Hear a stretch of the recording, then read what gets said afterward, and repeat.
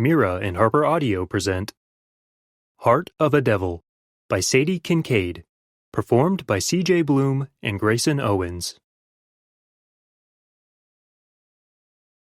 Content warning. This book includes dark and adult themes, which may be triggering for some readers. These include, but are not limited to, description and discussion of sexual assault of FMC and side characters, not perpetrated by MMC. Depictions of graphic violence, including sexual violence, CNC, knife play, primal play, rape fantasies, bondage, spanking, use of safe words, BDSM. Please protect your mental health. Prologue. Lauren, age 10, Los Angeles. Bailey? Bailey, where are you? Come on, boy. Dinner time. I wander around outside my house, shaking Bailey's can of treats. He loves his treats, and he usually comes galloping over as soon as he hears the rattling sound they make against the metal. Papa says he's greedy, and Mama says he's just a Labrador who can't help being what he is. I don't mind if he's greedy. He's my beautiful golden boy, and he's been my best friend since my birthday last year. I've always wanted a dog, but until then I had to make do with my stuffies. I begged to get a real one. Promised I'd look after him, and I do. I feed him and walk him and brush his soft fur until it's smooth.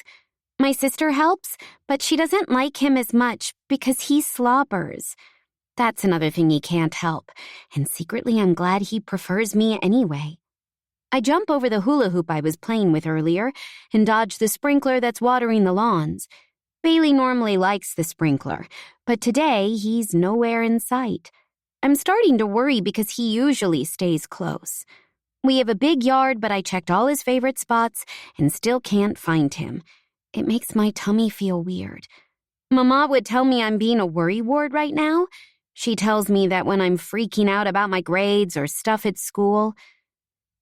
She says I need to relax because nothing will ever hurt me, because I'm safe here. I don't believe her anymore, not since that day 2 weeks ago when the bad thing happened. School finished early because the power went out, and I came home alone. I shouldn't have. Our driver, Ernesto, picks us up from school when Mama can't make it.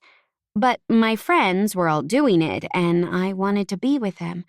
As soon as I saw my Uncle Carlos's car in the driveway, I realized it was a mistake. Uncle Carlos scares me. I don't know why.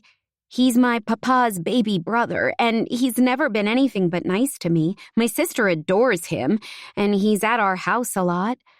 I should be used to him by now, but my tummy gets tied up in horrible knots when I'm alone with him. After I saw his car, I snuck off down the side of the house to avoid seeing him. I headed past the pool house and down toward the garage and the shed where the gardener keeps all his tools. Nobody ever goes in there, so I thought I'd be safe hiding out until my sister or parents came home. I had my backpack with me and some snacks left over from lunch. I'd be fine. I was halfway along the path when I first heard the sound. It was horrible, like nothing I'd ever heard before in real life. A man screaming and crying. It made me freeze on the spot, and I was so scared I couldn't move. I tried to tell myself I was just being a worrywart, like my mom says, that it was probably a noisy movie or something. Except I knew, deep down, that it wasn't. It was too real, and it turned my blood to ice. The screaming carried on, getting louder and louder, the howled words not making any sense.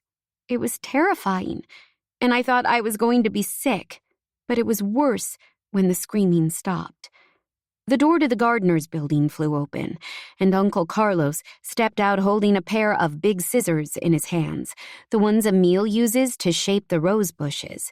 Something red dripped from the blades, and it was all over his face, too. He was grinning to himself, his teeth big and white, like the picture of the big bad wolf in my old Little Red Riding Hood picture book. I've never been so scared in my life. It was worse than the nightmares that made me scream and scream until Mama and Papa came into my room and sang me back to sleep. He stopped dead when he saw me, and his grin got even wider. Come and see, Princessa. Come and see what happens to people who disobey your Tio. I shook my head and turned to run, but I was so frightened, I tripped over my own feet and hit the ground. He came over, pulled me up by my arm, and dragged me with him. His grip was so hard it hurt, and he shoved me into the shed. My eyes were shut super tight, but I could still smell the coppery tang in the air. I could taste it on my tongue, and it reminded me of going to the butcher shop with Mama on Sundays to get our meat for the week. He gave me a rough shake. Open those pretty brown eyes, little girl. Open them, or I will open them for you. I could chop off your eyelids. Snip, snip, snip. He snapped the giant scissors open and shut right by my ears, and my whole body was shaking. He would cut me. I just knew it. I finally did as I was told and immediately wished I hadn't. The man in front of me didn't look human anymore. He looked like a creature, a monster from one of my books, dangling from a hook on the ceiling. His fingers were missing, and I couldn't look at any of the rest. I forced my eyes away and found myself looking down at the plastic sheet, where I saw a fat, red lump of meat that I realized was his tongue. Uncle Carlos tortured this man and cut out his tongue, and now he was making me look. The disgusting sights and smells made my stomach hurt so bad I threw up.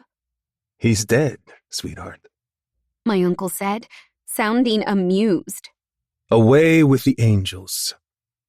And if you know what is good for you, you will never mention this, you understand? Not to your mama or your papa or your darling sister. Because if you do, then who knows?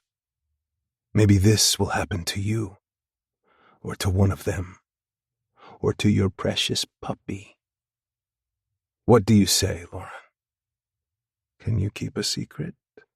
I had no idea why he did this terrible thing, or why he did it here. My papa and his brothers were businessmen who owned hotels and companies all over the country. They weren't murderers. Surely Papa and Uncle Mateo didn't know about this. I wanted to tell them, but Uncle Carlos is crazy and cruel. He meant it when he said he'd hurt us. It seemed like he wanted to hurt us, that maybe he'd enjoy it. If I tell, he will kill me or someone I love. I nodded so hard my curly hair flew out of its bun, strands of it sticking to my cheeks. I was crying. I promise, Uncle, I will never ever speak a word, I swear. I believe you, Angel. Let's just make sure you understand, though. See? He grabbed my hand and pulled on my fingers. No matter how much I struggled and tried to keep them in a fist, he wouldn't let go. I wasn't strong enough to resist him, and he was laughing and squeezing until my bones squished together. Then he took those awful scissors, still bloody from the dead guy, and scraped one of the blades across my palm. It hurt so bad, and my blood dripped onto the floor. He smiled when I started to sob. Silly girl, Lauren. So very clumsy. You cut yourself in the kitchen trying to make your old uncle a snack, didn't you? Isn't that what happened? I nodded quickly, and when he finally let me go, I ran away as fast as I could, back to the house, and all the way to my room. I tried to clean up the blood with tissues and told myself that everything would be okay. Everything would be okay as long as I didn't tell. Bailey had been locked inside the house, and he ran up the stairs after me, his tail wagging. I threw myself onto the bed and snuggled up with my stuffies, including the big one that looked like Bailey. At first, he thought it was a game and jumped around and barked, but then he jumped up on the bed with me and looked at me with his big brown eyes. I hugged his chunky neck while I wept, and he licked my tears away and made everything feel a little bit better. That was 2 weeks ago, and I haven't told anybody anything. I'm too scared. I think about Uncle Carlos and those big scissors every night when I go to bed, and I'm scared all the time. I can't concentrate in school, and I don't care about my grades anymore. If I do manage to forget it all for a minute, the cut on my palm reminds me. I told my parents I cut myself by mistake, like he said to. I was so scared they wouldn't believe me, but I must have done a good enough job to convince them. They called Dr. Luther, and he came out and gave me some stitches and a lollipop and told me I was a very brave girl. Except I'm not brave.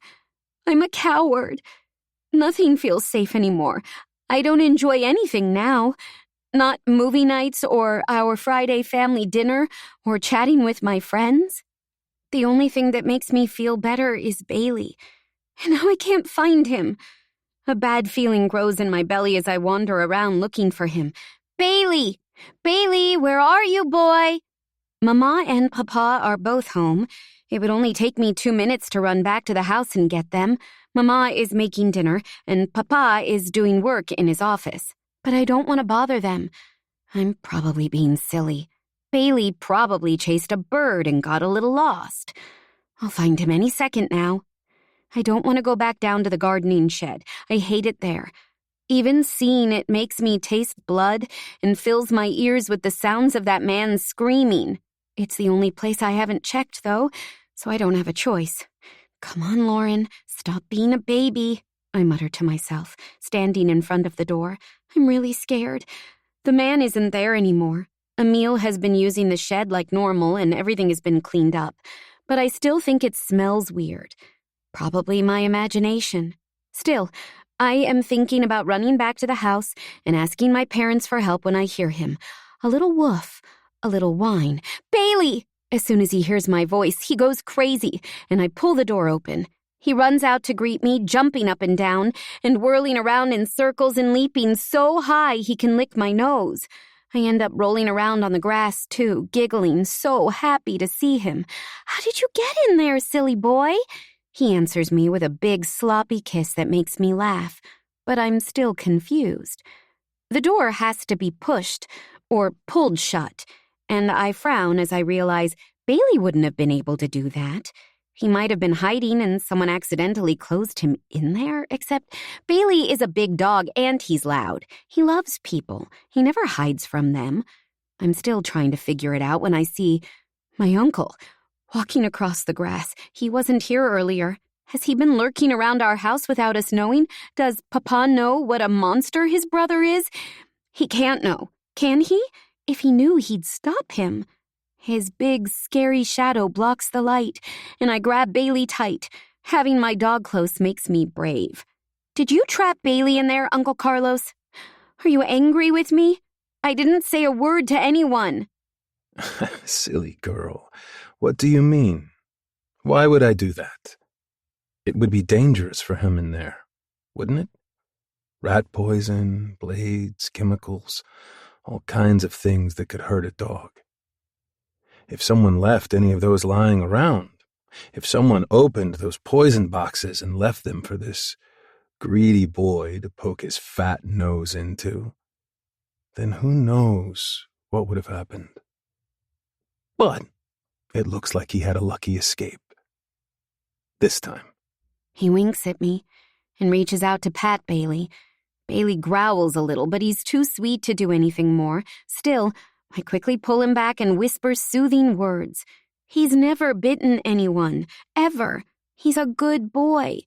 But if he did bite Uncle Carlos, he'd make sure everyone knew, and Bailey would have to go to the vet and not come home like my friend Sasha's dog last year. He seems fine to me, Conejita. But if he had come to some harm, if I had trapped him in there and mixed rat poison with that chow he likes, then maybe it would have been to remind you to keep those pretty lips of yours shut, to make sure that we understand each other. Now, come on up to the house. You're late for dinner. But you're so spoiled, you girls. Nobody will mind. If your pup did die, they'd probably just get you a new one. No! I will look after Bailey and I will keep him safe. And after that, I will never have another dog. I will never give anyone the chance to hurt me like this again. I follow Uncle Carlos into the house and run straight upstairs, shouting to my papa that I need to wash up and I'll be down soon. When I walk into my bedroom, I freeze. Every one of my stuffies, some of which I've had since I was a baby, are destroyed. Ripped and torn, scattered around my room like Bailey used to do with the trash when he was a baby. Tears fill my eyes, and I get really cold when I look at my bed. One of my biggest toys was a stuffed dog that looked just like Bailey, a soft yellow lab that I hugged every night before I got the real thing. His belly has been sliced open, and all of his stuffing is pulled out. I swallow my sobs because I know who did this. And I know what he is trying to tell me. If I don't do as I'm told, this will happen to the real Bailey. I clean up the mess, tears running down my cheeks. My mom lied. I'm not safe here. Nobody is safe here. Chapter 1. Lauren. 23 years later. I've lived in London for almost a month now. And it's one hell of a city. Nowhere near as big or as sprawling as my native Los Angeles, of course, and the weather really can suck. But I still love it here. I love the noise and the bustle, the history, the beautiful architecture, the way the gorgeous bridges span the River Thames as it makes its moody way through the landscape. I love the pubs and the black cabs and the accents. It's like being in a movie, which I guess is how other people feel when they walk down Rodeo Drive back home.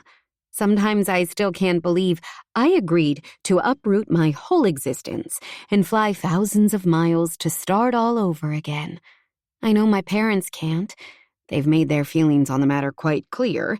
They want me to stay close to home like my sister Eliza. They can't understand my wanderlust, or why I left Los Angeles as a teenager and never went back for longer than a few weeks. After all these years, I still haven't said a word. I look on as my old pal Samantha Donovan bustles around, passing out drinks and chatting with guests at her housewarming party.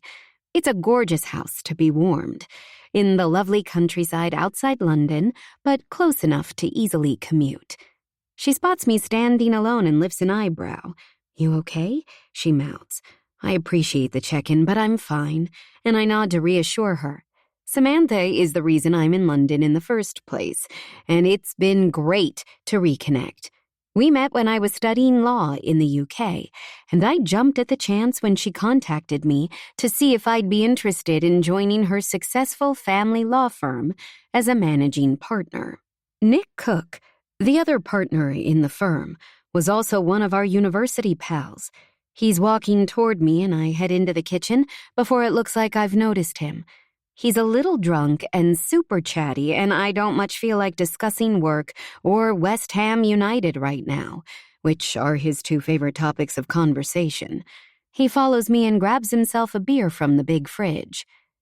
Enjoying yourself? He asks, leaning against the counter. Or missing the Florida weather? He grimaces as he nods outside. It's not a glorious day, but it isn't cold and it's not raining, which by English standards is a definite win. Nope, I say smiling. All that relentless sunshine gets you down after a while. I lived in Florida for years, but I wasn't sad to leave. Things got complicated. A polite way of saying completely fucked up. There was a case that went bad, people who were even worse, and my life took me down some dark and twisted roads. Things happened that even now I don't like to think about. Things that changed me forever. I wasn't running away. I vowed to myself that I will never let anyone make me run again. But I was more than ready for a fresh start. The States held too many ghosts, too many bad memories. Sam's email landed at the perfect time, and I thought about it for all of 30 seconds before I said yes. Really? Nick says, frowning. I can't imagine that. I took the kids to Florida once, to the theme parks, and we couldn't get enough of it. Well, Nick, I'm sure that's true, but real life isn't Disney World, even in Florida. He shrugs, acknowledging the comment. So, you haven't regretted joining us? Not for a moment, I say firmly. Moving here was an adventure, and I try real hard to embrace adventure. I've spent way too many of my years on this planet doing what I'm told, being scared, living in fear of what might happen to me, trying to play it safe. These days, I'm a different person, or at least I try to be. These days, I try to take as many bites out of life as I can. I'm greedy for it, for all the new experiences, all the fun, all the passion. I want to live brave, loud, and proud. And I have a better chance of doing that here, where I can recreate myself and put my past behind me. Since I relocated and added my name to the door at Donovan Cook, I've been having a blast. The work is tough, but important. My colleagues are fantastic, and I have a great little apartment that overlooks the river. Pretty much everything in my new world is going well, with one small exception. It's not the kind of exception I want to mention to Nick, though. He might take it the wrong way. Because the only thing bothering me about my new life is that I haven't had a single orgasm that wasn't self-administered since I arrived here. Actually, now that I come to think about it, that is a pretty big exception. I like sex. I like men. I really like orgasms. It wasn't always that way for me, but now it's an important part of my life. I'm not looking for love. No way. I'm not even sure I even believe in love. I kind of see it on the same level as the Easter Bunny or Santa, a nice story we tell children and pretend to believe to make life sweeter. I certainly don't want anything long-term. I'm not looking to settle down. In many ways, I've only recently started living life on my own terms. I've tried going the big relationship route, and my fingers were well and truly burned. Like most things that are supposed to be secure, my marriage turned out to be less of a safe haven and more of a cardboard shack built on sand, right on top of a fault line. Now, I like my relationships to come without a single string and with lots of pleasure. Nick gulps down beer, and his eyes go to my chest. He's not being lecherous, and I don't take it personally. A few of us are going clubbing later, if you fancy it, he says, blushing slightly. He's sweet, which is one of the many reasons I'm not interested in him. Thanks, Nick, but I'll probably call it a night soon. Have a great time, though. He nods, apparently not at all offended, and I leave him in the kitchen and head back outside. I sip my wine and smile at the sight of Samantha and her husband, Gabriel. They're married, but they can't keep their hands off each other. They're like horny teenagers who manage to also have the full, loved-up dream domestic scenario. Living proof that maybe there is a kernel of truth to the love myth after all. At least, for some people. Samantha glides around the garden with her usual grace, despite the fact that she had baby Max only 5 months ago. Gabriel always has at least one eye on her wherever she goes, a possessive fire in his deep green eyes that makes me shiver a little. God help anyone who gets between those two. I want that, I think, as he pulls her in for a slow kiss. They kiss like nobody's watching, and it's hot as hell, especially when she gives his admittedly very fine ass a squeeze. Yeah, that's what I want. Not the baby or the wedding ring or the big house in the country, but the passion, the need, the look on her face that says she's a woman who is getting well and truly fucked on a regular basis. There's no orgasm drought in this house, that's for sure. Since I've been in London, I've tried the apps and been on a few dates, but nobody has floated my boat. They've been too eager or too into their ex or too freaky or not freaky enough. It's possible that my standards are too high, or maybe I just need that spark. I need to feel that flame of desire when someone looks into my eyes, and I need to feel it right away. Life is too short to settle for anything less. I want to be able to look at a man and immediately be able to picture myself having a screaming orgasm with his name on it. Is that really so much to ask? I sigh and go for a stroll around the pretty gardens. Maybe I'm doomed to be alone, and for my closest personal relationship to be with Roger Rabbit, my most trusted and loyal vibrator. I head over to the chairs that are set around a decked area of the yard, intending to have a quiet moment to myself. Maybe I could use my phone to look online, see if I can find a pal for Roger, and expand my collection. That plan is shot to hell when I notice someone is already there, someone big, with his extremely broad back to me. I take a few steps closer, then pause to admire the view. I grin at the wide shoulders, the brawny arms, the long, jean-clad legs sprawled out in front of him. This, I know from her description, is Samantha's dad, Sebastian. "You can't miss him," she says. "He looks like a caveman but smells like Chanel." Boy, was she right. About both. I go to stand in front of him, and there's a whoosh of liquid warmth in the pit of my belly when our eyes meet. Liquid warmth that spreads lower when he smiles. His dark hair is peppered with silver. I could easily drown in his warm, coffee-colored eyes, and that cocky grin sets off little fireworks in my panties. The ridge of a scar on his neck, just visible above his t-shirt, gives him a grittier, more dangerous edge, despite the domestic setting. He has baby Max with him in a Moses basket, and that child is adorable, but nowhere near as interesting as his granddad. I fight off laughter at the fact that I'm lusting over a grandfather. Sebastian Donovan is no ordinary grandparent. Sebastian Donovan is a stone-cold silver fox who is looking me up and down with blatant appreciation. This is the kind of man who would give as good as he got, which is always a turn-on. I'd like to climb onto his lap and ride him right now. I've been searching for a flame of desire. Now, in the most unlikely of places, I seem to have found an inferno. Can I imagine that screaming orgasm with his name on it? Hell yes. Chapter 2. Sebastian. The evening is winding down, and Sam has disappeared to settle Max for the night. I feel the usual rush of happiness when I watch her carry my grandson up the stairs. So proud of who she is and what she's overcome in life. Having me as a dad probably wasn't the best of starts, but she doesn't seem to hold it against me. It's good seeing her like this, seeing her settled and happy and loved up. I wouldn't have predicted she'd marry my best mate and business partner, but life would be boring if we knew everything in advance, and I don't do well with boring. I prefer a few surprises along the way, a bit of spice to keep my interest levels up. And right now, I can't stop thinking about the spiciest woman I've met for years. Samantha's new colleague, Lauren Hayes.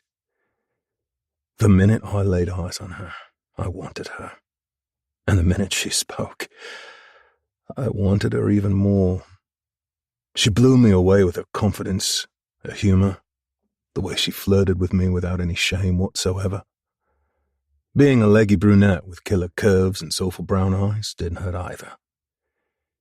She's a lot younger than me, only a year older than Sam, in fact, which makes her 15 years my junior. The age gap and the fact that she works with my daughter should put me off. I'm way too old and ugly for this level of trouble. And I have absolutely no doubt that Lauren Hayes is trouble with a capital T. I have a funny relationship with trouble, though. I seem unable to stay away from it. I look on as the law firm crowd say their goodbyes. Nick, along with the girls who work in the office, are sharing an Uber back to the city. I half expect Lauren to jump in too, to join in with their plans to go clubbing. But she stays behind. I notice because I can't keep my fucking eyes off her in that barely veiled dress she's almost wearing. Jesus. She should come with a government health warning. She looks up from saying her goodbyes and catches me staring at her from the other side of the room. She tilts her head to one side so her dark curls cascade over her bare shoulder and pops an eyebrow in my direction. That one little look is enough to make my cock twitch inside my jeans. Fucking hell. She really is trouble. I've always liked women a bit too much, but it's been a long time since I met one I responded to like this.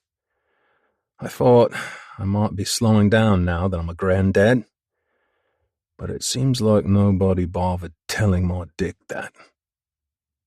I walk toward her, calling at the huge drinks fridge on the way. I grab a bottle of Bud, although I have no plans to drink it, and raise it up, asking if she wants one. She shakes her head, shimmying those amazing curls, then walks through the open patio doors and out into the dark garden. She glances back at me as she goes, and the look on her face is pure provocation. Complete catch me if you can, which is guaranteed to make my cock react. Sometimes I love the chase more than I love the capture, and the wilder and rougher, the better.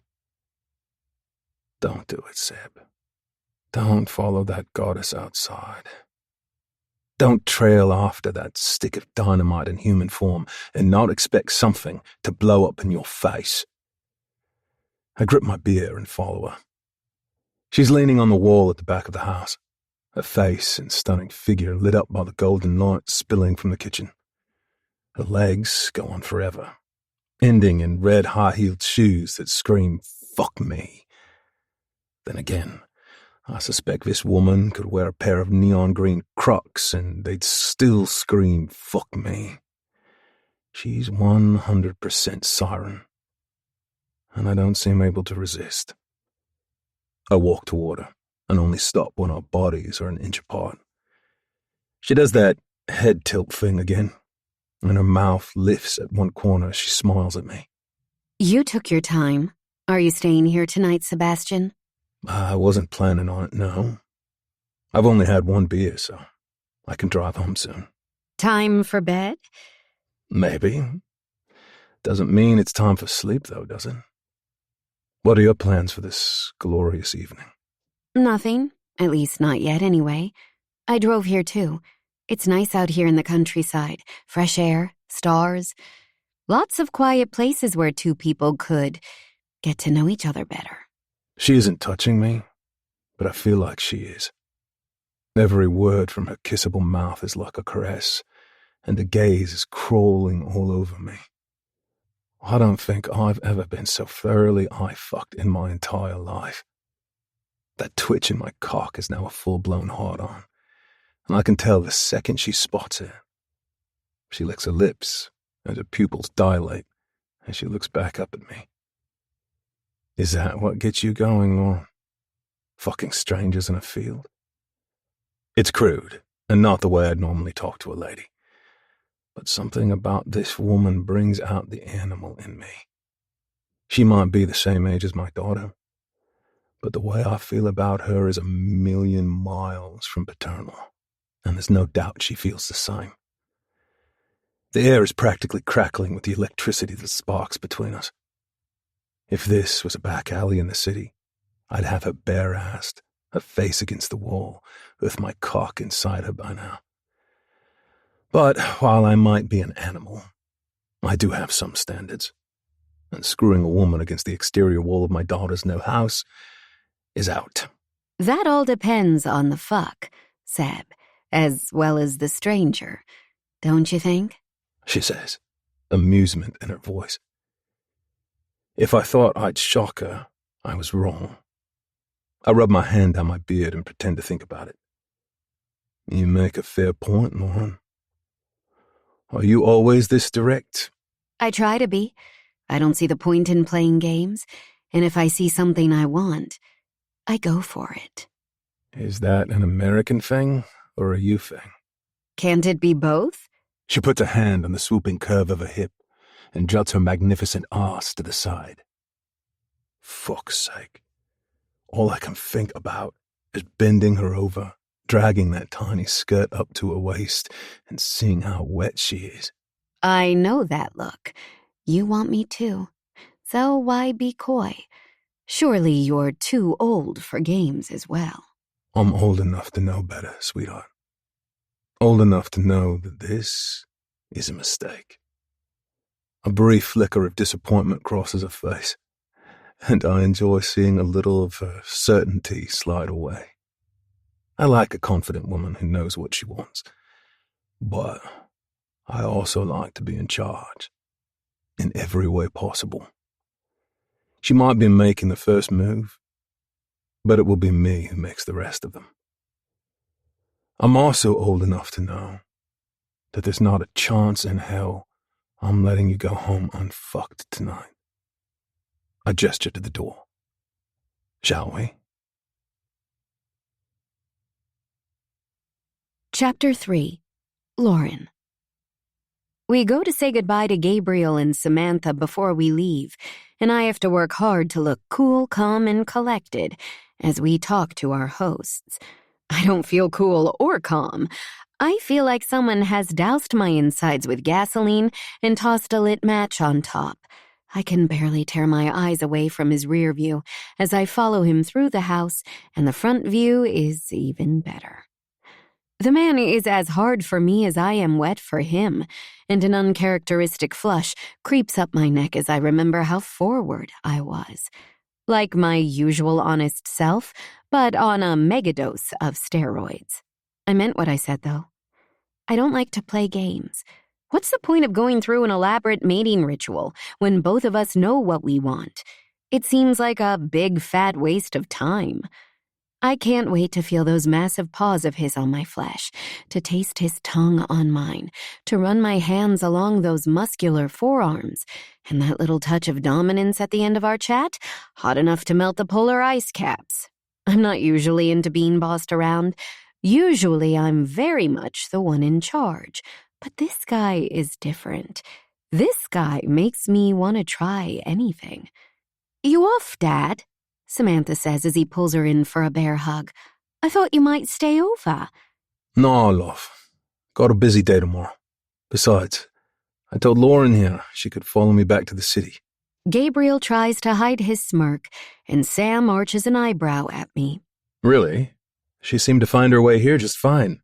I'm a little nervous about driving on the wrong side of the road in the dark, I say. Plus, my phone still seems to think I'm in the States when it comes to maps. I bite my lip to stop myself from laughing. All four of us are aware of what's happening here, but none of us are going to talk about it. Sam knows what kind of man her father is, a player, and she knows the kind of woman I am. Still, she looks a little surprised. I guess it's hard for any girl to see her dad as a hottie, no matter how good-looking he is. "Okay," she says, throwing her hands up in the air. "I suppose you're both grown-ups, although it doesn't always feel like it in my father's case. Drive carefully, both of you. One wrong turn and you could end up losing control. Those roads can be treacherous, you know." Full of dangerous curves, adds Gabriel, earning himself a slap on the arm from Sam. I laugh and give my friend a hug. "Thanks for a wonderful party. I had a great time. I hope Max lets you sleep through the night." Gabriel slides an arm around Sam's shoulders, and she gazes up at him with undisguised desire.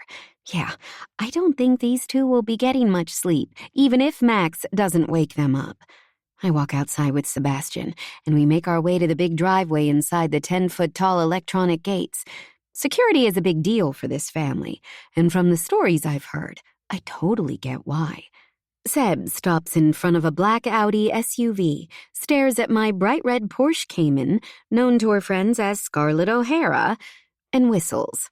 That's a hell of a car you've got there. Why aren't I the slightest bit surprised?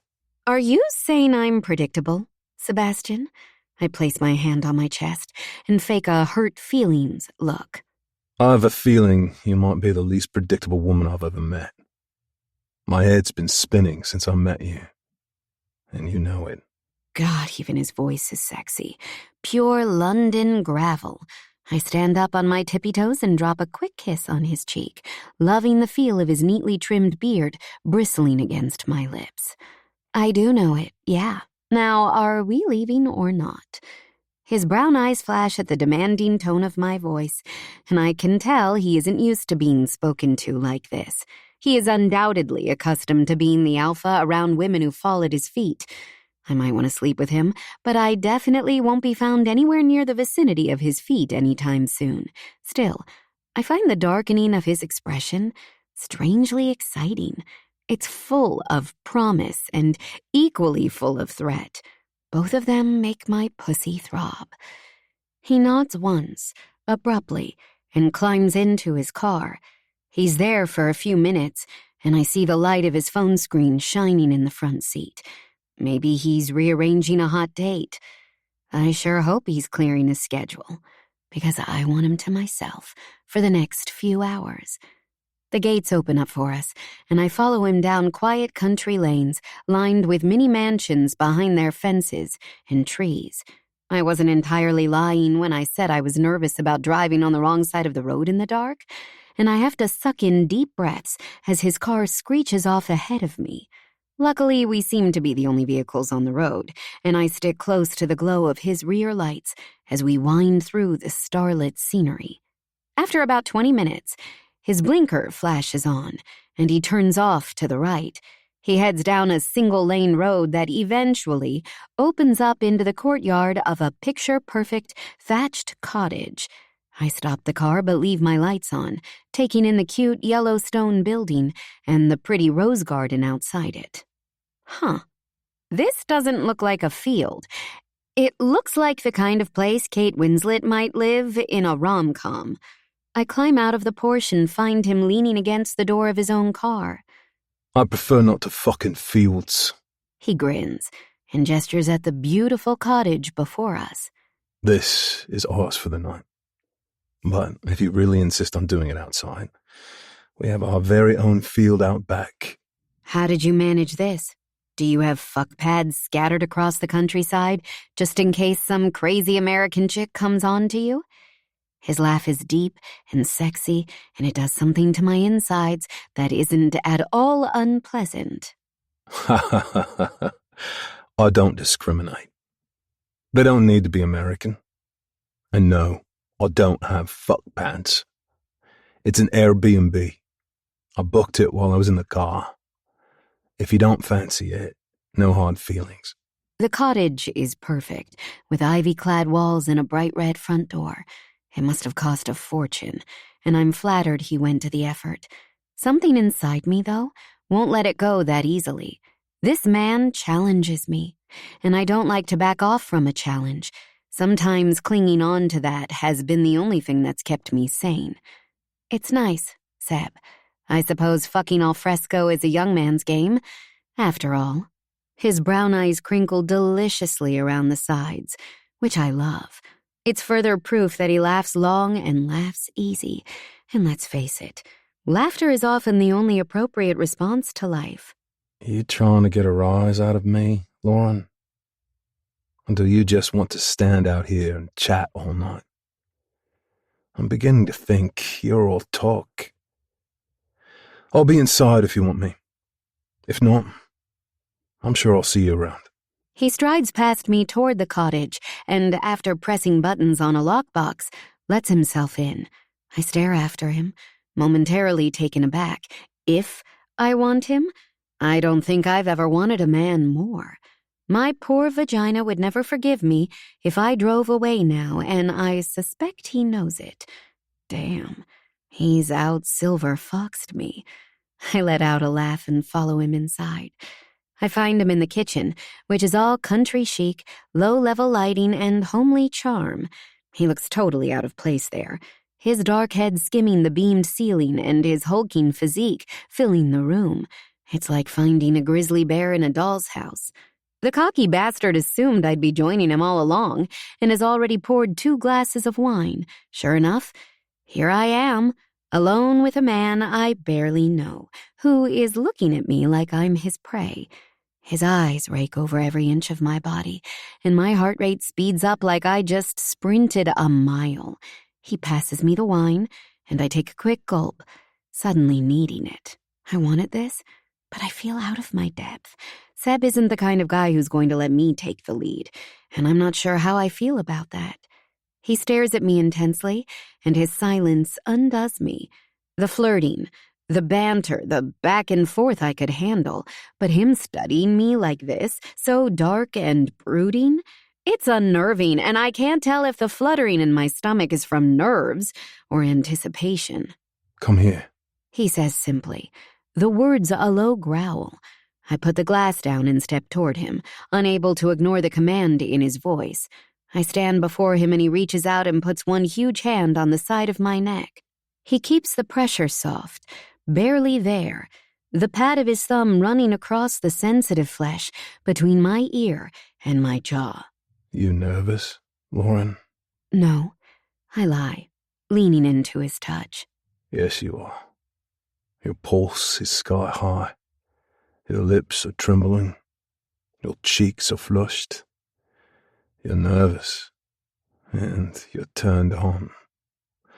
I bet if I slide my hand inside your panties right now, you'd be soaking wet, wouldn't you?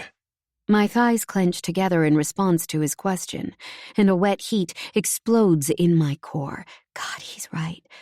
The way he's talking to me, the way he's looking at me, that one huge hand stroking my skin, it's all making my panties damp. Maybe I am, I reply, desperate to keep my head, desperate not to lose myself completely in this man's powerful aura. But the only way to know for sure is if you check for yourself. His nostrils flare, and he moves like lightning, tugging me toward him so fast and so hard that I slam into his chest. He twists his fist into my hair and yanks my head back, turning my mouth up toward him. His other arm goes around my waist, holding me against him like a metal bar. The rock-hard bulge in his jeans rubs against me, and I murmur at the contact. You'll be wet for me, Lauren. And you'll come for me. Over and over again. I'm gonna make you scream for me, sweetheart. I'm going to fuck you until you think you're broken, and then I'm going to fuck you some more. You understand me? I try to nod, but his grip on my hair makes it impossible. Use your words, Lauren. Yes, Seb, I understand. And is that what you want? This is your last chance to change your mind. Between his cock pressing into me, his muscular arm restraining me, and his fist in my curls, I'm not sure I've got a mind left to change. I've had my share of sexual partners, and I've experimented plenty, but nobody has ever had this effect on me. I'm overwhelmed by the way he's making my body feel, by my arousal already seeping into my panties, by the breathless, booming pound of my heart. Never in a million years would I have expected to enjoy being under a man's control like this, not after the things that happened in Florida. But here I am, desperate, needy, more than ready. Yes, I want it. He hums appreciatively. Oh, that's my good girl. Before I do any of that, I think I need to do like you said and check how wet you are for me. I'm going to lay you down on this table, and I don't want you to move, okay? I nod, and he rewards me with a satisfied smile as he rubs his thumb softly across my lips, staring hungrily at my mouth. I've never known a man to be able to raise my temperature with only a thumb before, but this seems to be a night full of firsts. Without any more warning, he pushes me face down on the pine tabletop and holds me there with one big hand between my shoulder blades. I turn my head to the side, my cheek flat to the cool, smooth wood. His body curves over mine, completely engulfing me. He brushes my hair to one side, and I feel his hot breath against my skin before he trails kisses along the back of my neck. Every touch of his lips is like fire, and the way he has me imprisoned makes me squirm and wriggle against him. He laughs and lifts the perfect pressure of his body away. Don't worry, sweetheart. I'll make sure you get what you need. But you'll get it when I decide, and not a second before. Now, let's get a closer look at you. Taking his time, He sweeps his hands all along my trembling body, exploring my curves, tantalizingly stroking the sides of my breasts as he works his way down, desperate to feel those hands on me. I try to turn around to give him access, but he immediately pushes me down again, growling his disapproval. I said don't move. I see what you're trying to do, sweetheart, and I promise you'll get everything you're looking for, so long as you behave yourself. Can you do that, do you think? Behave yourself? Or do you want me to carry you out to your car and send you on your way back to the city? My palms are flat on the table, and I slap them against the surface once in frustration.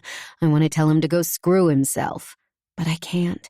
My body is alight with need, and as he trails his fingers gently around my neck and to my throat, all I can do is nod. Good girl. Now, where was I?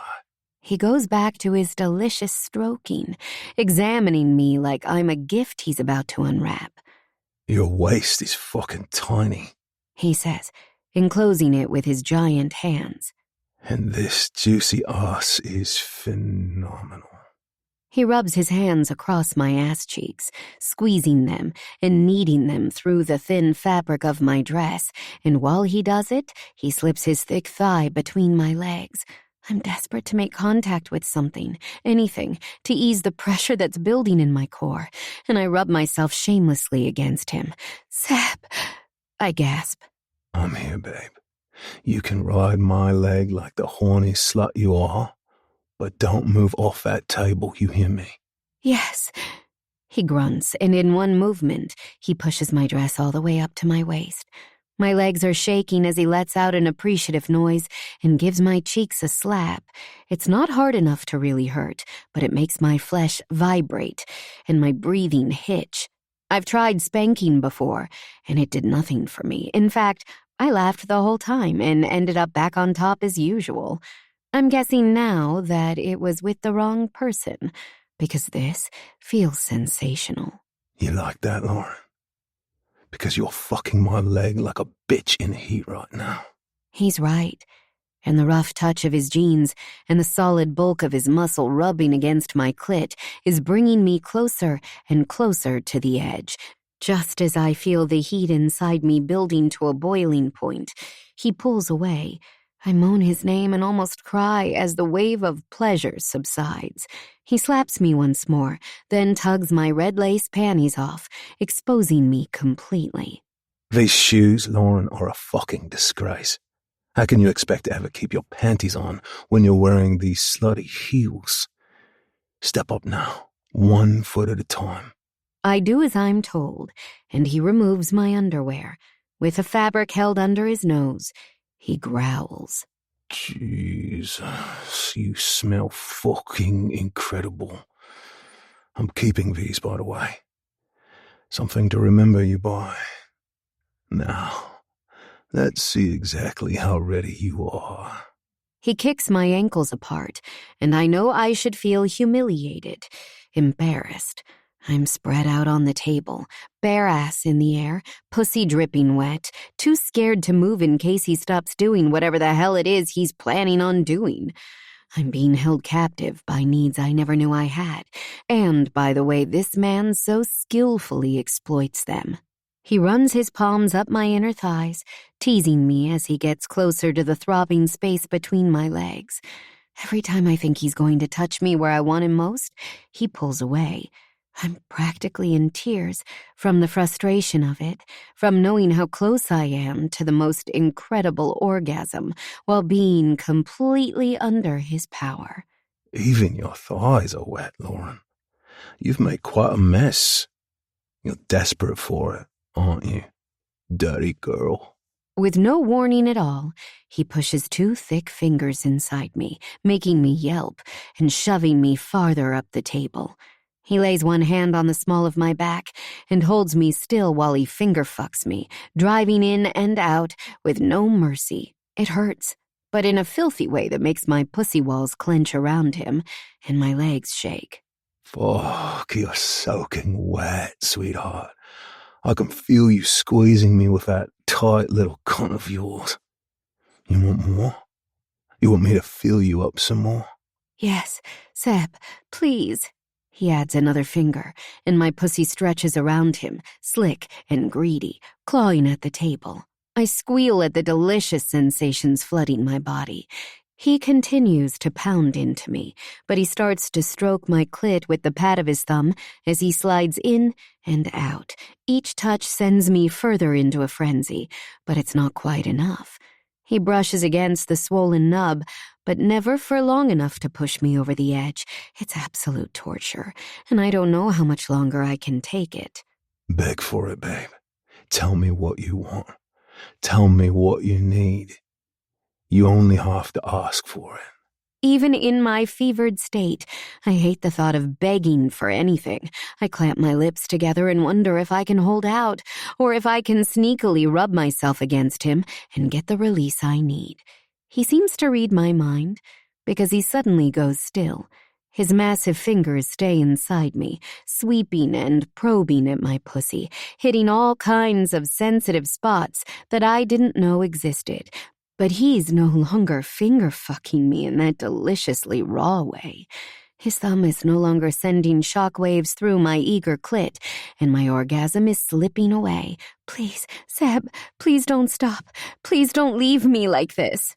Are you begging me to make you come, Lauren? I need to hear your words, sweetheart.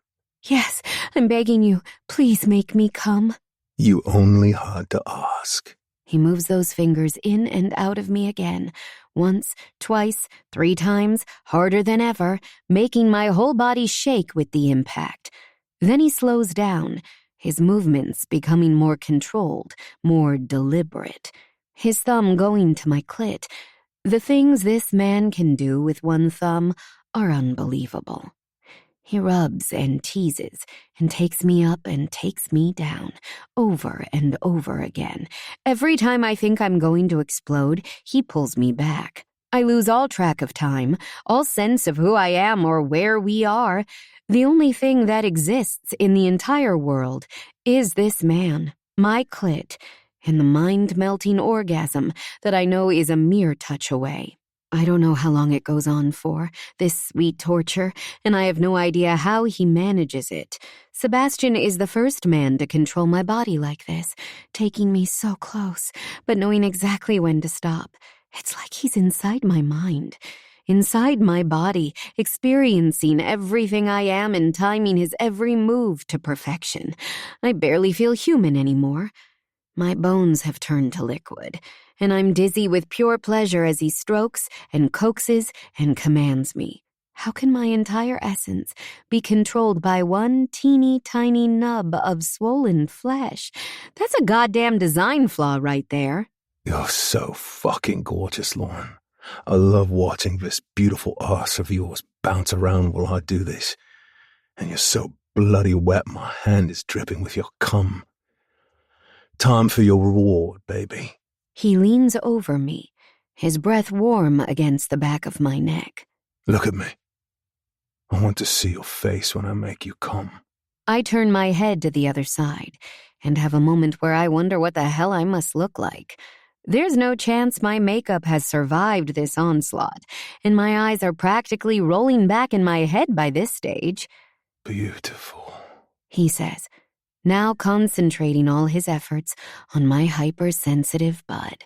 He circles it gently, letting the pressure and pleasure build and build until I'm shuddering inside and out.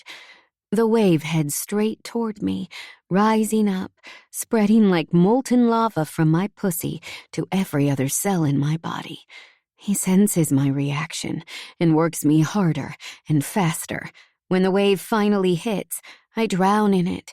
I've never known anything like this in my entire life, and I fear I'll never be the same again.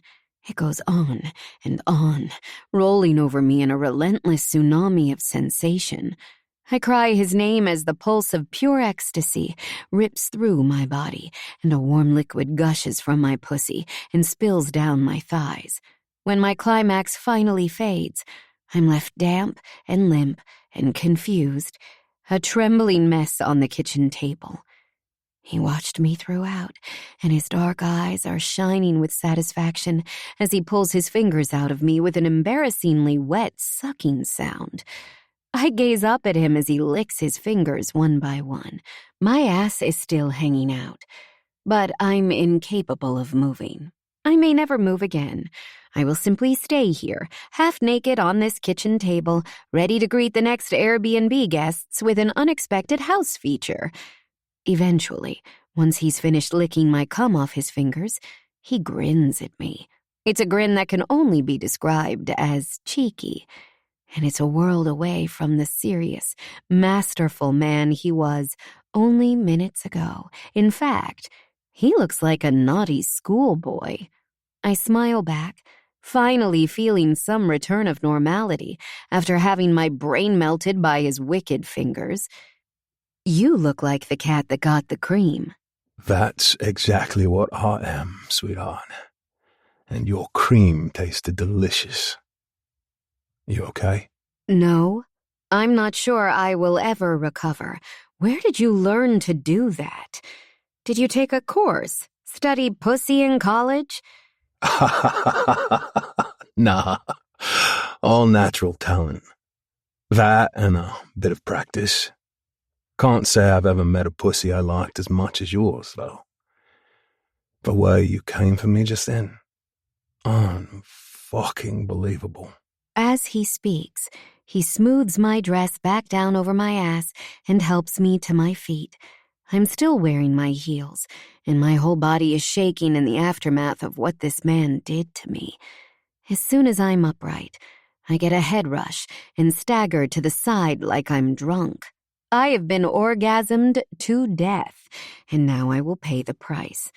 I try to grab the edge of the table, but even my hands are floppy. Seb catches me and swoops me up into his arms. He holds me there effortlessly, my head against his muscular chest, his bulging, tattooed biceps swelling out of his t-shirt. He's not just big, this man. He's strong. For a moment, I let myself relax into it, feeling safe and secure in his embrace. He drops a surprisingly gentle kiss on my forehead and carries me out of the room. It's okay, I protest. You can put me down now. I'll put you down when I'm good and ready. Don't worry, I'm not going to drop you. You're safe with me. Chapter 4. Lauren. Ha! I've heard that one before. Safety is a myth, along with love. But it's nice to play along for a while. Let myself dream. I give in and allow myself to snuggle up to him, my hands around his neck. I could get used to this, I say as he carries me up the stairs. I may never bother walking again. What do you think about that, Sebastian? Anytime, sweetheart. I will carry you around and worship your cunt whenever you ask. My eyes widen at his language, but there's a ripple of pleasure down below in response. What is this man doing to me? He steps into a bedroom and throws me onto the bed without any attempt to make it gentle. I bounce twice, and he bursts out laughing. There you go, madam. Comfy? Perfectly, thank you. This is nice. He gazes around the room, taking in the chintzy curtains and floral wallpaper. A big vase of fresh pink roses is on the dresser, and the whole place smells of their sweet floral fragrance. I suppose so. But I prefer the view from here. He stares at me hungrily, and I shiver at the intensity in his eyes. I'm excited, but also a little scared. This man completely unraveled me with one hand on a kitchen table while he was still fully clothed. What the hell is he capable of in a bed? Me too, I reply, hoping he doesn't hear me gulp. I'm not lying, he really is gorgeous. I want to see his body, to touch his skin, to feel him move inside me. I want everything and I want it now. I'm greedy for him in a way I've never been greedy for a man before, and I can't tear my eyes away. Like what you see? Hot sauce? Hot sauce? Are you seriously comparing me to something you'd put on a taco? Well, not going to lie. I do love tacos. That's why I'm about to eat yours. Ha, funny. But my pussy is tired. Gloria needs a little break. Your pussy is called Gloria? She certainly is. What's your dick called? I've never given him a name. But if I did, I'd have to add the Magnificent after it. You know, like an emperor or some such shit. Really? I say, laughing. He's an egomaniac, is he? Nah, just knows his worth. Do you have any names for any other parts of your body, Lauren? I do, I say, stretching out on the bed, luxuriating in the feel of the soft fabric of the sheets. Maybe I'll introduce you to them if you're lucky. I think we both know that luck has nothing to do with it, and that me and your whole body will be the very best of friends by the end of the night. I wonder what Thelma and Louise will have to say about that, but even as I do, I can feel my nipples hardening under my dress. I'm guessing they'll be very pleased to make his acquaintance. The flirtatious conversation has helped me get my balance back, and I wonder if that was his intention all along. He must have known how intense that whole thing was for me, even if he doesn't know how much of a surprise it was. Giving up control does not come naturally to me, but I can't argue with the results. I might hate myself for it later, but being Sebastian's good little girl and begging him to make me come was the most fulfilling sexual encounter of my life, so far, at least. Something tells me it might be topped before the night is out. Before we go any further, sweetheart, we should discuss logistics. Do I need condoms? I'm clean, and you don't need to worry about me getting pregnant, but thanks for asking. You? Clean, and even less likely to get pregnant. Funny, too. Could he be any more perfect right now? Now that we've cleared that up, is there any chance you might take your clothes off, or do I have to beg for that, too? Not this time, sweetheart. I'll give you a freebie. He pulls his top over his head, and I grin at the sight of his bare chest. He's absolutely massive, and as impressively built as I hoped. His broad shoulders are slabs of muscle, and his chest and abs look rock hard. Somebody works out. Somebody does. Gotta look after yourself, right? Especially at my age. I giggle at that, because he's in better shape than most much younger men. His body is not the pretty, perfectly chiseled form of a Hollywood star, but the solid, brawny, and irresistibly masculine physique of a man who knows how to use his body in the real world. He runs his company, Archangel with Gabriel, and although they've now branched out into boutique hotels and clubs, it started as a small two-man security setup. My family background means I know security is often a forgiving term for many different ways of doing business, not all of them legit. No, I have zero illusions about what kind of man Sebastian Donovan is, or how he's made his way in the world. That sexy body of his isn't just for show.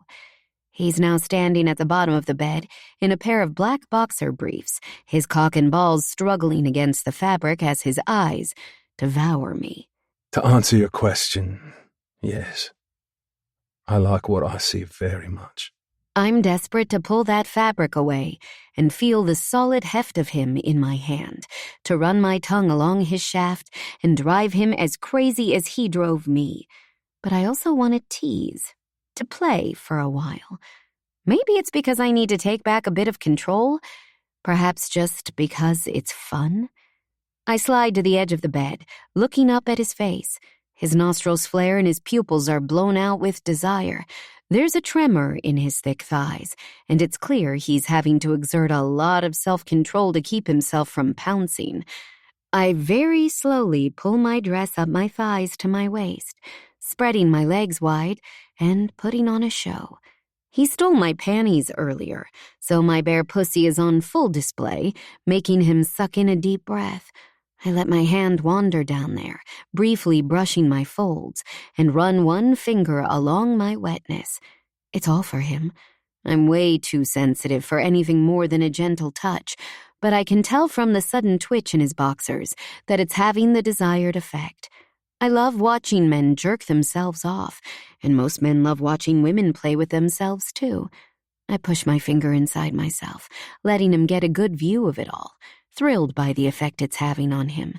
Then I carry on pulling my dress up, taking my time, enjoying every moment of his attention as he stares at each little scrap of flesh I reveal to him. I finally tug the fabric over my head and sit there in only my black lacy bra, my curls flowing down my shoulders. Fuck me, Lauren. That's the general idea, Seb. I reach behind and take my time unhooking my bra. I may look calm and in control, but my fingers are shaking, and I fumble the simple action I've done 1,000,000 times before. I'm just as turned on as he is, and seeing that huge bulge is making me wet again. I want him inside me so much, my pussy walls are contracting at the mere thought of him filling me up. My bra falls from my chest, and I cup my breasts in my hands and squeeze them together, the flesh spilling out of my fingers. My plan is to tease him until he can't stand it anymore. He deserves a little sweet torture after what he did to me on the kitchen table. It's a good plan, but Seb has other ideas. He lets out a low growl, and in a flash, he's on me. He pushes me down onto the bed until I'm flat and naked beneath him, straddling me, his thighs clamped on either side of my hips. His cock presses against me, still infuriatingly trapped inside his boxers. He takes my wrists in one big hand and pins them firmly above my head. I am completely at his mercy, and it's one of the hottest things I've ever experienced. Such a little tease. Trying to drive me crazy, are you? Yeah, and I'd say from the feel of you that it worked. I grind myself up against him and am rewarded by a shudder that runs through his whole being. God, that feels good, sweetheart. But I need to explore this hot fucking body of yours first. I will be fucking you, don't worry. But I'll be fucking you when I say so, and not a moment before. Understand? Are you always this bossy? Only when I'm with someone who needs discipline. And you obviously do. He thrusts his hips, and his rock-hard length hits my sweet spot so perfectly that I throb with need. I want to throw my legs around him, tug him closer, rub up against him until I climax, but I can only move as much as he allows me to. He rocks his hips back and forth a few times, applying a slow pressure that drives me wild. I don't recognize the sounds coming from my own mouth, and every ounce of feeling in my body seems to be throwing a party in my clit. He's grinning as he watches me try to arrive closer, and part of me hates him for it, but part of me is relishing his dominance. This is a man who knows what he is doing, who knows how to play every inch of a woman's body to perfection, and all I can do is enjoy the ride. He leans down, his bulky body blocking the moonlight that floods in through the window, and kisses me. The pressure of his lips is incredibly soft to start with, a complete contrast to the firm grip he has on my wrists and the muscular thighs holding me in place. He coaxes and caresses, and his tongue slides to meet mine in a rhythm that echoes the thrusts of his erection against my pulsing clit. His mouth trails along my jawline, my neck, the skin beneath my ears. He nips and nuzzles and licks, and I see stars as he works his magic. You taste amazing, hot sauce. I think I'm going to lick you all over. Your skin is addictive. Please, Seb, I murmur as he explores me. Let go of my hands. I want to touch you, too. How can I resist when you asked so nicely? He releases me, and I wrap my arms around his neck. I bury my fingers in his thick, silver-streaked hair and pull him closer.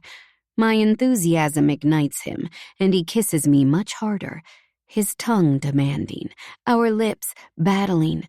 It goes on for so long that I'm gasping for breath when he finally pulls away, my fingers left resting limply on those brutish shoulders of his. Wow, that was a hell of a kiss. It was, sweetheart. And now I'm going to kiss the rest of you too. I've been fantasizing about getting your nipples into my mouth since the moment I met you. He sits up, places my arms down on the bed, and pushes my legs wide apart so he can kneel between them. He's all hard muscle and intensity, and seeing him move my body around so effortlessly and with such confidence has my core contracting. He runs his hands up either side of my waist, then smoothly up my rib cage, coming to rest directly under my breasts. I'm breathing way too fast now, my chest heaving as he draws little circles with his fingers on the sensitive flesh. My nipples are already hard, and I strain upward in an attempt to catch his wandering fingers. The more you do that, the longer I'll make you wait, sweetheart. I want those big brown nipples of yours begging for me first. I groan, wanting to argue, but he means it. I force myself to calm down, to be still, even though I can feel the wet heat building up between my legs. He shakes his head and winks at me. This is killing you, isn't it? I can practically hear you screaming at me. I screw up my face and nod. I can't risk speaking, and his fingers are getting nearer and nearer to where I want them to be. His touch is delicate, soft, teasing, completely at odds with how he looks. My lips part, and I sigh at the first brush of his rough skin against my top peaks, the way he skims them and makes them sit up higher. His expression is fierce enough to make me feel like a goddess. I don't think a man has ever looked at me with such concentration, such committed passion. It's like all that matters to him in the world right now are my nipples and what he can make me feel through them. The answer is absolutely everything. I've always been sensitive there, but this is next level crazy. His smile is served up with a shade of wolf as he rolls one nipple between his thumb and finger, kneading it with exactly the right level of force. The sudden pain sends a delicious wave of pleasure down to my clit. He leans down, pulls the other nipple into his mouth, and sucks with a deep, insistent rhythm. He carries on rolling one, sucking the other, then flicking at it with his tongue until I'm almost delirious. At some point he swaps, paying each nipple the same delicious attention, and my whole body shakes as he works me over. With my hand on the back of his head, I press him closer, never wanting this to stop. His free hand roams the rest of my body, stroking and probing and molding, his fingers drifting between my legs and finding the wetness that lies between them. I thought I was too sensitive, but as his thumb gently circles my clit, I realize I was wrong. None of the normal rules apply anymore. This man seems to know my body better than I know it myself. Between his tongue, his teeth, and his fingers, I'm building again, murmuring his name as he skillfully sucks and strokes me to the edge of climax. He lifts his mouth away from my nipple with a filthy, wet, popping sound. Look at me, sweetheart. I want to see you come again. Soak my fingers in that gorgeous cum of yours. He slides one finger inside me and pumps in and out while he keeps up the perfect pressure on my slick, swollen bud, and I buck my hips up to meet him. I can't help it. He's driving me out of my mind, and I need to come more than I've needed anything before. My body is a swirling vortex of sensations, all of them heading in a tingling mass down to my center. I'm so close, and he senses it, leaning down to give one of my nipples a firm and unexpected bite. The shock pushes me over the edge, the pain and pleasure flooding me with liquid bliss. I melt inside, and for a second, I think I'm going to black out. He continues to rub at my clit, slowly and gently, managing my come down, muttering my name as he eases me back to reality. That's my good girl. You've soaked my hand and the sheets. You're so fucking gorgeous, Lauren. Every part of you is fucking perfect. And the way you respond to me? Fucking hell. I need to be inside you now. About damn time, I murmur cheekily. He laughs as he tears off his underwear and throws them to the side. Don't push me, sweetheart, or I might change my mind. I prop myself up on rubbery arms, feeling like my bones have been liquefied, and gaze at his groin. Jesus, I knew it was big, but now that it's released into the wild, I'm slightly intimidated. With most men, you get a choice between length and girth. But this bad boy, he's got the lot. And he's more than ready to go, standing proud, pearls of pre-cum oozing from his crown. I really don't think you're going to change your mind, Seb. He laughs again. I was right, he does laugh easy, and shrugs his door-busting shoulders. I think you could be right. I'm going to sink myself so deep into you, you'll feel me in your cunt all week long. I blush, which is ridiculous given the fact that I'm naked and spread-legged, covered in my own juices. Seb and his dirty talk just does it for me. I expect him to be rough, or to flip me onto all fours and take me from behind. I wouldn't have objected. I remember how intoxicating those ass slaps were. Instead, he lowers himself between my thighs, one arm on either side of my face, muscles bulging with strength and control. Our eyes meet, and there's a flicker of something unexpected between us, something more than lust.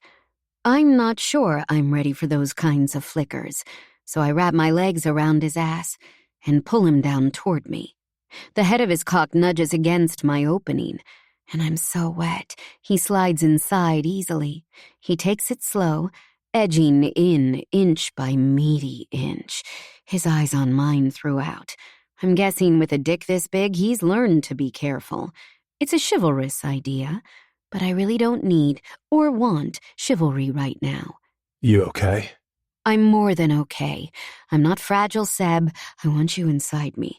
All of you. Stop trying to pretend you're a gentleman and fuck me.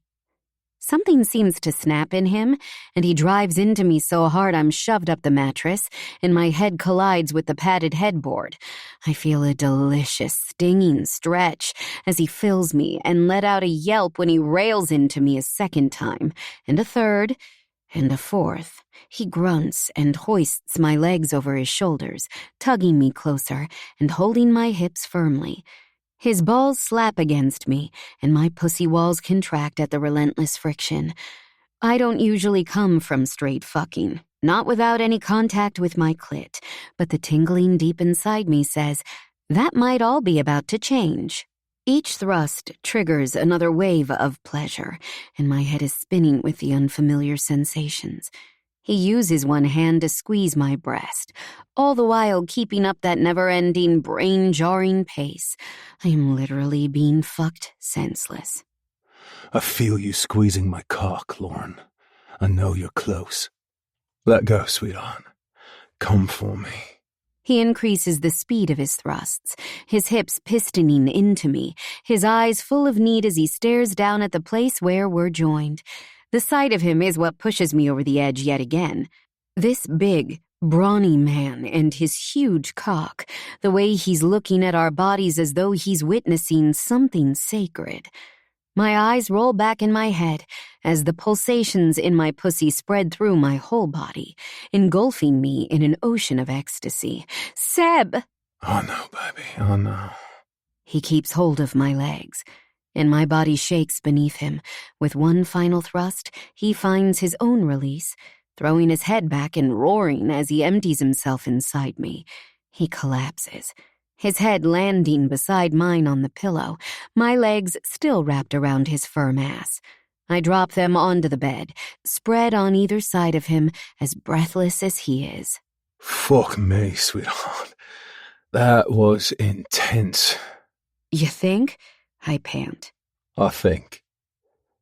You tell me you've had more intense than that, you're lying. Christ.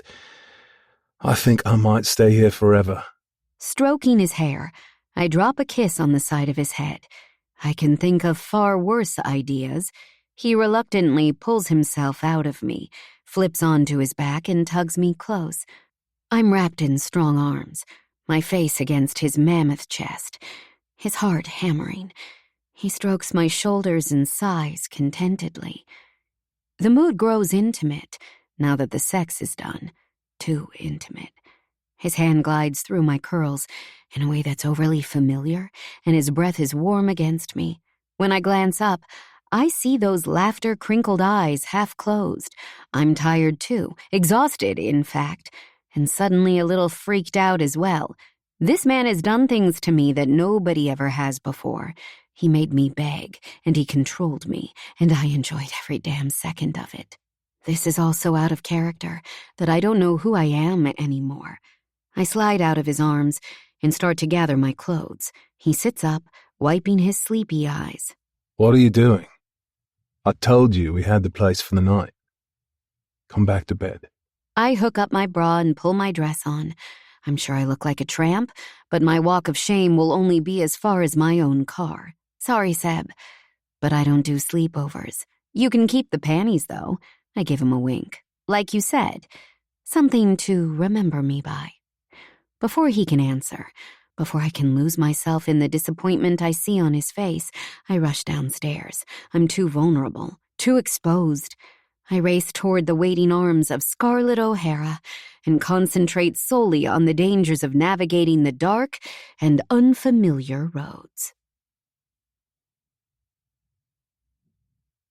Chapter 5. Sebastian. You all right, boss? I glance over at Alex Brody, one of Archangel's toughest employees, and raise my eyebrows. What the fuck are you asking me that for? You're the one with a black eye and a split lip. He grimaces and rubs his hand across his jaw. Yeah, I'm aware. It's just that, well, you were a lot more... A lot more what? A lot more everything today. Not to brag, but I can hold my own in a fight, and you don't usually knock 7 shades of crap out of me as easily as you did then. You were like a man possessed. And when I fight like that, it's usually because I'm working through some shit. All I'm saying is, if there's anything I can help you with, let me know, okay? Even if you just need someone to listen. I know he's being sincere, but I still want to punch the cheeky young pup in the face. He's also right. Alex and I work out together at least once a week, and by work out, I mean fight. He's ex-special forces and hard as nails, so he gives me a good run for my money. Gabriel used to be my sparring partner, but he's understandably got a lot less spare time these days. And what time he does have, I'd rather him spend it with my daughter and grandson. Alex usually does more than hold his own, and there's never been a clear winner between us in these sessions. Until today. Today, I had hefty old demons I needed to exorcise, and Alex happened to be on the receiving end. And now, he's sitting there and offering to be, what, my spiritual counselor? Fuck that. If I need someone to listen, who do you think I am, Alex? Some cunt who suddenly wants to talk about his journey and cry on your manly shoulder? Give it a break, numbnuts. He laughs and waves his hand in a gesture of surrender. All right. No need to get your knickers in a twist. It was just a thought. Yeah, well, I don't pay you to have thoughts, do I? How are you and Jacob getting on with the McIverson situation? I stand up on the mat and roll my shoulders. He might look worse than me, but I took a few knocks too, and I'll feel it later if I don't get in the shower or ice bath soon. In days gone by, I'd have been lucky to manage either. But as Archangel has grown, one of the few luxuries we've invested in has been this gym and training suite at our HQ. It's a staff perk and an essential part of keeping my head on straight. I offer Alex my hand and he takes it, pulling himself upright. He's the same height as me, a shade over 6 foot, but built a lot leaner. What he lacks in bulk, though, it makes up for in technique. He knows more dirty tricks than anyone I've ever come across, including pro fighters. He's not been with us as long as some, but he and Jacob Kavanaugh proved themselves in the best way possible, by helping me and Gabriel rescue Samantha from a scumbag who kidnapped her while she was pregnant with Max. After that, I'd trust him and Jake with my life. Work in progress, Gov, he says, shrugging. As we thought, seems to be the dipshit younger son who's causing all the bother. McIverson Sr. and his older lad are reasonable men. They might not like the deal on the table, but they know they're all out of choices. Young Jimmy is looking to make a name for himself, though, even if that name is only ever going to be useless twat. You know the type. Or do. Skinny streak of piss who wants to prove himself by playing the big man. Exactly that. Leave it with us, though. We can be very persuasive. I nod. The shooting pain in my left kidney is proof of how persuasive he can be. Archangel has been branching out, starting with clubs and bars, a few small hotels. We've also recently started the process of acquiring a chain of London gastropubs from the aforementioned McIverson family. It's not quite what you'd call a hostile takeover, but it also isn't the best deal in the world for them, basically because they're desperate. They took a perfectly decent business and ran it into the ground with sloppy management, too many favours for mates, and piss-poor decision-making. They ended up borrowing money from the wrong types, and now they're deep in the shit. It's reached the stage where either they take our cash offer, or they start looking forward to life with less working limbs than they're used to. If they're lucky. The blokes they borrowed from aren't the kind to repossess their car. They're the kind to run them over with it, then piss on their bleeding bodies. We'll have our lawyers sort out the finer details, but we let Alex and Jacob take the lead on the initial process. It's a step up in responsibility, and they'll get a share of the profits, assuming all goes well. I trust them, but I'm keeping an eye on the thing, just in case. Frank McIverson is okay for a complete screw-up, but Jimmy has been making noises about fighting us off and blowing us up to the world if we don't sweeten the deal. Fuck knows what that means. Maybe he's got plans to out us on his YouTube channel or whatever. I doubt the idiot knows anything that could harm us, but it's best to keep a lid on that kind of shit in any way necessary. Gabriel is keen to go more legit, and I understand why. But I'll always be a bit of a thug. Always have been, always will be. Like my dear old Paul used to say between swigs of vodka and lashing out with his belt, I have the heart of a devil and the soul of Satan. And how's the new lad working out? I ask. Alex nods, unable to hide a grimace when his lip starts bleeding again. Taylor? He's good, boss. Bit green around the edges, thinks he's the dog's bollocks. Usual stuff for a dumb fuck in his early 20s. But I think he's got what it takes. Taylor joined us a few months ago, straight from a similar firm in Manchester. He was looking for a fresh start in the big city and came highly recommended for his complete commitment to using whatever violence was needed without enjoying it too much. It's a fine line to walk, and I'm glad to hear the boy's doing okay. So far, he clams up whenever he's around me, and I need to get him in here on the mats one day soon. See what he's made of. You're not part of the Archangel team until one of the bosses has beaten the shit out of you. Alex makes his farewells and sets off. I wait until he's gone before I give in to the pain, doubling over slightly and swearing. I'm the only one here right now, so I can afford to drop the tough guy act a notch as I head to what the fella who installed it called the recovery suite. I think he had in mind recovering from a strenuous workout, but truthfully, it's been a useful spot when some off-the-books medical treatment has been required as well. We don't keep essential oils and exfoliating body scrubs back here, but we do have a decent stash of suture kits, bandages, and local anesthetic. I rinse off in the shower, then head to the sauna. Maybe a bit of heat will help.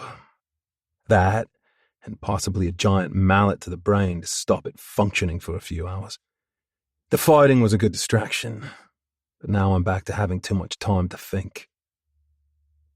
Alex hit the nail on the head when he said he thought I was working through some shit. Specifically, I'm working through some Lauren Hayes-shaped shit. The woman has messed with my head. I can't stop thinking about her. It's ridiculous after one night, no matter how spectacular that night was. And I need to shake her off. I'm a busy man, and I don't have the kind of job where I can afford to go pussy blind and make mistakes. I've already been out to spend the night in my cabin in the woods, which is normally all it takes to clear my head. I get into the sauna stark bollock naked, because it's my fucking sauna and I can, and pour water on the coals. The sizzle of warmth seeps into my skin, and I massage my quads as I settle down on the bench. Why the fuck am I so fucked up about this one? What's so different about Lauren Hayes that she snuck under my skin like this? Is she really that special? Or is it just that she walked out on me like she did? Got to admit, I'm not used to that. No woman has walked out on me since Samantha's mum, Alice, when I was only 16 years old. And she didn't so much walk as get scooped away by her parents. They hit the roof when they found out she was pregnant and whisked their daughter away from the bad boy who'd done the damage. Yours truly. Since then, I've been in and out of love so many times I've lost count. I genuinely feel it at the time, but looking back now, I don't think any of it was real. I've been engaged 5 times without ever making it up the aisle. Last time to the perfectly lovely Kaylee. I found out later that the lads in the office were running a cheeky sweepstake on how long it'd be between the engagement party and me dumping her. Sounds funny on the surface, but I don't like what it says about me. I'm not a young man anymore, and I'm a fucking granddad. There's no glory in being an eternal playboy. I've seen what Samantha and Gabriel have together, and who wouldn't want it for themselves? The problem is, well, damn it, the problem is me. I grew up under the thumb of psychopaths until the age of 12, and when things finally got bad enough for me to be taken off them, I was in the care system for years. After the first few foster parents showed signs of being even more mental and abusive than the biological set who sent me packing because I was too much trouble, I made up my mind that I wouldn't give a shit anymore. If nobody wanted to love me, that was fine. I'd make myself even more unlovable, and the world could go fuck itself. I might have the heart of a devil, but nobody would ever get to break it. Now here I am, feeling my years and brooding over a slip of a girl I've only just met. It's infatuation, I tell myself. No different from all the other times I've been here, wondering if I finally met the one. Crap. I sound like a teenage girl. Worse, actually, because there's no way Sam would have talked like that when she was a teenager. What the fuck has Lauren Hayes done to me? All I can think about is the way those soulful brown eyes of hers clouded over when she came, like she was having some kind of spiritual awakening. The way she cried my name when I was inside her, the way she submitted to me despite being 99% Spitfire. I could tell submission didn't come naturally to her. The way her tight pussy walls squeezed my cock so well it felt like we'd been purpose-built to fuck each other. I groan and punch the wooden wall of the sauna as the cock in question springs to life. I stare it down. The traitor. Why is it reacting like this at the mere memory of that woman? Of her soft, golden brown skin, her thick, dark curls, her taut nipples dancing beneath my fingers. My hand goes to my shaft, gripping hard. I don't know if I want to jerk off or pull it off. I'm so messed up. I've shot my load thinking about it several times in the last few days, and I always feel annoyed with myself afterwards. She walked out. She hasn't been in touch. She's made it pretty clear that it was a one-night-only deal, and she doesn't want anything more from me. So, why am I still rubbing my cock and hearing a voice in my head all the bloody time? This is obviously more of an ice bath situation. I march angrily out of the sauna and force myself to sink completely under, and only emerge when I run out of breath, completely soaked and shivering at the sub-zero temperature. I glance down at my now far less enthusiastic cock. Well, that's one problem taken care of at least. All that's left is for me to get through a full day of planning meetings, then take care of the bigger issue. I have to see Lauren and get some closure. Fuck. What am I turning into? Chapter 6. Sebastian. I chat to Beth, the receptionist at the Donovan Cook and Hayes office, as she prepares to leave for the day. She's used to me dropping in like this, and always flirts with me when I perch myself on the edge of a desk and ask how she's doing. I don't read anything into that. Beth is the kind of girl that flirts with everyone. It's just her way of being nice. Besides, she really is too young for me. She drinks her coffee out of a One Direction mug, for fuck's sake. I make my way through to the offices and back, pausing to check out the camera system as I go. As relatively recent events have shown us, you can't be too careful when it comes to personal safety. Archangel Security takes all its clients seriously, but this client is top of the list. These ordinary-looking offices contain precious cargo, and I never want anyone to be able to hurt Samantha again. She insisted on no cameras inside the offices for client privacy, but I did persuade her to accept the installation of panic buttons in every room. If it was up to me and Gabriel, we'd probably wrap her up in cotton wool and lock her away in a padded room to keep her safe for the rest of her life. But she's fiercely independent. Before Gabriel and the life she leads now, she spent years married to a psychopathic cunt who fooled the world into thinking he was a loving husband. He even fooled me, which I'll never forgive myself for. What she went through would have broken other women, but Sam came out of it stronger than ever. She's a fucking walking miracle, that kid of mine. A smile and an unexpected but familiar sound from her office. Baby Max letting us all know that he's in the building. This was supposed to be one of Sam's days off. She usually only comes in on Mondays while she's phasing back in from maternity leave, and I suspect I'll be in for a grilling now. Fuck. Might as well get it over with. I find her trying to change a nappy while also talking on a mobile. The phone is tucked under her chin, and Max is on her desk, kicking his pudgy legs in the air and squalling. Yes, I do understand that the judge is a busy man, she says, her businesslike tone not at all affected by the fact that she's wrestling a baby. And as you can tell, I'm a busy woman. And yes, again, I'm also aware that it's almost 6 on a Friday, which means we've now been waiting all week to hear from him. I'll expect a call back within the hour, or I'll be taking this matter further. He might be a judge, but he's not God, and rules apply to him as well. Goodbye. Trouble? I ask, taking over for her on the nappy front. I missed out on all this with Sam. She only came back into my life when she was 12 and her mum died. And I find that I weirdly like it. I chuck Max under the chin, and he gurgles at me. He looks innocent enough, but some sixth sense warns me that there's trouble afoot. And sure enough, I manage to dodge out of the way just as he sends a spectacular arc of pee flying up into the air. Nice try, little fella. Nothing I can't handle. Thanks, Dad. Like you, I enjoy a good fight, just different kinds. What you doing here, anyway? Not that I don't appreciate the help.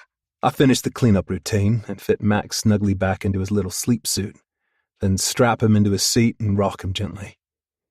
He's tired, but battling against it. Enjoying a fight must be in the genes. Can't a doting dad pay an impromptu visit to his favorite daughter every now and then? She narrows her eyes at me. I'm your only daughter. And yes, of course you can. Except I saw you yesterday for lunch, and you didn't know I was here today because it was a last-minute thing. Channeling my inner Sherlock Holmes, I deduce that you're not here to see me at all. Nick's off sick, and you two aren't close.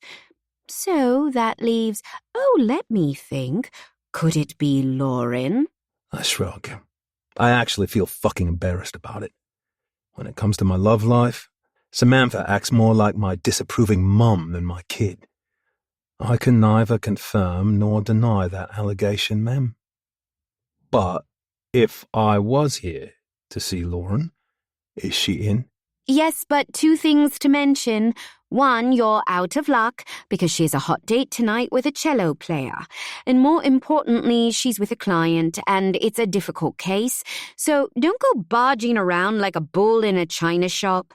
There's a traumatized woman in there with her, one who is trying to find the courage to leave her abusive husband. And you don't exactly give off a non-threatening vibe to anyone who doesn't know you. She's right. If I had my way, I'd beat the shit out of any man who raised a hand to a woman or child, break every bone in their worthless, cowardly bodies, and dump them in a landfill with the rest of the garbage. Men who abuse their families are scum of the lowest order. And if I ever retire from Archangel, I'll make it my life's mission to hunt them down for free. Vigilante granddad. But I understand that I don't exactly look reassuring from the outside, what with my tattoos and intimidating size. Fair enough, love. She pats my arm reassuringly. You're a big softy at heart, Dad, and one of the most protective people to ever walk the planet. Looks can be deceptive, but I have to say, this thing with Lauren, whatever it is... I'll stay silent. I have no idea what it is either. Please don't fuck it up. She's a friend, and she's a great lawyer. A real asset to the firm. It's your own business if you want to be a man-whore, but don't drag me into it, okay? That's not fair, Sam. Do you know how many women have been in my life since Max was born? I'll save you the effort. None. Okay, well, I didn't know that. She smiles up at me, and her big brown eyes melt away any hurt at her accusation, no matter how true it might be. Are you trying to tell me that you're finally growing up, Sebastian Donovan? Should I be calling the paramedics? Cheeky madam. Still on for next Tuesday? That depends. Are you still cooking that green Thai curry? I laugh and head out of the office. I love cooking, especially for my girl. It's one of the greatest joys in the world to see someone so special to you enjoying food you've prepared for them. I wonder what Lauren's favorite dish is, and whether I could make it for her. I bet whoever she's seeing tonight isn't as good in the kitchen, or anywhere else, as I am. Why the fuck is she going on a date at all? I stop dead in my tracks in the corridor and slap myself in the forehead. What the hell? I came here to clear the air, to get her out of my system. I planned to see her, prove to myself she was nothing special, and move on, not to plan a romantic night in with her. Maybe Sam's right. She should call the paramedics.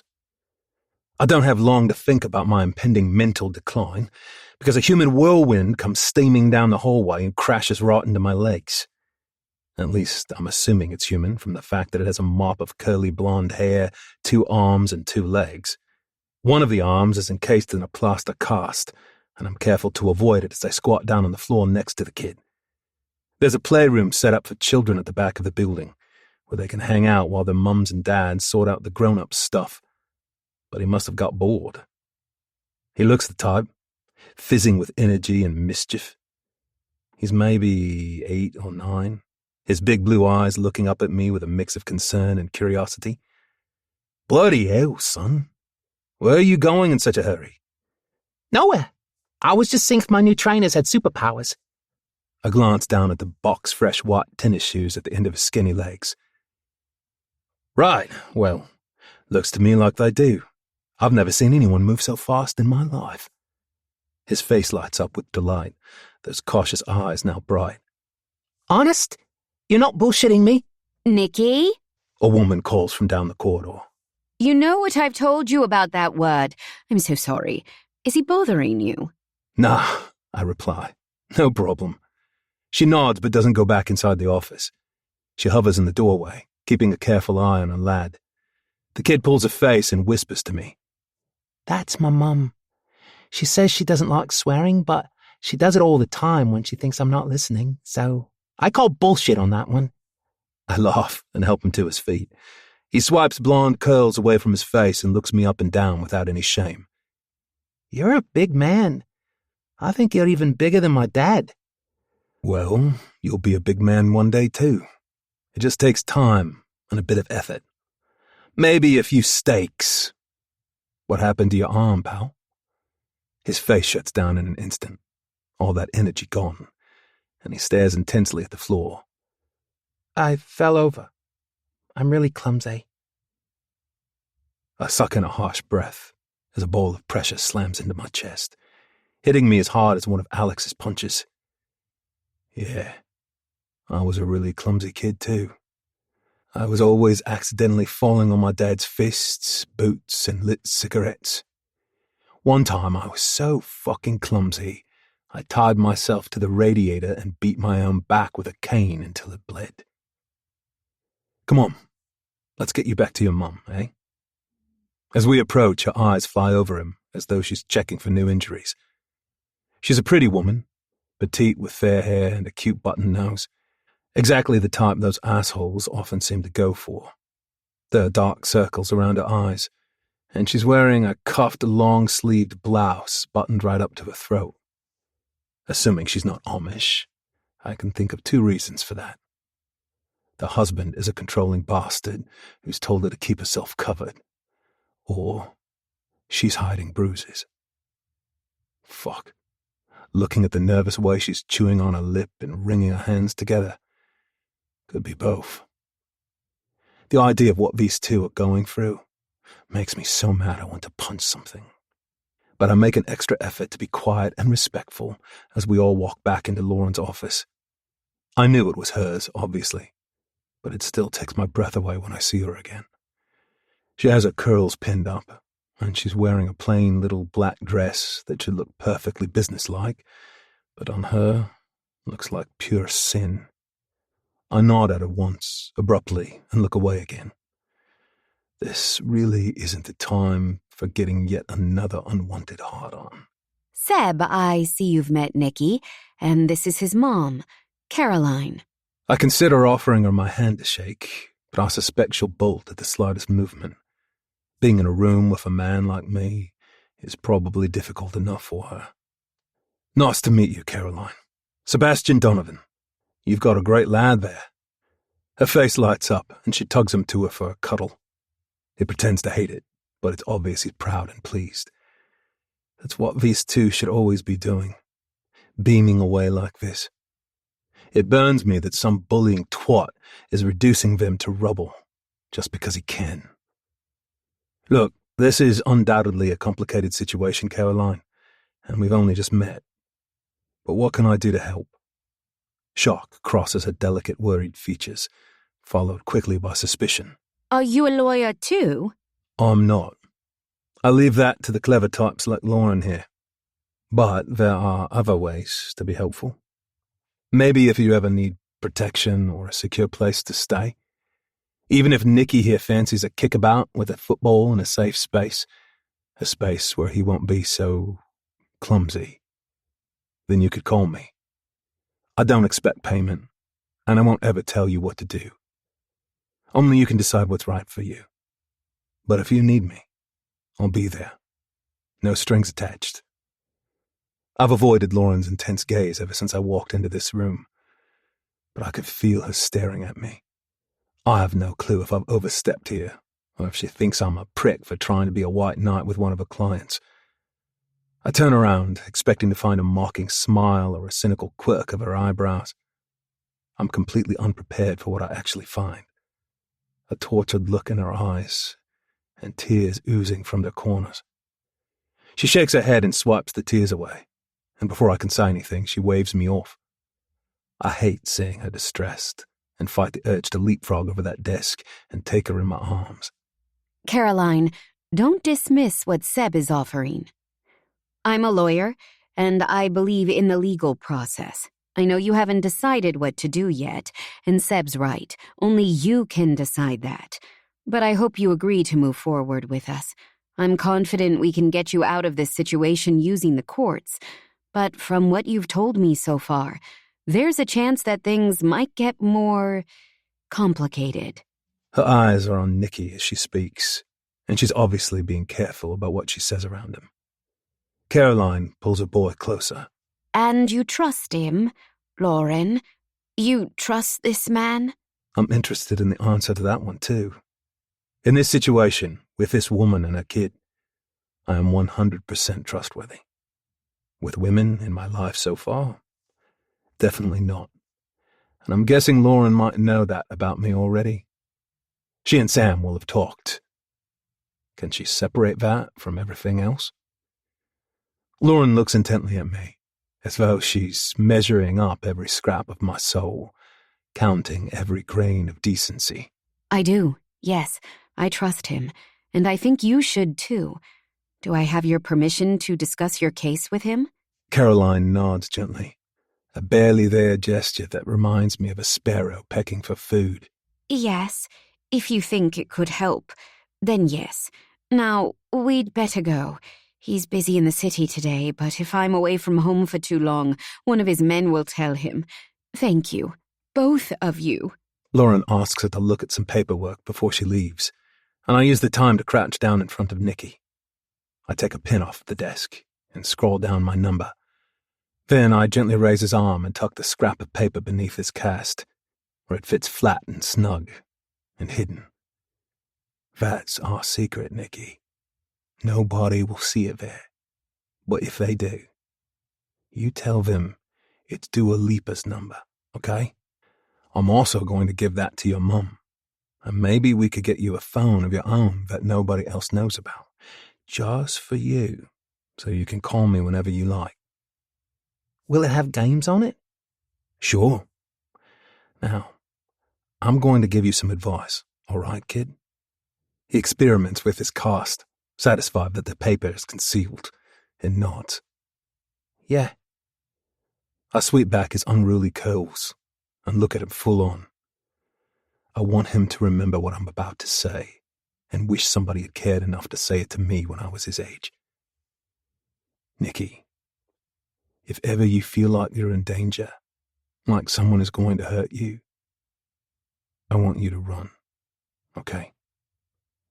I know we're told we're supposed to be brave and fight, but fighting isn't always the best idea. When someone much bigger or stronger wants to hurt us, we need to run. We run, we find a safe space, and we hide. We call for help, and we survive. Because when we survive, son, we get stronger. And when we get stronger, we get our revenge. I'm not making this up. It's not bullshit, I promise. Because what's happening to you and your mum once happened to me when I was a kid. But I survived. I got stronger. I got my revenge. His eyes shine with curiosity, and I guess he's imagining guns blazing and action heroes swooping through broken windows on ropes. How did you get your revenge, Seb? I lived, Nicky. I built a whole world for myself where I feel safe. And that, my little buddy, is the sweetest revenge of all. Chapter 7. Lauren. I escorted Caroline and Nicky to the reception area and then fled to the ladies' room. I've been in here for a good 15 minutes now, and I still don't feel quite ready to leave my sanctuary. It's nice in here. Apart from Nick, all the staff are female, and we keep toiletries and changes of clothing around. It smells of perfume and hand lotion and feels cozy and warm. Hell, I might stay here for the weekend, call in some takeout. The main office doors have opened and closed a few times, and there have been no other sounds for the last few minutes, so it seems everyone else has left, and I'm alone in the building. Good. I need time to pull all my loose threads together and stitch myself back up. It's been a hell of a day. I've spoken to Caroline on the phone a few times, but those were clandestine, snatched conversations, and she often had to hang up without warning. I didn't expect her circumstances to be pleasant, but the details she revealed today turned my stomach, and I am no stranger to the dark side of life.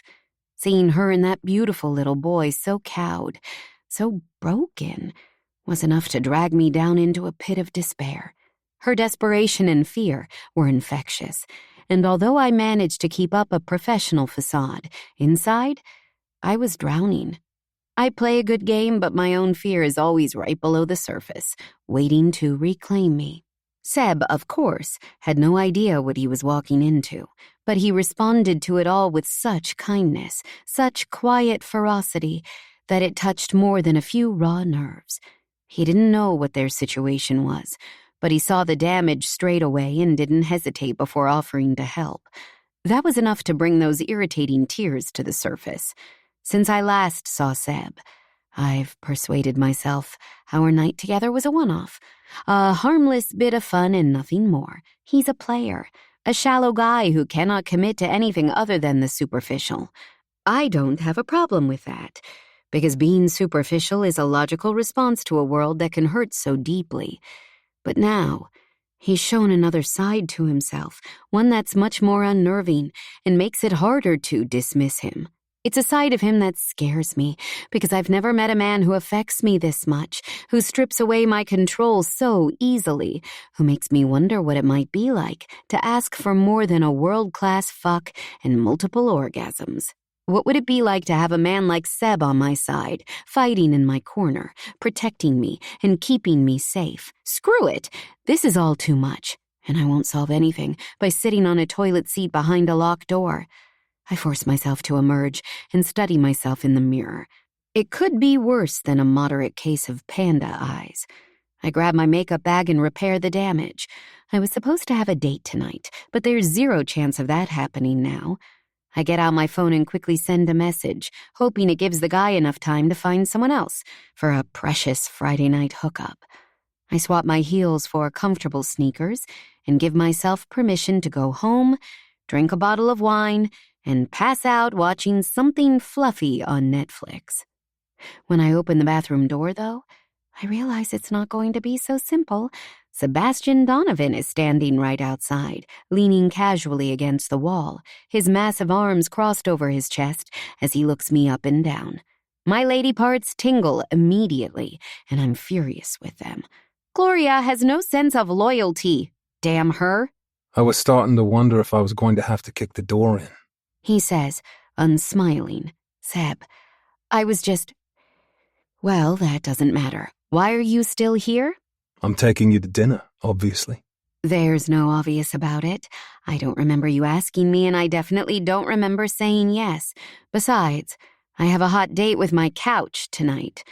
I try to walk past him, but the man is as big as a goddamn tree trunk. A sequoia trunk at that. He blocks my path, his head tilted to one side as he surveys me. No, you have a hot date with me. Or a nice dinner between friends. I don't mind which. Seb, if I don't want to go out with you, I'm not going to, okay? We might have fucked, but that doesn't mean I now obey your every word. A range of emotions flicker across his face, and it's like watching one of those big spinning wheels on a game show. I have no idea which one it's going to stop on. He sighs loudly and rubs his hand over his face like he's washing it. Lauren, let's not do this. Let's not fight for no reason, okay? This doesn't need to be a big deal. I saw how upset you were in there, and I'm guessing Caroline's story wasn't easy to stomach. Being on your own tonight isn't a good idea, especially when you don't need to be. Let me take you out to dinner. We can talk it through. See what I can do to help. It doesn't have to be more than that. It doesn't need to be a battle of wills or verbal foreplay or whatever the fuck this is. Sometimes dinner can just be dinner. He's wearing a plain white cotton shirt, open a few buttons at the neck. His muscular arms are almost busting out of it, and his black pants might be perfectly tailored, but they do little to hide the bulk of his thighs. Gloria gives a little squeal, and I shake my head. I'm not sure that's true, Seb. Not with us. But okay, just this once, I give in. I'll let you take me to dinner. I warn you, though, I plan to choose the most expensive thing on the menu and order champagne. He throws his head back and laughs, and I want to nip at the strong column of his throat. No worries, sweetheart. Whatever my lady desires. Now come on, I'm bloody starving. Chapter 8. Lauren. He pays particular attention to locking up the building, and then he insists on driving. He settles me into the passenger seat and leans across to fasten my belt, giving me a whiff of his Chanel cologne and a scent that is entirely his and 100% man. When we arrive at the restaurant, a cute little Italian joint tucked away on a side street, the place is already full. I'm not sure we'll get a table, but Seb knows the owner, Vincenzo, who soon makes a quiet corner booth available for us. I'm disappointed. Sebastian says once we've ordered. Pasta arrabbiata instead of the lobster tails. A beer instead of the Bollinger. I shrug and sip the beer in question. Yeah, I know. Sorry to disappoint.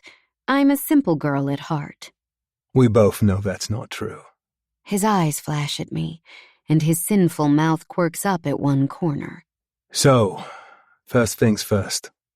Let's clear the air. Do we have to? I prefer the air a little murky. We have to. Sam gave me a right telling off earlier. Doesn't want me to mess things up at the farm. So, truthfully, I've been thinking about you a lot. I got the feeling you're not looking for anything serious. And being brutally honest, I'm not so great at serious myself. But I have to tell you, I enjoyed our time together. And there are still a lot of things left on the list. The list? The list of filthy things I'd like to do to you. The list of ways I want to make you come. The list of your body parts I'd still like to fuck. Every cell in my body sits up at attention and screams at me. I squeeze my thighs together to relieve the pressure that suddenly builds between my legs, and my vision goes a little blurry. I suck in a deep breath and hope I don't look as aroused as I feel. That's not friendly dinner talk, Seb. Did you bring me here under false pretenses? He laughs and rubs his beard, grinning at me cheekily. Maybe. Although, I didn't plan it that way. I had every intention of being the gent tonight. But something about you seems to bring out the animal in me. I've got a rock-hard dick just sitting across from you in public, for fuck's sake. But I've had a hard dick before, and that will pass. Friendship lasts longer. And I do want us to be friends too. Whatever you want from this, I'll be fine with it. Are you sure about that? You're saying the right words, but you're looking at me like you want to throw me over your shoulder and carry me off to a cave. I strongly suspect you wouldn't mind that at all, sweetheart. But that's a game for another day. How about we take this one step at a time? Dinner, drinks, conversation. I nod and sip more beer, unwilling to open my mouth because I'm still stuck on the image of him carrying me out of here, complete with his hard dick. I'd like to slip a shoe off and run my toes over it under the table. Hell, I'd like to run my tongue over it under the table.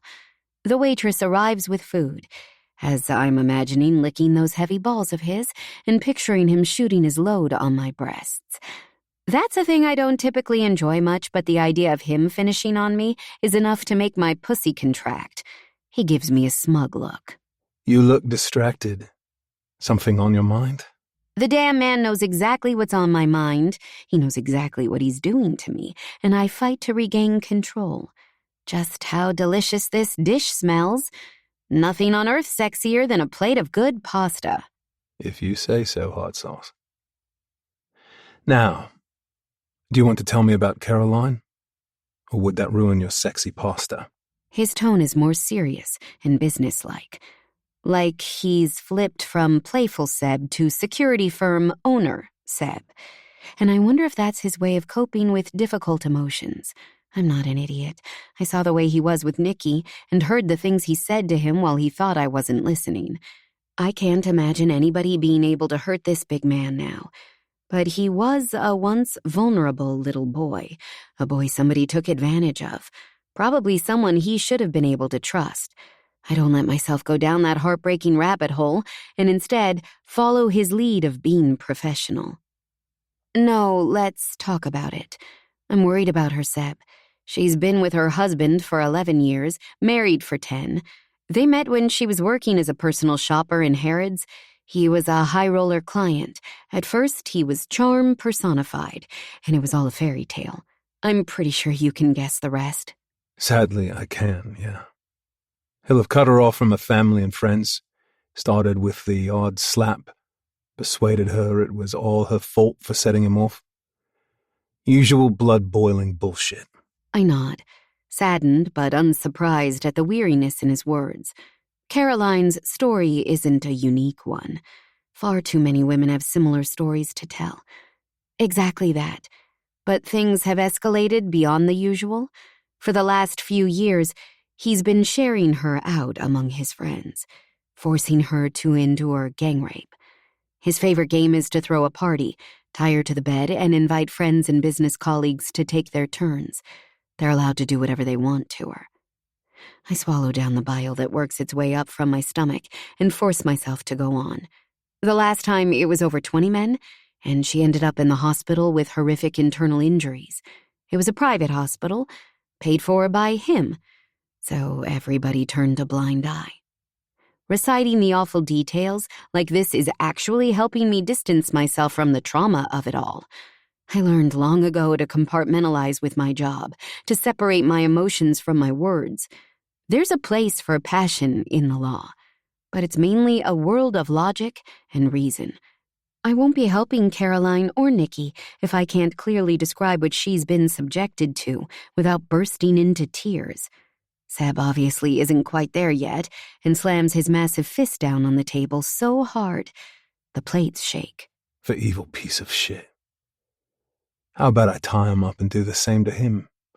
Cut off his cock, cover it in barbed wire, and shove it up his arse until he bleeds out. I nod, not at all distressed by that image. Believe me, I hear you, Seb. But that can't be our first choice. She's so scared. She isn't even sure what she wants to do yet. I need to try to get her out of this the right way. And if you can't? If the civilized crap fails her? This probably doesn't come as a surprise to you, Lauren, but I don't exactly have a huge amount of respect for the law or the system. They both let too many people down. Like you? I ask quietly. I heard what you said to Nikki. He shrugs and looks away before he speaks. This is hard for him. Yeah, like me. Not going to give you the whole sob story. Samantha doesn't even know the details. My dad was an ex-con who liked hurting people, and my mom was, well, fuck knows what she started off as. By the end, she was his partner in it all. The pair of them were at me from the day I was born, right up until I was taken into care. And how was that? Any better? He gives me a bitter smile. I'm sure you've seen the care system in the States, and I'm guessing it's not much different from here. I was almost 13. I was too old, too angry, too everything. I was never going to be adopted by some cute couple who nurtured me, was I? Weirdly, it was getting Sam's mum pregnant that changed things. When her parents took her away from me, I let them, because I was only a child myself, and because I knew I had nothing to offer them. I genuinely thought the girl I loved and my own kid would be better off without me. It made me feel worthless, pathetic. And I decided I never wanted to feel like that again. There is unguarded pain in his dark brown eyes, but it's the strength in his voice I focus on. This is a man who has suffered and has overcome, and I, of all people, respect that. I place my hand over his. Is that when you started Archangel? When you were that young? Nah, that didn't come till later. When I met Gabriel and was ready to turn my back on the wild days and really achieve something. No, back then, there weren't a lot of options for a kid like me. So as soon as I was old enough, I joined the army. I'm surprised. Seb doesn't really seem like the army type. Huh. How did that work out? He flashes me a wicked grin. About as well as you'd expect. I was shit at doing what I was told. But it gave me a little discipline, taught me a few tricks, made me grow up a bit, I suppose. Though Sam would argue that part is still a work in progress.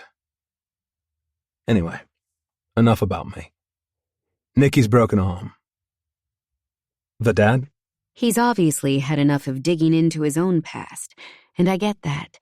I've turned avoidance into an art form. The dad, yes. At first, she didn't know. Genuinely believed he fell the first few times the bruises showed up. You've met him. He's a lively kid, always on the go. But when his arm was broken, he finally told her who'd been hurting him. Even more than that, she started to suspect he was being prepped for something else. One of the men who came to the parties, she said, only ever liked to watch as the others raped and abused her. She heard him saying his tastes ran much younger. She suspects the beatings are a way of breaking Nicky down, making him more malleable, that he's getting ready to sell him to some sick pervert. His own damn father, who, by the way, is a Russian businessman named Ivan Volkov. He's protected by layers of powerful connections, the kind that carry AK-47s and own private helicopters. It's only the threat to Nikki that's made her take the steps she has. When it was only her, I think she was willing to tolerate it. I finally lose it, and all my professional calm disappears.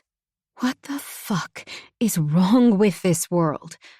I swipe the angry tears away from my eyes and realize my hand is now wrapped in Sebastian's bear paw. He squeezes my fingers. I don't care if he's brought the KGB, and Joey fucking Stalin all rolled into one, Lauren. We'll help them. We will not let anything worse happen to that kid or his mum. If your route doesn't work, mine will. I'll kill the fucker and track down every single cunt who ever went to one of those parties and kill them too. I'll make them suffer, and I'll fucking well enjoy every moment of their pain. I have no doubt he means it, or that he's capable of it. Part of me wishes we could skip right to that step now, because I would enjoy every moment of their pain as well. I'm not exactly an innocent. He frowns. You're a lawyer, but you don't seem shocked. In fact, you look quite keen. Most women would be repelled, and they certainly wouldn't nod in agreement when I talked about cutting off his cock earlier. Yeah, well, I'm not most women, I don't suppose. And being a lawyer doesn't negate everything else about me. My life, my family. It's complicated. How so? I look into his eyes and remind myself that earlier, when Caroline asked me if I trusted this man, all my instincts screamed yes. I might not have known him for long, but I trust him. I take a deep breath. Okay, so I'm originally from Los Angeles. Really? Sam said you moved here from Florida. I did.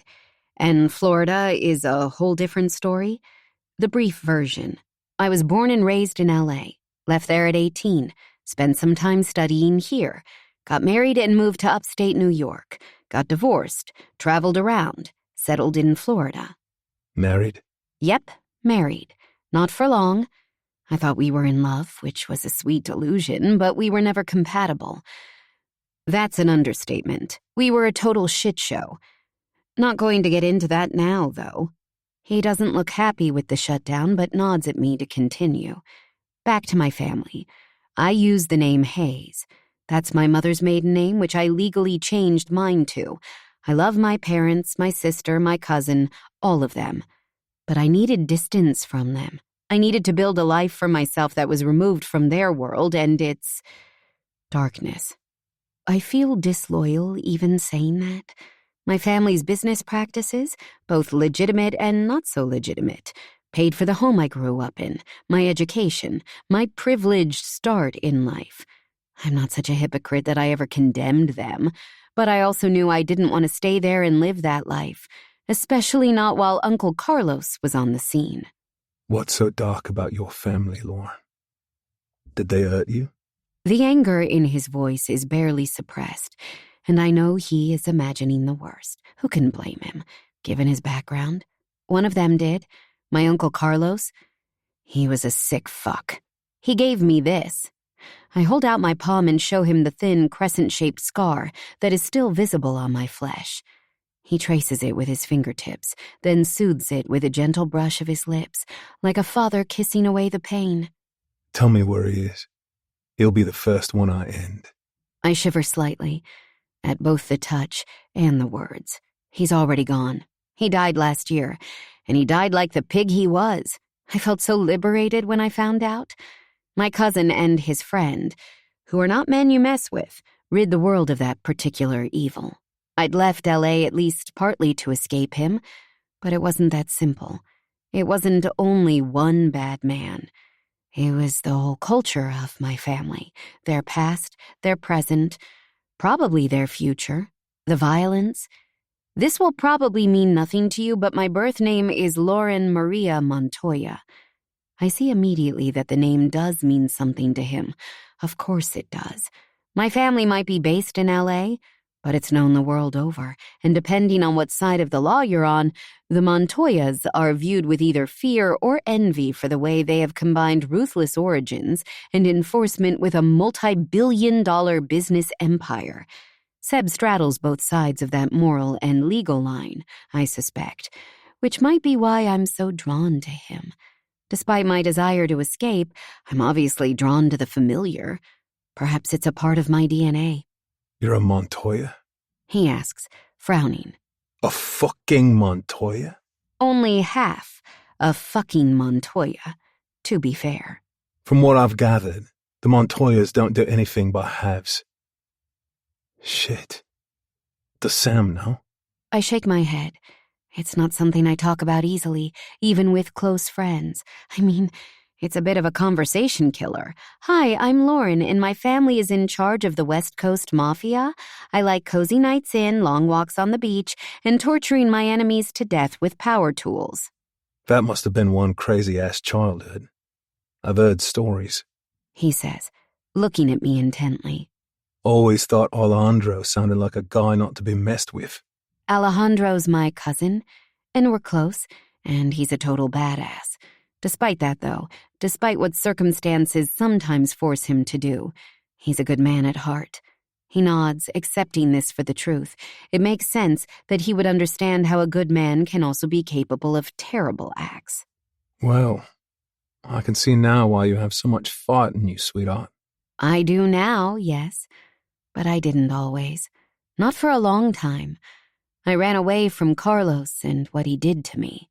And what did he do, Lauren? You don't have to tell me, but it's supposed to help, isn't it? This sharing bullshit. Just pretend I'm your therapist. That actually makes me laugh out loud. And then, even though it's hard, I force myself to talk, to share some of this for the first time ever. I don't know why I'm choosing Seb to confide in, and he certainly doesn't look like any therapist I've ever encountered. But between his own scarred past and the straightforward way he discussed it, I feel comfortable enough to finally open up. He tortured me for years. He effectively ended my childhood at the age of 10, and on the day it started, he sliced my hand open to keep me quiet about something I saw. I never told, but I guess he must have developed a taste for it.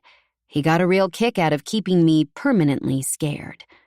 I pause, shaken by how vividly I remember it all. The mutilated stuffed toys were only the start of it. He'd leave me sick notes on my pillow, or make up stories about me to my mom, or lock me in the pool house for hours on end. I'd find my underwear drawer reeking of urine, and he'd stalk me on the way home from school. He told my first boyfriend I gave great blowjobs when I hadn't even seen a penis in real life, and he stole my sister's favorite necklace and hid it in my room so she thought I stole it. He isolated you. He's right, of course. That was one of the worst aspects of what happened to me as a child. The loneliness. Yeah, he always had me worried. Sometimes he'd leave me alone for a while, and I would hope he lost interest. But then he'd send me photos of myself in bed at night, with him holding a knife to my throat. Once, he cut off my hair while I was asleep, and I had to pretend I did it. It was endless, and it turned me into a nervous wreck. Nobody suspected a thing, and put it all down to me being difficult. Fucking bastard. Why would he do that to an innocent girl? His own family, for fuck's sake.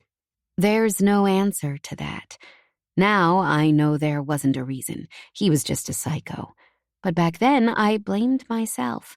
I assumed I was weak, or maybe downright bad. Why else would he be doing those things to me?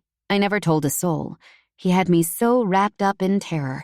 He ruined me, made me distrust my parents, isolated me, made me realize our whole family business was built on blood when I was way too young to handle the complexities of it all. Uncle Carlos dominated my life for too long, and it was running away from him and from the Montoya legacy that drove me into the arms of my husband, the safe bet. The boring, ordinary guy who ran an accounting firm and seemed to offer me a world 1,000,000 times different from the one I grew up in. I made a lot of bad choices based on fear, based on the way Carlos Montoya manipulated me. And once he was dead, I swore to myself that I would always try to be fearless from that point on. I look at my half-eaten plate of food, my almost empty glass of beer, anywhere but at Seb. Talking about my childhood is hard, like using a muscle that is atrophied, and I don't have any more words. I'm deflated and sad and also pissed that even from beyond the grave, my scumbag uncle is still exerting power over me. I feel like crying and only hold it together because I'm in public, because I'm with Seb and I don't want him to pity me. And are you? He asks, touching my chin and turning my face so I'm looking at him. The expression in his brown eyes is intense, and he props his elbows up on the table as he leans forward. His lips are inches away from mine, his breath a warm caress on my skin. Am I what? I murmur, losing myself in his gaze. Are you fearless? Right now, Lauren, are you fearless? Or do I scare you a tiny bit? Just like that, he has flicked a switch, and the mood has gone from confessional to inferno. It's exactly what I need to drag me out of my low mood, and he seems to instinctively know that. Turns out that my nipples tightening with arousal is an excellent distraction from the pain of my past. My pulse speeds up, and I wonder if he can actually hear my heart crashing against my rib cage. The way his eyes swoop over me leaves me in no doubt about his intentions. And none of them are honorable. Fearless? I'm goddamn terrified. The waitress returns to clear our plates, giving me a merciful moment of respite. She leaves us with dessert menus, and I study it with way more commitment than tiramisu and zabaglione merit. I risk a glance at him over the sheet and see him smiling smugly. He understands how he makes me feel, damn him, and he enjoys it. I slam the card down on the table so hard, he jolts. Yes, you scare me a tiny bit. I can admit that without it making me weak, and you can get that shit-eating grin off your face as well, buddy. You feel it too. This thing between us. And I don't care how much you pretend to be the tough guy. We both know you want me as much as I want you. Or is it just the chase? I lean forward, wrapping a lock of my hair around my finger and licking my lips. You seem like the kind of man who is all about the chase. Is that what I am? A challenge? His nostrils flare and he grabs my wrists with both his huge hands, holding them tight in front of him. I can't move without snapping one of my forearms, and he knows it. Yes, you're a fucking challenge, Lauren. And yeah, I love the chase. I really love the chase. And I think you do too. It's been a tough day, and I've spent most of it with blue balls because you're right, sweetheart. You are lodged in my mind like a splinter, and I can't stop thinking about you. I want to flip you over on this table right now and fuck you till you scream. I want to eat your pussy until you forget your own name. I want to fill every single hole you have and mark you with my cum. I want to make you mine, Lauren Maria Montoya Hayes, to possess you in every way a man can possess a woman. But first, I have a very important question to ask you. I'm trembling with arousal, my panties wet and my clit throbbing a needy beat. His grip on my wrists is tight, painful, unrelenting. I have no doubt he could do all of those things and more, and my body shamelessly wants him to. He sucks one of my fingers into his mouth, swirls his tongue over the skin, then kisses his way down to my captive wrists, nuzzling the butterfly wing pulse point. That is giving away my excitement. What kind of shoes are you wearing? Chapter 9. Sebastian. Her face is a picture of confusion and desire, and both are fucking delicious. We're sharing quite the dance, both of us jostling for control and power.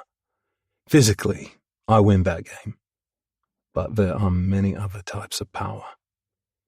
Hearing the anguish in her voice while she talked about her evil fuck of an uncle almost broke me. She's overcome so much trauma she hides beneath layers of cocksure confidence, and I feel privileged that she opened up to me. Now she's fighting to help others who are trying to escape domestic abuse, and I couldn't admire her more. Coming from her background, she'll be under no illusions about the threat that the Russian mob brings. But she's scrapping for Caroline and Nikki anyway. Taking on a man like Volkov could unleash a world of pain in her direction.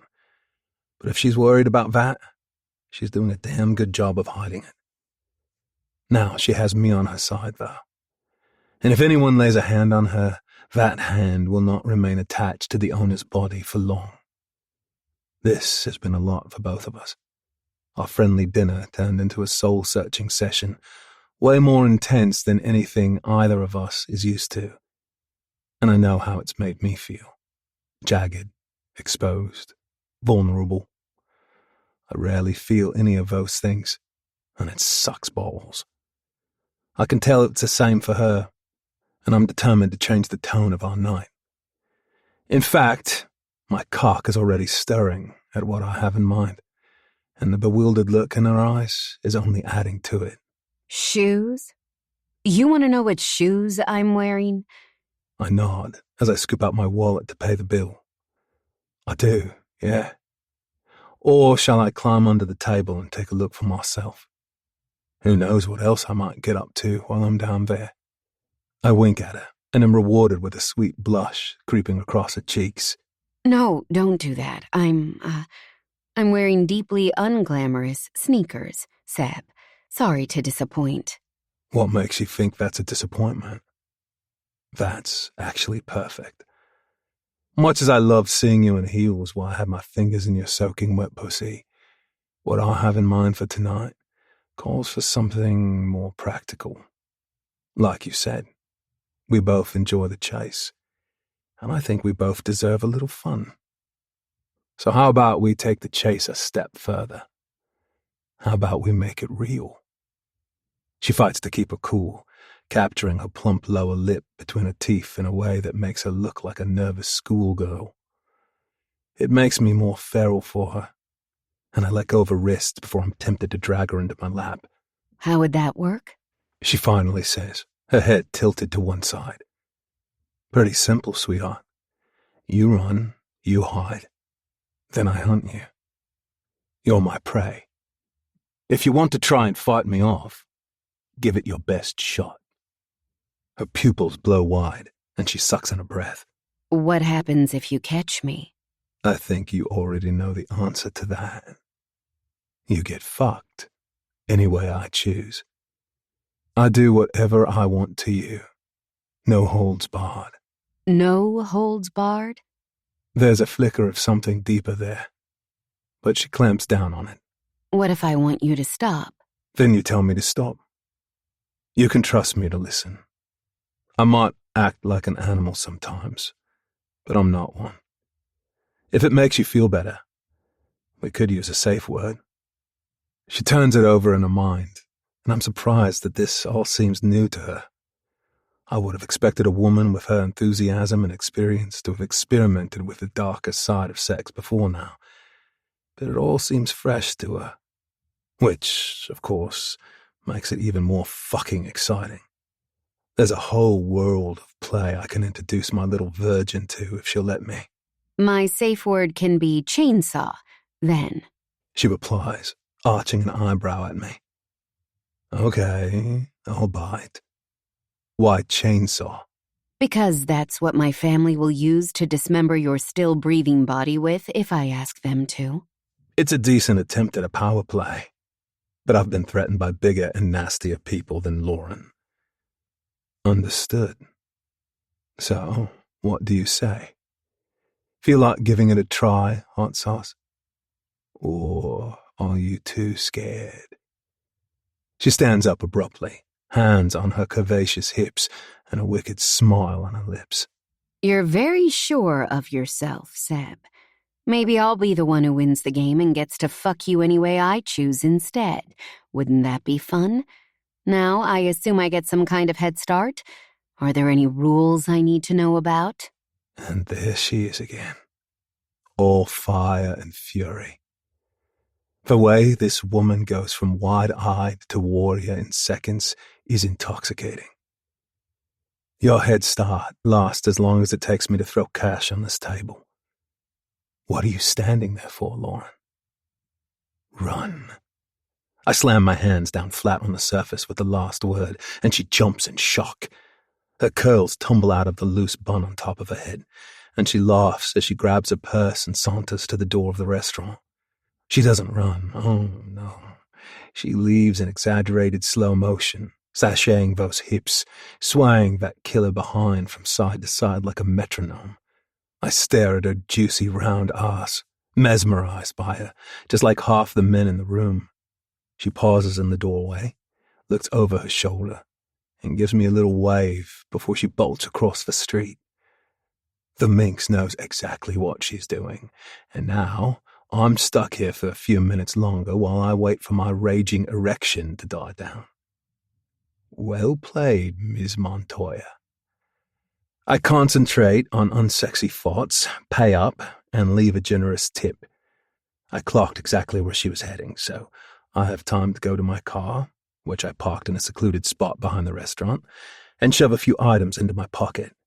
I pull a black sweater on over my shirt and jog at an easy pace across the road. It's dark, the way lit only by the moon and the glow spilling from bars and clubs on the main street. I stop and look around to get my bearings. This place is busy, so she'll have headed somewhere quieter, more private. She wants to be caught as much as I want to catch her. I have home turf advantage and know where each and every alleyway in this neighborhood starts and ends. Methodically, I make my way down all of them, finding nothing more interesting than overflowing dumpsters and a young lad taking a piss. I check creaking fire escapes and shadowed doorways and all the other little hiding spots that a city at night offers. I look inside the pubs in case she's hiding in plain sight, then check out a nearby car park. Lots of spots to shelter there, as well as lifts and staircases. She could be crouching down beside one of the vehicles. I imagine grabbing her, throwing her against a car bonnet, and slamming my cock inside her. She's not there, though, and the only thing I end up with is a stiff dick. Fuck's sake, this is getting annoying. I've been at this a while, and I expected to be balls deep in it by now, not wandering around the streets like a clown. I'll go still and remind myself who I'm dealing with. She's clever, She's competitive, and she's not going to make this easy for me. Just because I saw her heading off in this direction doesn't mean she stayed here. It could have been a deliberate bluff, and she could easily have doubled back. She could have played me for a fool. And if she has, I'll have to take my revenge in a way we'll both enjoy. I retrace my steps, passing Vincenzo's again, and instinct tells me that's exactly what happened. I don't know whether it's a lingering whiff of her perfume or something more primal, but I suddenly know she's nearby. Not letting my excitement show on my face, I school my expression into one of annoyance. I stand on the street corner, huffing and puffing and staring at my watch as though I'm about to give up. Then I'll stroll slowly toward the quiet spot where I left the car, holding my phone to my ear even though it's switched off. It was no lie when I said she was going to be my prey, and like all good hunters, I can tell when my prey is close. The weight of her eyes is on me as I click my car keys and listen to the beep of the locks. If she's watching, and I know she is, she'll be delighted with herself. She'll see exactly what I want her to see. A frustrated man who has had enough of this game and is chatting on the phone as he prepares to leave. I glance down at the side mirror and catch a fleeting glimpse of movement behind me. I'm tempted to let her have this win.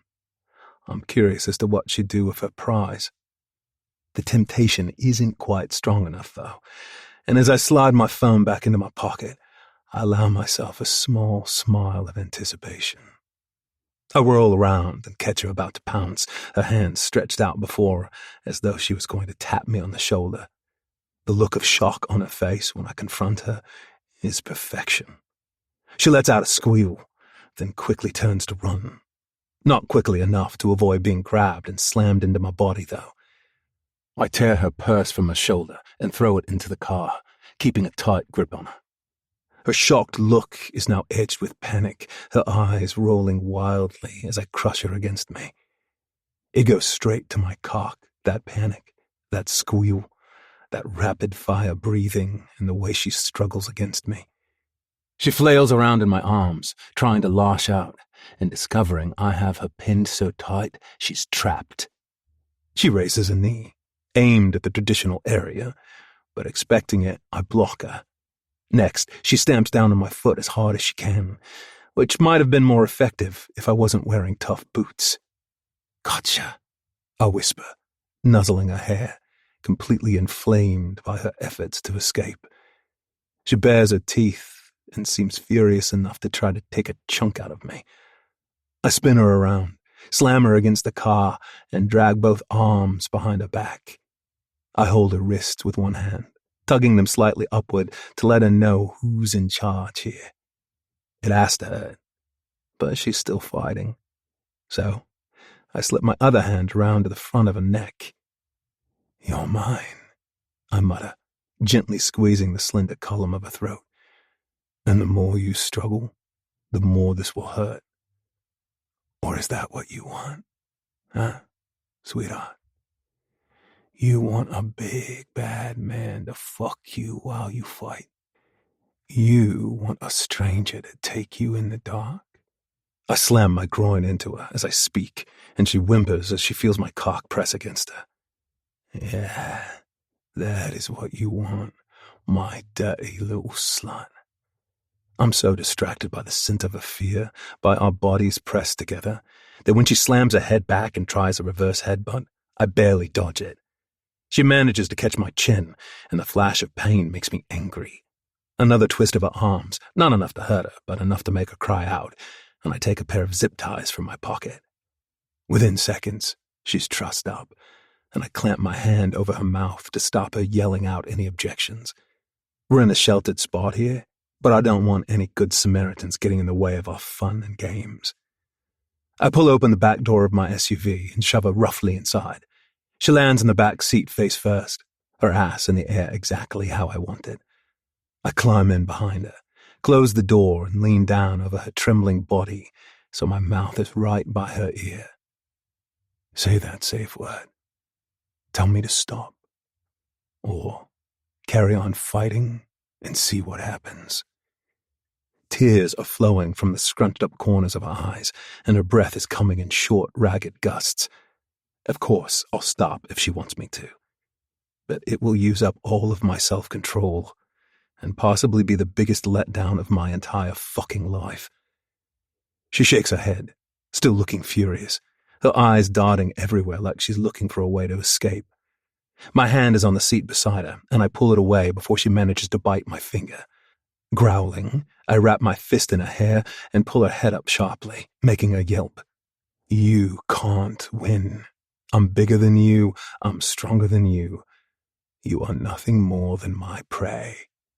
She glares at me and manages a muffled, Fuck you. I fight back a smile at her spirit and push her face down into the upholstery.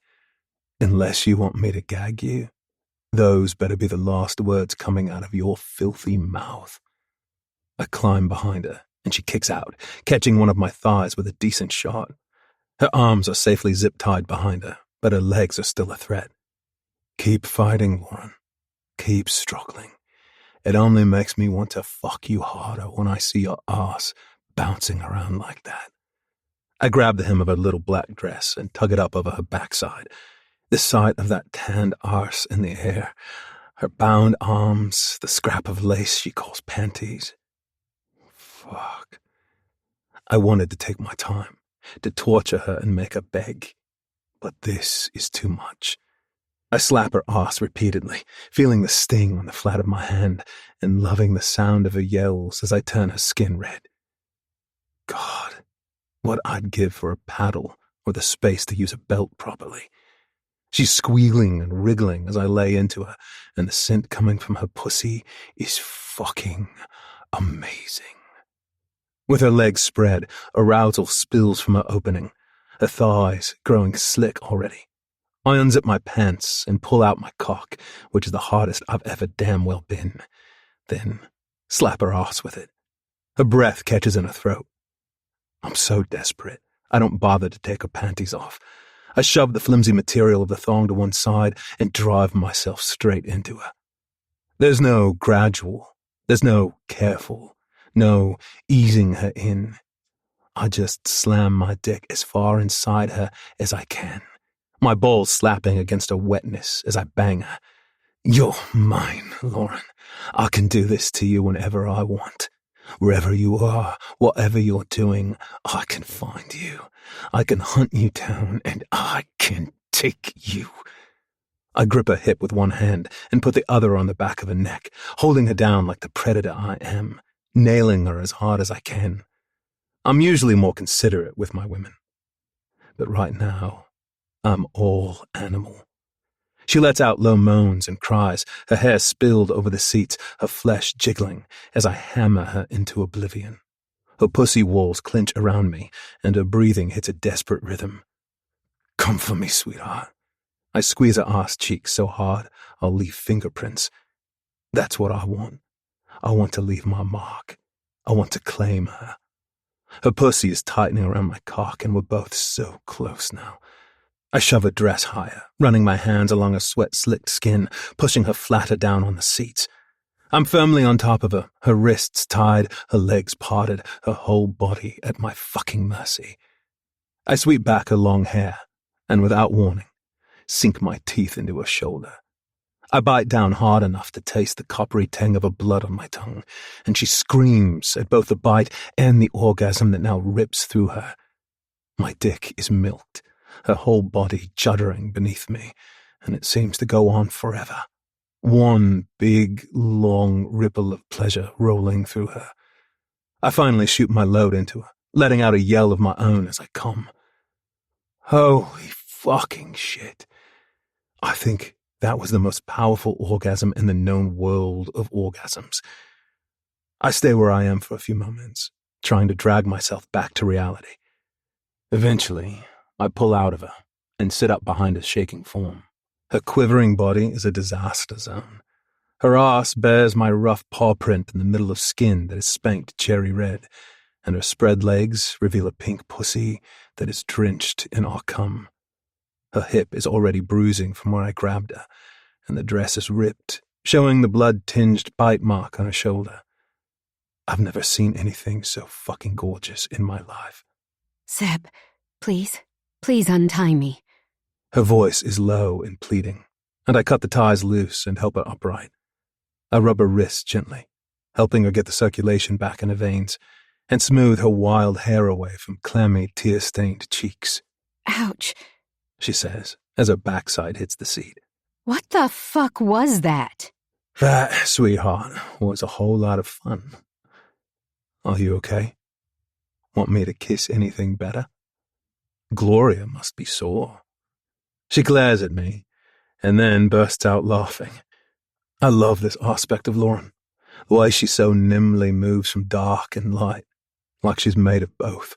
Aw, you remembered her name. How sweet. And she's just fine, thank you. That was intense. Who the fuck carries zip ties around in their trunk, by the way? I shrug, slip my arm around her shoulders and pull her in for a cuddle. You do know I run a security firm, right, babe? And sometimes I need to make sure things are secure. Her eyes narrow as she turns the information over in her mind. What else do you have back there? I laugh and squeeze her closer. Maybe if you're a very good girl, I'll share my whole bag of tricks with you. But for now, that was enough. Would you like to come back to my place? I make a mean full English breakfast. As soon as I ask, I realize it was a mistake. This woman might unravel beneath my fingertips where sex is concerned, and we definitely connected in a different way over dinner tonight. But her rules are not there to be broken. She's more likely to scream chainsaw at the thought of a cozy night in than she is while getting tied up and violently fucked. I told you, I don't do sleepovers, Seb. And just like that, the shutters come down again. Maybe I tell myself it's for the best. She's Sam's colleague. She's young enough to be my daughter. And she's a fucking Montoya. It might be for the best, but it fucking hurts in a way I can't quite explain. Again, I have offered her more than sex. And again, she's rejected it. That should make her the perfect fucking woman. But it stings. Then I'll take you home. She shakes her head, her curls bouncing around her face. I'd rather call a cab. Lauren, you can't let me... I scrub a hand down my face and blow out a breath. Can't let you what? I stare at her, the woman who drives me crazy. The paradox that is Lauren Montoya Hayes. Vulnerable and confident, wild and sensitive, damaged yet as strong as anyone I've ever met. You can't let me fuck you like that and not take care of you afterward. She grabs her purse and shrugs it onto her shoulder. I can take care of myself. I only want to drive you home, sweetheart. I won't ask to come in, and you don't even have to speak to me. Please, can you let me do that? Fine. She huffs, pulling her dress down to cover her thighs. I climb into the driver's seat, and she stays in the back while I drive her home, like I'm a cabbie. She doesn't speak, and I don't push her. What we did was intense. Maybe this is how she deals with it. I'd much rather be running her a warm bath and tucking her up in a nice soft bed, curled up next to me, of course. But who am I to know what's best for her? When I pull up outside her building, she opens the door. I want to ask if she's okay, but don't want to get into another argument, so I simply tell her goodnight. She offers me a breezy goodbye in return, and I watch her window until a light goes on and I know she's safe. This woman is an enigma, and she is going to be the ruin of me. Chapter 10. Lauren.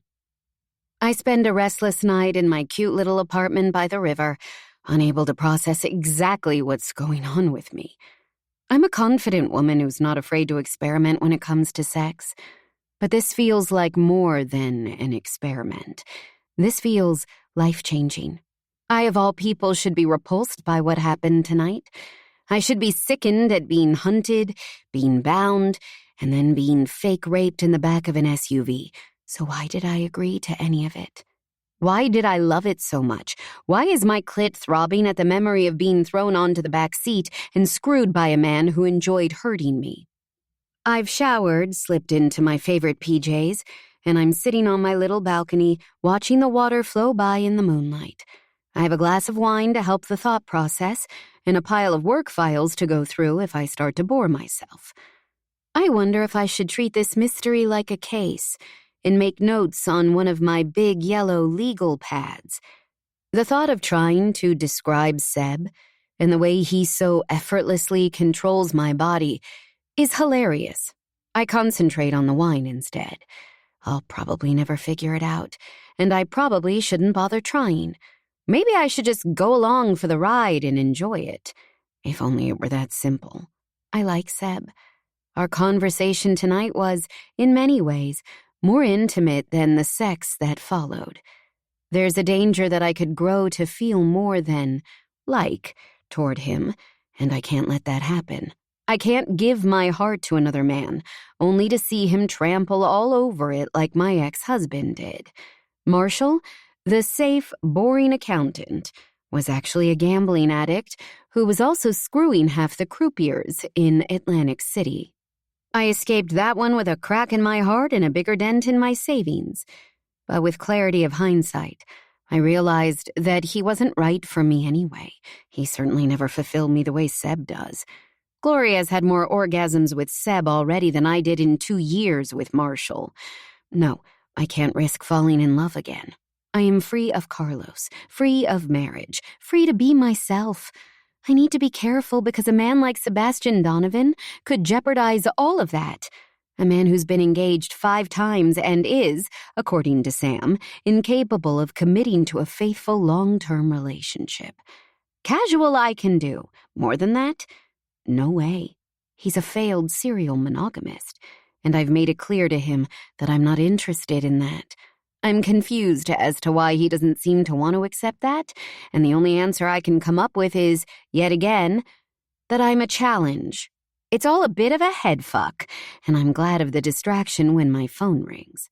I smile when I see that it is an incoming video call from my cousin, Alejandro.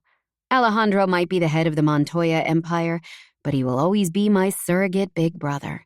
The handsome boy all my friends had a crush on, and the only person I ever considered telling about Carlos. He is also, right now, rocking 2 super cute babies to sleep in little bouncy chairs in his office. I laugh out loud when I see him, his $1 million suit disheveled, his normally perfectly groomed hair askew. The great Alejandro Montoya, defeated by a pair of 1-year-olds. He pulls a face. These are no ordinary 1-year-olds, Prima. These are pure devils. They must get it from my wife's side. Claro está. Except I hear your wife is an angel and you are a direct descendant of El Diablo himself, my friend. Now let me see them properly, please. He smiles and brings the camera closer to the 2 sleeping boys, Dario and Tomas. I sigh at their chubby cheeks and unruly hair. Beautiful. Now why are you calling me so late? It's not even 5 in the afternoon here, Lauren. And I needed to let you know that there's been an incident. An incident? That could mean anything from a missing nuclear warhead to Mama losing her car keys again. It does involve your mama. Don't worry. She's fine. I'm glad he added that quickly. My heart lurched when he mentioned her. Neither of my parents is exactly younger anymore, and I've reached the age where late-night phone calls from home carry a certain weight. Okay, good.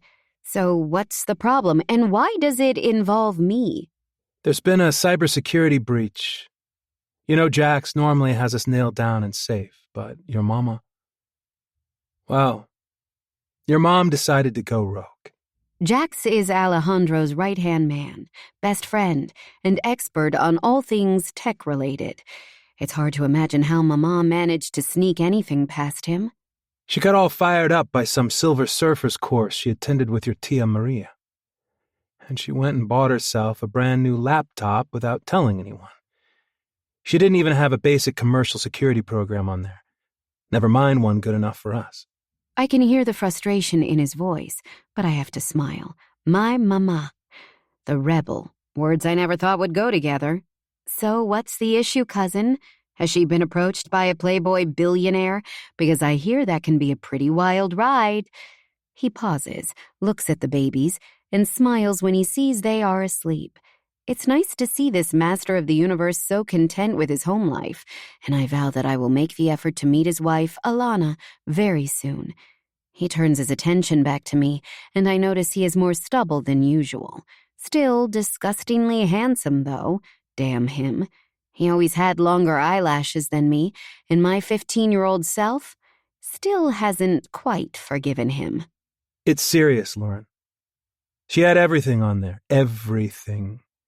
Names, addresses, dates of birth, even security codes for our homes, bank details, credit cards, the lot. She said she was trying to go paperless. This time I can't hold the laughter in, and he glares at me all the way from California. It's not funny. You've kept your distance, and I've respected that, but your details were on there as well. Whoever this hacker is, they're good. Both Jax and a cyber specialist we know in New York say so. They used her email and accounts to sneak into ours.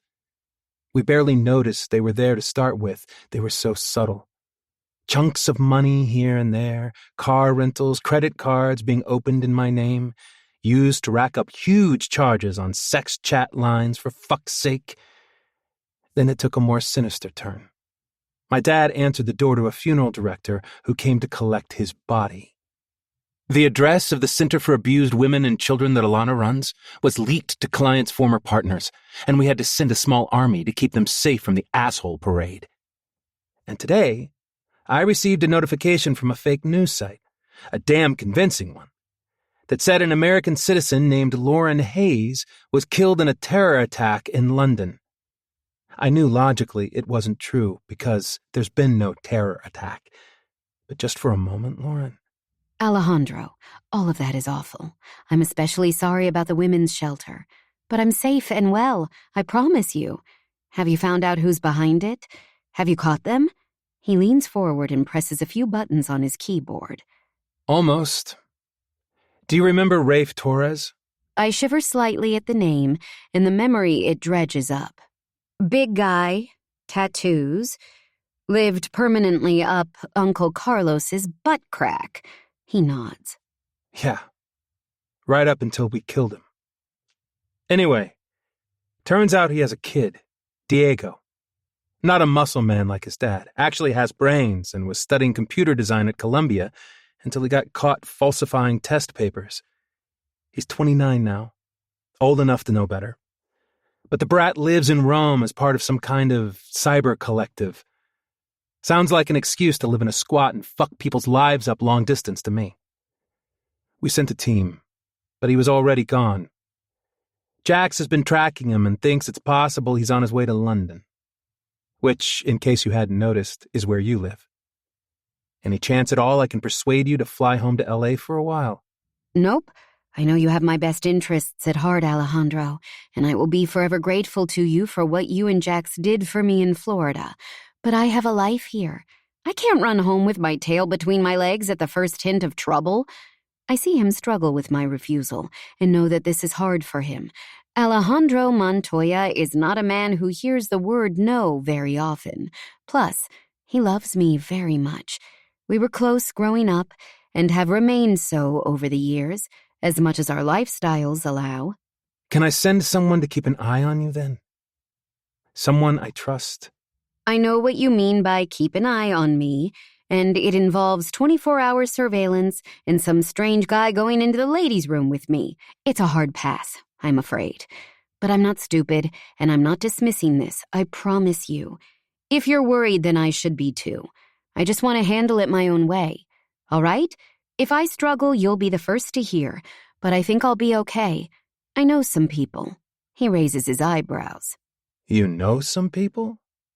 You want to send me their names? I'll run some checks? Or... You have that look in your eyes, cousin. Have you been running checks yourself? The up-close and personal kind? That would be telling. I reply, grinning at him before we say our goodbyes. I know full well that he'll have it all figured out in hours. Jax will look into my new job, and then they'll come across Samantha, and that trail will inevitably lead them to Archangel. There'll be a fat dossier on everything from what their current contracts are through to what Seb likes for breakfast by the time they're finished. I sigh and sip more of my wine. I love my cousin and the rest of my family, but it's exactly this kind of bullshit that I was so desperate to get away from. Enemies around every corner, constant threats, the lies and the subterfuge, the never-ending need to have one eye looking over your shoulder. It's what I was born into, but that doesn't mean I have to like it. I stare down at the moonlight reflecting off the water and wonder if I'll ever have a simple life. Nah, probably not, I decide, standing up to go back inside. And who would want that anyway? Chapter 11. Lauren. When I wake up the next day, a package has been pushed through my mailbox, delivered by courier. I open the padded manila envelope, and a SIM card falls out, along with a typed note from Jax, advising me on how to be careful with my digital footprint and telling me to insert the SIM into my phone. It will, apparently, be the same phone number, but unhackable. I don't understand the details, but I trust Jax enough to do as he asks. The smiley face he drew at the bottom of the page makes me laugh. Today is Saturday, and I'm meeting Samantha at a health club between her house in the country and my apartment in the city. We're calling it work, but I'm not sure if it counts if you do it in bathrobes while sipping cucumber water. As I do my face before heading out to Surrey, I notice the bite mark on my shoulder, and a little tremor of desire flutters through me at the memory of the man who marked me. Even if it never happens again, I'll never forget the thrill of last night, the primal way he took me, the delicious threat in his voice when he told me he could hunt me down any time he wanted. Everything about it, including my war wound, was sensational. I apply foundation over the bite, feeling like a teenager with a hickey, and hope I remember to keep my robe collar pulled high. I find Sam already in her robe by the time I arrive, sitting at a table by the window in the restaurant. After getting changed, I join her, and we decide to order a light lunch and dive into the work part of the day first. I fill her in on our current cases, and together we come up with strategies and update our action points. She's still only working 1 day a week and plans to keep it to 4 after her maternity leave ends. I can't help thinking, though, that a part-time Samantha is worth a full-time anyone else. She has a laser-like ability to see through bullshit and cut to the heart of cases, and her passion for helping her clients is undiminished by motherhood, marriage, or any of the other demands on her time. I don't have all the gory details, but I do know she was previously married to a man who abused her and eventually tried to kill her. I'm sure that left its scars, but she has taken the pain and turned it into a mission in our family law practice. After a couple hours of discussion and note-taking, we've managed to get through the whole stack of case files we brought with us. They're in a giant heap under our table, ready to be put back into my rolling briefcase. I remember what Alejandro said about the women's shelter being hacked and ask Sam if Donovan, Cook, and Hayes will ever go paperless. "I like the idea," she says, poking the pile with her bare toe. "Now I've got Max, I'm a lot more interested in saving the planet. And yes, we have started to digitize some of the files, closed cases in particular. When it comes to the ongoing ones, though, so far, we've stuck to doing it the old-fashioned way. Why do you ask?" "Paranoia about being hacked," I say honestly. "There's a situation with my family back in the States. I should probably tell you about it." "Go for it. I'm a captive audience." I plunge right in and give her the abridged history of the Montoyas, who thankfully she at least hasn't heard of.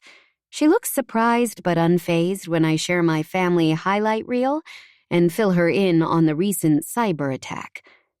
"I'm sorry I didn't tell you about my family years ago, Sam. I thought you'd be more shocked." She laughs. "My life so far has taught me to never be shocked at anything, Lauren. And as for telling me years ago, we were kids. We were at uni. We were all trying to reinvent ourselves to some degree or another, weren't we? And look, I get it. I grew up around Dark Angel when it was a lot less civilized than it is now. Talking of which, you should speak to my dad and Gabriel about all of this. I'm sure they can help. I warn you, though, they do have a tendency to overreact to the smallest threat. I was planning on speaking to them, yeah. I feel better for sharing it with you anyway. I'm sure it'll come to nothing, but you never know? Exactly. Right, exclaims Sam, tightening the belt of her robe. That's that sorted. Let's stow these and get our jacuzzi on. I feel guilty when I have too much time away from the boys. But the fact that we've worked as well means I'm allowed to sauna myself silly for the rest of the day. Ah, pure bliss. We make our way around the spa circuit, getting thoroughly warmed, cooled, and steamed as we go. We finish off on heated beds at the side of the swimming pool, luxuriating in the warmth seeping through our skin. I know we're supposed to have finished work, but I wondered how the Volkov case is going. I blow out a puff of air. Not going to lie, it's a tough one. There's no doubt at all in my mind about the way that woman has been treated, but the problem is going to be proving it. None of his staff will breathe a word because they're all too scared, and he made sure she doesn't have friends. Of course he did, she murmurs, shaking her head. Have you spoken to her about diary keeping and safe evidence gathering going forward? I nod and assure her that I have. As much as it breaks my heart to think of her there in that terrifying environment, the more proof Caroline can collect of the abuse, the better. The balance is making sure she and Nikki stay safe while she does it. Plus, she hasn't made her mind up completely about what she wants to do next. I suspect part of her is simply hoping things improve, despite knowing they won't. How many cases do you think you've handled that have the same storyline as this one? Sam asks. Maybe not as dramatic, but basically the same? 10? 100? 1,000? I'm not sure she needs an answer, and I'm right. I get so sad and so angry, you know? So many of these women are sucked in by the surface charm, by the promise of a happy ending, by the attention they're showered with at the beginning. For ages after what happened to me, I thought I was weak. I thought I did something to attract him, my ex-husband. I even managed to convince myself that it was my fault, that something about me screamed victim and pulled him in. But is it so wrong to want love, to trust, to believe the fairy tale could come true? I reach out and touch her hand. Of course it isn't. And it wasn't your fault. I'll say that even though you now know it. We can't say these things enough. It was not your fault. Anyway, the fairy tale can definitely come true. Look at you and Gabriel. She blushes, and her smile leaves no doubt that she's found her happy ending in every way possible. Can I ask you something, Sam? If it's too personal, just say so, I won't mind. I won't know until you ask, she says. Go for it. Okay, I was wondering, after what you went through with your ex, how did you feel about sex? Was it hard to overcome the ghosts of the past? Were you so traumatized that it was an issue for you? She sits up, and I get the feeling she can read my mind. I'm happy to discuss that with you, if you can explain why you want to know. Personal goes both ways, and I've learned to be careful with myself when it comes to Jackson and everything he did to me. I take a deep breath. Time to be a big girl now, Lauren. Fair enough. I won't go into all the details. But last year I was kidnapped and assaulted by a group of men in Florida. I was representing one of their wives, and they decided the best way to deal with the situation was to hold me hostage in a cabin out in the boondocks. I was there for 3 days, and it was as bad as you can imagine. After that, I was determined not to let them win, determined not to let it destroy my life, to define me. You know? She nods firmly. I do know, and I'm sorry, Lauren. I'm so sorry that happened to you. To answer your question, Yes, I did have a lot of hang-ups. Until I met Gabriel, obviously, who I've basically been in love with since I was a child. It's not always been easy, navigating our way through both our pasts, both our problems, but I have to say, sex is definitely not one of those problems. I can't help but laugh at that. Anyone can see how hot those two are for each other. It's pretty much written on their faces in neon letters every time they're together. What about you, Lauren? How's it been for you since then? Fine? Good? Okay, I mean, I've carried on dating. Not all men are kidnapping assholes, and I've had a lot of fun. I was married briefly before Florida, and the sex with him was so boring I thought my clit had given up and atrophied. After we divorced, I got my mojo back. I started to really enjoy it again, and I couldn't let those redneck assholes steal that from me. That said, I've always preferred sex a certain way. Energetic, loud, and usually with me in charge until I started enjoying something else, which is kind of freaking me out. What kind of thing are we talking here?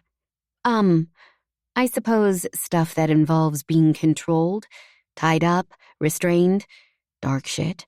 Stuff I should hate, that I should be traumatized by, that I should never in a million years enjoy. Sam laughs, shaking her head at me. There is no should when it comes to sex. The body and the mind are complicated beasts. This might be too much information, but I also enjoy those things with Gabe. At first, I couldn't understand it, and it set all kinds of red flags off in my feminist brain. But then I made a deal with myself. If feminism is about equality, then why shouldn't I have as many orgasms as a man? Any damn way I want to have them. When I was with my ex-husband, it was abuse. With Gabriel, it's bloody mind-blowing, to be honest. The things that man does to me. She fans her flushed face. Anyway, enough of that. The point is, yes, maybe right now with you, it's a way of reclaiming, of processing. Maybe I can fuck all the pain away. If you're both consenting adults, why not? Like I said, it's complicated. If you ever need me, I'm here to talk, and I also have the name of a good therapist. For the time being, though, you seem to be having a great time. Don't think I haven't noticed the bruises or that bite mark on your shoulder. Now that I know you got them the good old-fashioned way, through delicious rough sex, it's time to tell me all. Who knew cello players had it in them? I freeze, my cheeks blazing and my hand going self-consciously to my marked shoulder. Should I lie? Tell her cello players are indeed wild in the sack?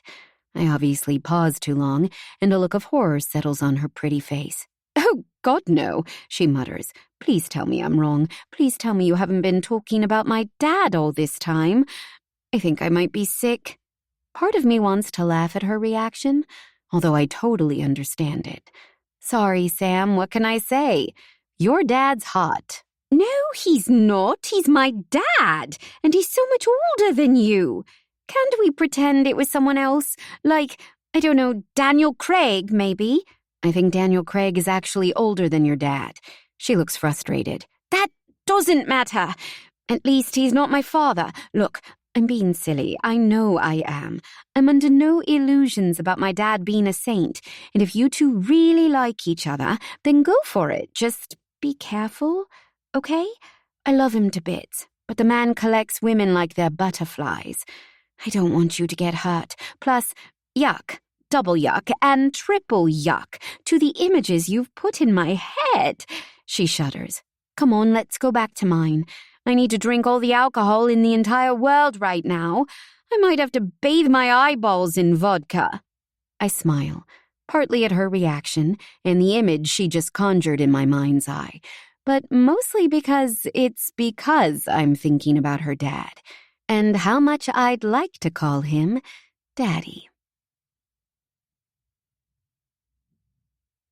Chapter 12. Sebastian. I'm not in an especially good mood today, and the update about the McIverson takeover isn't helping.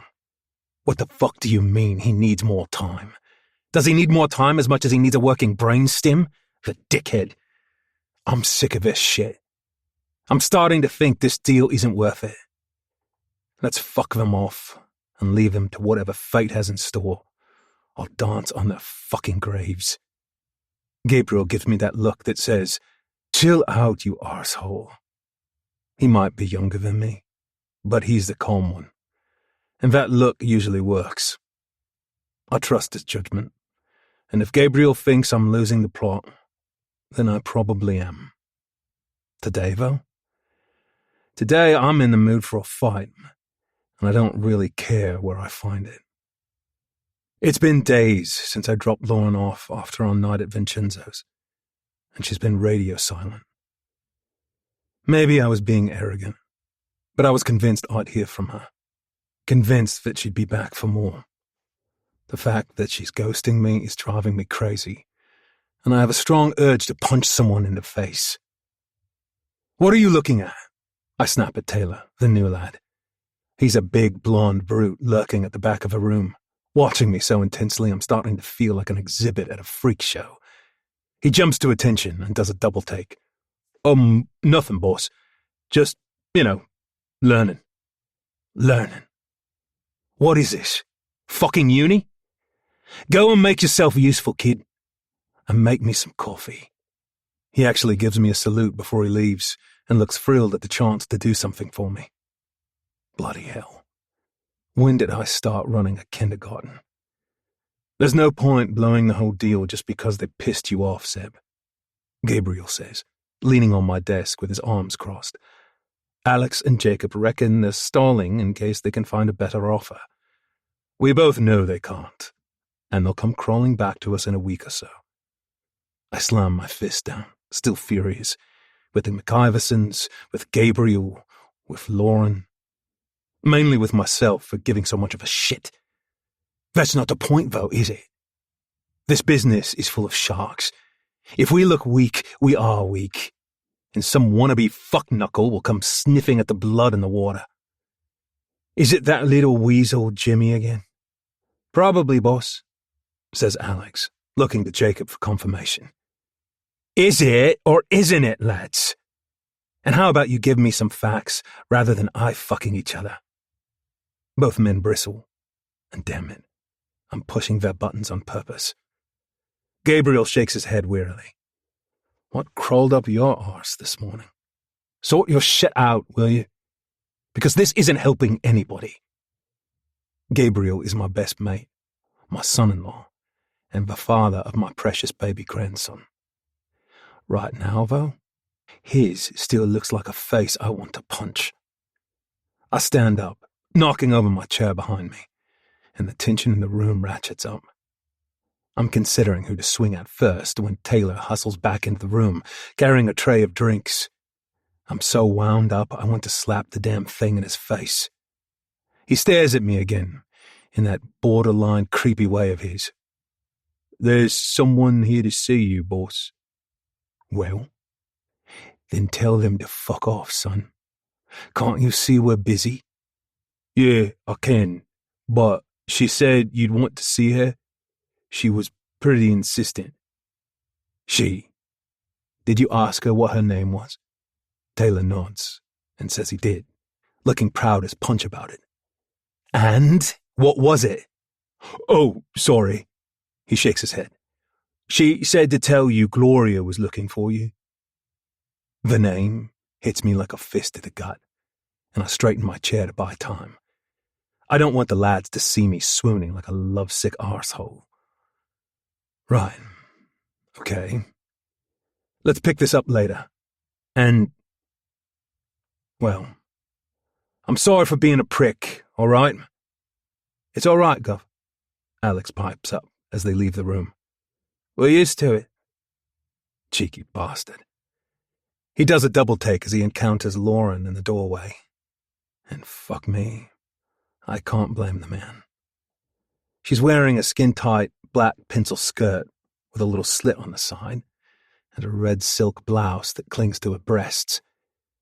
She looks completely edible, and my jeans suddenly don't feel big enough. Lauren? Gabriel says, nodding politely. Nice to see you again. He makes no comment about the Gloria thing, which is lucky. I'd never forgive him if he made me discuss a pussy with him. He makes a move to leave the office, but she holds up a hand. Actually, this might be something you both need to hear. Now I'm intrigued as well as horny, and I shrug as he stays behind.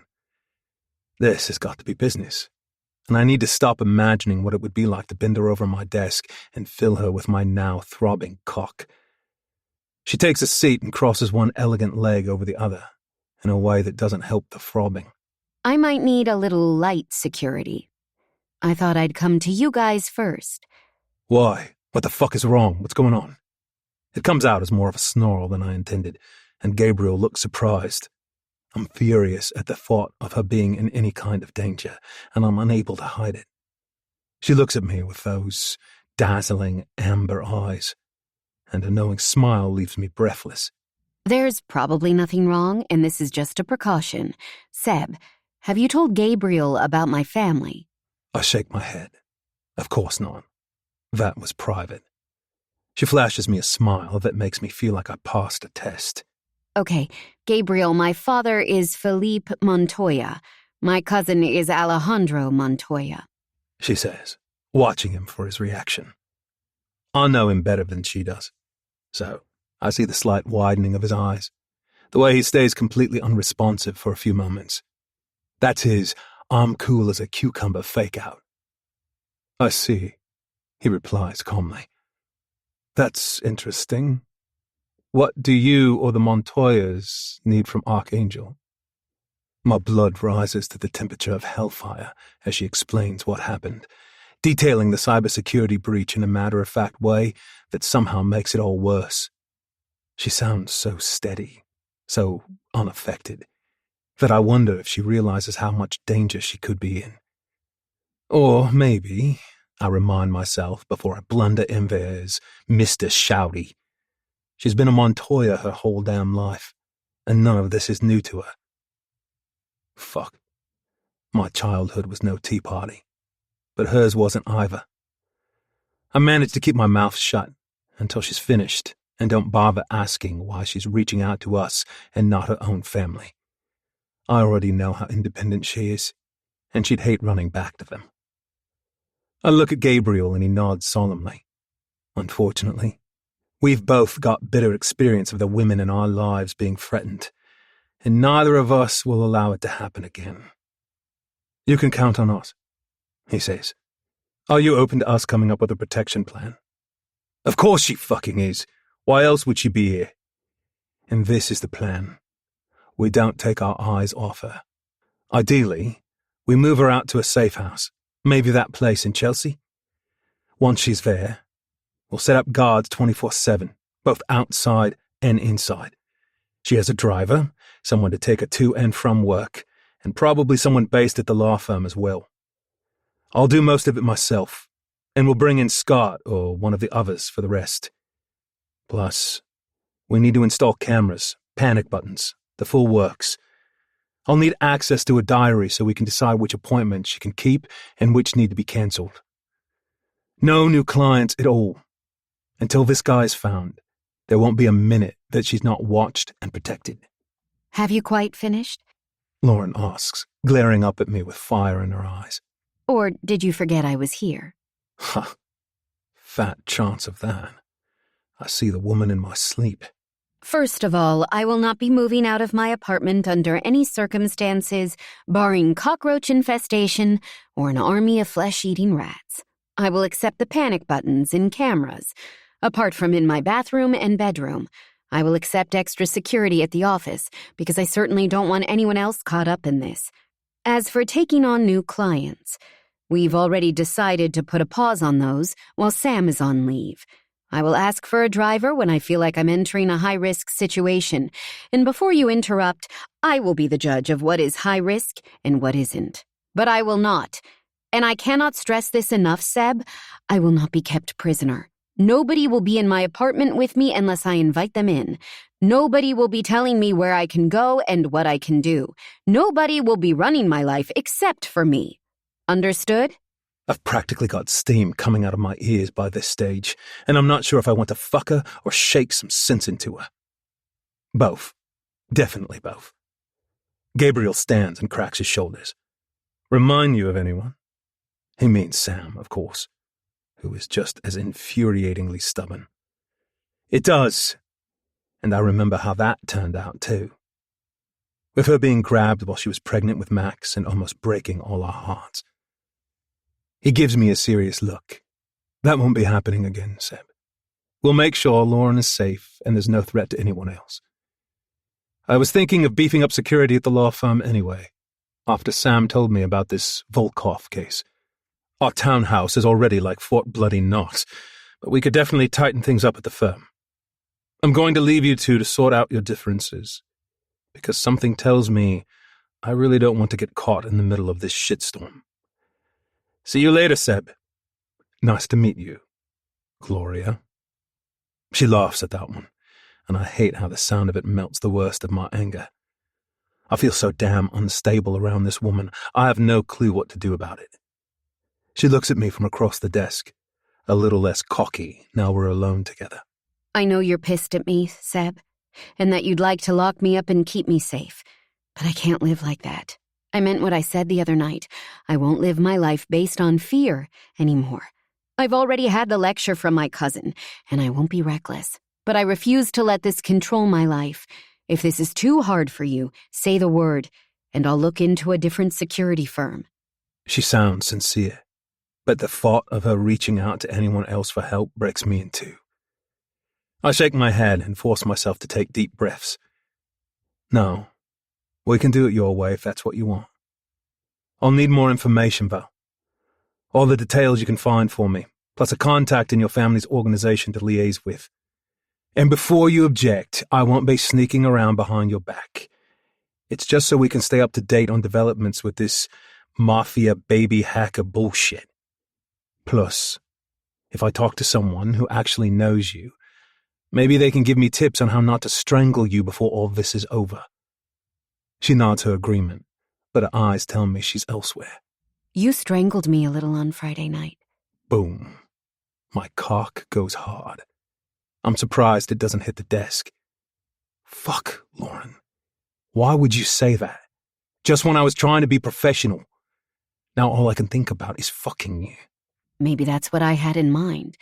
Except I think I'd like to fuck you this time, Seb. What do you say, big man? You up for it? Fuck. I'm always up for it with this girl. Sure, I prefer being in charge, but it wouldn't kill me to let her take a turn. Maybe, in a complicated, bullshit psychology way, it might help her feel more in control of her life. It couldn't have been easy to ask us for help.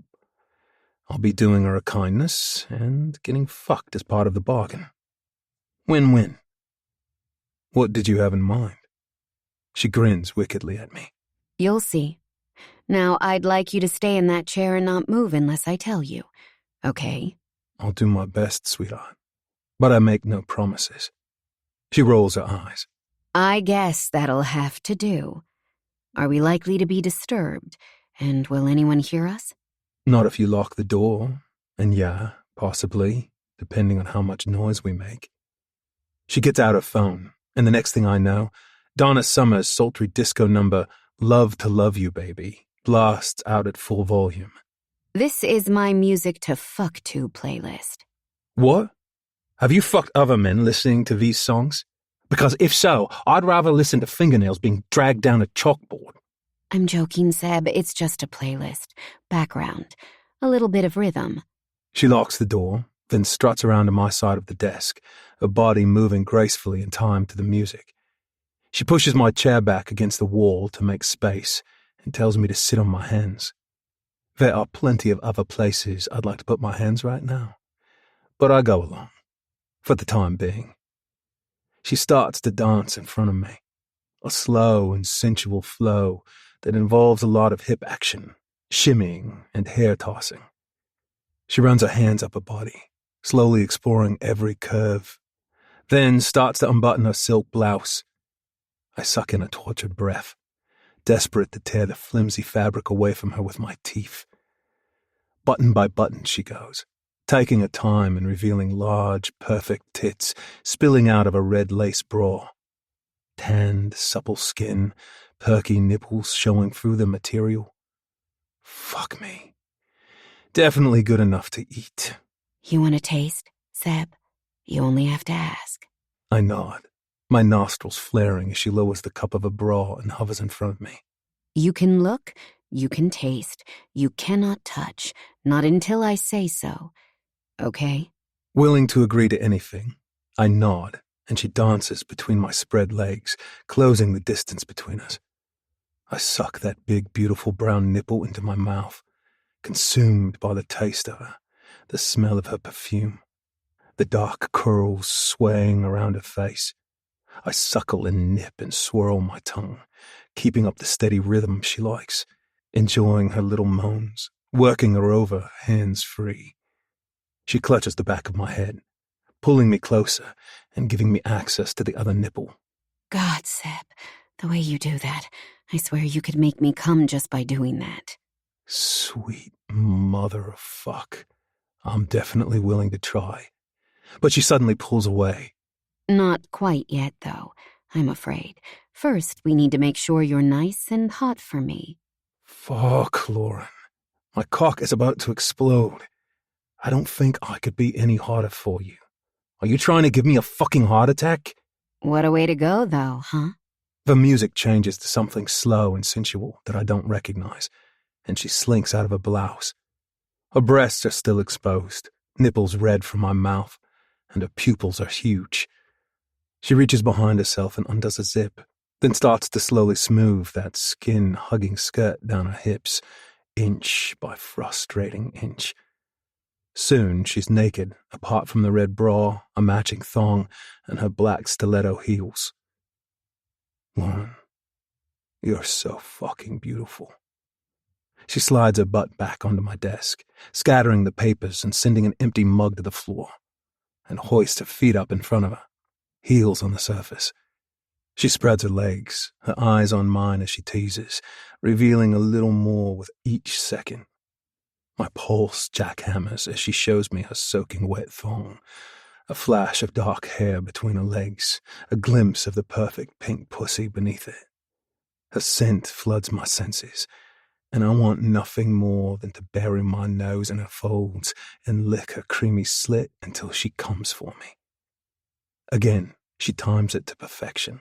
Right as I'm about to lean forward and take what she's offering, she slides her feet back down on the floor and flips over so her front half is spread on the desk and her rear is facing me in all its glory.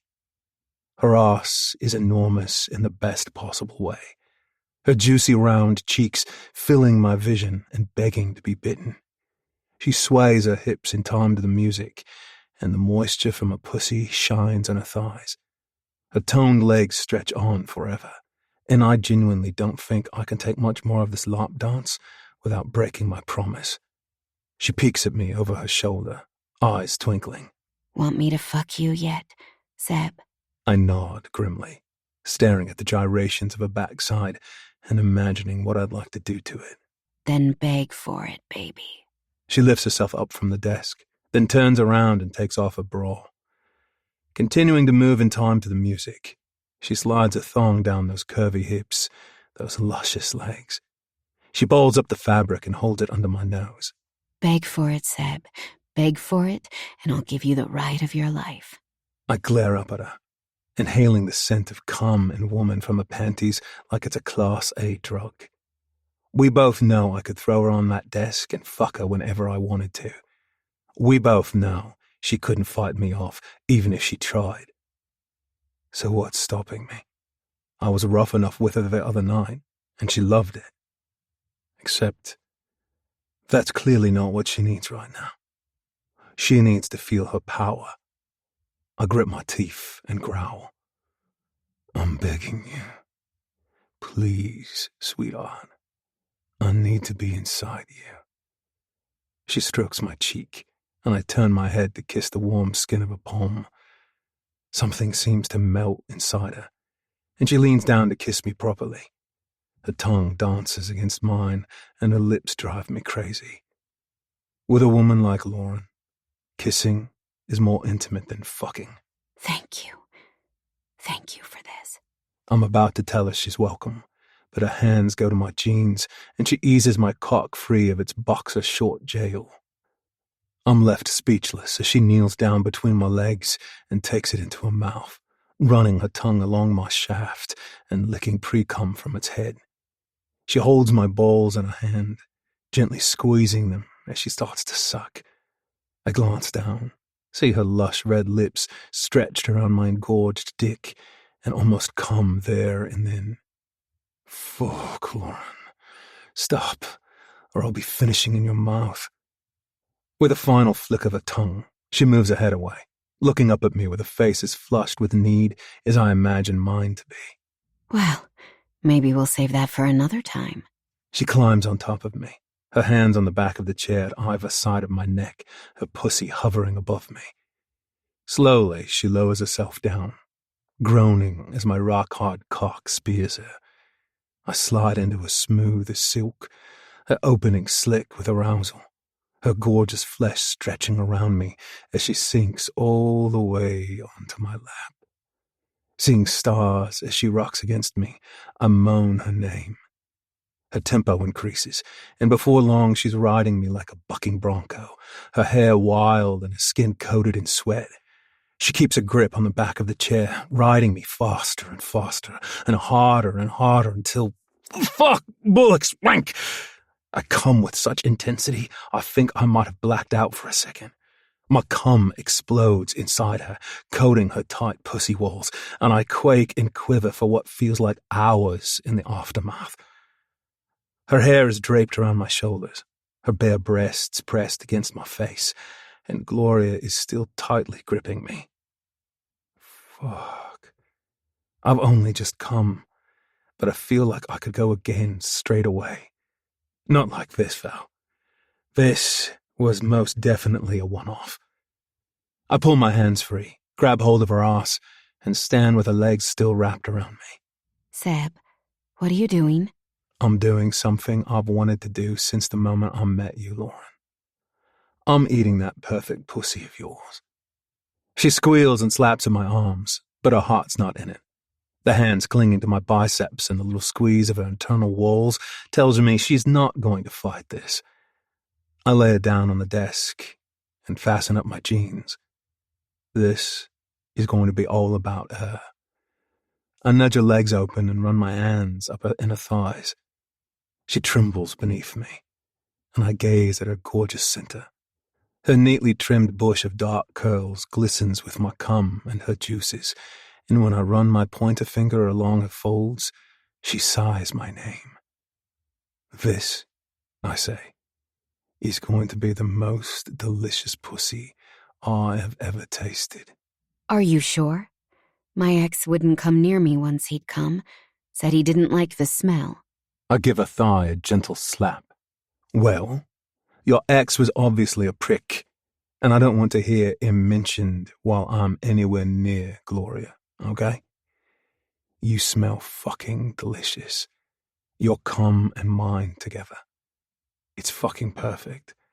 Now, shut up and let me eat. Her giggle, sweet and innocent, goes straight to my dick. I kiss my way along her inner thighs, her flesh trembling beneath my lips as I work my way higher. I'd normally torture her, drag this out, make her weep for it, but I'm feeling generous. She did, after all, give me the world's sexiest lap dance.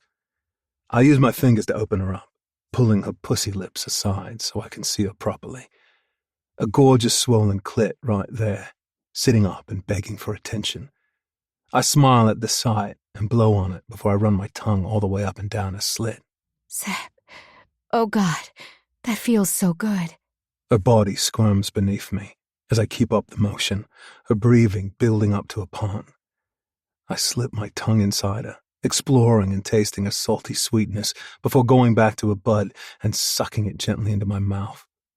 Holding it there, I lick up and down and swirl my tongue around it, making her whole body trimmer. She's close, I can tell, and I want to feel her come. I slide a finger inside her and keep it there, rocking back and forth while I go back to swooping my tongue over her soaking wet pussy and her desperate clit. Come for me now, sweetheart. Come all over my face. The dirty talk works its magic, and she obliges, screaming my name and tearing at my hair as her legs spasm on either side of my head. I keep licking and sucking, keep fingering her, until the final last wave of pleasure sweeps through her. Her walls ripple around me, and her juice gushes out around my hand, drenching my face and beard in a delicious cum. I lick her clean, and relish the sight of a naked, quivering body splayed out across my desk. You look good there, hot sauce, I say. So good I might just chain you to that desk and never let you go. Promises, promises. I help her sit up, and we stare at each other for a moment before bursting out laughing.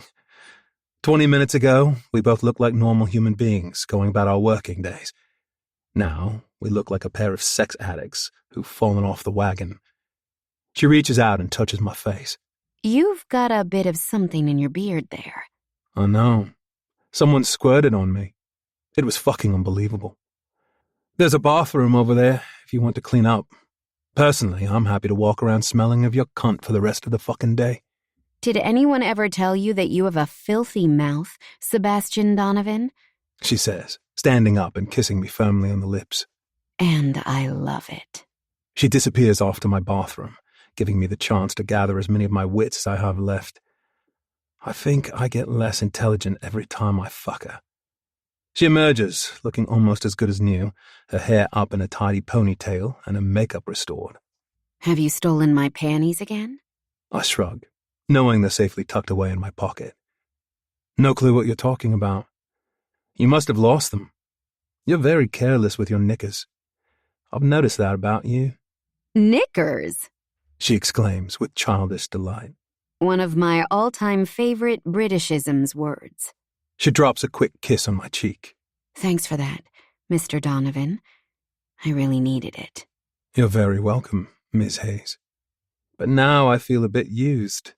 I didn't hear you complaining. And she never will. Shall I call round at yours later to sort those cameras? And did you drive here or walk over? I'm keen to move away from the subject of sex and back to something that doesn't have me acting like a lovesick schoolboy. Her protection should be a safe topic. Yes, you can come install the cameras. And I walked. It was a nice day and I needed to clear my head. I fight back a sharp retort about how she should be taking her own safety more seriously, and instead pick up the phone. I ask Scott, one of our most trusted men, to give her a lift back to the law office.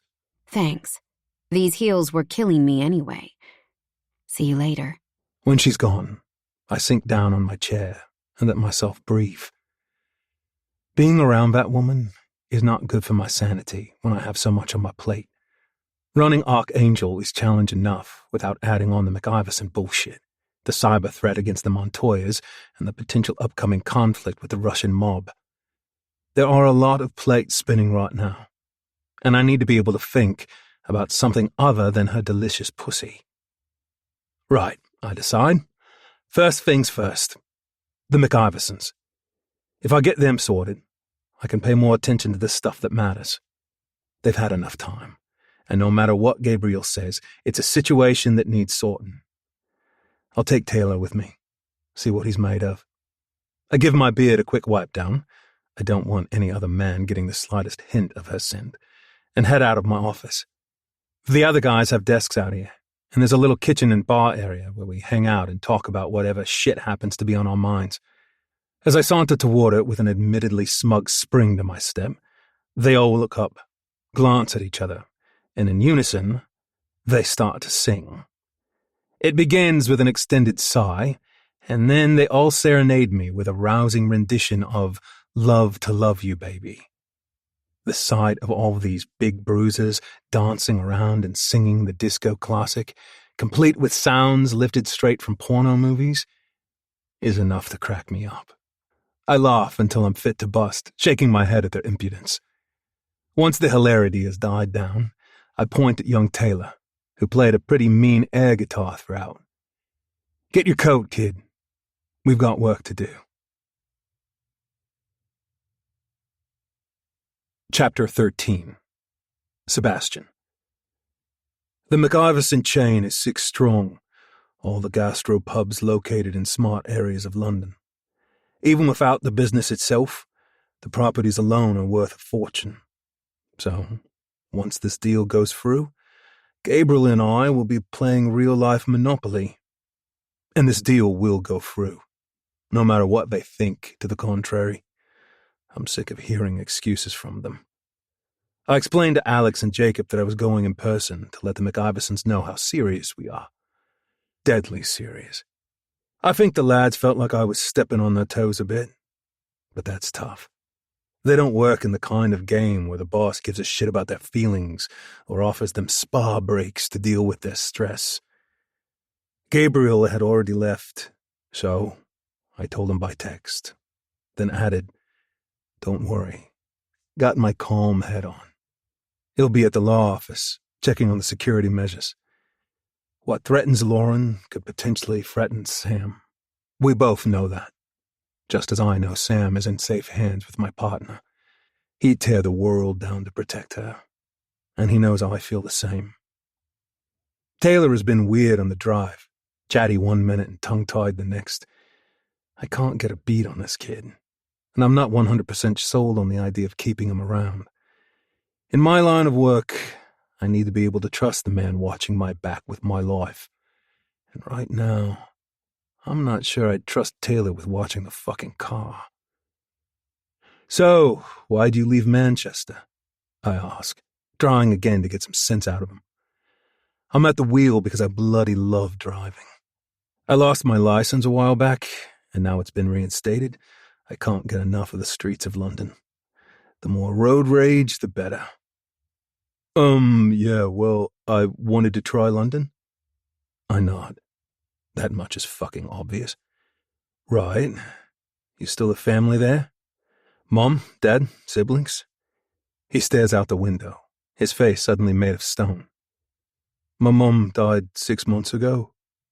No dad on the scene. No other family." "I'm sorry, mate. That's a tough call. But look, lots of us had rough starts in life at Archangel. It's not where you started that matters. It's where you end up." "It wasn't a rough start," he snaps, showing a spine around me for the first time. "She was brilliant, my mum. Couldn't have asked for better." He seems to realize how he's spoken and adds, "But yeah, thanks. I appreciate that. Will I get to hit someone today?" I laugh out loud as I swerve around an erratic courier driver on an electric bike, giving him a loud beep and getting the finger in return. How I love my city. I admire your enthusiasm, but hopefully not, son. If it goes down that route, though, I expect you to be ready. Born ready, boss. My mom always told me I came out of the womb punching." He certainly looks the part, I think, as I park up near the McIversons' flagship pub on the south side of the Thames. He's taller than me, with the build of a rhino. The blonde hair gives him a youthful look, but that's okay. He could be a baby-faced assassin for all I know. When we enter the pub, it's half empty despite being lunchtime in the middle of a busy business and tourist area. The place should be buzzing, but instead it feels lackluster. The girl on reception barely glances up from her phone, and the bar staff are more interested in chatting to each other than serving the few customers waiting for drinks. "Got a table for 2, love? For me and my boyfriend here. He's been dying to try your filet mignon." She looks from Taylor to me uncertainly.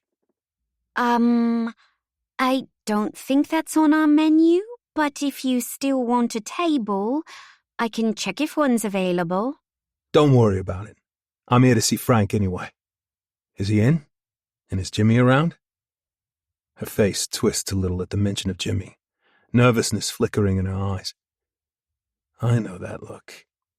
It's a look that says she'll do anything to avoid being alone with the guy. I guess he's as popular with his staff as he is with the rest of the world.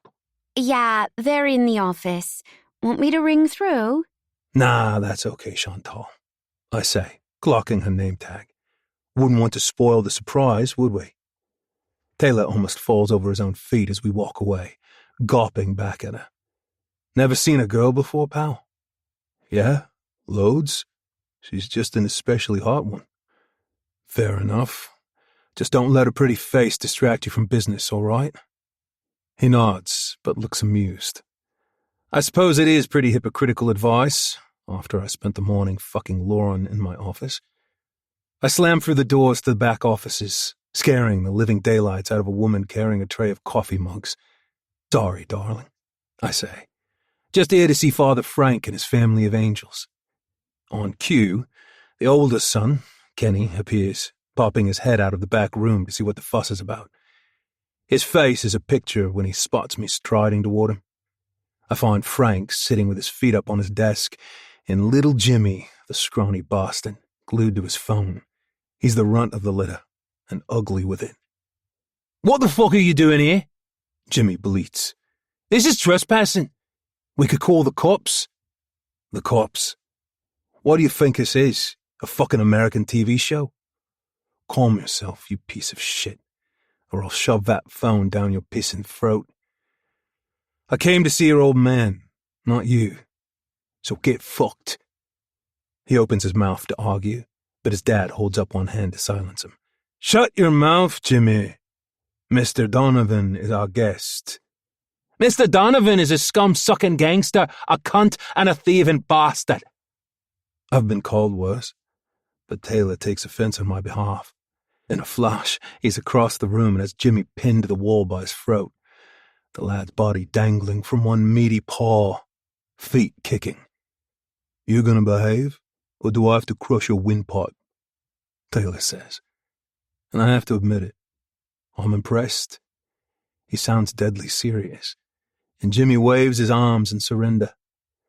Taylor drops him to the floor and turns to me. Should I give him a kicking, boss? I shake my head. No, that's not why I'm here. Why are you here? Frank says, ignoring Jimmy's spluttering while his brother helps him to his feet. I thought I explained everything to Alex and Jacob.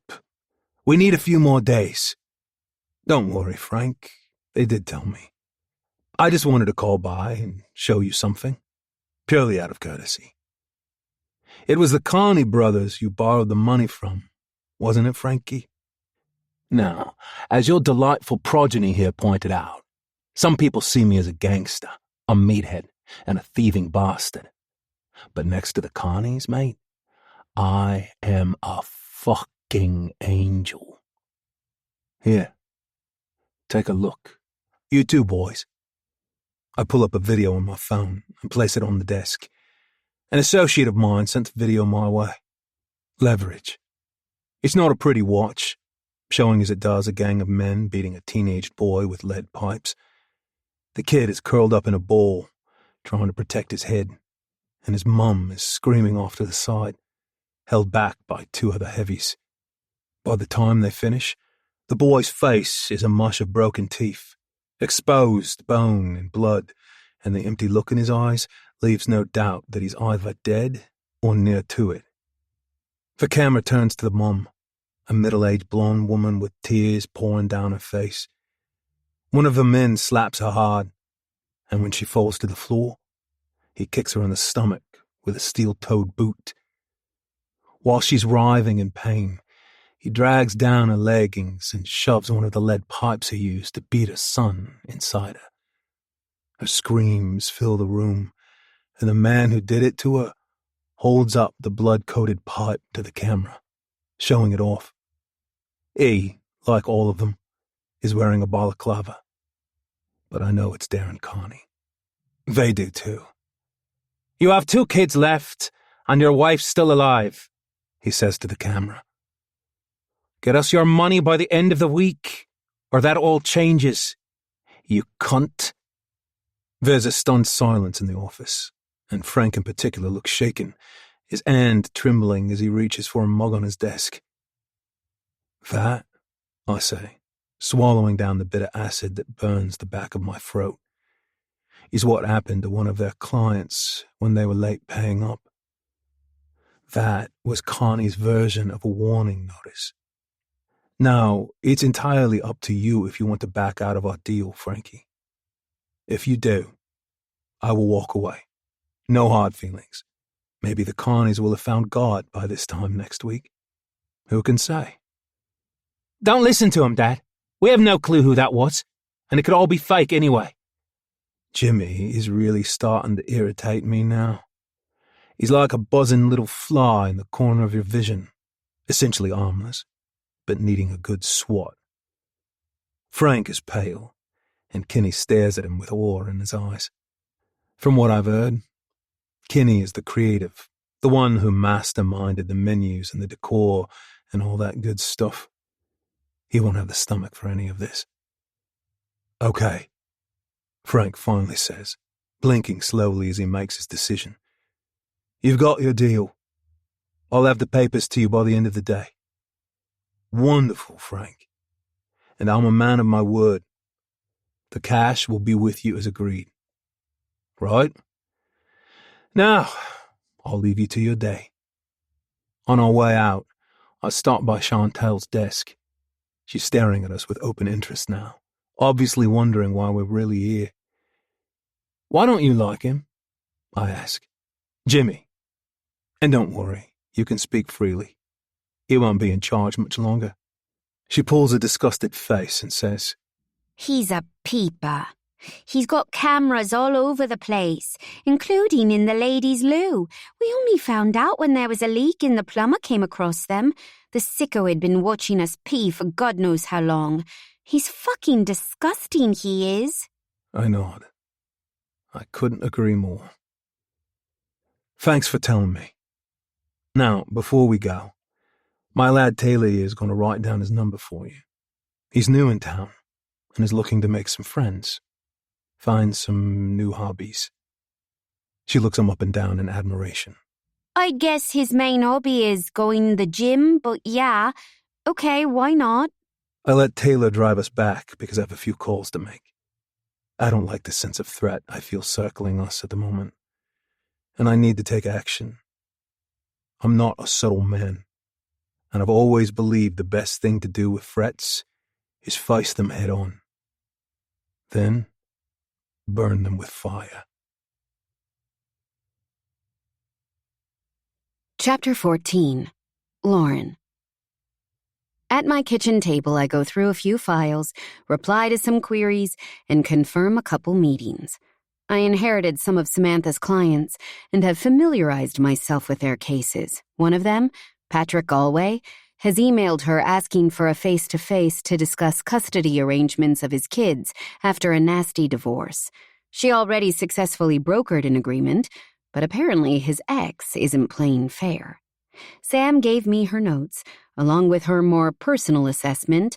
Lovely bloke, wants the best for the children, wife is a piece of work. She did the same with all her ongoing cases, and I smile as I read through the comments. It's like having an abridged version of her in the room with me. Work is busy, which is good. I don't do well with too much free time. Eventually, I reread what I have so far on Caroline Volkov, who is now officially a client.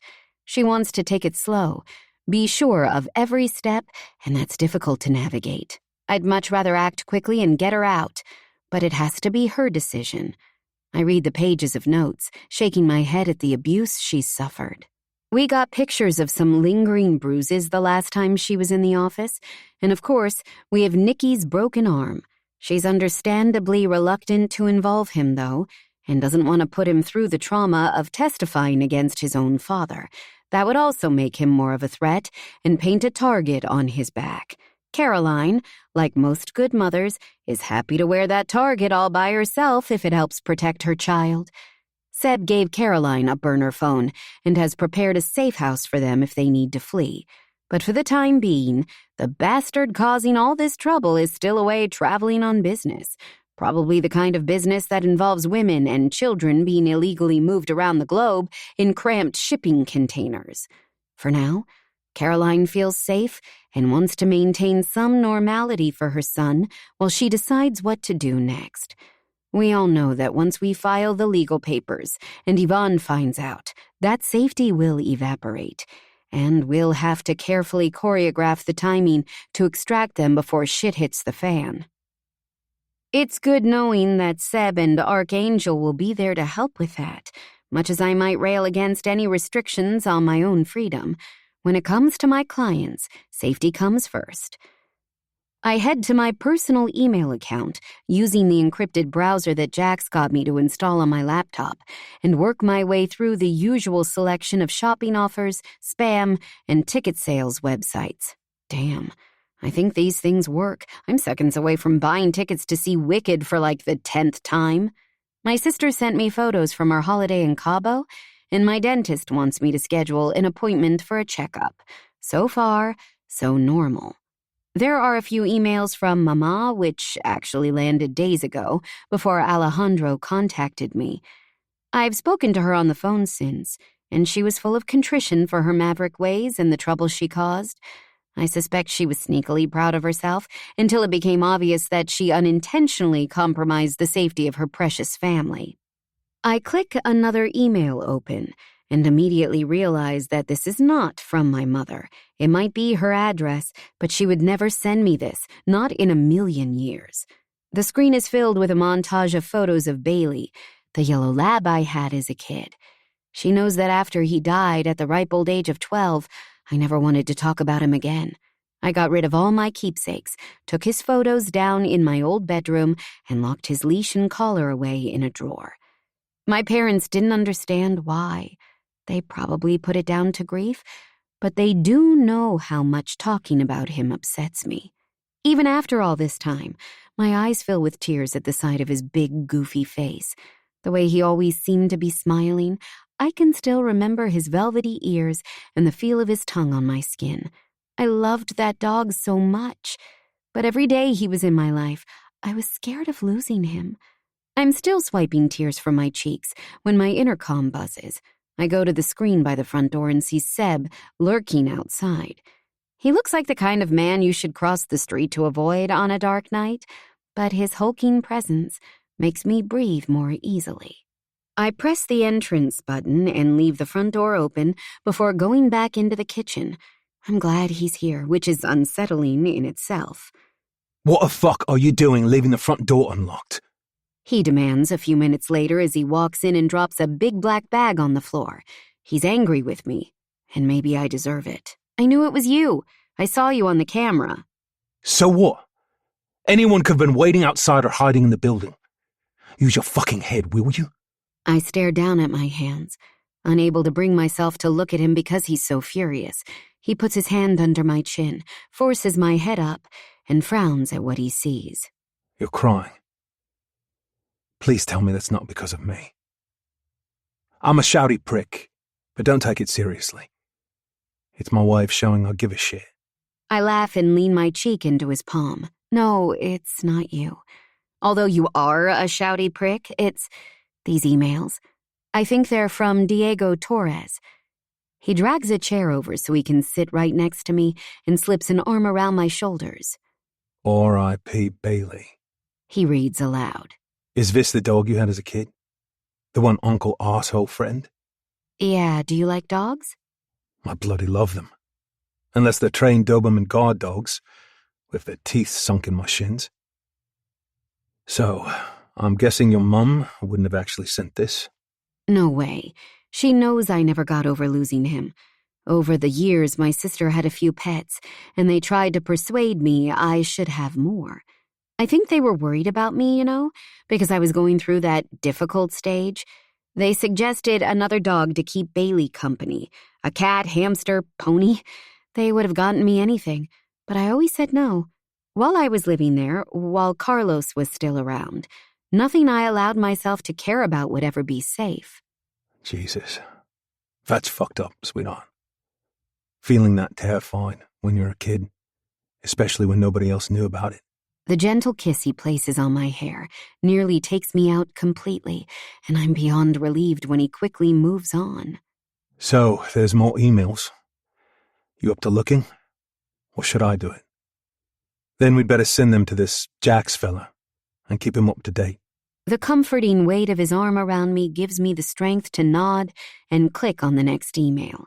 Bailey was my weak point, and he clearly still is, not only because of how much I loved him, but because remembering him means remembering that time in my life, the way it all began, those years of torment, years of isolation. It was the beginning of Uncle Carlos undoing me, turning me into a coward who fled from her own life.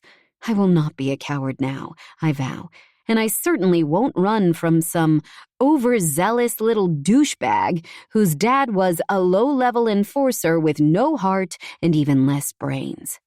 The next email from my mom flashes up a wedding photo, me and Marshall at the courthouse in Buffalo.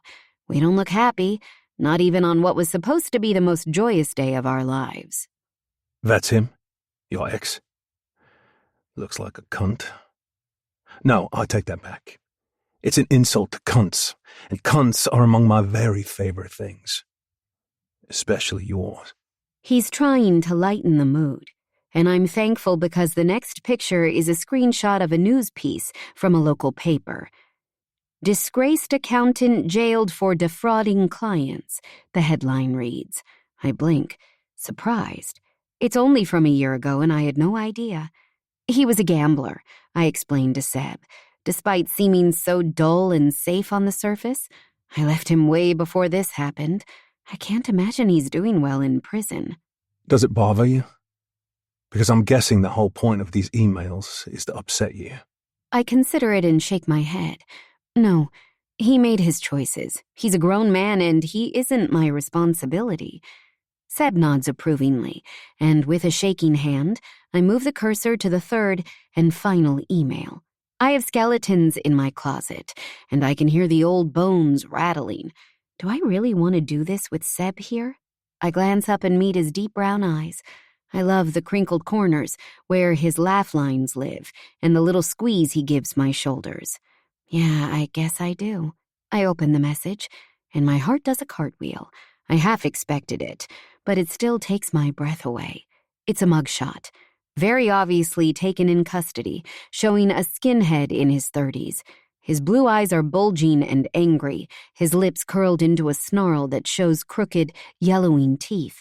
The top of a Nazi swastika tattoo is clearly visible under the neckline of his filthy t-shirt. It's a face that haunts my nightmares for all kinds of reasons. Beneath the shot are the words, still missing, Brad Schmidt, and a hotline number to call. Lauren. Seb's voice drags me back from the memories. Are you okay? Who is this bastard? And who the fuck only has a jailhouse mugshot to use when they go missing? Men like Brad Schmidt, and believe me, he's going to be missing for a while. Seb, there's something I need to tell you, and you might not like me very much when I do. He sees how serious I am, and nods. Okay. We can talk about it. But first, I'm going to send these to Jax, all right? I nod. It has to be done, and it will lead to a whole new round of questions from my family. I'll just have to deal with it. You go and get settled on the sofa, sweetheart. I'll bring the wine if you like. Is this a needing wine conversation? I smile sadly. It's a needing a whole distillery of bourbon conversation. There's homemade paella on the stove if you want some. I do as he suggested and make my way on shaky legs to the living room. It's a cozy space, dominated by a big, comfortable couch covered in pretty pink and gray cushions and matching throws. I've moved around a lot, and I like to build a little refuge for myself in my home, an adult version of a blanket fort. Within minutes, Seb joins me, looking spectacularly out of place in this ultra-feminine environment. He sets 2 glasses of wine on the coffee table, then looks around and nods appreciatively. Nice. Feel like I should have brought you flowers now. I laugh. I think we're way past the flowers stage, don't you? Never. Next time, I promise. He sits on one end of the couch and pulls me toward him. I squeal but don't object as he manhandles me, settling me onto his lap like a little girl. He drapes us both in one of the blankets and snuggles me into his arms. My hands wrap around his torso, and I wriggle until I'm perfectly comfortable. That's enough of that, madam.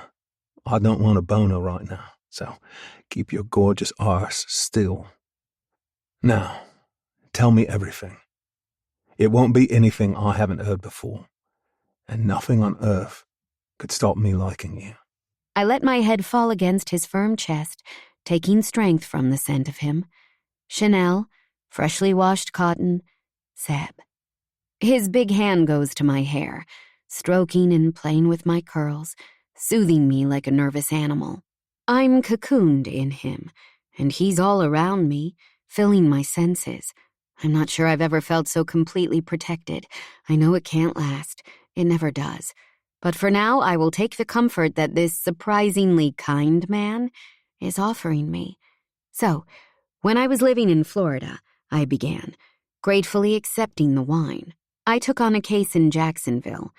I take a deep, calming breath.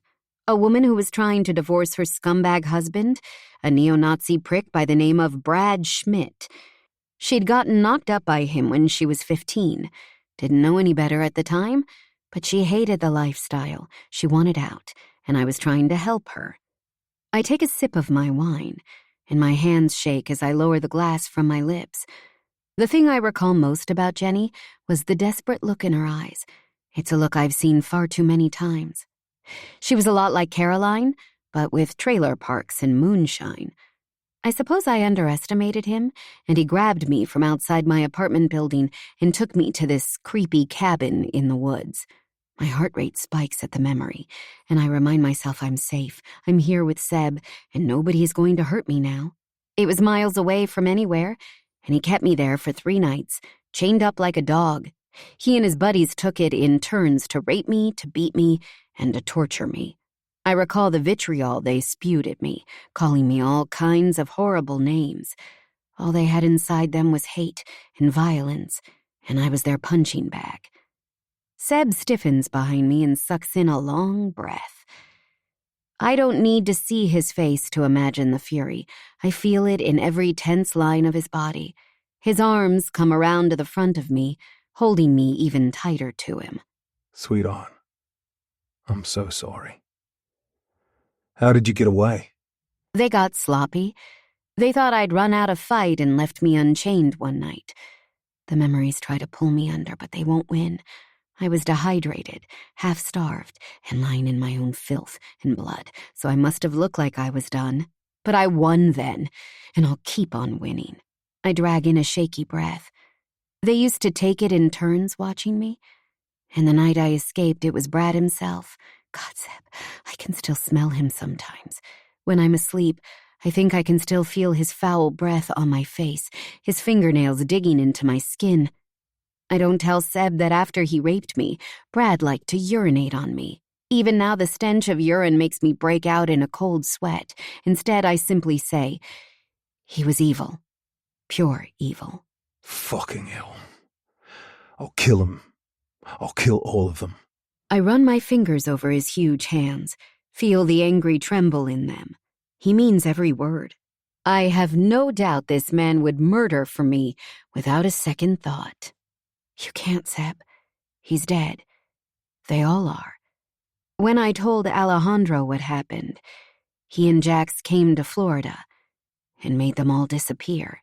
I hope it involved a lot of fucking pain. I nod. Knowing those two? Yes, it did. The only one they couldn't find was Brad Schmidt himself. They couldn't find him because he was already dead, and I was the one who killed him. That night when he rammed his filthy dick into my mouth, I bit it so hard I tore his foreskin. I was aiming to bite it off completely, but that's harder than it sounds. Still, it was enough. All the blood and his screams, he was caught completely off guard and fell flat on his ass. Seb holds me tighter, his warm breath dusting over my hair while he patiently waits for me to continue. While he was down, I pulled the gun he always carried out of his waistband, and I failed to bite his dick off, so I shot it off instead. Then I watched while he bled out, screaming and begging for help, just like I had. It wasn't quick, and it wasn't easy, but eventually the life went out of him. That's another thing I still see in my sleep. His eyes, the way that they died in front of me, the way his story ended, at my hands. Logically, I don't feel guilty about it. The man got what he deserved. In my heart, it's not quite so clear-cut. I killed a man, and you're the first person I've ever told about it. He kisses the top of my head and tries to turn my face up to his.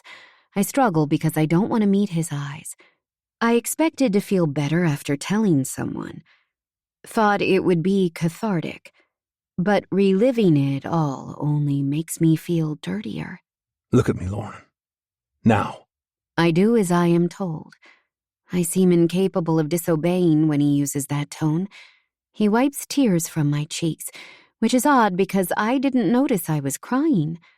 I've kept this crap bottled up for so long, I got used to ignoring it, got used to pretending it didn't take up a corner of my soul. I'm only going to say this once, sweetheart. But I need you to believe me, okay? It was not your fault. What you did was self-defense. In fact, I'd go so far as to say you did the world a favor by taking the scumbag out of play. I don't like you any less. I like you more. You protected yourself. You survived. You did what you had to do. I know that killing a man isn't as easy as it looks on the TV. It's messy and hard and brutal, especially the way you did it. It takes a little piece of you, I get that. But you do know, don't you, that it was the right thing to do? I nod, my lips trembling as I look up and see the truth of what he's saying in his eyes. Yeah, it was me or him. I do know that. And his wife? Well, she got away with her kids. She stayed in touch, married a dentist, and lives in Orlando. She's on the PTA and plays tennis. Her life is completely different, and that makes me feel better. I mean, I know I can't go around killing all my clients' asshole partners, but it might save time. He laughs and clutches me tighter. It bloody well would. We could form a hit squad, love. Take out the Volkoffs and Schmidts of this world one by one. What did you do with him afterwards, by the way? Why is he still missing? Alligators. Florida's gift to the killing kind. We were out near the swamps and I loaded him up in the bed of his own truck and dumped him. Then I set the damn cabin on fire and drove back to the city. I took off the license plate and abandoned the car in a part of town where I knew it would survive about as long as his body. When I was done, I called my cousin because I wanted them all dealt with. I knew from their fucked up conversations that I wasn't the first woman they'd brought out to that cabin, and there was no way I was going to let it happen to another. I never told him about Brad, though I don't know why. I suppose I was so used to keeping secrets by then, from everyone. Carlos trained me well. I might not have taken an active role in my family business, but I've picked up a few tips along the way. It's like, I don't know, Seb. I tried so hard to keep my distance from the Montoya world. I tried to walk in the light, but the darkness tracked me down anyway. Recently, I've been wondering if it's just part of who I am. If instead of being scared of it, I should just embrace it. He picks me up and maneuvers me around so my legs are on either side of him and we're directly facing each other. Even now, after this ultra-heavy chat, I'm aware of his size, his shape, how good it would feel to slip my hands underneath the soft fabric of that t-shirt and touch his muscular chest. He takes a deep breath and runs his hand over his face before he speaks. We've all got darkness inside us, Lauren. Some more than others. And fuck, I need to say this. I'm gonna blow a fuse. What I did the other night, with the zip ties and the force, the way I fucked you on the back seat. If I'd known about this, I wouldn't have done it that way. I feel bloody disgusted with myself now. I've wanted to turn you on, not traumatize. Stop! I yell, and he blinks in surprise. Do I have your attention now, or are you still busy self-flagellating? I don't know. What the fuck does it mean? It means beating yourself up, you asshole. Look, what happened the other night, the hunt, the restraints, the game we played, I fucking loved it. Every goddamn second, okay? I'm a grown woman who knows what she wants. I had a safe word. I had choices. And what I chose was to let you treat me like prey because it was hot as hell. Don't you dare start behaving like I'm some delicate flower now. Don't make me regret confiding in you. He starts to grin. And it is infuriating. I'd like to slap him across the face, but he'd probably enjoy it. All right, hot sauce. Message received and understood. You did seem to enjoy it at the time, from the way you came all over me and screamed my name so loud. He sobers and continues. It's just that, hearing what happened to you, it made me think I screwed up, okay? But I went too far. I tilt my head to one side. Truthfully, Seb, I don't think you went far enough. I wasn't lying when I said I loved it, but God, I don't know how to explain this, but it touched something pretty deep inside me. It felt liberating to give up control, like I was reclaiming something from those abusive bastards in Florida. With you, I want the darkness. I want to be tied up and spanked and whipped. I want you to abduct me and drag me into seedy alleyways and screw me. I want you to break in here and hold me at knife point while you fuck me in the ass. I want it all. If that makes me fucked up, if that makes me a pervert, then so be it. Because a wise woman recently told me that as a feminist, I should expect nothing more than equality when it comes to orgasms. He raises my captured hands to his lips and gently skims them across the sensitive skin of my palms. I don't want to ask who gave you that advice, sweetheart. But it doesn't make you a pervert. It makes you fucking perfect. Now, what hole would you like me to fuck you in right now? Chapter 15. Lauren. My eyes widen, and I feel the outline of a rock-hard erection pushing up against my core. He listened. He understood. He's ready. Can't I have all of them? With my wrists tightly held in one of his hands, he runs the other up to my breasts and pinches my nipple on the way toward my neck. He wraps his long fingers around my throat and lightly squeezes. No, you greedy girl. You get to pick one, and I will fuck it until you can't think straight. Choose quickly, or I'll do it for you. I lift my chin, loving the pressure of his hand on my neck. Mouth, I say. Fuck me in the mouth, Seb. He nods sharply, and I expect him to tell me to kneel in front of him. I want to kneel. I want to be on my knees, sucking his cock, serving him. Instead, he stands and carries me with my legs still wrapped around his waist. He opens the bedroom door and throws me down on the bed. Without a word, he goes to the drawers in my closet and emerges with several pairs of pantyhose and stockings. My pussy throbs at the sight of him, so determined. His face is a dark cloud of intent, and he approaches me with a snarl. You're going to have your mouth full in a little while, sweetheart. So there's no way to say your safe word. If you want me to stop, kick the bed 3 times. Understood? I nod. Delicious licks of anticipation running from my core to the rest of my body. He peels my yoga pants from my hips and tugs my tank top up over my head, then stands and surveys my body as though it's a problem he needs to solve. He removes a Swiss Army knife from his pocket and flicks it open to reveal a small but wickedly sharp blade. I stare up at it, fear causing my blood to pound in my ears. Dear God, I know I said I wanted this, but what the hell is he going to do to me? I leap from the bed, intending to run, but he easily catches me in one brutally strong arm. He slams me back down so hard, I bounce, then straddles me, grabbing my hands and holding them above my head. Don't fucking move, Lauren. You asked to be fucked in the mouth, and that's what you'll get. When I'm good and ready. He strokes his fingertips tenderly down my cheek. Safe word? Chainsaw. Good girl. He winks and climbs off me, and within a minute he has my wrists and ankles tied to the corners of the bed. There's enough give to allow me to move a little, to kick against the bed if I want to stop, but enough restraint to make me tremble with excitement. He grins at me, his teeth glinting and his eyes shining, looking like a wolf in human form. That's better, He says, looking down at me. He takes the knife and runs it along his own thumb. A thin line of bright red blood seeps out, proving exactly how sharp it is. I gulp, and my lower lip trembles from fear, the kind that has other parts of me trembling too. He smiles at my response and shoves his thumb into my mouth. Suck it clean, sweetheart.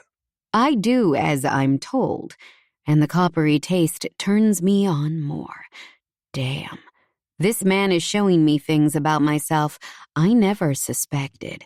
He nods as though he's satisfied and trails the knife between my breasts. The pressure isn't hard enough to cut, but it's firm enough for me to feel it. I pull in jagged breaths as he slides it down, lifts my bra, and with one quick slash, slices it free. The huge bulge in his pants leaves me with no doubt that he likes what he sees. He heads lower, his fingers in the blade burning a fiery path down my needy body, palming my pussy. He grinds into me, making me moan. Fuck. You're already soaked. Let's get rid of these panties. I want you bare for me. I want to see and smell exactly what a dirty girl you are. I gasp his name as he slides the little knife along my inner thighs, again as he cuts through the fabric of my panties and pulls them aside. He runs his pointer finger through my folds, gliding through arousal that's already seeped from me, and rubs at my clit until I'm shaking beneath him. One finger, one tiny nub of flesh, and this man has control of me, mind and body. Every fiber of my being screams for more as he circles and pinches and manipulates. I need you inside me, Seb. Please. I don't care what you need. You chose mouth, and that's all you're getting. He slaps the side of my ass so hard, it makes me cry out, then goes back to working my clit. I strain to lift my head and watch him. Damn, it's quite a sight. Kneeling between my spread legs, he plays with me, his lip curled in a feral snarl, his eyes glued to the wet triangle between my legs. He senses my eyes on him and looks up. I can do this all night. You're tied up, at my mercy.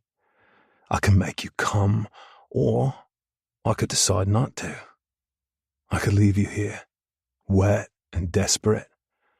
I could take you up, take you back down, take you so close you can almost touch it.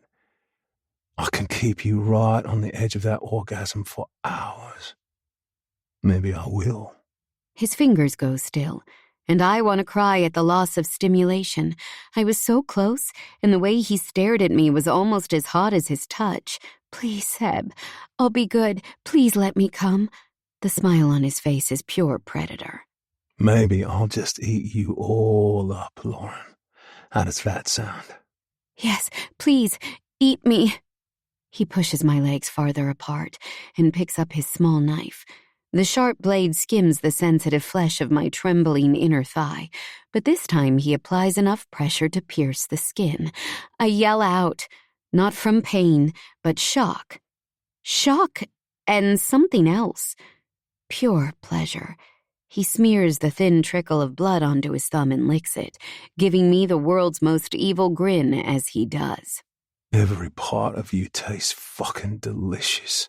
He puts his head to my center and nuzzles my slick folds with his nose. The first lick from his skillful tongue swoops over my swollen bud, and my hands clench into fists. I want to grab his hair, to shove him deeper and hold him there until he makes me come, but I'm too well bound. He holds my bucking hips to the bed and carries on exploring me with his lips, his tongue, his teeth. He never probes inside me despite knowing I'm desperate for it, instead keeping all of his masterful pressure on the surface. I'm delirious from the sensations, every cell in my body lighting up in response to his touch, the constant lapping of his tongue, pushing me closer and closer to release. Please, I murmur, please, Seb, I'll do anything you want. Oh, I know you will, sweetheart. He grips my hips harder and lifts me so his face is pushed deeper between my thighs, sucking my clit into his mouth. He did something similar this morning, but now he's gone to the next level, holding it captive between his lips and sucking so hard that I teeter along the delicious edge of hurt and heaven. My teeth are chattering and my eyelids are fluttering, and my breath is coming in ragged pants, and oh, sweet Lord, the world explodes and I'm carried away in a blast zone of ecstasy. Wave after wave of pleasure wash over me, drowning me in an ocean of bliss that keeps flowing. I'm a shaking, pulsating mass of physical joy, crying out his name and shuddering underneath him, my bound arms pulling against their ties. He keeps my clit in his mouth until it is almost painful, only releasing it when the very last ounce of sensation has been milked from my body. He climbs off the bed and sheds his clothes, standing before me naked. Sebastian is huge in every way. His muscular body is all raw, brute power, and his huge cock is engorged and twitching. His eyes devour my captive body, his hand on his shaft as he looks at the wet mess between my legs. With a growl, he climbs onto the bed and rests his knees on either side of my shoulders. Lick my cock, and do it like you love it. Not needing to be told twice, I eagerly open my mouth to taste him and lap him with my tongue. I suck him enthusiastically until he groans and pulls away. Open your mouth, he commands. I do as I'm told, but he grabs my face, squeezing the sides of my jaw to open it farther. Come on, you can do better than that. I'm a big man, and you're going to take all of me, aren't you? I'm going to fuck that pretty mouth of yours so hard you choke. He lets me suck the crown of his dick first, and I lick off the pearly drops of pre-cum, loving the salty taste. Then he inches inside me, filling me with his cock, his scent, his strength. He wraps a fist in my hair and tugs my head, forcing more of himself into my mouth. I gag, but he doesn't stop. Stop fighting it. This is happening, whether you like it or not. You asked to be fucked in the mouth, so that's what you're getting. Calm down. Breathe through your nose and relax your throat muscles. You can do this. I fight back my panic, squeezing away the tears that have gathered in the corners of my eyes, and do as he tells me. With a grunt, he shoves his way down my throat.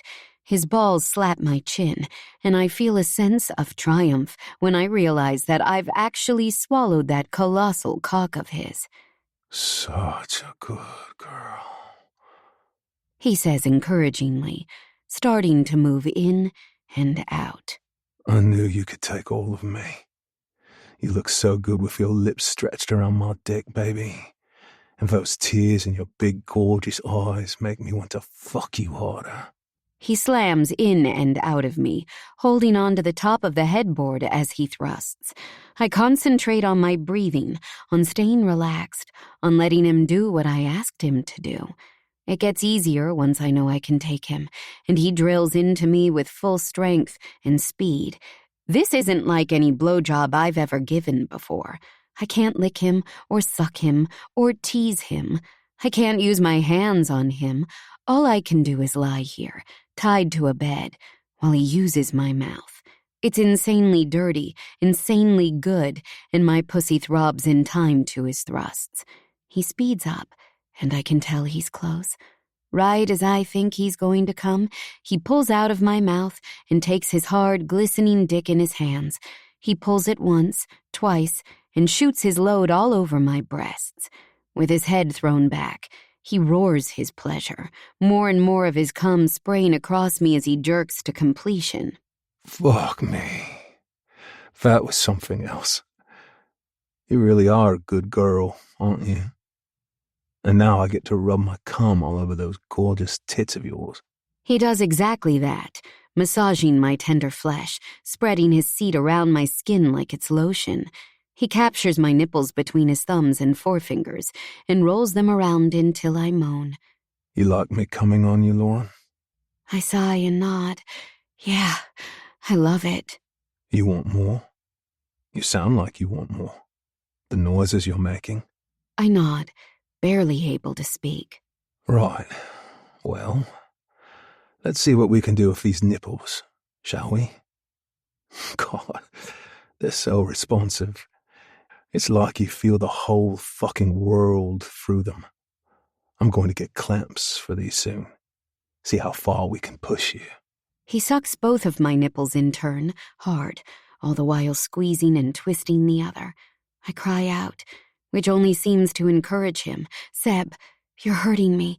He glances up, his eyes dark. I know, baby, and I think you're enjoying it as much as I am. You know how to end this, don't you? He puts a knee between my spread-eagled legs and nudges it right up to my pussy.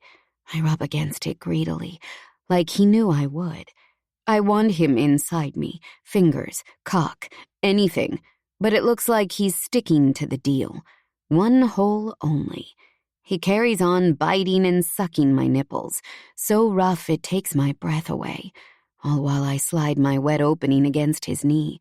It doesn't take long, between the sweet nipple torture, the memory of him throat-fucking me, and the feel of him shoved up against my pussy. I come again, throwing my head back and screaming his name.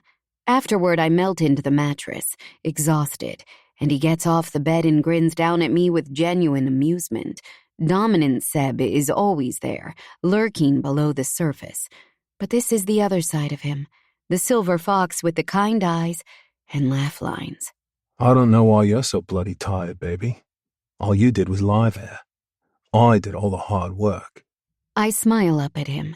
Could you untie me now? I really need to throw a pillow at your smug face. Nah, I don't think so, he says, pulling on his clothes. I've got these cameras to install, plus the panic buttons. I brought a few good old-fashioned deadbolts for the door as well. That'll take me a couple of hours, I reckon. Plus, I might heat up some of that paella you mentioned. Grab a beer. Watch the footy highlights. Seb, no, we've stopped playing now. You can't leave me tied up like this. He smooths a stray curl from my sweat-soaked face. Oh, sweetheart. It's adorable how innocent you are. We stop playing when I say so, and not a second earlier. I'm sure you can get out of those restraints if you really want to. Plus, your mouth isn't busy anymore. Use your safe word if you need it. With that, he saunters from the room, leaving me torn between tears and giggles. When it comes to Sebastian Donovan, neither is ever far away. Maybe that's what makes it work for me. I can embrace the darkness, safe in the knowledge that laughter is right around the corner. I lie still for a while, simply allowing myself to recover, to regain my composure. Before he arrived, I was sitting alone in the kitchen, crying and afraid when I saw that awful email about Bailey. Then I was pouring my heart out and finally confessing about killing a man. Both of these things should be huge head fucks, but since then I haven't given them a second thought. Seb came up with the world's most effective distraction technique, and I am beyond grateful. My mind wanders back there now, though, until a power tool kicks on in the next room and distracts me once more. I imagine him wearing a tool belt and nothing else, maybe a hard hat. Damn, I really am becoming obsessed. I close my eyes, reminding myself that while Seb is a black belt in the sack, he's still just a man, and men cheat, lie, and threaten. Men are not safe for me, which is why I decided years ago that I'm better off alone in the long term. A wave of melancholy threatens to take me back to a dark place, so I force myself to relax and try to rest. Sleep will be impossible, but I can be still and calm and breathe deeply for a while. He'll be expecting me to freak, and if I wait him out, I will win this round. I manage my competitive Zen mode for longer than I expected, listening to him clatter around and swear outside my room. Every now and then he goes silent, and I wonder if he's coming back. He doesn't. Eventually, I am overwhelmed with the need to be free, and I tug my wrists, testing my restraints. He twined 2 pairs of nylons together for each rope, and they're weirdly strong. I can move my hands a little, but when I pull in and attempt to snap the ties, I end up more tightly trapped. I try biting them and working them against the wood until they fray, but none of it works. It's as though he knows what he's doing. I struggle like this for a while, listening to him work outside, becoming more and more annoyed at how he left me. I'm getting uncomfortable with the nylon cutting into my skin. My limbs are going numb, and I need to pee. Is he enjoying this? Is he out there laughing at me? The bastard. I wait until there's a lull in the proceedings and shout, "Seb, I need you." I put a bit of a sob into my voice, because I know he'll respond to that, and truthfully, it's not that hard by this stage. There are real tears in my eyes and real red marks on my wrists, neither of which is fun when there's no sex involved. He comes and leans against the door jamb and raises his eyebrows. Something you need to say to me, sweetheart? I grit my teeth and bite back the tirade of curse words that threaten to pour out of my mouth. "Chainsaw," I mutter. "Fucking chainsaw." He grins. Good girl. I've been listening. Took you a while, though. Why am I not surprised? He pulls out his pocket knife again and sits on the edge of the bed so he can slice through the tangled twists of nylon. Once my arms are free, he gently rubs my wrists, helping the circulation return, then drops soft kisses on my palms. Got yourself into a bit of a pickle, didn't you, sweetheart? His tone is mild and reassuring, almost paternal. I don't want to, but I find myself melting inside. Okay, so he made me use my safe word, but that is what it's there for. Yeah, I did, and I'm cold, and I need the loo. He laughs and unties my feet. I'm sorry, sweetheart. I didn't intend to be gone for so long. I got distracted, but I was listening out for you the whole time.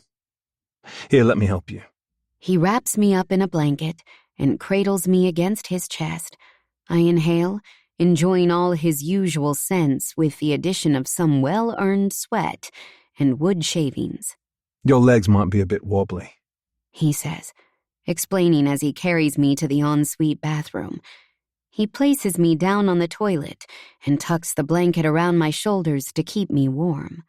There you go. Give me a shout if you need me. Are you leaving me here? I am shocked at how needy I sound. He tilts his head. Of course. I'm not going to stay and watch you pee. What do you think I am, some kind of pervert? By the time I'm done and dressed in my pajamas, Seb has finished his work and is sitting on my couch with his feet up, sipping from a bottle of Bud. The TV is on and a soccer match is being played out on a rainy field. I stop dead in the doorway and stare at him. Somehow, seeing him like this is more threatening than seeing him holding a knife to my skin.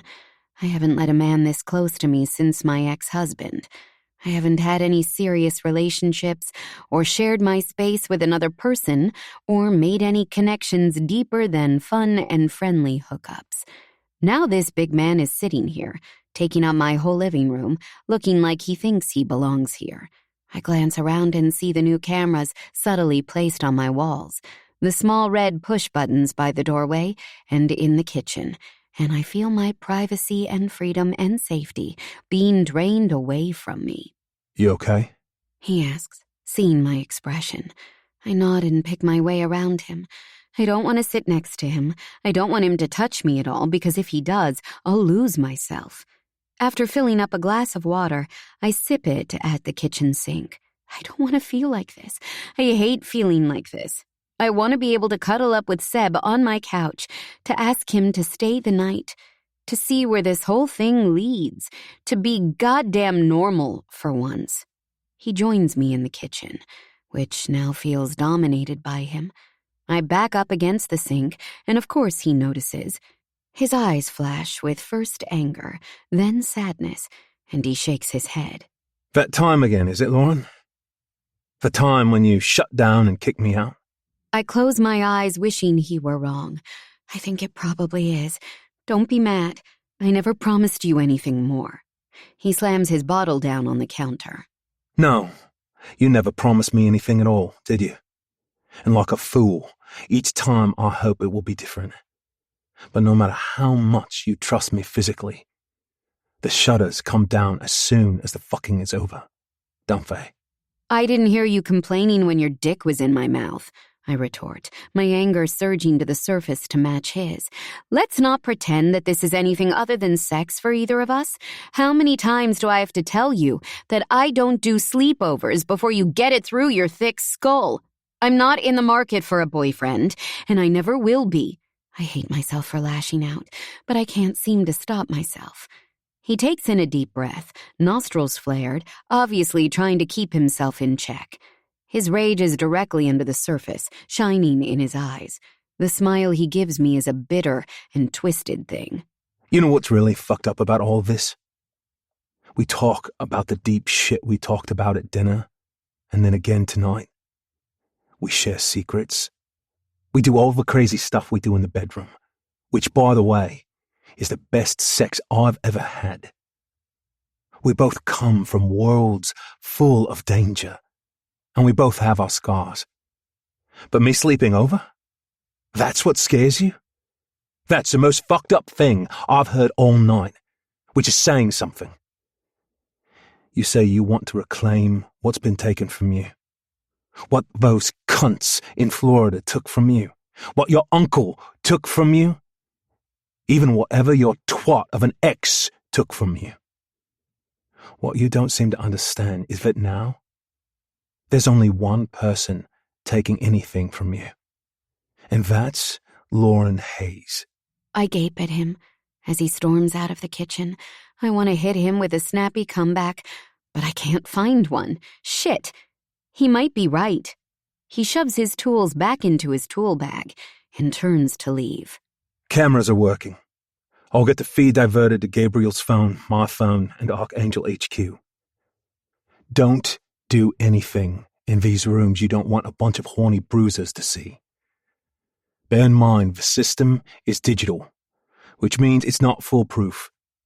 So I've left you some gear as well. Keep it with you. And Lauren, just to let you know, I wasn't planning on sleeping over. I already have plans tonight. What kind of plans? With another woman? Is that what he's telling me? And why should I care anyway? But the thought of him with anyone else eats me up with jealousy. Chapter 16. Sebastian. There are dive bars, and there are dive bars. And this one is the kind you'd need a deep-water submarine to find. The place is tucked away in a quiet corner of Soho, and there's nothing on the door to indicate what's inside. No sign, no lighting, not even a bell to ring. Just a grungy old door painted a grim shade of puke green, hidden in a graffiti-covered alleyway. Any tourist who wandered down here by mistake would soon come running out, chased away by the smell of stale piss and the rats scurrying around beneath piles of garbage. It's a shithole. And a dangerous shithole at that, which means it perfectly matches my mood. I check my phone, part of me hoping she's called, but all I see is a message from Taylor, asking me if I need any help tonight. Geez, that kid is clingy. I ignore him, and instead fire my own message off to a mate of ours, a retired cop called Phil Campbell, who is the dog's bollocks when it comes to digging up dirt and doing background checks that go deeper than your average mine shaft. Something about Tyler Grant is setting my spider senses tingling, and I've learned to trust them over the years. After that, I hammer my fist on the door, knowing that someone is already watching me from the camera that's hidden on the first-floor window ledge. I look right up at it and give it the finger. Within seconds, the door opens, and a woman wearing a rainbow-colored turban on her head smiles at me. She was probably a knockout once, but these days, The lack of teeth and yellowing eyeballs have caught up with her. "Evening, Larissa," I say, as she gestures me inside. Sebastian, long time no see. Handsome as ever, darling. She offers a hand up for a kiss, and I oblige. I've never figured out where she's from or what her story is, but she's been a fixture here for as long as I've been knocking around. A wise man will always kiss Larissa's hand, even if he's unsure where it's been. A friend told me you'd be coming, sweetie. He's in his usual booth. Do watch out for the girls, won't you? They look especially hungry tonight, and you're such a tasty morsel, my angel. I nod and make my way down the dingy steps to the basement. It looks like a bomb shelter that's been dressed up as a theater. All faded red velvet and gold tassels. Little tables and alcoves set up at discreet distances from each other. The bar features some of the world's most expensive wines and spirits, because no matter how shabby this place looks, the people who come here have money, and they don't mind spending it on small luxuries. Every shelf is top shelf, and privacy is king. This place doesn't have a liquor license. It doesn't even exist, and that's the way the clientele like it. I nod at a few people I recognize and make my way to the corner booth. The man I'm meeting is flanked by two bottled blondes, both with huge fake boobs and equally fake smiles. At least I assume the smiles are fake. I might just be in a bad mood. Lauren is messing with my head, and it's got to stop. It's not even her fault, because she's right. She's been honest with me from the start. She didn't sell herself as the girl next door settle-down type. It's me who wants more, and me who keeps thinking we've made progress only to watch her pull away. It's pathetic, and I've had enough. I need to get back to being my usual shallow self. "Evening, Sasha. Ladies," I say, sliding into the red velvet seat. "What are we drinking tonight?" Sasha Stepanov is blonde, handsome, and elegant. He's always dressed like a fashion model, and I've never seen him with a hair out of place, not even after shooting a man in the face at point-blank range. He's a rare find, a Russian gangster who usually works in a gang of one. He grew up a street kid, brutalized by the criminal crews in his native Moscow, and as soon as he could, he escaped first to Barcelona and then to London. He took what he learned on those streets and perfected it, turning himself into one of the most ruthless killers I've ever met.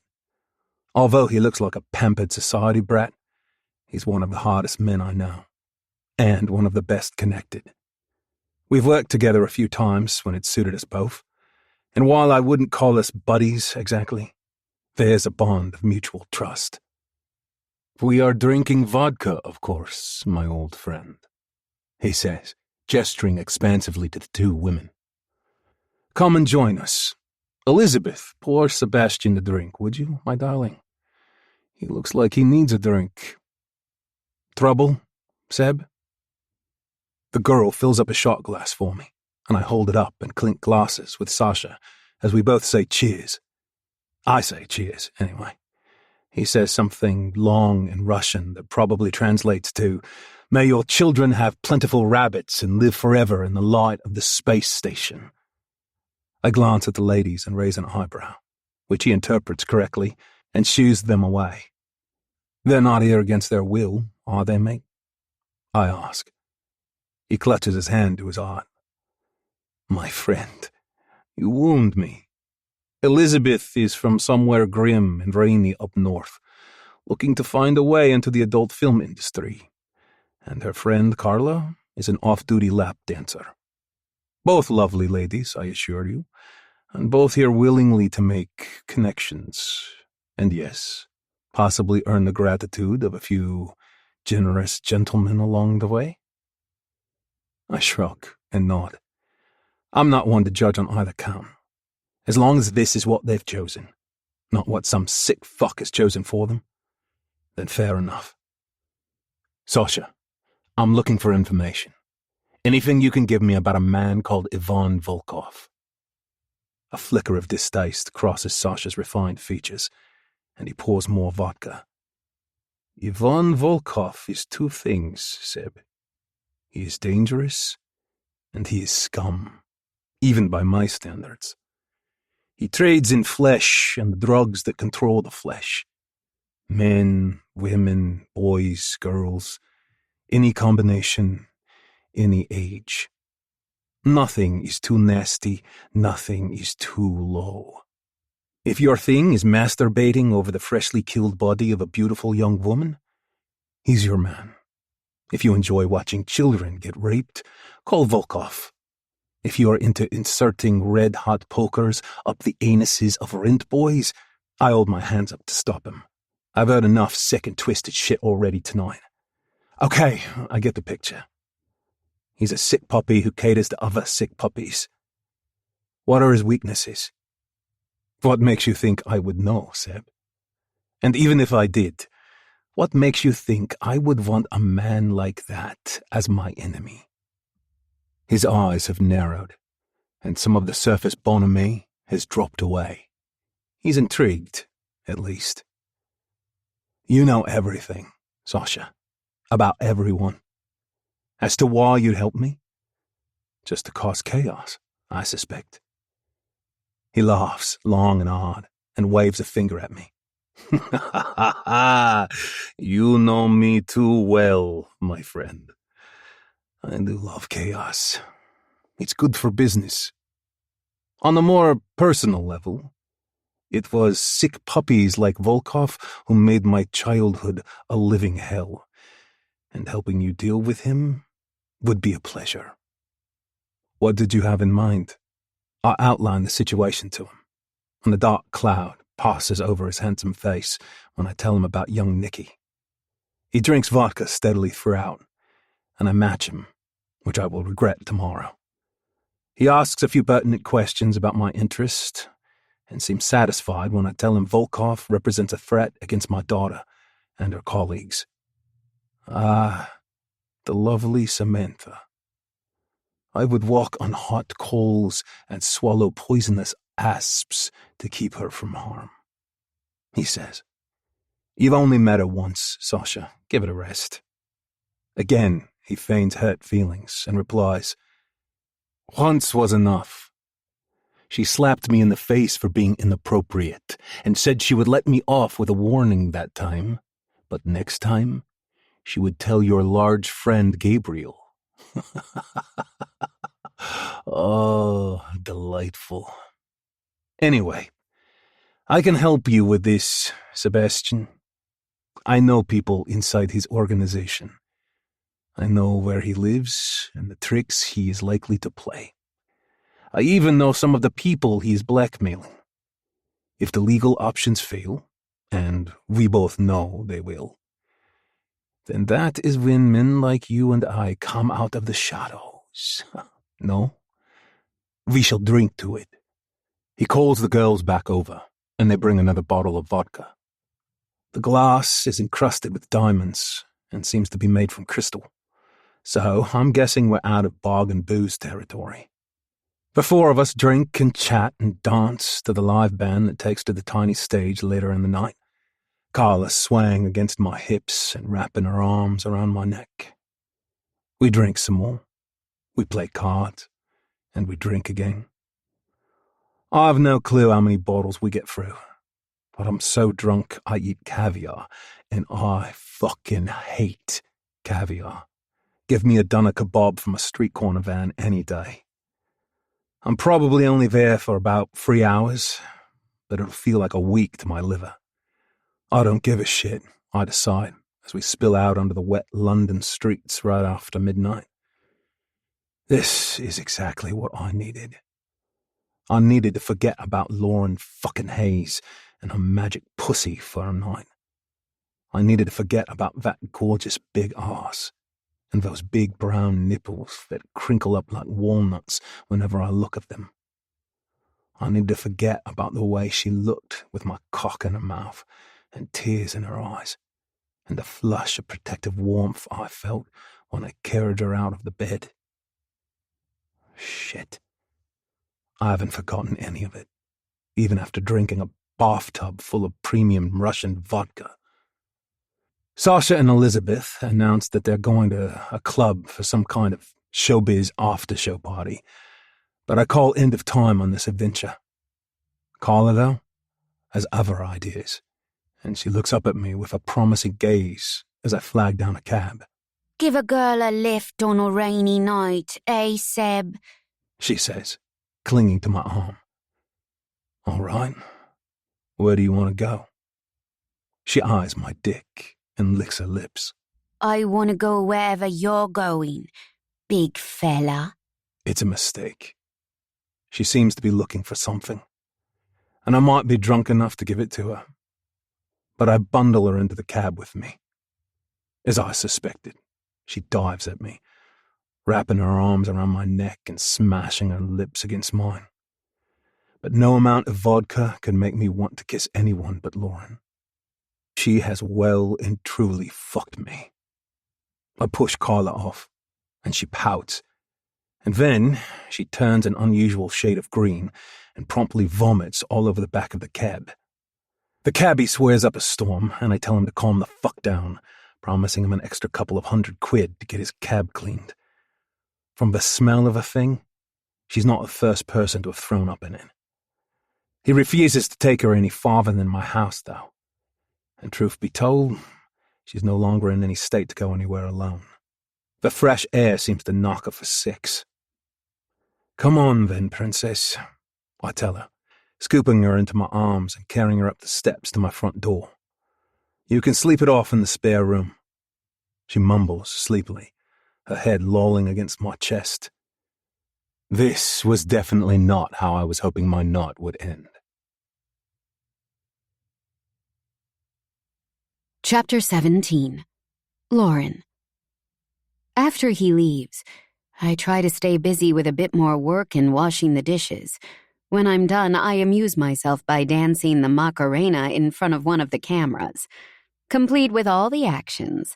I even call my sister, which is something I rarely do as we aren't particularly close. Carlos often pitted us against each other when I was growing up, and we never quite recovered from that dynamic. Jax messages me to say they lost track of Diego Torres after he landed at Heathrow, or Dover, or Gatwick. He appears to have arrived in all 3 on the same day. He's a sneaky little bastard. Might not be in London at all. But stay alert, Lauren. He's interested in you. And having a different name won't protect you now. I probably know the reason he's interested in me. Carlos was technically part of the Montoya family, but I later learned his own brothers were wary of him, and one of the reasons my dad kept him so close was so he could keep an eye on him. That didn't turn out so well for me. But I suppose my father had no way to know that Carlos would look so close to home for his sick kicks. He had a small cabal of men who were loyal to him and not to the family, which later allowed him to go rogue and try to take control from Alejandro. The result of that was Carlos dead, and his men rotting alongside him in an industrial-sized acid bath at a facility at the LA docks. Rafe Torres was one of those men. It's feasible to imagine that my uncle told him about the games he played with his niece. Maybe he showed him the photos of me sleeping. Maybe they laughed together at the video he faked of me masturbating with a big black dildo, my head superimposed on a porn star's body. It's possible Rafe was involved. There were definitely times I sensed I was being watched and followed on the way home from school, my skin prickling and my eyes darting all around me.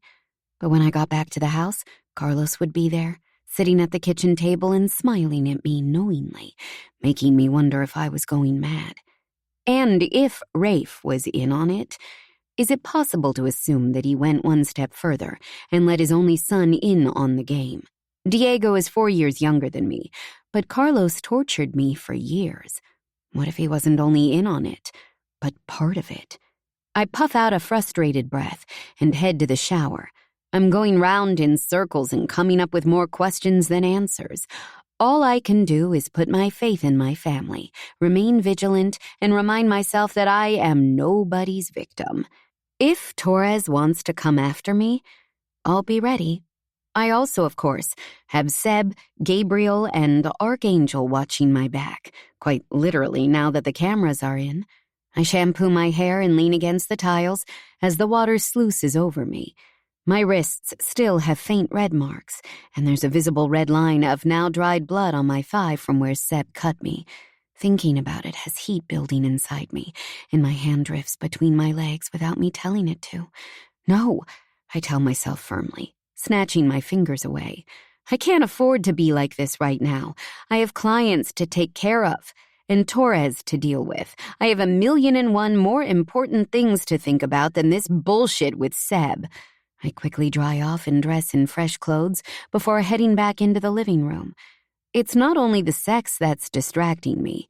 It's everything about Sebastian Donovan and the way he makes me feel. The fact that he makes me feel at all. That he has bulldozered his way through all my layers of defense. I'm usually comfortably numb when it comes to men. I enjoy the sex, and the rest doesn't matter. They can't touch me anyway but physically. At least they never used to be able to. But now I'm sitting here, staring into the distance in my little apartment, wondering how I can make things right with him, wondering what it would be like if he were still here with me, wondering why the hell I miss him so much. I can't help going over the things he said to me before he stormed out. Can't help thinking he might have been right. Yes, he comes with a reputation. His own daughter warned me of him. And yes, we were definitely drawn together by physical attraction when we first met. The kind of chemistry they don't teach in high school. The kind that can set you on fire. But it's more than that now. We've opened up, confided in each other, comforted each other. He told me about his broken childhood, and I trusted him enough to tell him about Brad Schmidt, and that little piece of information could potentially land me in prison. I let him inside in every way imaginable, so why did I react like I did when I saw him sprawled on my couch, as though he were an actual part of my life? Is he right? Am I making myself a victim now by letting everything that's happened to me in the past ruin my present and steal my future? It's never mattered before now because there hasn't been a man I felt anything for. This man, though? Well, he's a whole different ballgame. I stand up, frustrated at yet again thinking my way into a corner. I need to do something, not just think about it. I hurt Seb earlier. I could tell. He hid it with anger and aggression, but beneath that was pain, and he did nothing to deserve it. He simply made the mistake of being there for me. He listened to me, provided me with spectacular sex, and he then made my apartment safer for me, and after all of that, I basically kicked him out and told him I was only interested in using him for sex. I was an idiot. What can I do to fix it? It's just after midnight. Surely he's done with whoever he was meeting. I consider trying him on the phone, but some conversations are better had in person. I know where he lives, and it's a cab ride away. I've probably had a bit too much wine to risk driving, especially in my car, which tends to attract attention. Once I've made up my mind, I move quickly, grabbing my bag and keys. I already have an attack alarm on my keychain, but I notice a small can of pepper spray has been left out on the kitchen counter, along with a wicked-looking fold-up baton. I take both with me. Seb left them for a reason, and I won't hesitate to use them if I feel threatened. It's raining outside, and it takes me a few minutes to flag down a black cab and direct the driver to Seb's house. I've never been inside, but Samantha showed it to me when we drove past once. A pretty red brick home with a neat garden and a big garage off to one side. It's a bit too ordinary and tidy to fit with my version of Seb, but we all have several versions of ourselves living in the same skin. The perfectly respectable house fits the version of him that is a dad, a business owner, and a grandfather. But I'm guessing there might be a few things in the garage that fit with other, less genial versions. I use the journey to try to figure out what I want to say to him, which isn't easy because I have no clue. I want to say I'm sorry. I want to say I care about him. I want to say that I'm scared, anxious, but that I'm willing to try for more if he is. Mainly, I want to ask him if I can sleep over, because that idea no longer fills me with dread. It took him walking out like he did, saying those things, to make me really think about it all. Now, the thought of waking up in his bed doesn't make me feel trapped. It makes me smile. Spending the night with a man you like, who blows your mind in the sack, doesn't equate to marriage. And I need to stop making it all such a big deal. I need to accept the fact that I will sleep better tonight if I am with him than if I am away from him. Wow, this is a real personal growth moment right here. I get the driver to drop me at the end of the road so I can take a few calming breaths as I walk toward his house. My hair will frizz in the rain, but I need the space, need to feel my heartbeat slow. Like most women alone at night, I grip my keys between my fingers, walking steadily, constantly aware of my surroundings. Life has taught me enough lessons by this stage to realize that even the most innocent-looking situations can turn nasty fast. Another black cab whooshes through the rain from the opposite direction, splashing to a halt right outside Sebastian's place. I take shelter behind a parked van and watch as Seb steps out, looking a little unsteady on his feet, his t-shirt plastered to his muscular physique in a way I'd normally admire. Not tonight, though, because he reaches back into the cab and pulls a blonde out of it. She giggles as the cab drives away, throwing her arms up around his neck. Say no, I think. Please send her away. Send her packing. Please, Seb, don't be this person. Not now. Holding her close to his chest, he staggers up the steps of his house. I hold my breath, praying that this is all some kind of misunderstanding. He's obviously drunk. But is that excuse enough? And really, does he owe me anything anyway? As I've taken great pains to make clear to him, he is not my boyfriend. He has no obligation to keep his hands off other women. It still hurts as I watch him fumble with his key before carrying her through his door. It hurts when he kicks the door closed, and I imagine his big hands, the hands that hours ago were all over me, being shoved roughly under her skimpy top. Right up until he closed that door, I was holding out hope, thinking there was still time for him to stop, that there was time for him to show me he isn't the man everyone has warned me he is. I stay where I am, frozen to the spot, soaked to the bone. Tears are flowing down my cheeks, and I'm gripping my keys so hard, they dig into my fingers. A light flicks on upstairs, showing the silhouette of two bodies in a bedroom. That's enough. I've seen everything I need to see. I feel sick. I turn and run back to the main road, back to safety. I don't care where I go. I just know I have to get away from this place. Away from Seb's bedroom and the woman he's fucking in there right now.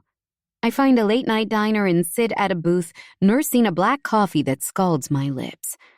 I am cold and wet and sadder than I ever remember being. The waitress pats my shoulder sympathetically. Men, a bunch of wankers. I want to tell her that she's wrong, that I'm not so pathetic as to be sitting in public shedding tears over anything so trivial as a man. I am not like that, not the mighty Lauren Hayes. I am independent and tough, and I need nobody. Except, she's right. Damn it, my stomach is twisted in knots, and I feel so damn foolish, so fucking stupid. I actually believed him.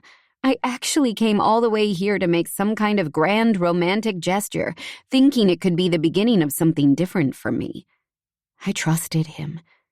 Now, as I attract pitying glances from strangers and shiver alone in a corner, I see what a terrible mistake that was. Samantha warned me.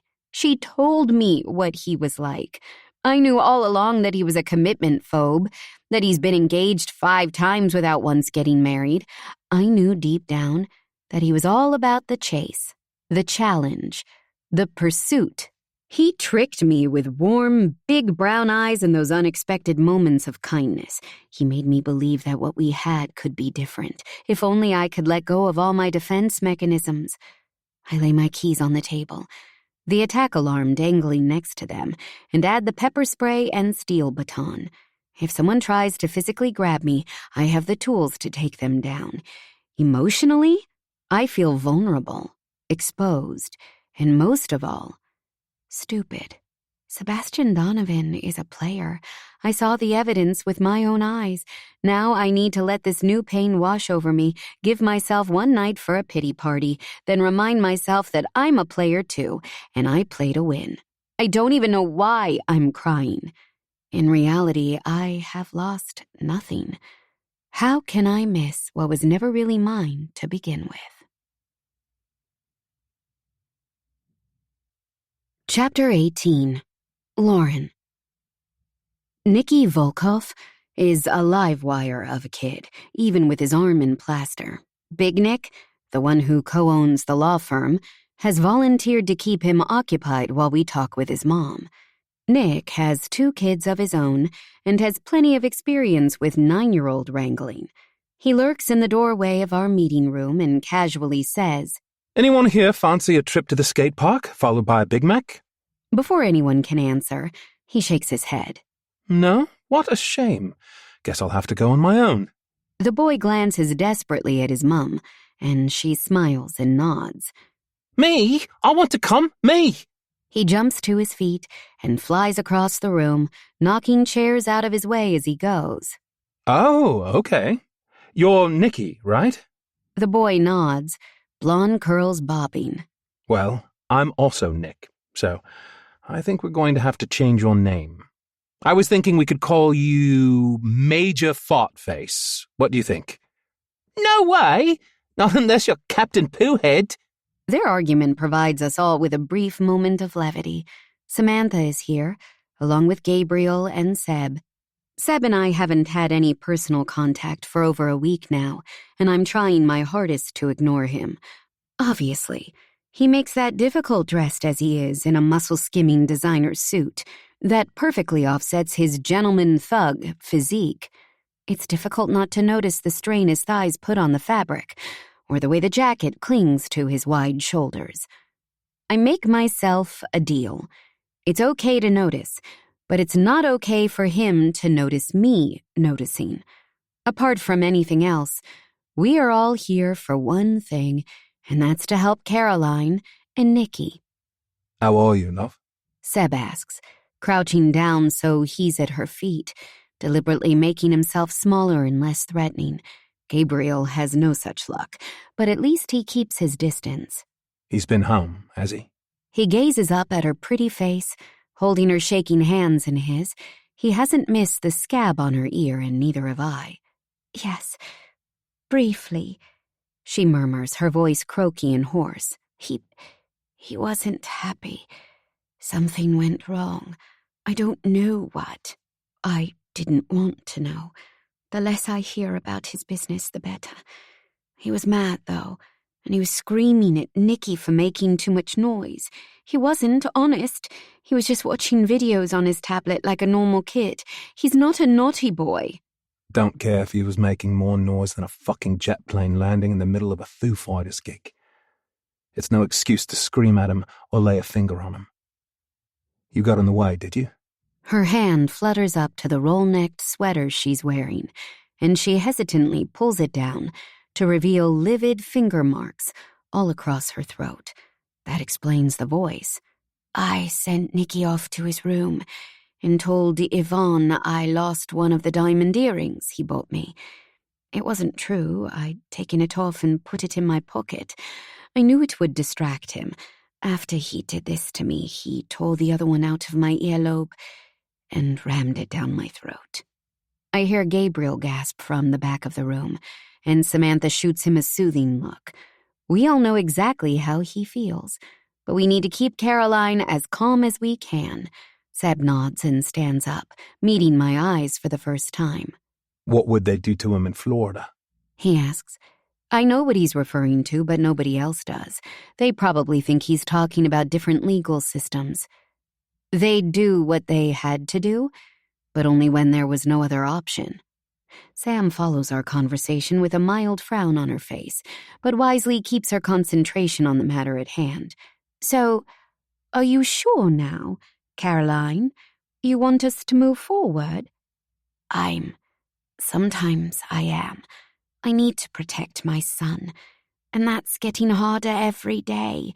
Yvonne is unpredictable, And I'm never sure when he's going to be home, when he's going to stay away, when he's going to throw one of his parties. We understand. Can we convince you to leave the marital home now? For your safety, Sam asks. No, not yet. She shakes her head. I'm watched too closely. I couldn't pack a bag or any of Nicky's toys, and he'd have to drop out of his school, and it's complicated. I know I need to leave, but everything feels too dangerous. We get that, I say calmly. We're here to help. How long do you have today, Caroline? She glances at her phone. Maybe another hour? I said I was bringing Nicky into town to buy a birthday gift for his father. The driver brought us to Mayfair, and we arranged to meet him later. Will they check? I ask quickly. Will they expect shopping bags, gift boxes? She looks suddenly horrified, and I call our receptionist in and hand her the company credit card with instructions to go shopping. Beth looks thrilled and promises to find exactly the right kind of thing. Make it flashy, Caroline adds with a weak smile. He likes flashy.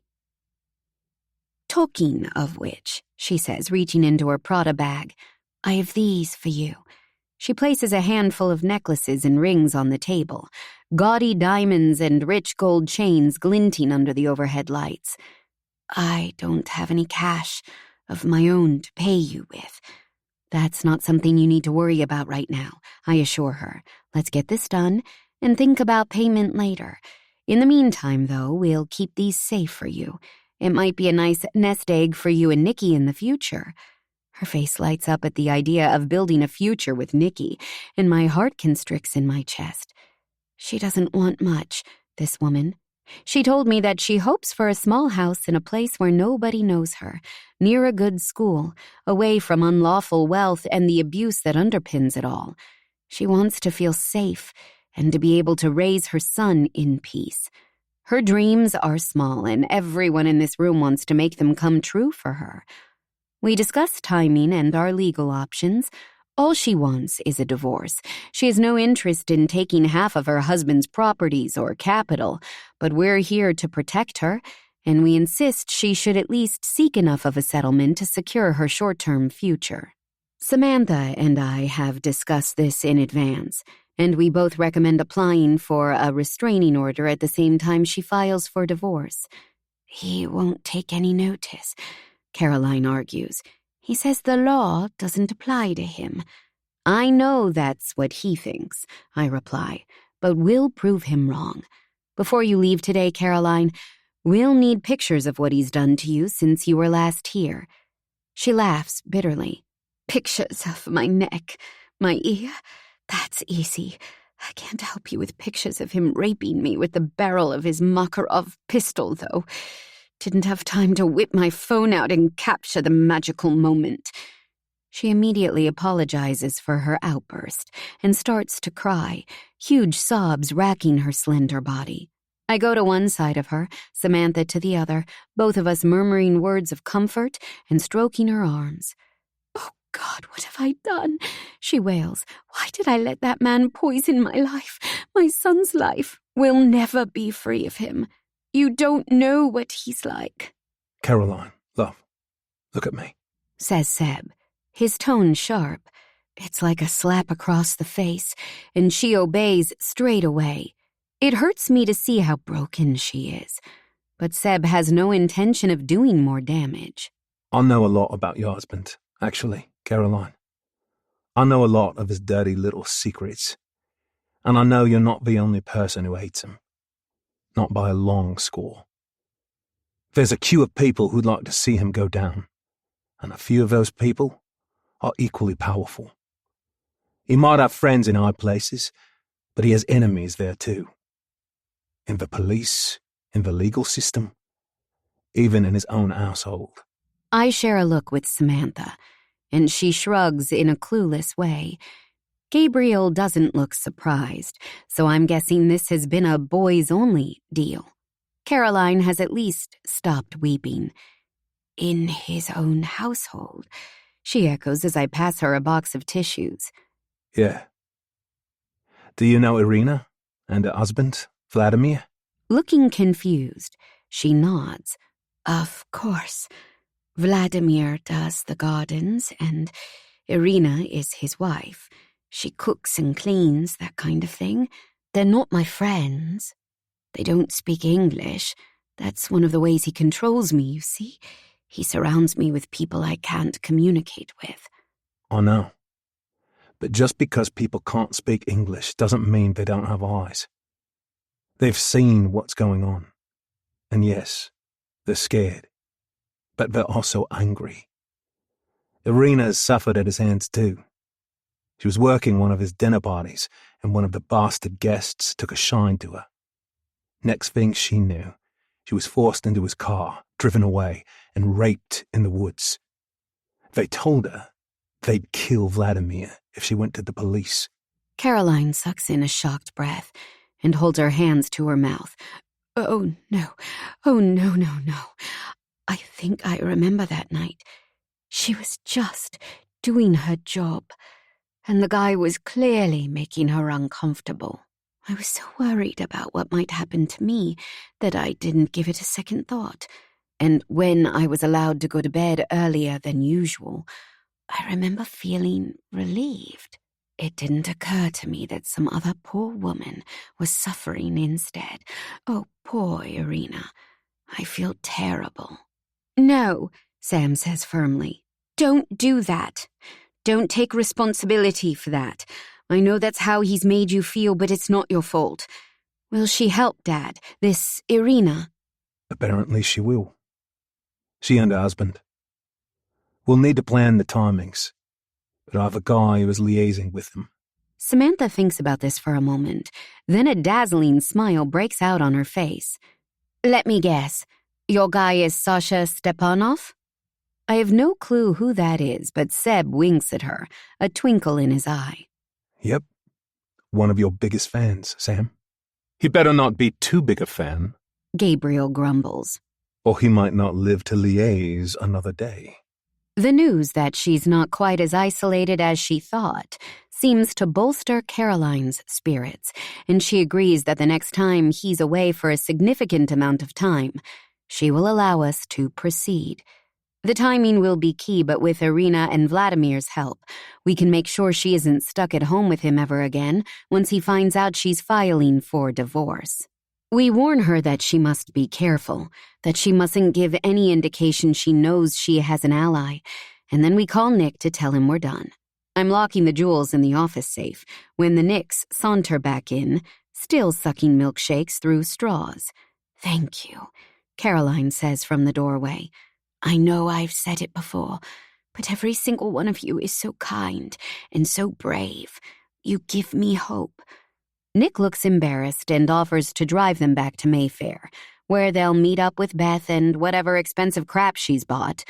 I notice the way Nick looks at her and wonder if he has more than purely professional feelings toward our lovely client. That, I decide, is his business. I'm not in a position to comment on anybody else's love life. A heavy silence falls over the meeting room once they're gone. Finally, Gabriel stands up and cracks his knuckles. Fuck me. I'm half hoping the legal path fails. I'd love to give that fucker a taste of his own medicine. Seb nods, as do I. Samantha is the only one who looks even vaguely distressed at the idea. Seb smooths down his suit jacket and makes to leave. See you all later. Tonight, everyone is invited to a soiree at the nearest branch of the McIverson gastropub chain Archangel recently acquired. It's a big deal for them, and whatever my personal feelings towards Seb, I must concede that they are a huge asset to the firm. I offer a non-committal shrug, and he shoves his hands in his pockets, looking as though he's about to say something else, but changes his mind and leaves. I hate this. The distance between us, the polite way we deal with each other, the pretense that we're nothing but colleagues. It's like nothing ever happened between us at all, like it was a figment of my imagination. Right, says Sam, standing up and stretching. Come on, woman, let's make a move. Gabriel's aunt and uncle are staying overnight, so I have childcare for once. Let's get ourselves dolled up and head to the pub. Something about taking on Russian crime bosses leaves me parched. Gabriel grabs hold of her as she heads to the door, pulling her effortlessly against him and holding her ass with one big hand. "Get your paws off me, you Neanderthal," she says, playfully swatting him on the chest. No way. You love it, Mrs. Sullivan. And I'm looking forward to getting you back to our hotel room later and showing you exactly how much of a caveman I am.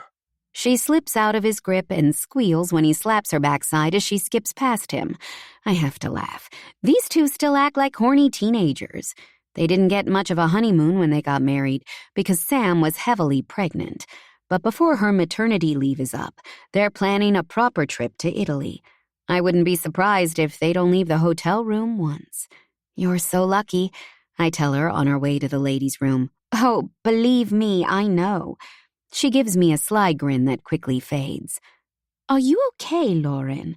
You've seemed a bit down this last week. Not quite your normal self. Anything I can help with?" I raise one eyebrow and she nods. "Ah, he's messed up already, has he?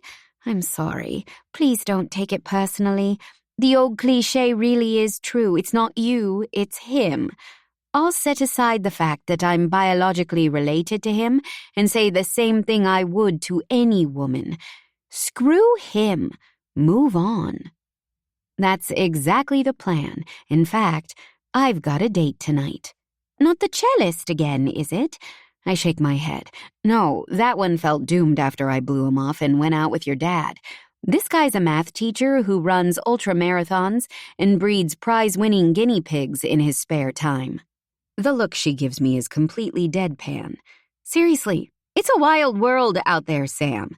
Shuddering, she grabs her makeup bag from the shelf. "Clearly.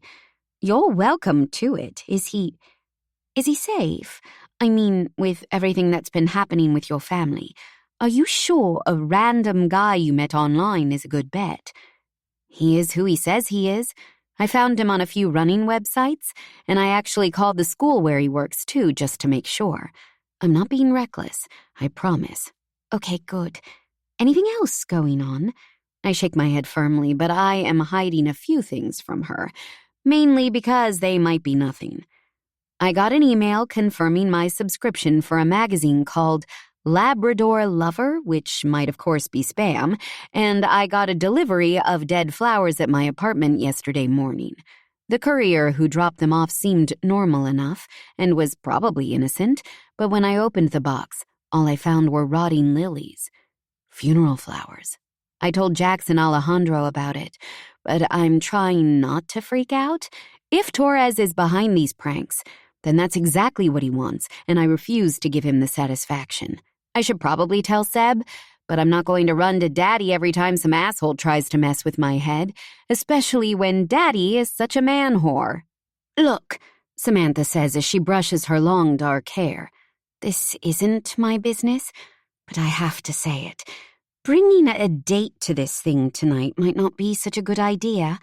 My dear old dad, well, he's got a temper, as I'm sure you know. I have no clue what happened with you two. Please don't tell me. But try not to push his buttons, all right? It's supposed to be a celebration, not a punch-up." I unzip my little red dress from its dry cleaning wrapper and hold it up against my body in the mirror before heading into one of the cubicles to change. "You shouldn't worry, Sam. He already moved on to some trampy little blonde. No, I take that back. That was bitchy. She is probably perfectly lovely, and anyway, we didn't make each other any promises. I was more reluctant than he was to make it anything bigger, so I have no right to complain now. It'll be fine, honest." I walk out of the cubicle and she gapes at me. "Lauren, that dress is indecent on you. Frankly, I'd fuck you, never mind your date." I study myself in the mirror and have to admit, she's right. As dresses go, there's not much of it, and what there is covered in sequins. I turn around and admire my rear view. After I do my hair, add the makeup, and slip into my pumps, I'll be ready for my close-up. All this effort for a maths teacher. Sam says, giving me a dubious look. I'm sorry. He might breed the best bloody guinea pigs in the known universe, but I'm not buying it. Chapter 19. Sebastian. I'm wearing a tie, and as usual, I feel like someone's strangling the life out of me. They've never made any sense to me, ties. It's like providing your enemies with a ready-made killing tool. Or maybe, as Sam says, I'm overthinking it.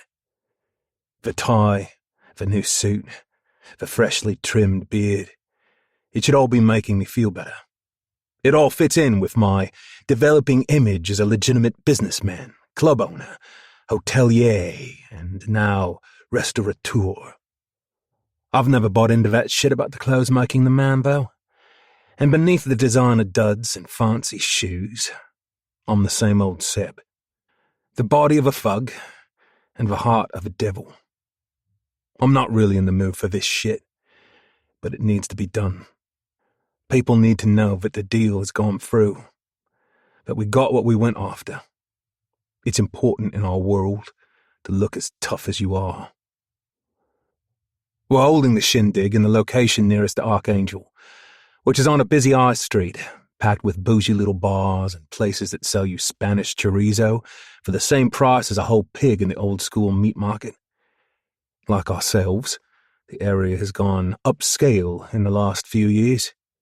We invited the McIversons, giving them the opportunity to save face and make it look like they chose to sell rather than the reality, that they sold to avoid the loss of life or limb at the hands of the Garney brothers.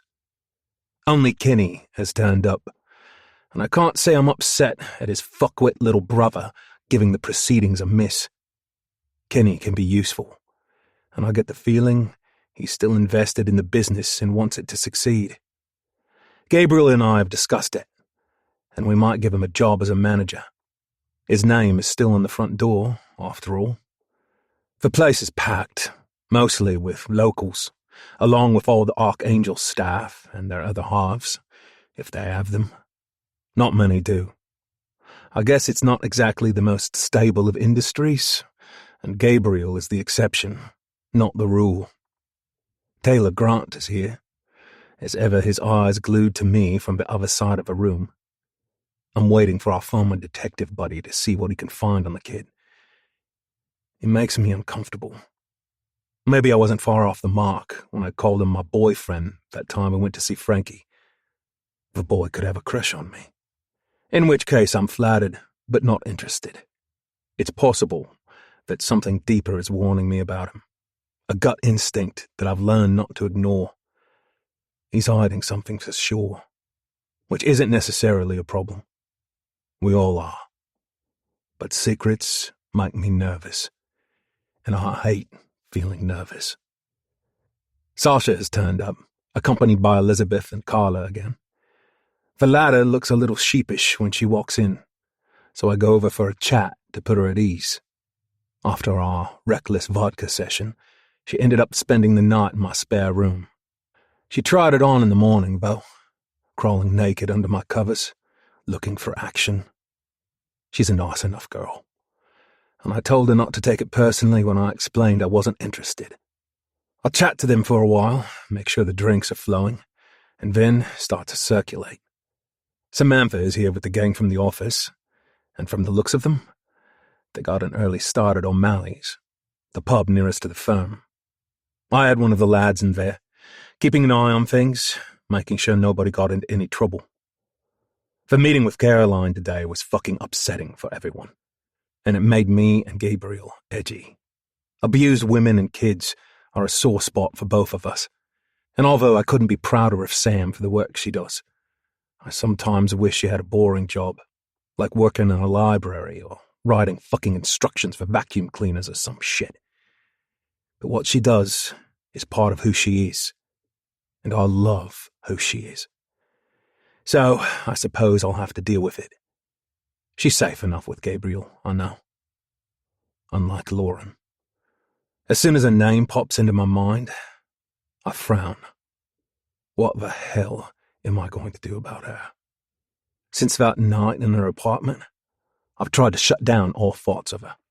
She might think I have a thick skull, but her message is well and truly sunk in. She's not interested in anything more serious, and that's fine. That's good. That's absolutely fucking fantastic. Except, of course, that it's not. I'll keep sneaking peeks at her on the surveillance system, which is on permanently but only sends us an alert when the motion sensors are triggered. I've seen her cooking, working out, lying on a couch and using her phone. Most days, she gives the camera a little wave when she gets back from work, a kind of, "Hi honey, I'm home" thing. And it makes me smile every time. I tell myself I'm looking out for her safety, that I'd do the same for any client. But I know different. It's because I can't get her out of this thick skull of mine, and it makes me feel like a voyeur. I never watch for more than a minute or two, and I'm damn glad she banned us from installing devices in her bedroom. I'd be walking around with a stiff dick 24/7. Today was the first time I've seen or spoken to her in person since I walked out on her to meet Sasha. If she'd contacted me, maybe I'd feel different about it all. We were both angry that night, both lashing out. But it was nothing we couldn't figure out together. Figuring shit out, though, requires two willing participants, and she clearly wasn't willing. So we blanked each other like a pair of kids for a whole week. I was in a foul mood for the lot of it. I'm not used to feeling like this, and I can't say that I like it. Finding women has never been a problem for me. Sticking to one has been the problem. Now I go and finally meet the one I want to stick with, and she's more of a fucking psycho about relationships than I am. Go figure. It was tough seeing her earlier. She looked so damn beautiful in one of her little black business outfits. She was as polite as I was, both of us setting aside our personal feelings while we concentrated on Caroline. Afterward, I went back to Archangel, got out of my fine new suit, and punched the shit out of an innocent hanging bag. That poor bag will never play violin again, and neither will I. I didn't bother with gloves, and my knuckles are paying the price. It was what I needed. A little good old-fashioned physical pain to deal with. Now I'm here, and I'm working this room and doing everything a good host should do. But the only person I want to see isn't here yet.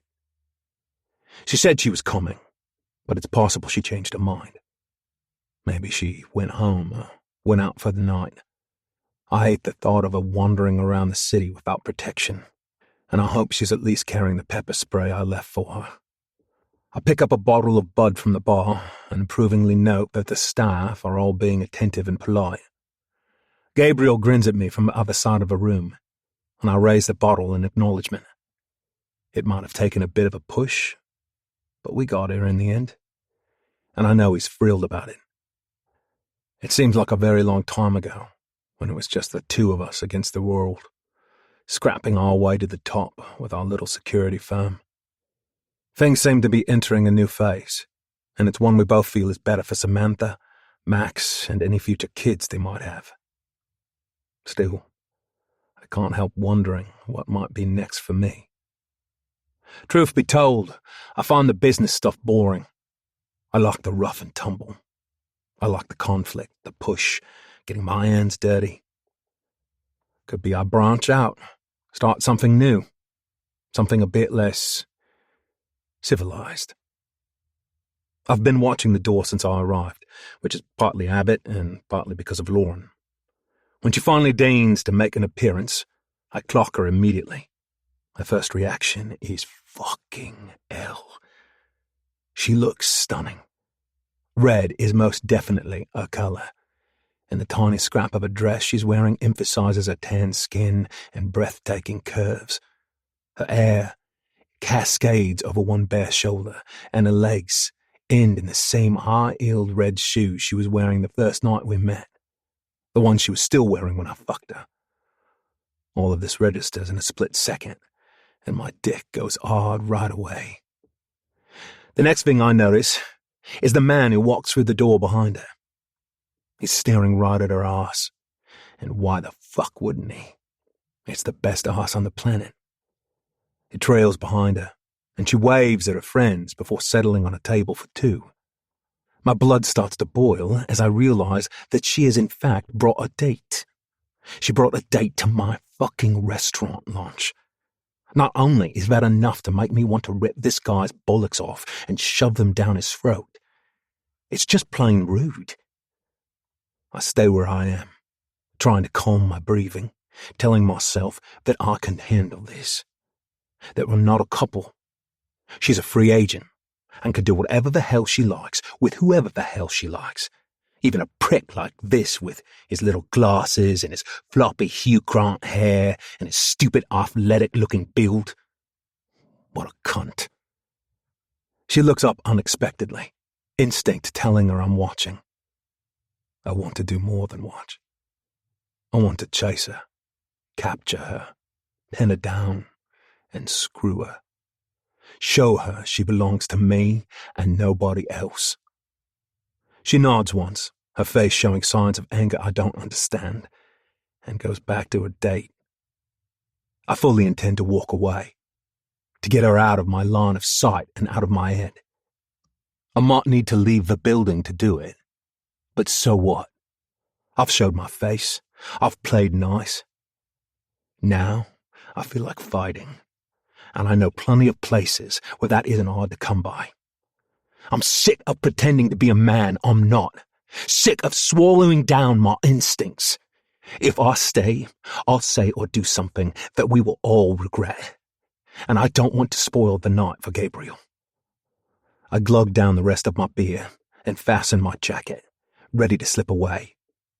It's a good plan. But it all goes to shit when I glance at Lauren's table. The dickwad she's with is holding her hand and has got her fingers spread out.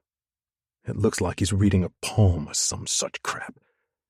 She laughs, throwing her head back in a way I'm achingly familiar with.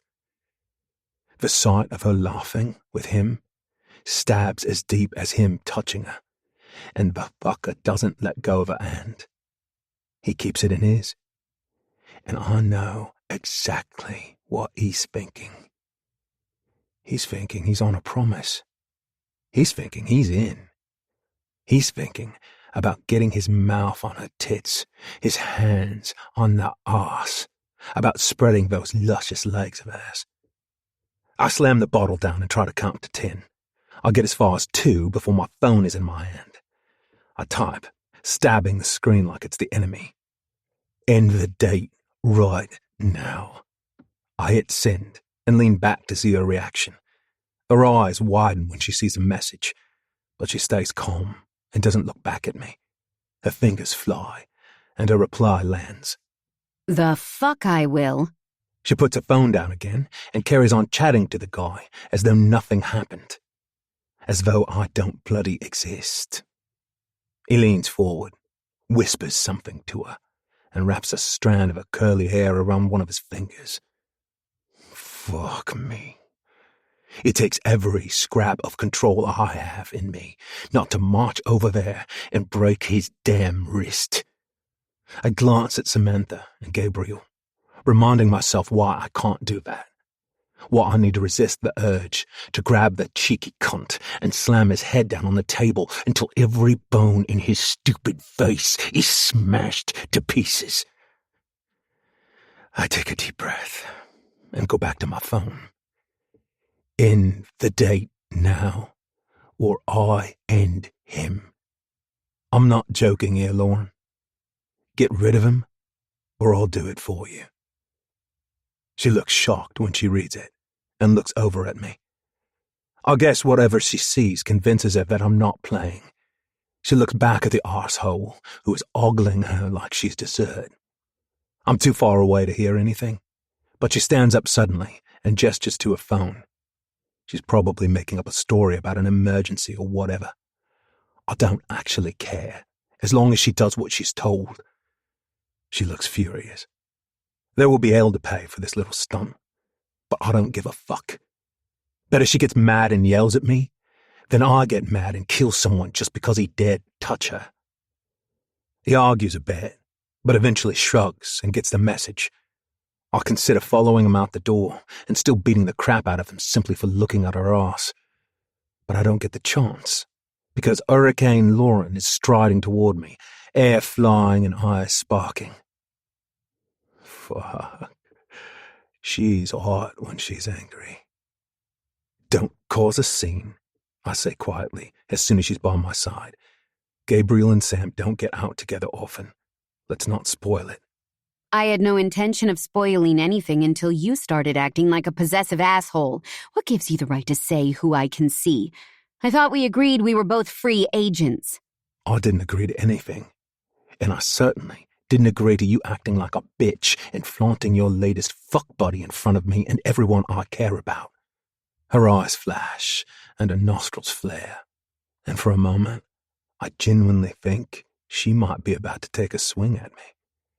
Annoyingly, all that temper and passion goes straight to my dick.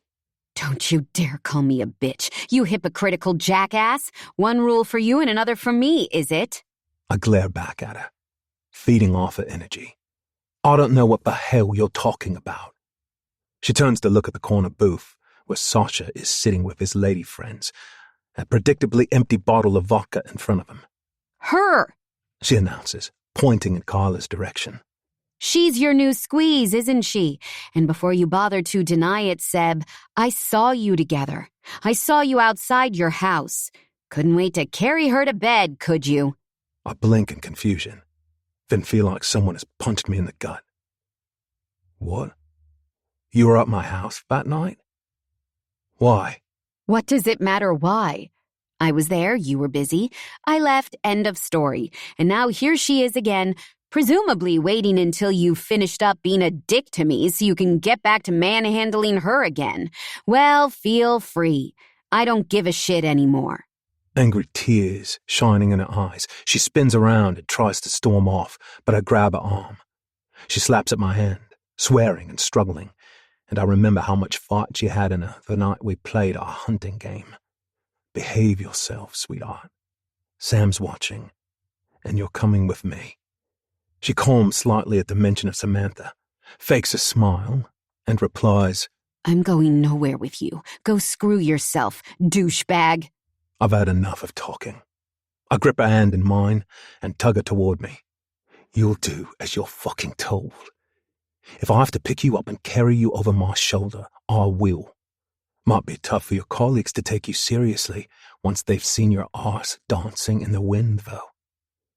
We need to talk, and we need to talk now. For a split second, I think she's going to go for option B, and part of me hopes she does. But she obviously knows me well enough to realize I mean every word.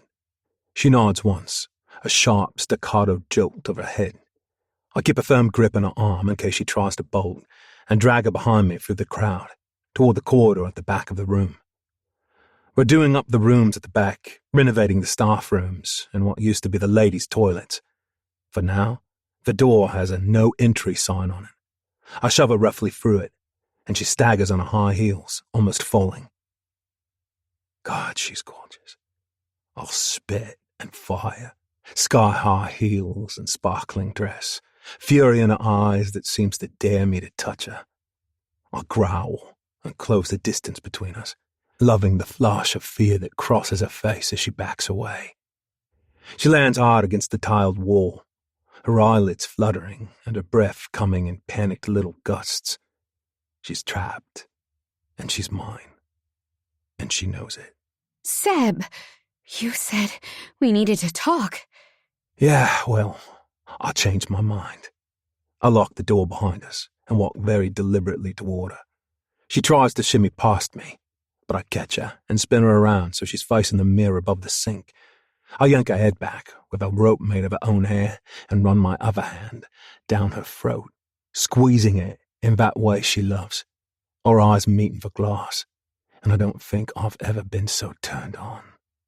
My big hand on her delicate skin, the trembling of her full lips, the single tear that is flowing down her cheek. I need to be inside her, Now, I need to fuck this pain away and remind her who she's dealing with. I'll let go of her throat and use my free hand to shove a tiny dress up over her arse. Fuck. I want to choke her and slap her and roll her nipples. I want to stroke her and caress her and run my fingers over her hot, wet pussy. I want to touch her everywhere, all at once. I just don't have enough goddamn hands for everything I want to do to this woman. She groans as I tear off her flimsy panties and shove the soaking wet fabric beneath her nose. You want this as much as I do, sweetheart. Don't lie to me or to yourself. That's as far as it goes for foreplay. This isn't a foreplay situation, and she's wet enough already. I'll take my cock out, huge and hard for her, and slam it straight inside her tight, soaking pussy. She yells at the sudden invasion, and I press her neck down so she's bent over the sink, her fingers grabbing onto the porcelain as I slam into her. Keeping one hand on her hip, I put the other in her hair and tug her head up so she can see her own face in the mirror, so she can see herself getting well and truly fucked. Her eyes don't leave mine, not for a second. Neither of us looks away as I grunt like a rutting animal, her body shuddering with the force of each ferocious thrust. It doesn't take long for me to feel the delicious rippling of her internal walls, the telltale squeeze around my shaft that lets me know she's about to orgasm. I'm desperate to shoot my load inside her, but make myself hold on until she finds her release. She screams my name, her perfect pussy clenching and vibrating all around my cock, her cum rushing out to coat us both as she trembles and shakes beneath me. Fuck! I yell, my own climax ripping through me so bloody hard I forget to breathe. So damn good. I collapse on top of her, and she yelps at the extra weight. Seb, I'm done. I can't hold us both up. I laugh into her neck and inhale her familiar jasmine-scented shampoo and the sweat of freshly fucked Lauren. When I stand, I drag her with me and stagger toward the big chair in the corner of the room. She lands in my arms, and I clutch her tightly. We're always good during sex. We're good in the immediate aftermath, too. Beyond that, we tend to screw things up. And I don't want her running before I've had the chance to explain a few things. This is super romantic, She says, glancing around. Very sexy. There are bags of building supplies, a stack of cleaning products, and one random green rubber boot standing next to a tin of paint. You're sitting in here, sweetheart. Therefore, it's the sexiest place on earth. Now we've both got that out of our systems, we need to talk. She squirms on my lap, trying to escape, and I clamp down on her so hard she squeals. Nope. You're going nowhere, hot sauce. Why did you come to my house that night? I don't care if the answer is to set it on fire. I just need the truth. She bites her lip and gazes down at her hands. She looks uncomfortable, almost embarrassed. And I don't think I've ever seen that on her before. I wonder if she's about to lie to me, which I've also not seen on her before. She's usually way too honest for comfort. I wanted to apologize for the way I behaved. For the things I said. Like saying I had a thick skull? She gives me a quick smile and runs a hand over my head. Well, it is pretty thick, to be fair, but... Yeah, I shut you out and was harsh, and you were right. After you left, I missed you. It freaked me out, but I missed you. So I jumped in a cab and went to your place, and I intended to ask you if I could sleep over, which, now that I say it, really makes me sound like a teenage girl. I take all of this in and feel sick to my stomach at the thought of what she accidentally saw. I know how much it must have taken for Lauren to even consider admitting she was wrong, to take a step back from a deeply ingrained and ferocious sense of independence. She reached out, and I unwittingly slapped her away. I stroke her curls back from her face and kiss her forehead. She feels good on my lap. I think I might keep her here permanently. Lauren, sweetheart, nothing happened. She wanted it to, and I know that she did, and maybe that's why I let her get into the cab with me. But I didn't do anything, I swear. Besides, she threw up all over me, and I had to carry her to my place because the cabbie wouldn't drive her. She slept in the spare room, baby. But you took her home knowing she wanted something with you? There's no accusation in her tone. She sounds like she's fact-checking. Like a good lawyer. I wince. Yeah. She was warm and willing, and she wanted me. And, well, I needed that. Because I was cold and unwilling and didn't want you? I shrug. No use sugarcoating it. Maybe. Look, it's not a black and white situation. We both played our part in that fight. I reacted like a prick and got my head turned by the first woman who showed an interest. I'm sorry for that. I never meant to hurt you. But I'm old enough to understand that actions have consequences, and it was a dick move. I felt rejected by you and pissed off at how much that stung, and I suppose I wanted to feel like me again. Like a man who listened to his body more than his fucking feelings. I hate how many fucking feelings you make me have, Lauren. But I did not sleep with her. I promise you. I didn't even kiss her. Why, then? If she was willing and that's what you wanted, why couldn't you sleep with her? Well, she was practically passed out by the time I got her home. I might be into some questionable kinks, but consent is number one on my list of must-haves. But I wouldn't have slept with her anyway. She wasn't who I wanted. She wasn't the woman I couldn't get out of my mind. She's not the woman who makes my dick hard with one raised eyebrow. She's not the woman I want to laugh with, to play with, to talk to every hour of every day. She's definitely not the woman I'm falling in love with. Her head snaps up, her eyes going wide. I know exactly how she feels. I surprised my fucking self with that little speech. This could go either way. She could run screaming into the night, never to be seen again. And if she does, so be it. I've had enough of this bullshit now. Enough stupid games and dancing around reality. Am I that woman? She asks quietly, winding her arms around my neck. No, I was talking about Taylor fucking Swift. Of course you bloody are, Lauren. She raises her lips for a kiss, which I am more than happy to provide. Afterward, she shakes her head and says, If we're going to try to make a go of this thing, Seb, I really need to ask you to do something for me. Anything, baby. Never take Tay-Tay's name in vain again. Chapter 20. Lauren. When we eventually emerge back into the packed restaurant, Samantha is by our side in about 20 seconds flat. I tried to tidy myself up, but I likely still look like a woman who has been freshly fucked. The fact that we are very much together, Seb keeping a delightfully tight grip on my hand, probably also helped tip her off. Thank God, she says, hugging us both. I thought you'd never get your acts together. For two intelligent people, you can both be really stupid, you know? Lauren, you've been sad all week, and Dad Gabriel says you've been an absolute nightmare, too. And now here you are grinning your heads off after what I presume was some hot, let me guess, bathroom sex? Back office sex? Alleyway behind the fire escape sex? She's definitely a bit drunk, her pretty face flushed and her eyes sparkling. There's no way she really wants to know where her father just banged me, and would never have asked if she weren't tipsy.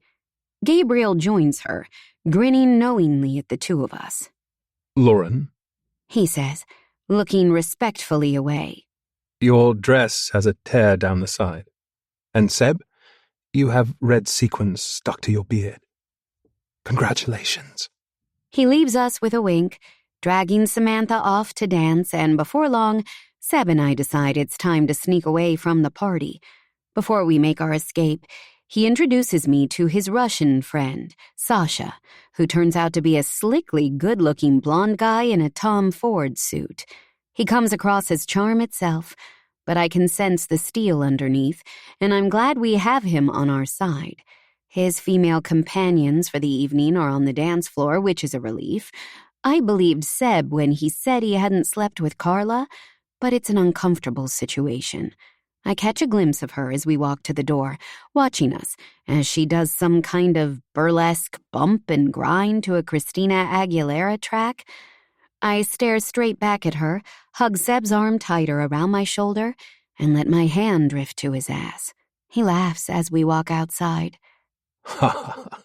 Marking your territory, sweetheart. Felt like you were going to piss on me for a minute there. He scans the area, alert to any potential threat. If that's what you're into.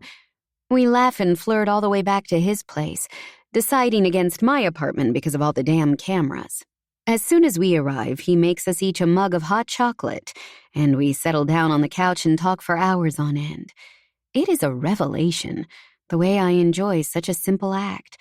We don't discuss anything serious or have one of those relationship talks. We just chat in the lighthearted way of two people relishing being together.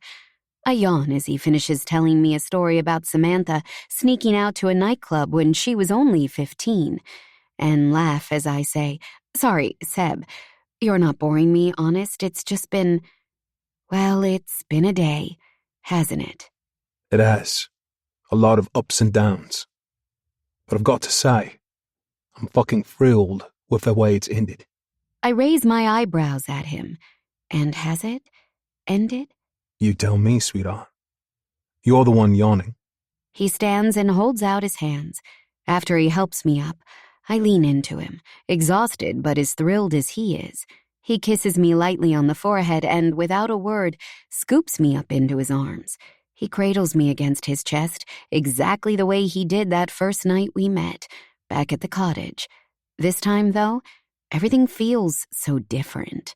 This time, when I look into his eyes, I'm not dreaming. I actually do feel safe. Bedtime? Reaching up to stroke his cheek, I nod and smile. He carries me up the stairs and into his room, and instead of throwing me down so hard I bounce, he lays me carefully on the mattress. The sheets smell of him, and I stretch out, loving the feeling of being in his home, in his bed. He takes my shoes off and crawls up next to me. Turn over, he says gently, and I twist to my side so he can slide down the zipper of my dress and ease it off me. Next come my panties and my bra, and before long, I lie before him completely naked. He pulls back the covers and helps me get under them, his every move and gesture so gentle, so kind, that I feel cherished beyond belief. He sheds his suit and climbs in next to me. We both turn onto our sides and gaze into each other's eyes. I can't quite explain how I feel in this moment, how precious this thing is between us, how perfectly he says everything without saying a word. I slide my hand along the side of his face, stroking his beard and caressing his cheekbones. He presses his fingers over mine, then holds them up to his mouth to kiss. I love you, Lauren. I'm not just falling for you. I've already fallen. I move closer, needing to feel his big body against mine. I love you too, Seb. I love you and I want you. I'm pretty damn scared that I might even need you. His eyes blaze, and he pulls me tight, kissing me in a way he's never kissed me before. It's gentle, reverent, his lips demanding nothing more than contact. I open my mouth and let my tongue tangle lazily with his, losing myself in the sweetness of it all. We kiss for so long, pouring so much feeling into every touch. From the feel of him pressed against me, it's obvious that he's ready. He's as hard as ever, but this feels different. It feels magical. He caresses me and strokes me and dusts light kisses on my skin, taking his time and treating me like I'm made of delicate porcelain. I murmur against his skin, delighting in every tender touch. It's the complete opposite of what happened earlier in the night, but every bit as consuming. When his fingers finally slide between my legs, I'm more than ready. He languidly rubs the pad of his thumb across my swollen bud, his eyes fixed on mine, and I sigh at the feeling, at the connection. Seb, I want you inside me. Take me over the edge with you. Always, baby. Always. I wrap my legs around his waist, and he slips into me, whispering my name as he sinks deeper.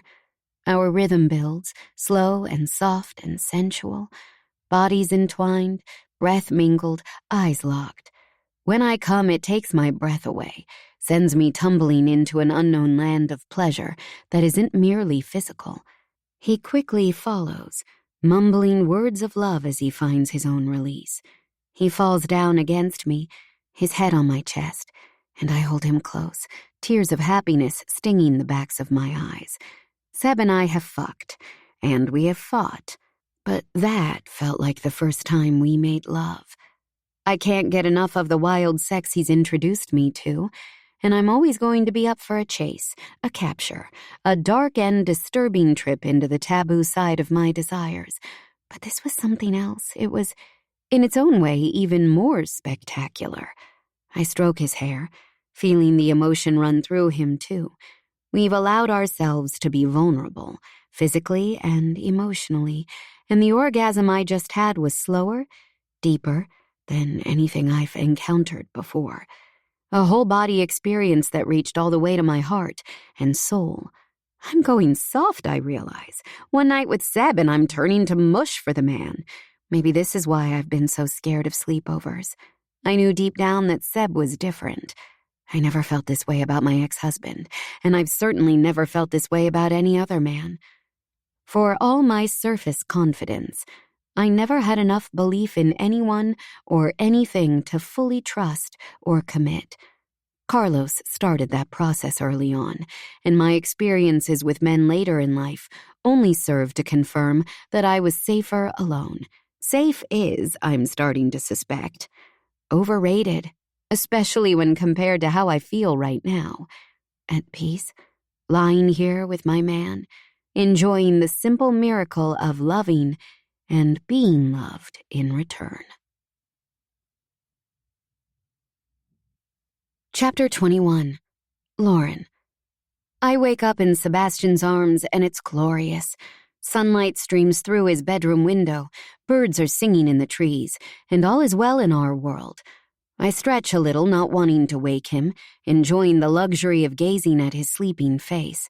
His hair is tousled, and one meaty leg has kicked itself out of the covers, his thigh thrown possessively over my body. He looks so peaceful, and I feel a rush of love toward him that threatens to overwhelm me. This is all new for me, every single second of it, and I need to try to enjoy the ride instead of looking for ways to get off. I stroke his hair and place a soft kiss on his exposed shoulder, then carefully extricate myself from his embrace. With all the skill of a highly trained ninja, I manage to slide out without disturbing him, and I pull the covers up to keep him cozy.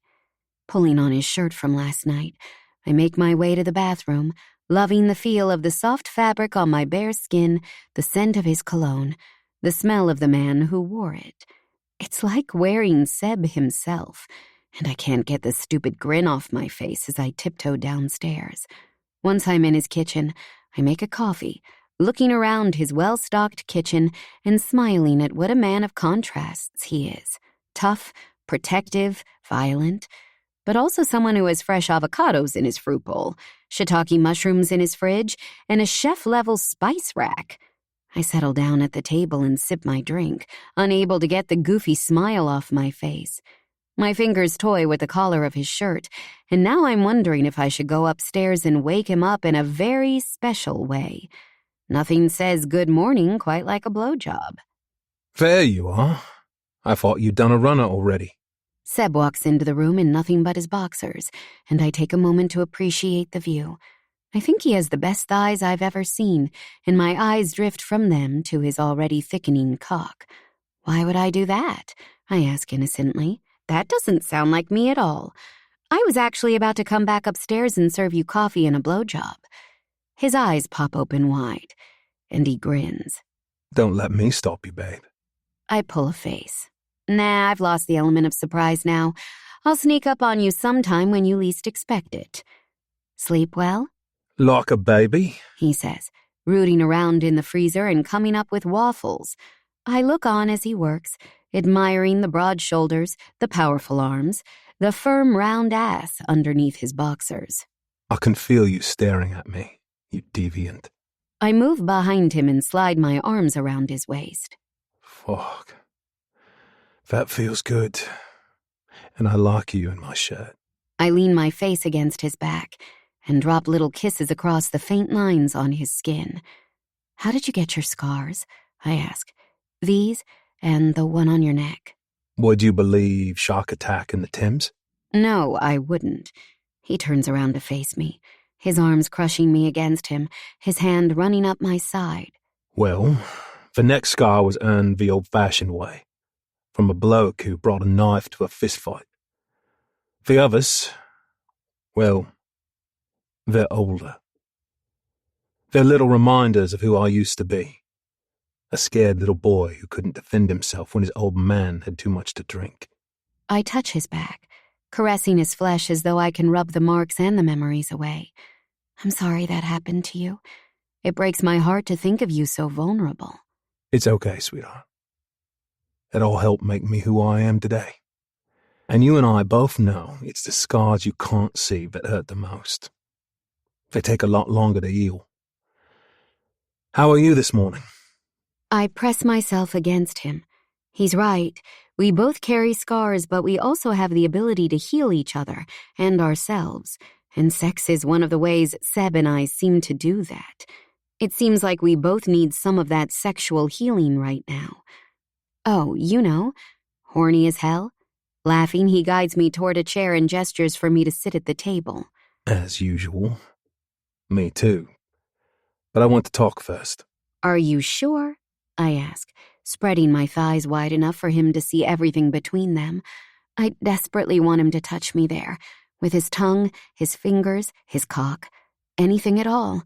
I need to feel him on me and inside me and all around me. His dark eyes stare down and his lip curls as he lets out a growl. Fuck, look at you. You're dripping all over that chair. Use your fingers to open your pussy lips for me, Lauren. That's it. Let me see what's mine. I do as I'm told, sucking in a needy breath as my fingers slip and slide on my wet folds. He kneels on the floor before me, staring intensely. I'm going shopping today, sweetheart. Going to buy a whole new set of toys for us to play with. I really want to fill that gorgeous cunt of yours up with something and watch you fuck yourself with it. Shuddering at the images his words plant in my mind, I trail my fingers over my clit, knowing he likes what he sees. I'd love that. Get something big, something that makes me scream. Oh, I will. He slips one of his fingers inside me, then quickly adds another, probing the sweet spot that only he ever seems to find. And maybe I'll fuck you up the arse at the same time. How does that sound? I clench against his fingers while I continue to work my swollen bud, my inner walls vibrating with pleasure. It sounds so good, Seb. I want that. I want you to take me everywhere. I want to do every bad thing in the world with you. He adds another finger, stretching my opening around him and sliding firmly in and out. His tongue traces his lips as he watches me play with myself. There are no bad things, baby, as long as we both want them. Now, come for me, Lauren. Imagine me chasing you through the woods, taking you down, binding your hands. Imagine me lifting that big arse of yours up and pushing myself inside it while you try to fight me off. You can't stop me. You have no control. You just have to take it. Oh, God. Seb! His filthy talk always does it for me, and he's speeding up his finger thrusts as he speaks. On the next thrust, he keeps them inside me and slowly rotates them against my trembling pussy walls, setting off a chain reaction that flows straight to my clit, then on to every cell in my being. As soon as the last shockwave hurtles through my body, he picks me up and lies me flat on the kitchen table so my quivering legs dangle down to the floor. He quickly spreads them, grabs my hips and slides his cock into me while sighing my name. Fuck, you're so tight and so wet. I can still feel you squeezing me.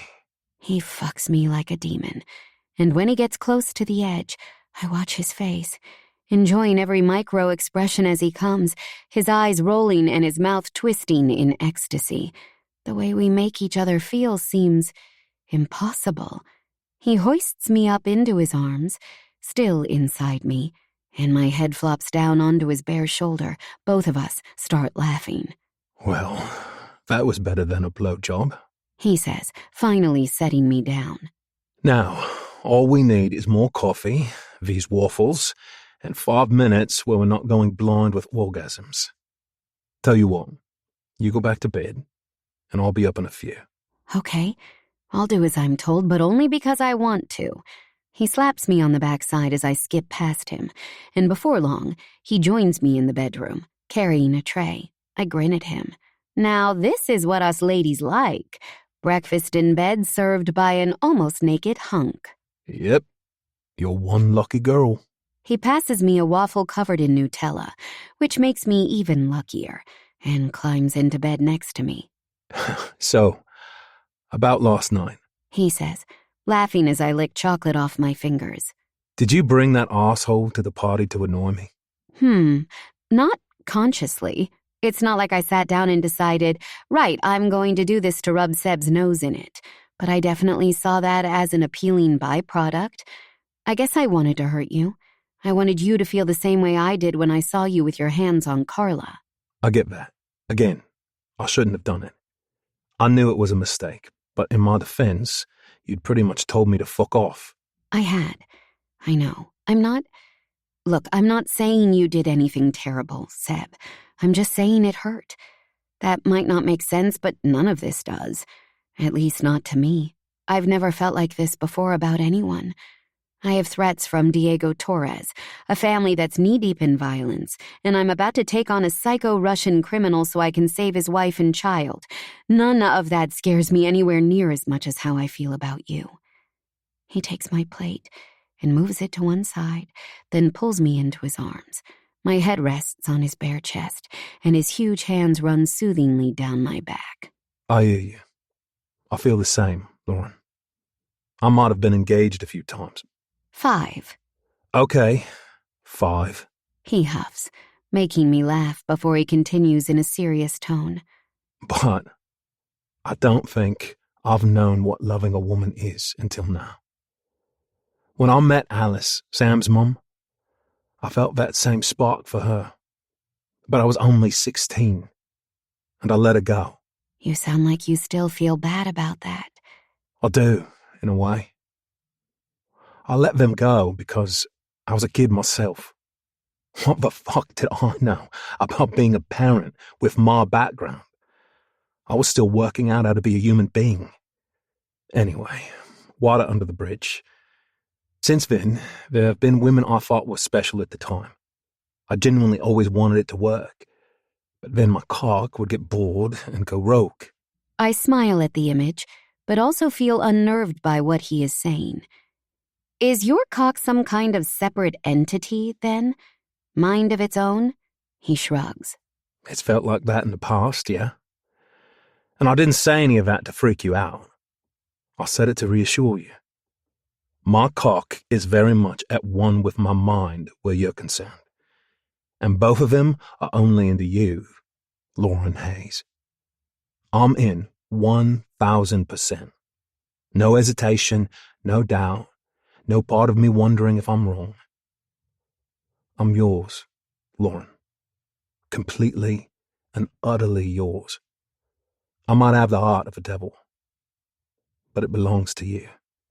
I stroke the side of his face, and his beard softly bristles against my fingers. The heart of a devil? Why would you say that? My old man drummed it into me, from the time I was a baby. He'd say it, then hit me, then make me repeat it over and over again. Like I said earlier, it's the scars you can't see that do the damage. Well, fuck your old man. Is he dead? Seb nods. Good. I don't care what he told you. You don't have the heart of a devil. You have the heart of an angel as far as I'm concerned, even if we both have some pretty devilish tastes. I love you too, Seb. So much. You're the first man I've ever felt this way about. The first man I've ever trusted with my heart. Just promise me you'll take care of it. Always. He replies, kissing the top of my head. I promise. Chapter 22. Sebastian. I know myself well enough to understand that I can be a bit of a prick. All of the women I've been in serious relationships with have been great, and the fault for the breakups never lay with them. The only mistake they made was to trust a man like me. I promised Lauren I would take good care of her art, and I fully intend to do that. She's the best thing that's ever happened to me, and I'm not going to fuck it up. I spent a lot of time in my last relationships thinking about other women. And now? Well, Lauren occupies almost every waking thought. This is entirely different from anything I've felt before. After more than 35 years of chasing women, I finally found the one.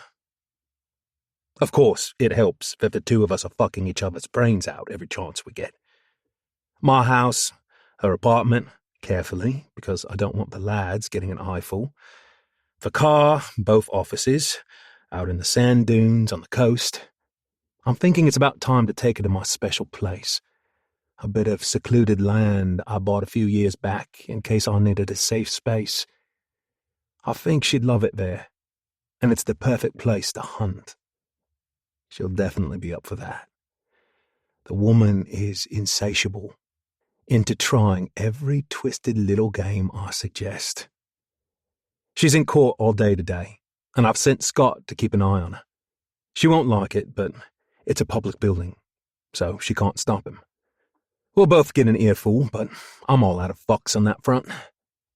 Jax and Alejandro have so far failed to lay eyes on this Diego Torres cunt who's been bothering her, and since she told me more about her uncle and how they were connected, I've been even more worried. The little things, like the dead flowers, could easily be a prelude to something bigger, and it's my job to worry about that.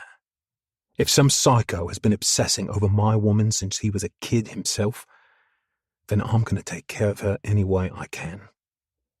I've got my own work to do, but first, I'm going for a report that Phil Campbell emailed over. The file is accompanied by a note. Sorry this has taken a while, Seb. I kept digging but couldn't find much. Wondering if maybe your instincts are wrong on this one? I don't bloody think so, I muttered to myself, staring at the pages on my screen. Try as I might, though, I can't see anything that Phil couldn't see. Taylor Grant was born in Manchester in 2002, which is the kind of birth date that still freaks me out. How can grown-ass humans have reached adulthood when they were only born yesterday? His mum was a school dinner lady and died of breast cancer exactly when Taylor said she did. No dad on the scene at any point, and no stepdads either. Looked like she was a good mum, worked hard, and kept him safe, which is more than a lot of kids get. He got into a bit of trouble in his teens, mainly for fighting. Kicked out of school for breaking the PE teacher's jaw, which seems fair enough, as most of them are sadistic bastards. Nothing serious, just the usual anger management issues I see in a lot of my men. He moved here exactly when he said he did, all his references checked out, and he doesn't have so much as a blemish on his credit history or his criminal record as an adult. All the scraps he got into when he was younger were with other men.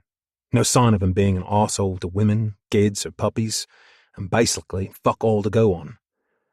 But still, those instincts are screaming at me. There's something not right, and I plan on finding out what. While I've been reading, another message has landed from a nonsense email address that's all letters and numbers. Normally, I'd kill it off. Talking to Jax has made me realize we need to take our cybersecurity a lot more seriously at Archangel as well. The only reason I don't delete it right away is the subject line, which contains 3 eye-catching words. Lauren getting fucked. I suck in a breath and immediately assume it's Torres. This kind of shit is right up his alley. I might regret it, but I open the email and skim it. £200,000 into this account by midnight, or this goes viral, is above a string of numbers. Nothing more, nothing less. Based on everything I learned about Lauren's situation, I never got the impression Diego was in this for the money. There's a video file attached, but I'll hesitate.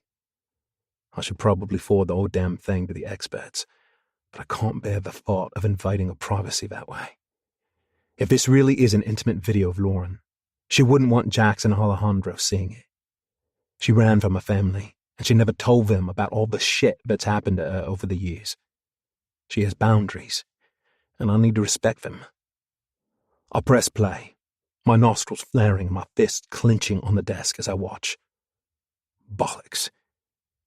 It really is a video of Lauren getting fucked. By me. I have her bent over the sink in the ladies' room at McIverson's. Her dress is shoved up around her waist, and I'm railing into her. Any other time, I might find it a turn-on, but not when it comes with a threat attached. How dare this piece of shit threaten her like this? I don't give a damn if the internet is full of videos of me shagging. But Lauren? She has a career where that crap matters. She has clients who respect her. She has a lot to lose, and I won't allow her to be humiliated. I stand up and throw my chair across the room, where it crashes against the wall and falls to the floor in pieces.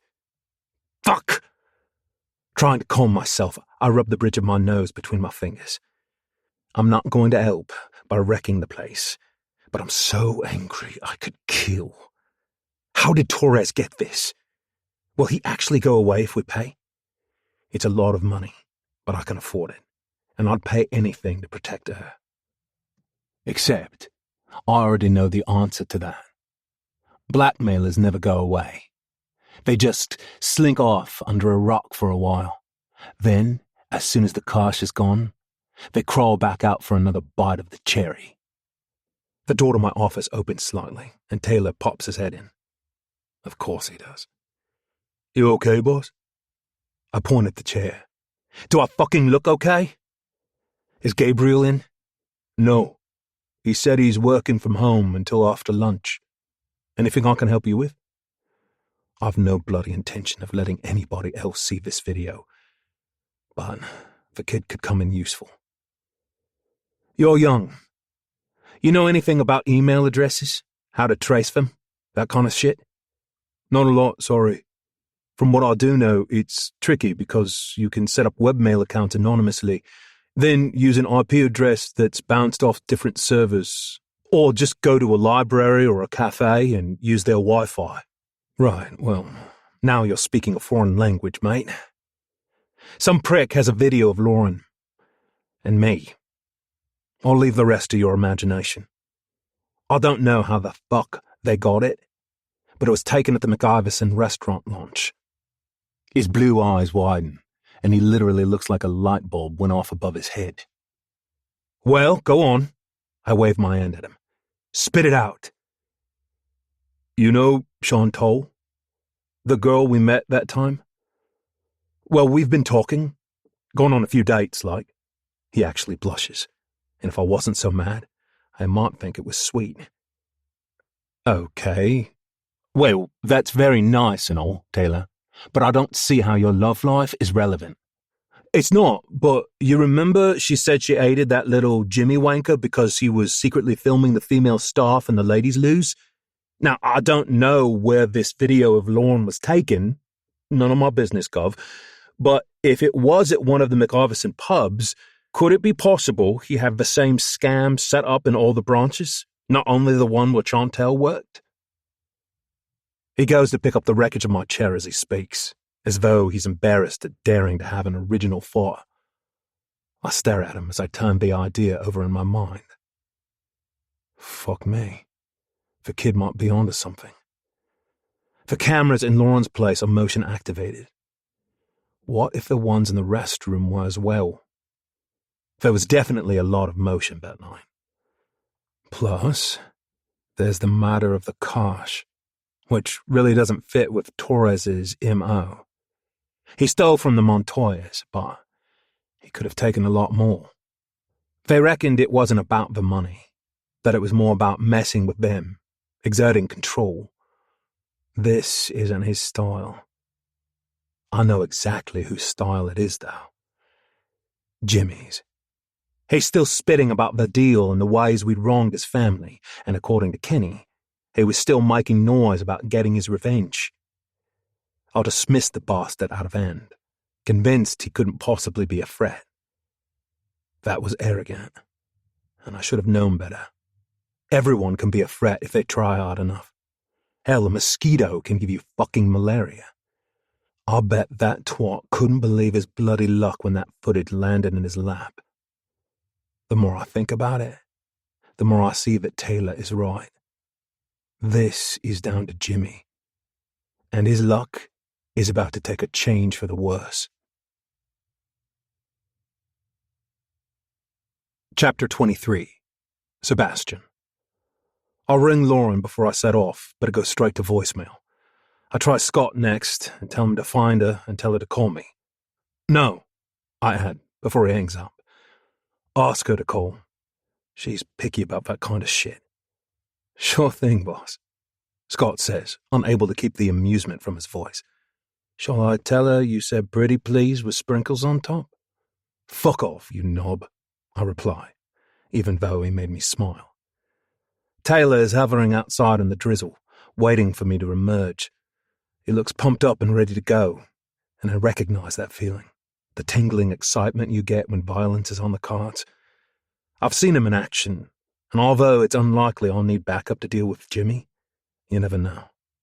I underestimated him once, and I won't repeat the mistake. Can I trust you, Taylor? I ask, staring at him.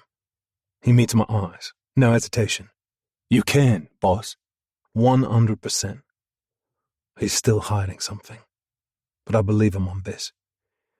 It wasn't hard to find out where Jimmy lives, and I'll let Taylor drive while I stare out at the wet and gloomy streets of London, my fury hidden beneath the surface, but ready to explode any second.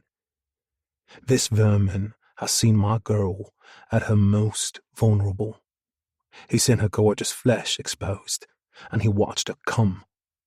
Nobody gets to do that except me. And now, he's got the nerve to threaten to share that private moment with the fucking world? He thinks he's going to get away with this bullshit. I'm going to kill the little bastard. My phone rings, and I'm relieved to see it's Lauren. Hi, She says, the cheerful purr in her voice enough to make me feel like the world's a better place, even if it does contain Jimmy McIverson. Weird thing happened. Scott turned up at the courthouse. What a coincidence, eh? Anyway, he says you begged me to call. I don't know about begged, sweetheart, but I do need to speak to you. What have you been up to? Lots of things. Most importantly, I convinced a judge to allow us to file on behalf of Caroline under an assumed name when the time is right, as there is a credible threat to her life if she's exposed. What about you? Hot sauce. You are a force of good in the world. Listen, I have a situation here. The night we enjoyed ourselves at the McIverson launch, her laugh soothes me enough that I can draw a full breath for the first time since I got the email. You mean the night you threatened to kill my date and then fucked me senseless? Such romance. Yeah, a tale as old as time. I thought it was pretty fucking cute, anyway. Look, just to let you know, I'm in the car with Taylor. You're not on speakerphone, but I'm guessing from the look on his face that he heard that last bit because he's blushing like a virgin bride. Taylor has a good sense to avoid my eyes and concentrate on the road. Oh, Hi, Taylor. Anyway, what's your situation? It was caught on camera, and now someone is threatening to make it public. She's silent for a few moments, and I can picture her face as she calmly processes it. She has as much of a temper as I do. It just takes longer for her to get there. Is it Torres? I kind of hope it is. I'm sick of knowing he's out there and wondering if or when he's going to step things up. That was my first fault, but I don't think so. I think it's Jimmy McIverson. Apparently, he had a thing for filming the female staff. Well, that's not nice. What are you planning to do to him? I can hear different background noise now. Beeping car horns and human traffic, which means she's gone outside to avoid having this kind of conversation in a courthouse. I kind of thought I might kill him. No, please don't do that. Look, I don't give a shit about a man like that on any moral level. The world would probably be a better place without him. But I do care about you, and it's not worth the risk. I couldn't bear it if you got sent to prison. I thought you might say that, but Lauren, I can't let it lie. I'd kill him for watching the video himself, never mind going public with it. Seb, he might have watched, but you got to touch. He's just a sad little man who gets his kicks spying on women. Probably because none of them will go near him in real life. He's not worth it. If a sex tape gets leaked, I'll survive it. If I lose you, I'm not so sure, so don't kill him. At least, not yet. Maybe give it a year so nobody links him to you. I have to laugh. She really is something else, this woman. The perfect combination of Montoya and lawyer. Is that your legal advice, Miss Hayes? Yup, you can pay me in orgasms later and make it official. Look, I've got to go. I have a meeting. I'll call you later. Be good now, you hear? Taylor stays wisely stum as he pulls up outside Jimmy's apartment block. We get out and climb the stairs to the first floor, which is sadly not high enough to be lethal if I throw him out the window. Can I get a crack at him too, boss?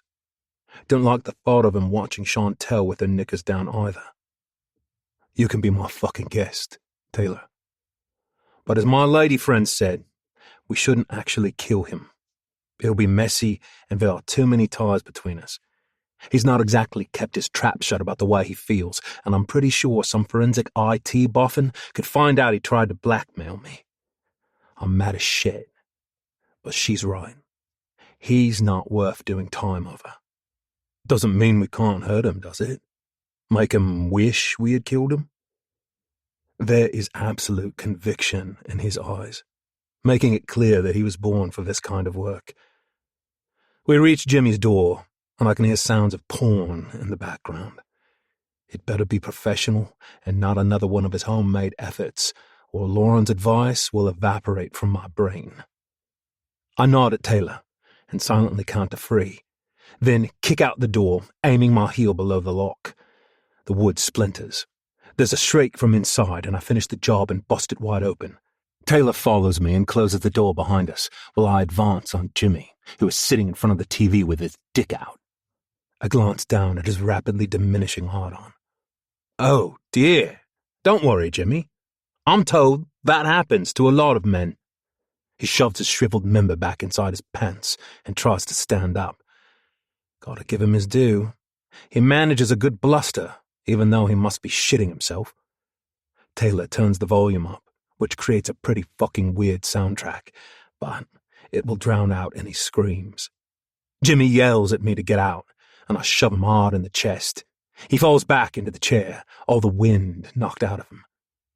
Find his laptop and his wallet, I say to Taylor, while I hold Jimmy down. He's struggling and swearing, and I punch him once in the face. Shut the fuck up, you twat. His eyes start watering, and his nose is bleeding, and he looks comically shocked. I can't believe a man like this has made it so far in life without someone punching him in the face before. I get my duct tape out of my bag and secure his hands to the sides of the chair, then punch him again, just for fun. His nose cracks this time, which is a sweet sound. I said, shut up. He whimpers and chokes on his own blood, snot, and tears. But apart from that, he does shut up. Taylor passes me his wallet, and I shake the contents loose on the table. The usual shit. Plus a wrapped condom that looks like it's been there since they were invented. There are 3 bank cards, and I check each one of them. Sure enough, one matches the account details in the email.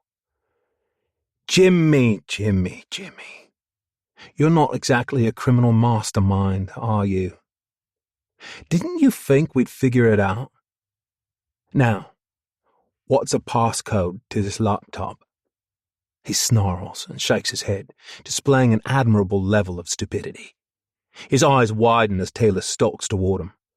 The boy grabs hold of one of his taped hands and pulls back the pointer finger until it breaks. I could really get used to the sound of your bones snapping, Jimmy. Passcode? Once he stops crying, he tells us, and we're in within seconds. Jimmy snivels in the background, telling us he'll delete it all, that he's sorry, that he'll do anything if we leave him alone. I ignore him and flick through the video files in his computer before opening any of them. They're all nicely labeled, detailing date, time, and who's on them. Lauren's is right at the top. He really did have all the bathrooms wired. The sick fuck. Taylor's face darkens when he sees Chantal's name, and I lay a hand on his shoulder. He looks at it like he's considering snapping it off, and I stare him down until he nods. Jimmy starts shouting for help, but his voice is drowned out by the porn film. Do the honors, mate, I say to Taylor, who punches him in the gut so hard he can barely breathe. Right. We'll be taking this laptop with us, Jimmy. I'm sure you don't mind. We need to find out if he has a backup or if it's on the cloud, boss. I acknowledge Taylor with a wave to go ahead and check. I still don't understand what the fucking cloud is, but I'm sure he's right. Jimmy is doubled up and looks like he's about to be sick. No, it's not on the cloud. That's the only copy, honest. I don't believe him, Taylor says, snarling. Bet he had them all backed up so he could wank over them any time. The thought of this sick little fuck watching that video of me and Lauren while he jerks off makes me want to kill him, and then bring him back to life so I could do it all over again. Not only her, but all those women who were violated so Jimmy McIverson could get his rocks off. Suddenly, taking his laptop and slapping him around a bit doesn't feel like enough punishment. Nowhere near enough. He looks up at me and starts to cry as I walk toward him. No, please, I'm sorry. Sorry you filmed those girls? Sorry you watched my woman come? Or just sorry you got caught? No, all of it. I'm sorry for all of it. I'm ill. It's a condition. I need help. What would really help, I say, looming over him, would be if you couldn't watch anymore. What good's a peeping Tom if he can't fucking see? I slam my fist into his eye socket so hard his body lifts off the chair. If he hadn't been taped in, he would have flown. His head wobbles back down, and I hit him again and again and again. I think of that night with Lauren. I think of Chantal. I think of every other neatly labeled little file on his computer, and I keep hitting him. Eventually, Taylor pulls me back. You said not to kill him, boss. If you've changed your mind, I'm in, but... I whirl around, fist raised, my temper so high I almost punch him too. When I look back at Jimmy, I see that his face is mush, with one eye hanging out of the socket at an unrepairable angle. He's gibbering away, lips trembling, blood seeping from the corner of his mouth. Fuck. Taylor's right. He can't take much more. All right, Jimmy. I've left you one eye, so think yourself lucky. If you go to the police or so much as think about looking in the direction of another woman again, I'll be back to take the other. And this time, I'll use a knife. Or maybe a spoon. And if that video of Lauren ever sees daylight, I'll fucking well kill you. You understand? He nods, his damaged eye bouncing like a rubber ball. It's not pretty, but I don't feel a scrap of sympathy for the twat. He brought it all on himself. Taylor strides over and snaps all the fingers on Jimmy's right hand, one by one. His screams are pathetic now, like he's endured so much pain he's given up. Just to make sure he's not back on a computer anytime soon, boss. That was his wanking hand. We leave Jimmy to enjoy the sound of strangers climaxing in glorious surround sound. From the car, I call Kenny McIverson, holding the phone under my chin as I use alcohol wipes on my skinned and bleeding knuckles. Stings like a bastard, but it was worth it. Kenny, it's Seb. Did you know your little brother was secretly filming the girls who work for you? No, of fucking course I didn't. Are you sure? Yep. The proof is all over his laptop. He could do time for it, no doubt, but I've helped him out. I'll keep that laptop safe for him. You'll find him at his place. Bet worse for wear. Looked like he was going into shock when we left, mate, so if I were you, I'd get there quick as you can. Or leave the prick to die. I don't give a shit. I hang up and open the message that just came through from Lauren. Did you kill him? No. Might have been some maiming. Perfect compromise. I lock my phone and grin. I fucking love that woman. Chapter 24. Lauren. I arranged to meet Patrick Galway at a pub after work. It's not something I would normally do, but he explained that he works night shifts at a warehouse, and this is basically his breakfast time. Not ideal, but the poor man sounds like he really needs my help. I told Seb where I planned to be and assured him that Samantha knows the man already and describes him as a lovely bloke. If he passes the SAM test, he said, then that's fine by him. As usual, he did make sure I was packing my homemade anti-asshole kit before I left the office. The incident with Jimmy McIverson seemed to bother him more than me, putting him more on edge. Although at least one of our problems seems to have faded, Jax got in touch to let us know that Torres has moved on to Istanbul, and I'm relieved he's no longer in the country. He's likely responsible for my brand new BDSM subscription membership and the graphic photos of their products that get sent to me every week. Little does he know, instead of scaring me, it's given me a few new ideas. If all Torres is going to do is prank me, I'm more than happy to ignore him. I've got better things to do with my life than give assholes like him power over me anyway. It's been 3 weeks since Seb and I made it official, and it's been quite the roller coaster. It's not like some magic wand has been waved and both of us are suddenly low-maintenance individuals who mesh together perfectly. There are still conflicts, still clashes. He can be overbearing and protective. I can be stupid and stubborn. We both have tempers that run hot, and our time together has not been free of shouting. But it has also not been free of make-up sex, or in the middle of a fight sex, or sex that involves those toys he bought and late-night drives to secluded spots in the countryside. Basically, there's been a whole lot of sex, as well as shouting, tenderness, and joyful moments of relaxing into this new and exciting world we're sharing. This is my last meeting before the weekend, and I'm looking forward to going back to his place. Seb has been looking after Max all day, while Samantha and Gabriel are busy, and I really enjoy that side of him. I love how easily he can slip between doting granddad and the man who effortlessly dominates my body. The man who ties me up and chases me and talks such a dirty game that my pussy gets wet from listening to him. He holds me hostage to my own desires that he completely understands and that I wholeheartedly trust him with. Yesterday at work, I had a butt plug up my ass all day. It was uncomfortable to start with, but eventually exciting. He still hasn't fucked me there, but he's played around with me, torturing me, making me wait. He knows that the more he holds back, the more desperate I become. One of these nights, he might break into my apartment wearing a balaclava and carrying a bag of tricks.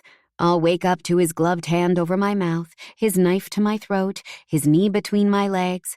It's so thrilling, and the thought of it makes me shudder. I'm completely past the stage of wondering whether I'm a sick pervert. As Sebastian says, as long as we both want it and we both enjoy it, nothing sick or perverted is happening. Everyone has their kinks, and ours happen to perfectly complement each other. When I arrive at the pub, I switch off thoughts of game playing with Seb and make my way through the crowd to find my client. I recognize him from the photo of him and his kids that was included in his file, though he looks older and shakier than I expected. I'm surprised to see that his breakfast is in a pint glass, but to each their own. He said he hasn't seen his children for almost 2 months now, and if he's as loving a father as Sam says he is, that must be taking its toll. I'm glad I made time for him, even if it is delaying the start of my weekend. I introduce myself and sit down across the little table from him, frowning as he gulps down his beer. His hands tremble around the glass, and he can't quite meet my eyes. Patrick, are you okay? Please don't worry, I'm here to help, and I'm sure we can find a resolution for you. Your kids must miss their daddy, and I can see that you miss them. He stares at me and swipes his hair back from his face. That's very kind of you. And I'm really sorry. Sorry? About what? Getting a bad vibe. I place a hand on top of my purse. This place is busy and very public, but I will defend myself if the need arises. There was a man. He contacted me out of the blue. He knew all the details about my case, every last thing. And he knew where my kids lived. Had pictures of them. Getting dropped off at school, in the park. He sent them to me, along with photos of little white coffins draped in flowers. Oh, God, I'm sorry. I swallow down my own flash of panic and stay as calm as I can. Okay, what did he want, Patrick? This man? He pushes a manila file across the table. He wanted me to give you these. I looked. They're of you. Outside your house, at work, at the gym, in that pub near your office. He's been watching you. He told me I had to give you these and tell you he'd be seeing you very soon. And that your Uncle Carlos sends his love. I don't open the file. I don't need to see those photos. Not right now. The mention of Carlos has turned my stomach and sucked the joy right out of me. I was right. Torres was in on it all along. There's no doubt in my mind that the man who manipulated Patrick Galway is Diego, but I still ask, the man who spoke to you, was he American? I think so, maybe. His accent was strange, like an American trying to sound European, if that makes sense. Is he dangerous? Is he planning to hurt you? Do you think he'll hurt my kids? I don't have it in me to be angry with this poor man. He was used and is clearly still traumatized by it all. I'm not sure how he got sucked into it until I remember what Samantha said on our spa day. Completed cases are archived digitally. Torres must have rummaged around in those archives until he found one that was useful. Damn him. I'll need to tell her and Nick so they can beef up security, and maybe I'll have Seb put a little security in place for Patrick and his kids for the time being. I'm sure he won't hurt your kids, no. You were just a pawn, and now you've served your purpose. Don't worry, I understand why you had to do this. I'm going to leave now, all right? He nods and I cut him off before he can apologize yet again. I walk out of the door with my pepper spray in my hand, and my head held high. Yes, I'm scared. Yes, Carlos's name can still get to me. But I'm also pissed. In fact, I'm furious. Coming after me is one thing, but involving this innocent man and his children, violating clients' confidentiality, that's way over the line. I scan the street, half hoping to get a glimpse of him lurking nearby. I'm pretty sure he is. He'll want to see this, won't he? Want to see me crying, see me panicking? I glare out at the world, my face set into a mighty, fuck you. I flag down a cab and head to Seb's instead of going home to get my car. If Diego is out there watching, there's far less chance of him being able to follow me if I'm in a black cab.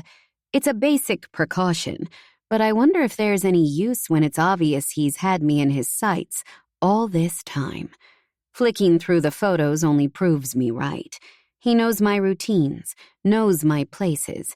He's not an idiot. He won't try anything while I'm with Seb, but looking through the images leaves a sick feeling in my stomach. My anger builds at the way he has infiltrated my life and soiled everything that is good about it. So much for Istanbul. I need to tell Jax and my cousin, but I'm not ready. Right now, I want to feel my rage. I get dropped off a couple of streets away and take my time walking to Seb's house. No sign of another black cab or any other vehicle following me. Looks like I'm clear. By the time I arrive, I've forgotten that the baby is there with him, and I laugh when I discover my silver fox alpha male being completely ruled by a creature that is a fraction of his size, and not yet 7 months old. Seb kisses me quickly on the cheek and gets back to feeding Max his bottle. He looks frazzled and worn out, and the house is in chaos. It's pleasant in its own way, but it's a million miles from where my head is at right now. Seb is cooing and singing, and Max keeps giggling up at him from around his bottle. I don't want to spoil this beautiful moment, so I head into the kitchen and clean up some of the debris that Tornado Max left in his wake. It's good, honest work, and helps to distract me from wondering if Torres is outside in the street right now. I wasn't followed, but he knows who Seb is. He knows where he lives. Am I putting them in danger? So far, he hasn't shown any propensity for actual physical violence, but there are all kinds of danger, as Patrick Galway now knows. Sometimes the threat of violence is as bad as violence itself. I need to tell Seb what happened and work with him to come up with a plan. I feel about as eager to do that as I do talking to Jax, but it's not fair to be in his life like this and not be honest, especially when it could affect him. He thinks he could snap Torres like a twig, but what if he were babysitting when the threat came? What if something happened to Samantha or Max? Neither of us would ever forgive ourselves. On cue, he walks into the kitchen, running his fingers through his tousled hair, and takes me in his arms and kisses me properly, his hands settling on my ass. He's asleep at last. You okay? How was your meeting? It was interesting. When is Max going home? In about an hour. Why? He says, smirking and waggling his eyebrows. Can't wait to get me into bed? Under normal circumstances, that would absolutely be the case. Tonight's circumstances are anything but normal. I can't bear the thought of talking about all of this while the baby is here, while Seb is so peaceful and happy in his domestic environment, enjoying switching off from his work and the turmoil that lurks beneath the surface of his mind. His quality time with Max is like therapy for him, and I don't want to rain on his parade with my bullshit. Of course, that's my main purpose in life, Seb, getting you into bed. You don't exactly make it difficult for me, though. Growling, he slaps my backside and runs his lips down my neck. Despite everything, the touch of his mouth against my throat makes my pussy throb. You taste fucking delicious, he says, kissing his way back up to my mouth. I want to eat every damn inch of you. The hard length of his cock is pressed up against me, and I grind myself against it, making us both moan. I'm wondering if there's time for a quick but awesome fuck when Max lets out a loud wail, and Seb freezes against me. We both laugh, and he reluctantly pulls away. Alone, I pour myself a glass of wine and sit at the kitchen table. There's a loaf of freshly baked bread laid out next to a plate of delicious-looking muffins. Looks like Seb has been busy. I take a bite out of a muffin and sigh in pleasure. Life might not be perfect, but I've really lucked out in some ways, like finding a man who fucks like the Terminator but bakes like the cake boss. A few minutes pass before he sits down opposite me. You have a nice day, Granddad? I ask. Yeah, I really did. I love all this stuff, you know. I wish I'd been around for it with Samantha. Sometimes, if I'm honest, I wonder if it might not be too late for more kids in the future. He looks at me speculatively, and I freeze at the realization of what he's suggesting. What the actual fuck? Oh no, he says, holding up his hands. It's early days. It's just a random thought. Max is so great, and I see how happy he's made Sam and Gabriel. I never wanted to take that step with anybody else. But you and me, we're different. Is it completely crazy to think that one day that might work for us? My appetite has disappeared and I put the muffin down. He doesn't understand what he's saying. He can't possibly understand its significance. He's thinking out loud.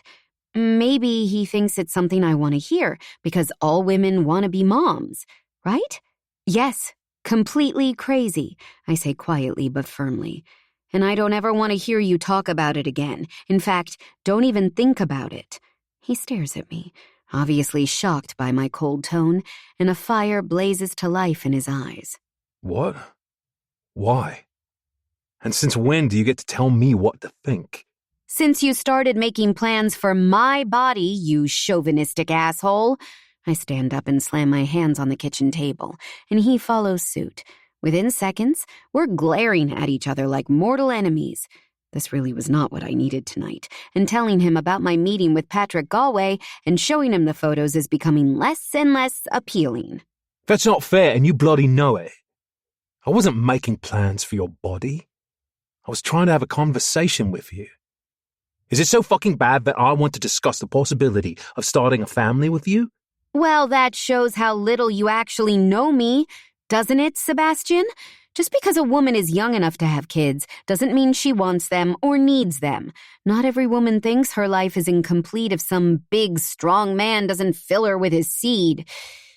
If you're with me because you're looking for a prized heifer to breed the next generation of Donovans, you're going to be very disappointed.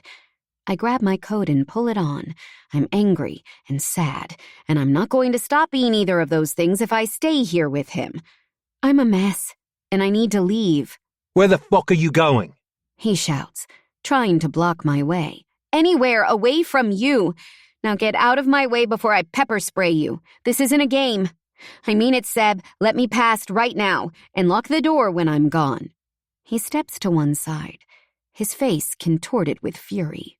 Be my fucking guest, Lauren. Chapter 25. Lauren. I storm out of the house in tears. Tears that I managed to control until my back was turned. I didn't want him to see me like this. I didn't want to talk about why I was so upset, or why I was so shocked by his suggestion. I'm sick of feeling vulnerable, and I need to go back to my default setting. When the going gets tough, Lauren gets going. It's all been too much today, and it's time for me to lick my wounds. Once he calms down from our fight, he will be hurt that I walked out instead of staying and having a good scrap, as he calls it. He's a man who would rather see a fight through to its conclusion than let it fester. Normally, I like that about him, but I had no choice but to leave. It's not forever, I tell myself. I will call him later and explain. Maybe I'll come back or invite him over, and we can get right to the makeup sex. Or maybe not. It's possible I'm too broken for all of this domestic crap, that I'm not cut out for a life like this, with a partner and routines and babies. Part of me wonders if I can't ever be fixed, because part of me will always be halfway out the door. I walk briskly down the street, keeping a constant eye on my surroundings, but noticing nobody lurking, watching, or in a parked car. Seb can look after himself, but he's got the baby with him, so I need to make sure. The photos indicate that Torres is only interested in me, but I won't risk any collateral damage. It's raining again, which is fine by me as it washes away my tears and suits my mood. I decide to get the bus back to my part of town, purely to delay getting there. Once I'm home, I'll have to think about cameras and surveillance and the fact that my life doesn't feel like my own anymore. Sure, I can hide in the bedroom, but doing that makes me feel worse. I curse the fact that I was born a Montoya, that I ever crossed paths with Carlos, that no matter how hard I try, I can never completely sever the ties that bind me to them. On the bus, I force myself to handle the necessary chore I've been dreading and message Jax and Alejandro, telling them I don't think Diego Torres is in Istanbul. The first response comes from Alejandro. Are you safe? Then my phone dings with a message from Jax. Are you with Sebastian? Fuck that. I can look after myself. I send the same response to both of them. I'm safe. Don't worry. The other people on the bus all look like they have ordinary lives, like they're going to or from work, maybe headed for a night out with friends or whatever it is that normal people do. None of them are constantly looking over their shoulders, checking for a psycho stalker while messaging their mafia boss relatives. Shit, maybe they are. Who knows? Not like I can tell from looking. I probably look pretty normal from the outside, too. I get off at my stop and walk through the rain toward my apartment. Every bar and cafe I pass seems to be full of lovey-dovey couples laughing and enjoying each other's company. Other people make that shit look so easy, and I wish I could be one of them. I wish I weren't so fucking messy.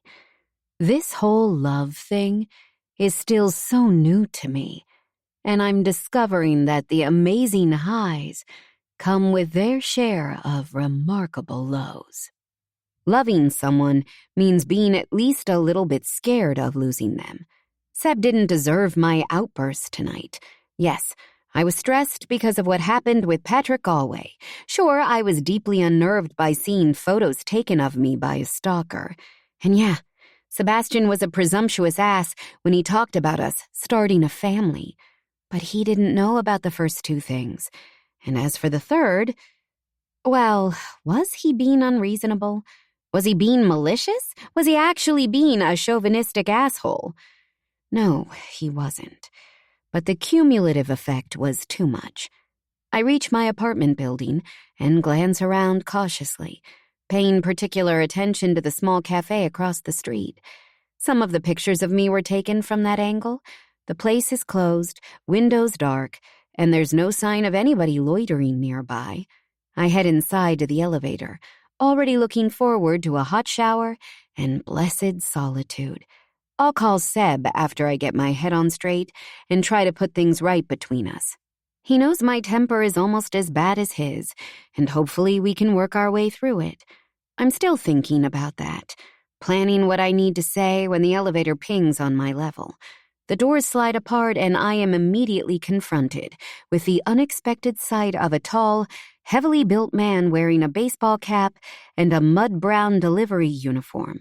He looks me up and down with dark, beady eyes, his face twisted into a cruel sneer, a face that matches the pictures I've seen of Diego Torres. Hi, Lauren. Surprise! I gape at him, horrified, trapped inside the elevator with nowhere to run. I hit the button to shut the doors, but he sticks his foot inside so they won't close. He grabs a handful of my hair and drags me toward him, making me stagger and trip as he pulls me out into the hallway. Mine is the only apartment up here, but I scream anyway. My lip splits when he slaps me viciously across the face, making me taste blood. Shut the fuck up. I shove his chest as hard as I can, but he's a big man and doesn't budge. He takes after his father like that, and I feel sick at the unhelpful memories my mind conjures up. Uncle Carlos and this man's dad sniggering when they arranged for a delivery of heavy-flow tampons to the house while my friends were over. Rafe accidentally pushing me off my bicycle when I was going home from school, then kicking up my dress as I lay in the dirt. The two of them finding me in the pool one afternoon and forcing me to stand in front of them, shivering in my bikini while they discussed how fat I was getting and how huge my ass was. All of this rushes in on me at the sight of Diego, paralyzing my usual survival instincts and turning me into a scared little girl again. It gives him the time to take control. He spins me around so my back slams into him and puts his arm around my neck, crushing the breath out of me as he drags me toward my home. I have my keys held between my fingers as usual, but I'm so scared, so panicked at the lack of air that my arms flail uselessly, slapping ineffectually against him. Ah, the keys. How helpful, he says, tearing them from me. It was easy enough to get in the building, you know. It's amazing how stupid people are around a man in uniform.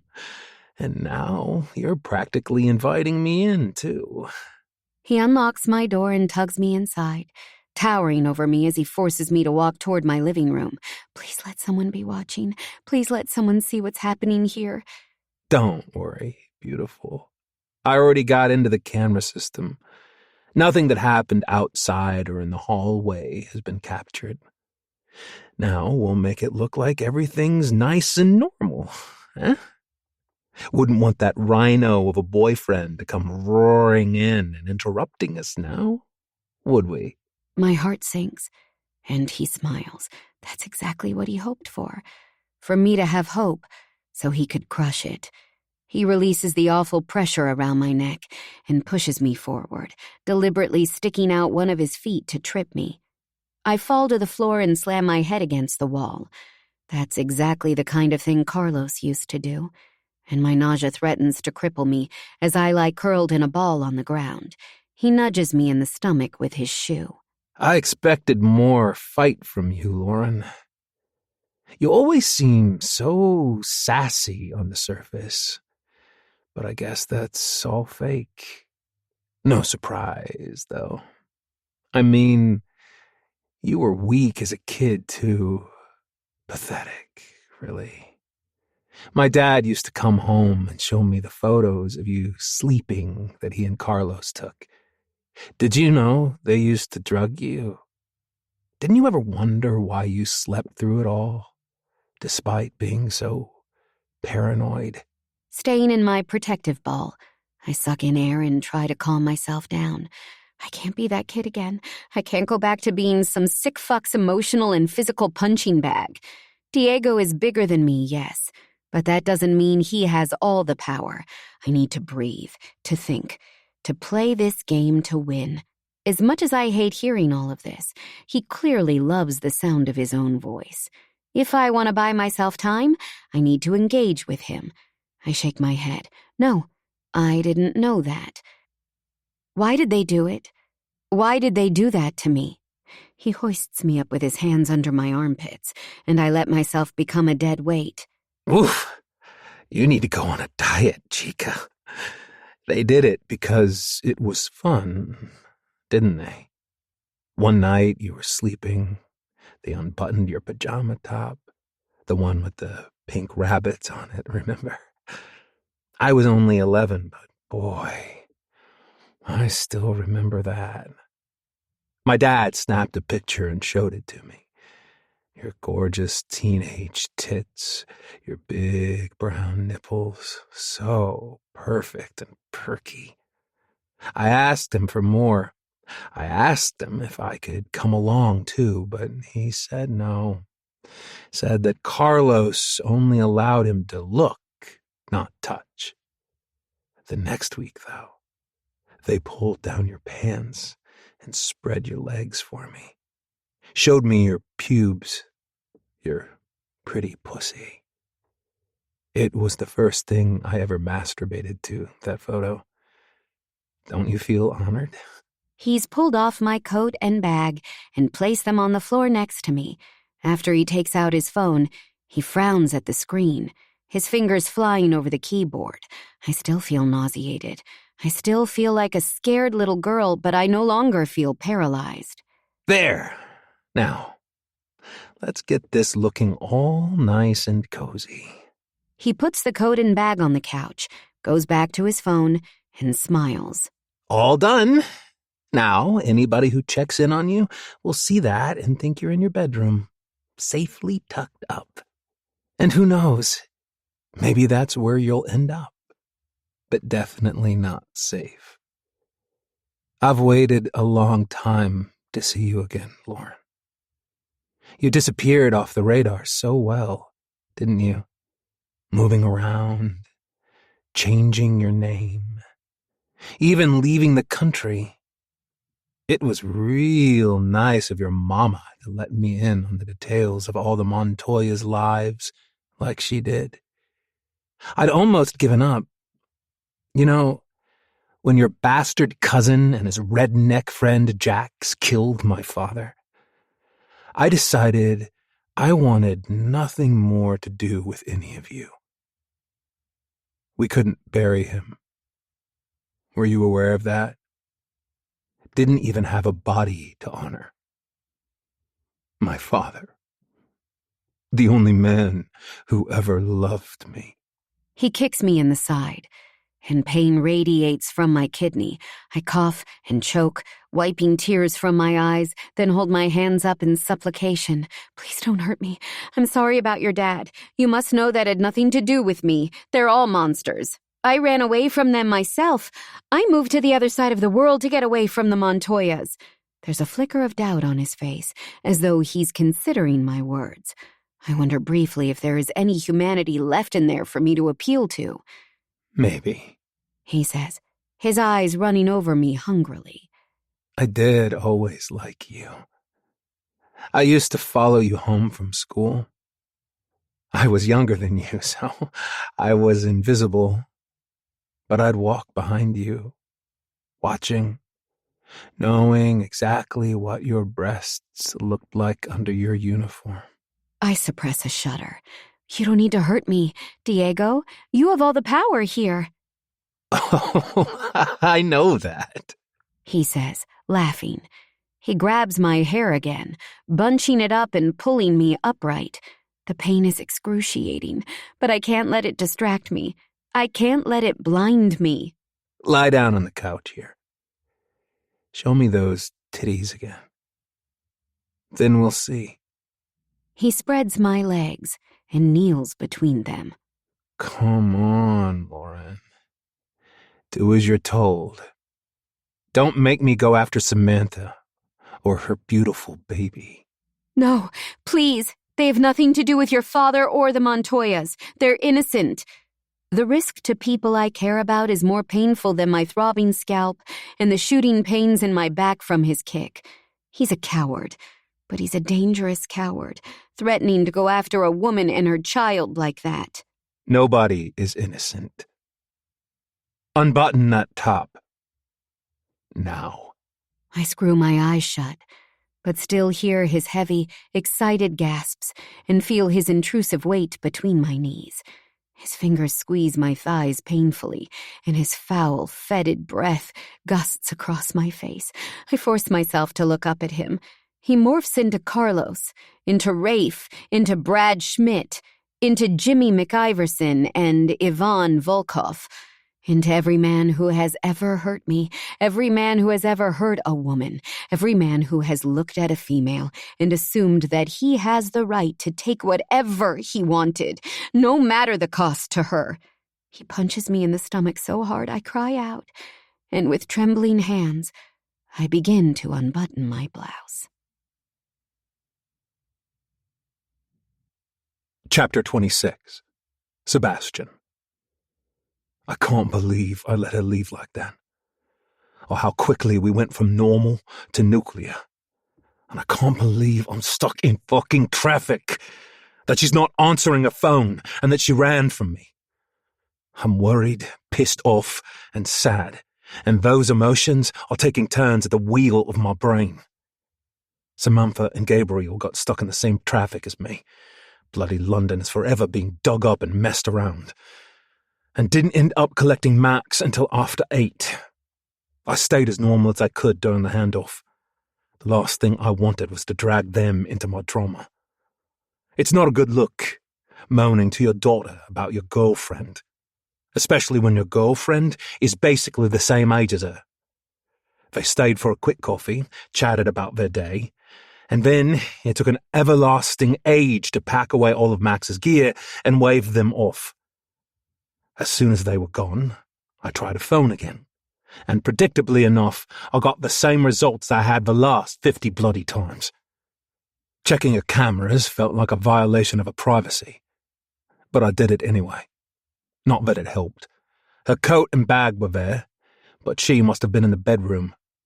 I've no clue if she's in there crying, stabbing a Seb-shaped voodoo doll, or fucking someone else. No. That's not fair. She wouldn't do that, no matter how angry she was. That's more the kind of dick move I'd pull. Not knowing is making me crazy. And I drive like an absolute cunt all the way there, vaping, bullying, and flashing my lights at anyone who dares get in my way. I finally escaped the bottleneck that sprung up between my place and hers and pulled into the underground parking garage. It took me over an hour to get here. And now I need to calm down. I can't go up to see her still raging. I want to talk to her, not fight with her. It's important to find out why she reacted like she did, why she ran, and sort it all out. I hate this feeling that there's distance between us. And I also hate that I seem to have turned into a giant pussy whose sense of well-being is dependent on a woman. I notice a car, it's hard not to, still parked in one of the bays, and jog up the stairs to a place on the top floor. I have excess energy to burn and don't fancy being confined in the lift with strangers. I might scare them to death. As soon as I reach the landing, my blood freezes in my veins. The floor is scattered with photos haphazardly thrown to the ground. Every last one of them is a picture of Lauren.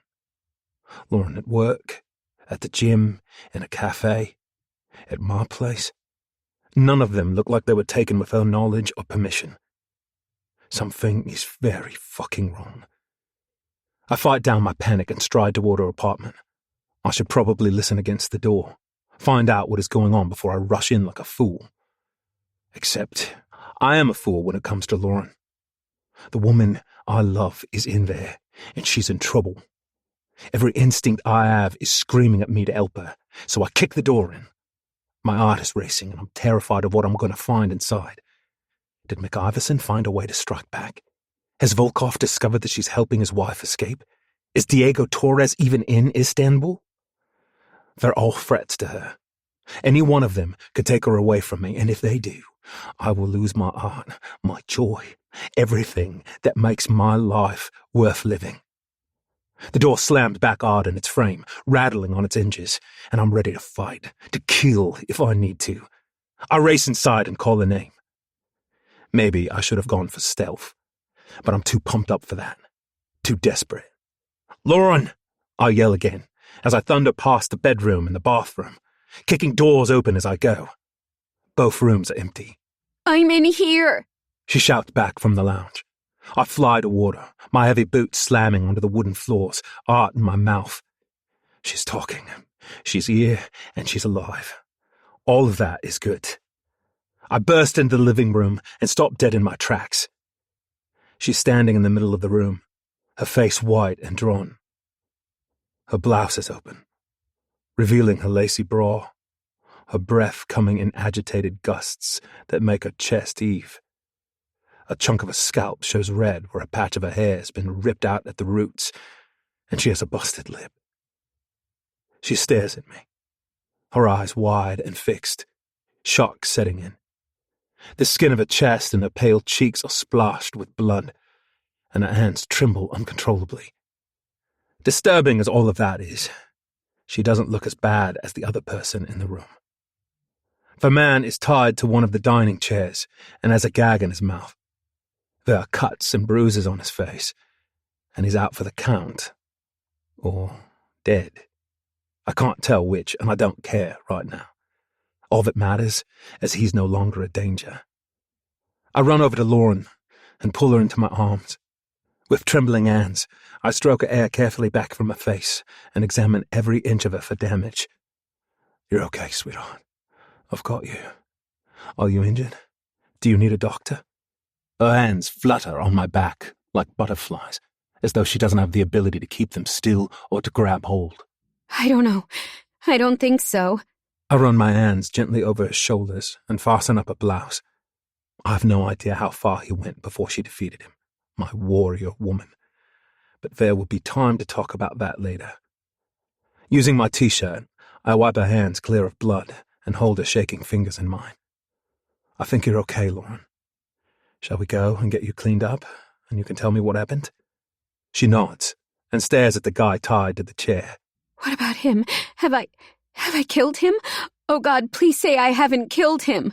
I'll leave aside long enough to check his pulse. His eyes are bright red and swollen, and his face has taken a beating. A couple of teeth litter the pool of blood at his feet. The wound below his ribs looks to be the likely culprit, but when I check it out, I find it's not too deep. Personally, I don't give a shit if the cunt dies or not. But she does, and that's what matters. I grab a towel from the kitchen, wad it up, and shove it roughly against the wound. She points to a small backpack, and I find a roll of black tape inside. I bite a strip off to secure the makeshift bandage and add one over his mouth as well, before checking the zip ties on his wrists. Satisfied that he's not going anywhere, I go back to Lauren, who is trying to pull herself together.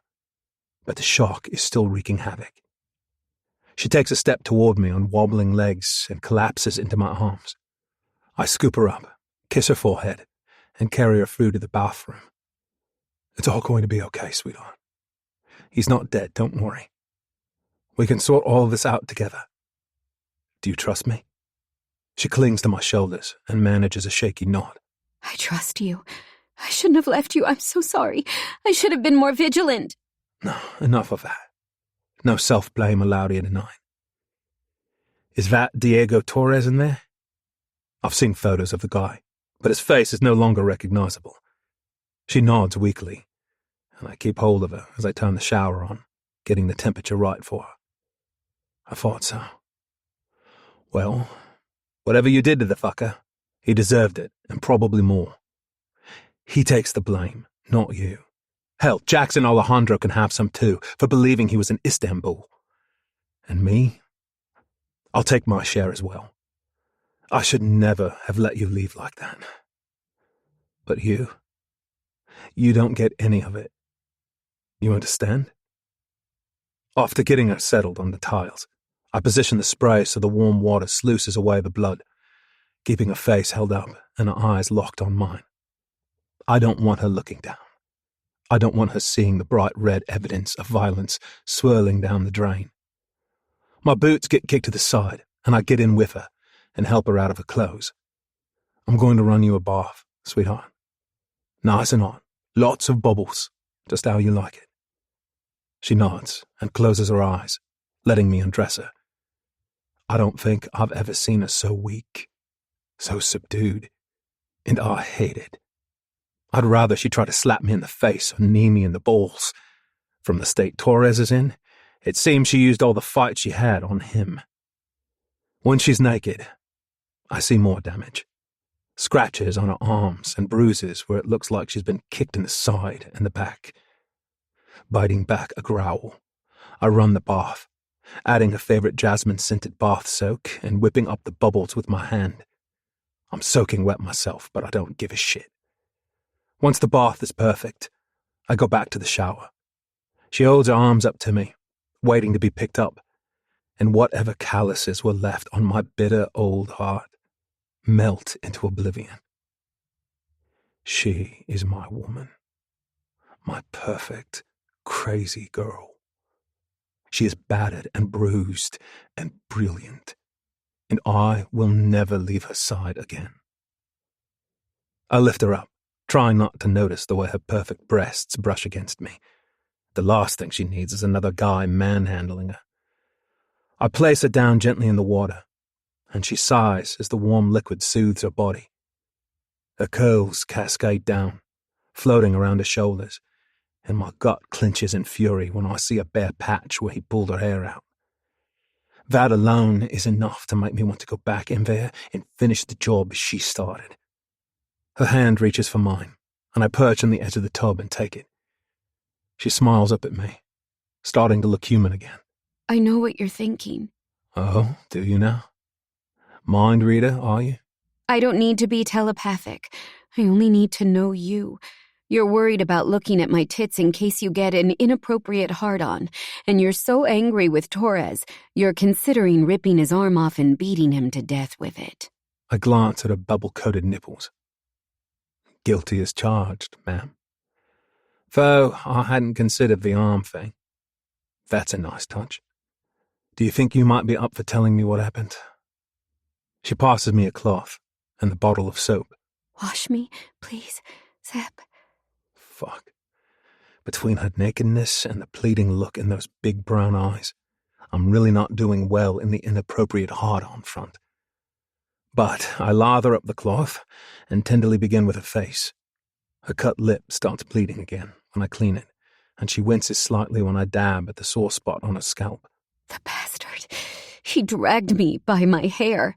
My fury is squatting inside me like a boulder in my stomach, and I have no idea if I'm going to be able to stop myself from killing him. I'm imagining all the long, painful deaths I could impose on the fucker when she speaks again, pulling my hand down to her chest. Wash all of me, Seb. Please, wash him away and make me feel clean again. Groaning, I trail the washcloth down to her tits, watching the soapy water trail between them like a river in a valley. She breathes deeply, her eyelids fluttering as I move to her already stiff nipples. I softly stroke them, massaging the supple skin of her breasts until she purrs like a kitten. Oh, Thelma and Louise like that. I smile at the nicknames and continue to lavish gentle attention on them.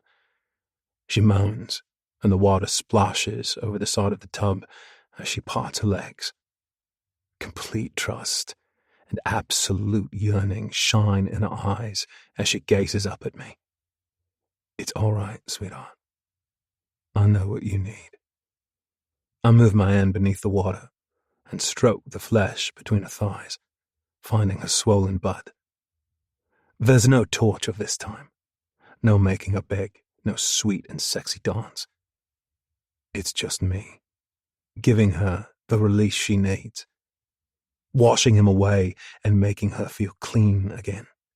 Her orgasm is a drawn-out and delicate thing, her body shuddering as it flows through her eyes shut and a long, deep moan sighing out from her lips. When it's over, she leans back against the rim of the tub and smiles up at me. Thank you. I needed to feel like me again, and I needed to feel your hands on me instead of his. I lean down to kiss the top of her head. My hands are always available for you, sweetheart. So what happened? If you feel up to talking about it, that is. She nods and briefly disappears beneath the bubbles. When she emerges, she looks like a mermaid, her dark hair sleek against her tan skin. I didn't get to tell you earlier, but that meeting I had with Samantha's client, well, it wasn't what it seemed to be. Torres had hacked his file and threatened his kids. He made him deliver a file of photos. I was already upset by the time I got to your place, and then we had a fight. We did, baby. And under different circumstances, we'd be about to have another one. Why the fuck didn't you tell me straight away? Don't be angry, please, Seb. I don't think I can take that right now. I'm sorry, I should have told you. But you were with Max, and you'd been baking, and you were in your happy place, you know? I intended to wait until he went home, and then I was going to tell you. Things kind of got away from me, though, and I headed back here. He was waiting by the elevator. He grabbed me, dragged me inside, did something to the cameras. I take a deep breath and rub my face. Fuck. I need to rein it in. This isn't the time or place to go ballistic. She doesn't need shouty Seb right now. All right, it's okay. It's not your fault. What did he do to you? He talked a lot. He was in on it all. The stuff with my uncle when I was younger. He saw the photos, knew what they did. They used to drug me to make me sleep, Seb, and then they did things to me. Took my clothes off, posed me for photos. Then his dad went home and shared them with his 11-year-old son, like it was some kind of special treat. The sick fucker. She smacks a fist down on the water, splashing me. It's good to see some of her fire returning. Naked and glorious, she stands up and climbs out of the bath. With her body wrapped in a towel, she rubs her hair dry and stares at herself in the mirror. Everything she sees there will heal. The lip will scab over. The hair will grow back. The bruises will fade. It's what's inside I'm more worried about. She catches me staring and meets my eyes in the mirror. He didn't rape me, She says simply, her voice firm now. He tried, but I was lucky. He underestimated me, didn't keep a close enough eye on me. I managed to grab the pepper spray while he was faking the cameras, and I kept it hidden until he was distracted. He threatened Sam and Max to control me, and I made him think I was going along with what he wanted. I waited until he was busy looking at my tits and trying to get his dick out of his pants, and I went for it. After that, it was a bit of a mess. He fought, but I guess I fought harder. I was so pissed. It was like all the anger, all the pain, it all poured out of me, you know? Like I reached back through the years and gathered it all up and used it. You saw how it ended. I am in awe of her in so many ways. Torres is a big man, and he came prepared. He always intended to hurt her, but she took the chance away from him. She stole his power, and now he's the twat tied to a chair. I sweep her into my arms and hold her tight, sighing into her damp hair and inhaling a scent. Fuck, Lauren. I was so scared when I got here. I don't know what I'd do if I lost you. She slides her hands around my waist and kisses my neck. I know. I feel the same. I knew that you'd be here at some point, that you'd come for me. She blows out a breath. Now I'm going to get dressed, and I suppose the question is, what do we do next? Chapter 27. Lauren. I tear off the tape that's covering his mouth, and he squeals as it pulls away some of his scruff. His eyes are still red and watery, and he's in desperate need of a trip to the dentist. But Seb is right. He's very much alive. My rhino of a boyfriend wants to kill you, Diego, I say, pulling up a chair and sitting opposite him. The baton I used to beat him with is on the ground. The kitchen knife I stabbed him with not far away. I'm going to need a special kind of cleaner to get the stains out of the rug. It's not a pretty sight, but I can't bring myself to regret what I did. It was me or him, and I owe him nothing. He glares at me, still managing to sneer despite his precarious situation. He might technically be smarter than his father, but he still reminds me of him. Now, though, I'm not scared. Rafe, Carlos, all of them, they're pathetic, cowardly bullies, picking on the weak and the vulnerable to make themselves feel like big, strong men. Truly strong men defend the weak. They don't exploit them. They don't need to abuse others to make themselves feel good. Nothing to say? I ask, tilting my head to one side. You were full of talk earlier. What was it you said? That you were going to go after Samantha and her baby? You do know that's his daughter, don't you? He pales, and his eyes shoot to the door. He's right to look concerned. I've never seen Seb so angry. He's working hard at containing it, at keeping the monster under control. But it could escape at any moment. I wouldn't have done that. That was just to scare you. They're not Montoyas. It was you I wanted. Because you had some kind of sick crush on me when you were young? Because of that, and because of your blood. Your family was responsible for the death of my father, and you were the only one I could get to in the flesh.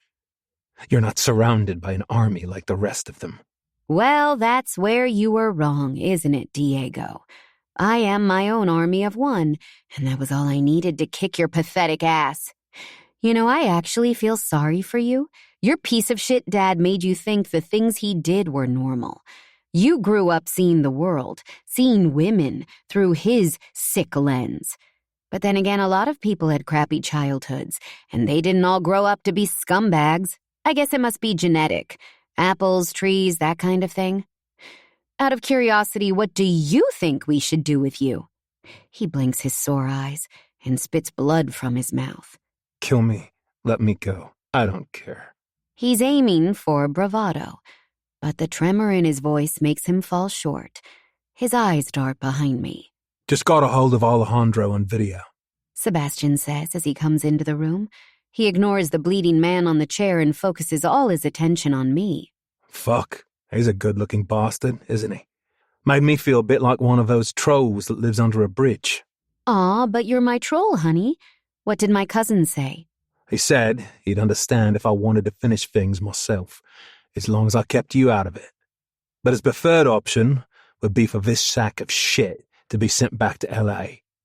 I didn't get the impression that particular trip is going to end in a visit to Disneyland for Mr. Torres here. No! Diego shouts, struggling against his ties and kicking his feet, but achieving nothing at all for his efforts. No! Don't send me back to that crazy bastard! You can't do that to me!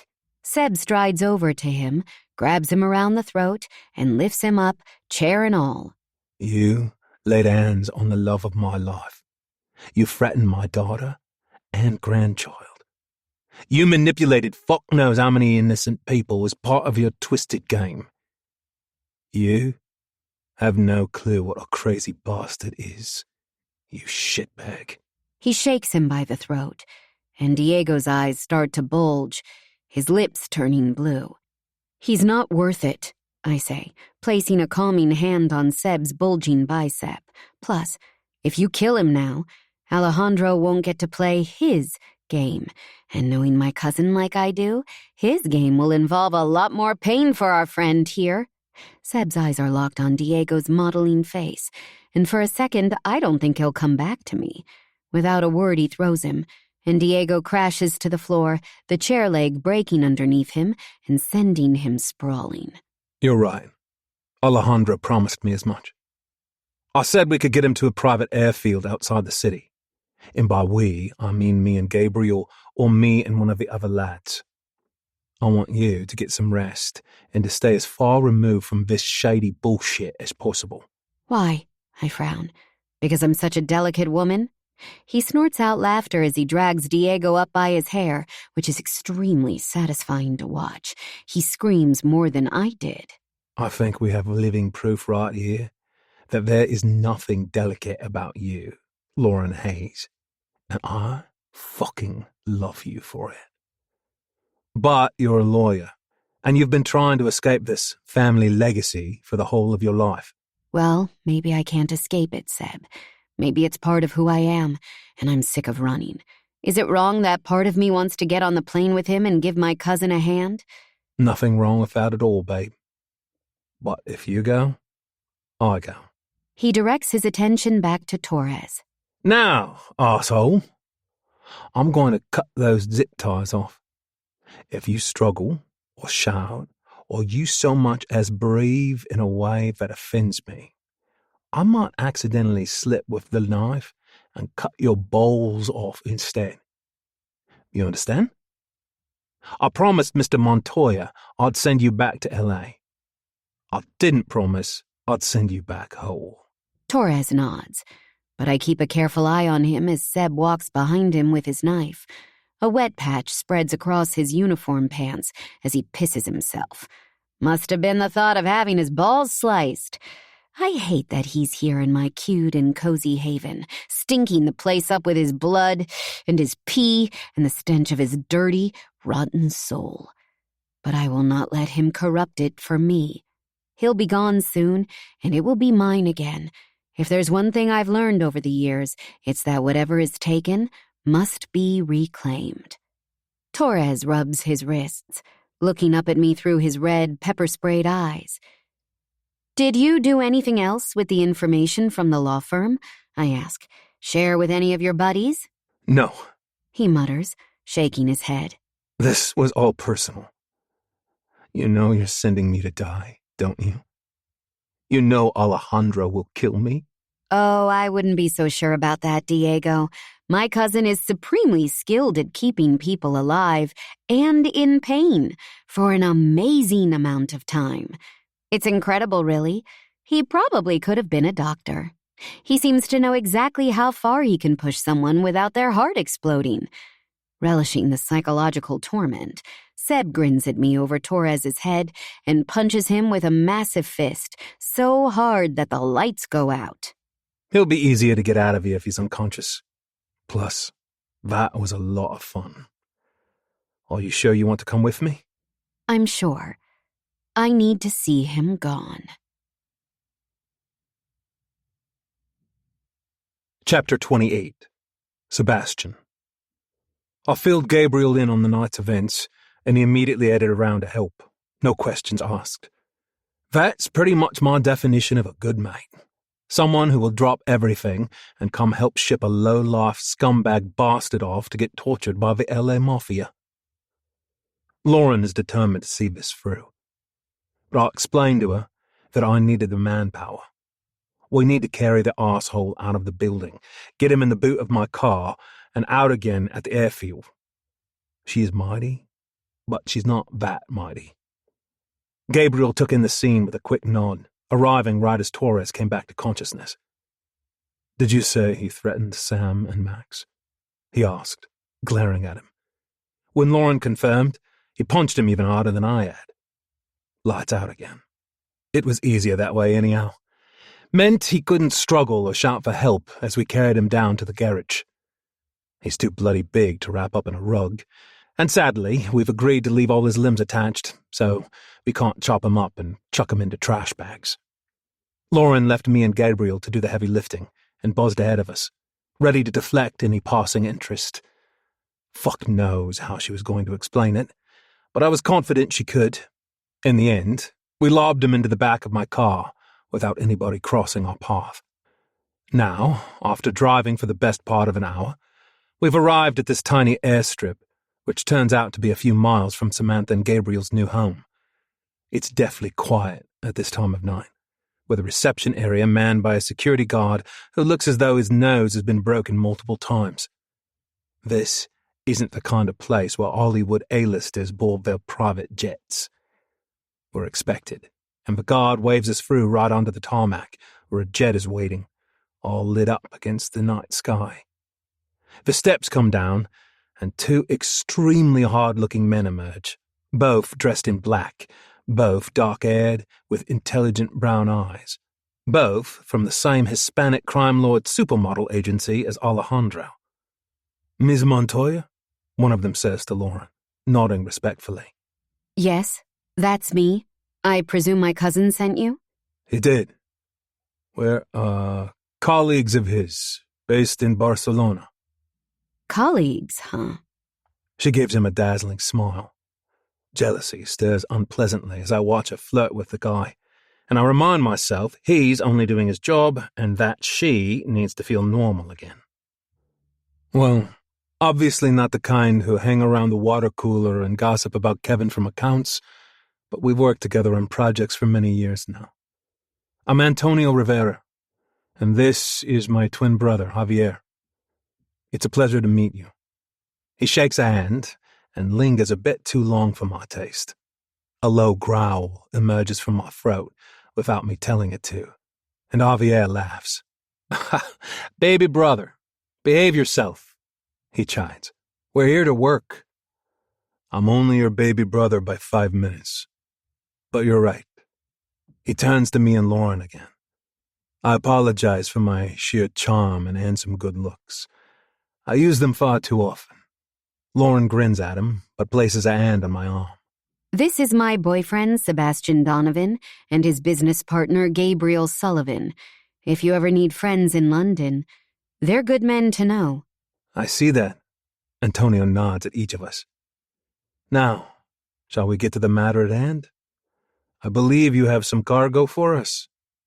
The Rivera twins walk with us to the back of my car, and when I pull up the lid, Diego Torres immediately starts yelling for help. We wait, letting him scream himself hoarse, waiting for him to get the message that nobody's coming to his rescue. Eventually, Antonio shrugs and punches him, rendering him unconscious yet again. That's better. Okay, let's load him in. Big bastard, isn't he? Was he hard to take down? Ask Ms. Montoya, I reply, helping heft his legs out. She's the one who took him, had him zip-tied to a chair and bleeding by the time I turned up to rescue her. He laughs and shoots her an appreciative look. I'm impressed. Well, now my life is complete. She holds her hand to her heart, but there's no sting to her snot. Do say hello to my cousin for me, won't you? None too gently. The two brothers drag and bump Diego across the tarmac before hoisting him up the steps, swearing in Spanish all the way. Once he's in, Antonio turns toward us, gives us a salute, and retracts the stairs. We watch as the plane taxis down the runway and takes off. Bit anticlimactic, I say, as we gather back at my SUV. But I'm glad he's gone. Gabriel, should I drop you at home, mate, and you can get your car from town tomorrow? Seems daft to drag you all the way back. He agrees, and we let him out at the edge of his driveway. I'll note with approval the additional cameras in the trees around the property, and that the code on the security gate now involves a retinal scan. My daughter is in safe hands. So, I say to Lauren as I start the car up again, you fancy stopping off somewhere? Bit of food, a drink, whatever? It's been a batshit crazy day, and I'm fucking exhausted. But if you're hungry, or you just need to take your mind off things, or how's this for an idea? I could see if that cottage is available. The one from the first night. I glance at her profile as I drive, not sure which way she'll jump. Yeah, actually that might be nice. I know I've got to go back to my place and sort it out at some point, but I really don't have the energy for it right now.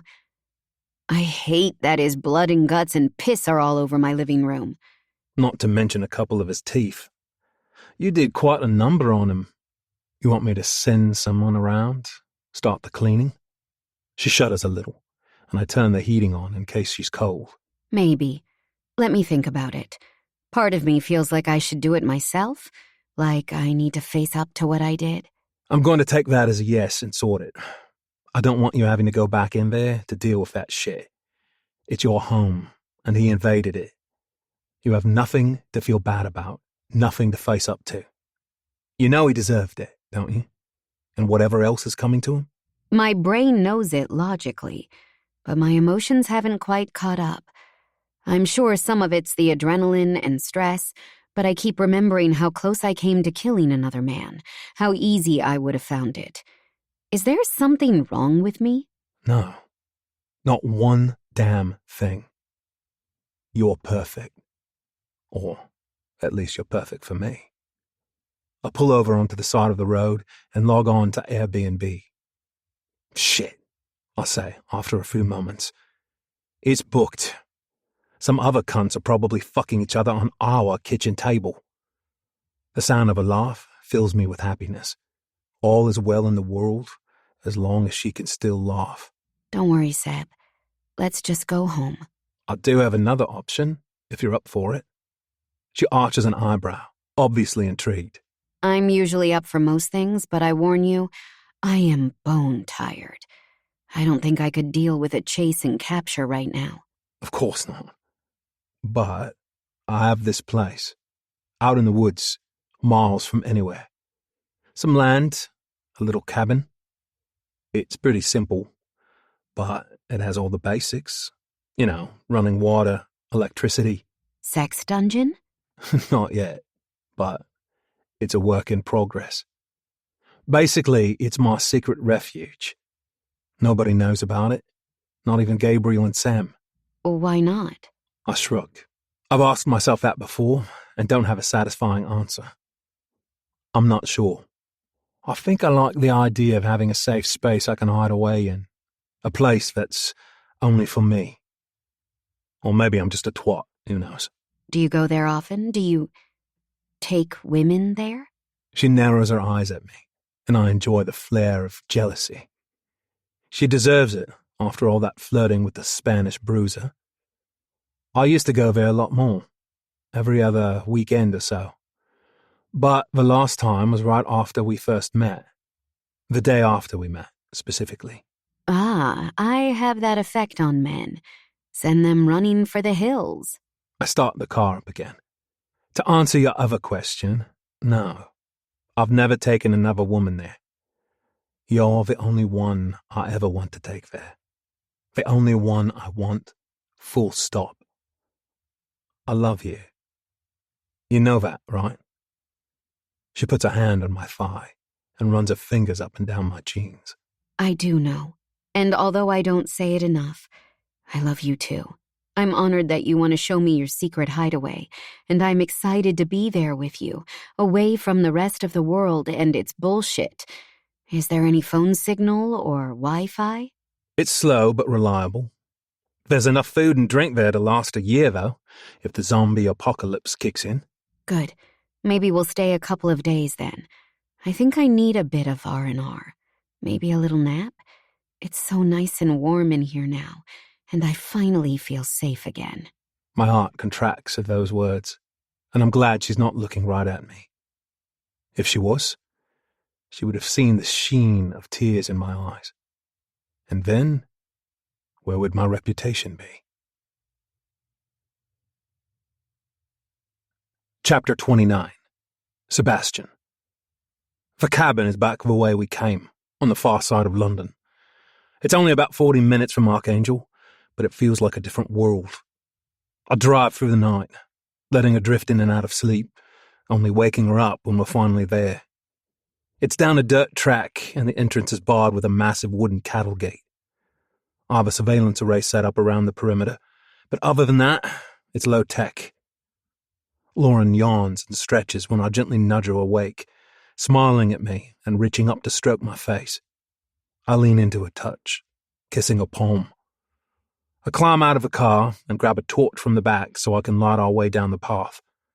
The whole place is like an enchanted forest from a fairy tale. The trees surrounding the cabin on all sides and protecting it from the real world. It's quiet at night, only the cries of owls and rustles of nocturnal animals piercing the silence. I've seen foxes here, badgers, all kinds of birds, and I once came across a solitary stag, his antlers proud against the sunlight. Seb, She says, holding onto my hand as I lead her along the path. this is so beautiful. It's magical. I'm glad you like it, sweetheart. I know tonight's not the right time for it, but I've often thought what a great place it would be for a good old-fashioned chase. She stops and looks around. Damn right it would. But no, not tonight. Tonight I need to talk to you about something. Oh, shit. That doesn't sound good. Am I in trouble? She smiles. No, you're definitely not in trouble.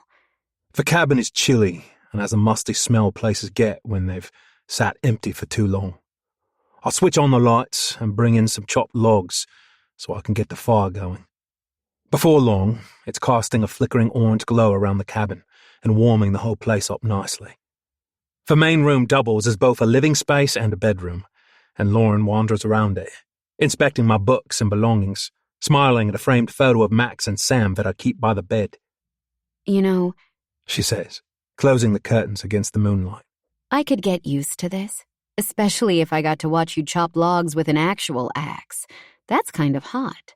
Too damn right it's hot. I'm like a Viking warrior when I get going with my axe. Ooh, I like the sound of that. So little time, so many games to play. I let out a manly roar and chase her around the room until she collapses giggling on the bed, hiding beneath the covers and pretending to be scared. Big, strong Viking warrior. Please don't ravish me. I'm just a little virgin girl from the countryside. Don't spear me with your giant sword. I definitely will, little virgin girl. Right after I make you hot chocolate and get you snacks. That's not a very Viking thing to say. She pouts, her curly head popping out from the duvet. Well, I'm one of those Renaissance Vikings, aren't I? Raping and pillaging one day, baking cookies the next. I'll use the time in the kitchen to catch my breath and calm myself down. It's been a hell of a day. And night, I guess, seeing as how it's almost 4 a.m. I feel like someone smashed me over the head with an anvil. I'm keeping it together for her sake, because she needs to feel safe and secure. But I'm a wreck. Coming so close to losing her shook me to my core, made me realize exactly how important she is to me. Torres is gone, but I'm not so naive as to assume that our lives from now on will be plain sailing. Neither of us is exactly conventional, and neither of us ever backs down from a fight or from doing what we think is right. That means that there will inevitably be trouble ahead, and I need to be ready for it. I'll sprinkle the top of the chocolate with marshmallows and take the drinks through with a box of cookies. Her eyes light up, and she comes and joins me on the rug by the fire, So, I say, what did you want to talk to me about? She sips her cocoa and sighs. Ah, that Viking dude sure knows how to make a girl happy. I don't especially want to talk about it. I feel I have to. It's about earlier. Okay, but there was a whole lot of it earlier, so you need to be more specific. Earlier at your place, when you mentioned us having kids together. I nod and stay quiet. The way she reacted shocked me and later hurt me. Is it so repulsive a concept, the idea of starting a family with me? Is it too much of a commitment? Something she's not ready for? Or did I ambush her, catching her unaware? I don't want you to think that I hate the idea, or that my reaction reflected the way I feel about you. It's actually nothing at all to do with you. I can't have kids, Seb. Brad Schmidt and his pals did a number on me. I'm messed up physically, and the doctors said it's impossible to fix the damage. I'll never be able to give you children. She stares into the fire as she speaks, a blanket tucked around her shoulders and a chocolate mustache on her upper lip. The expression on her face is a heartbreaking blend of sad and nervous. I ignore the rage that curls in my stomach at what those sick fucks did to her, what they took from her, because that won't help. Instead, I slide my arm around her shoulders and hold her tight. I'm so sorry that happened to you, sweetheart.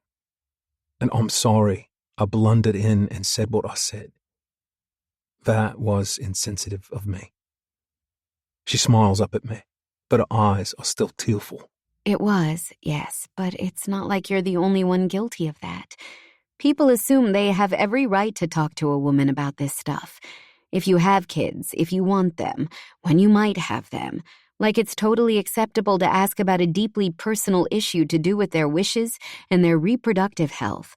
Some women don't want to be moms, and they shouldn't have to explain that to the world. Some of us maybe do want to be moms, but it's not possible for us. When you're in your 30s, it becomes even more obvious. My own mother is constantly on my case about it. I don't have the heart to explain why I'll never make her a grandmother. It would break her. It would break all of them.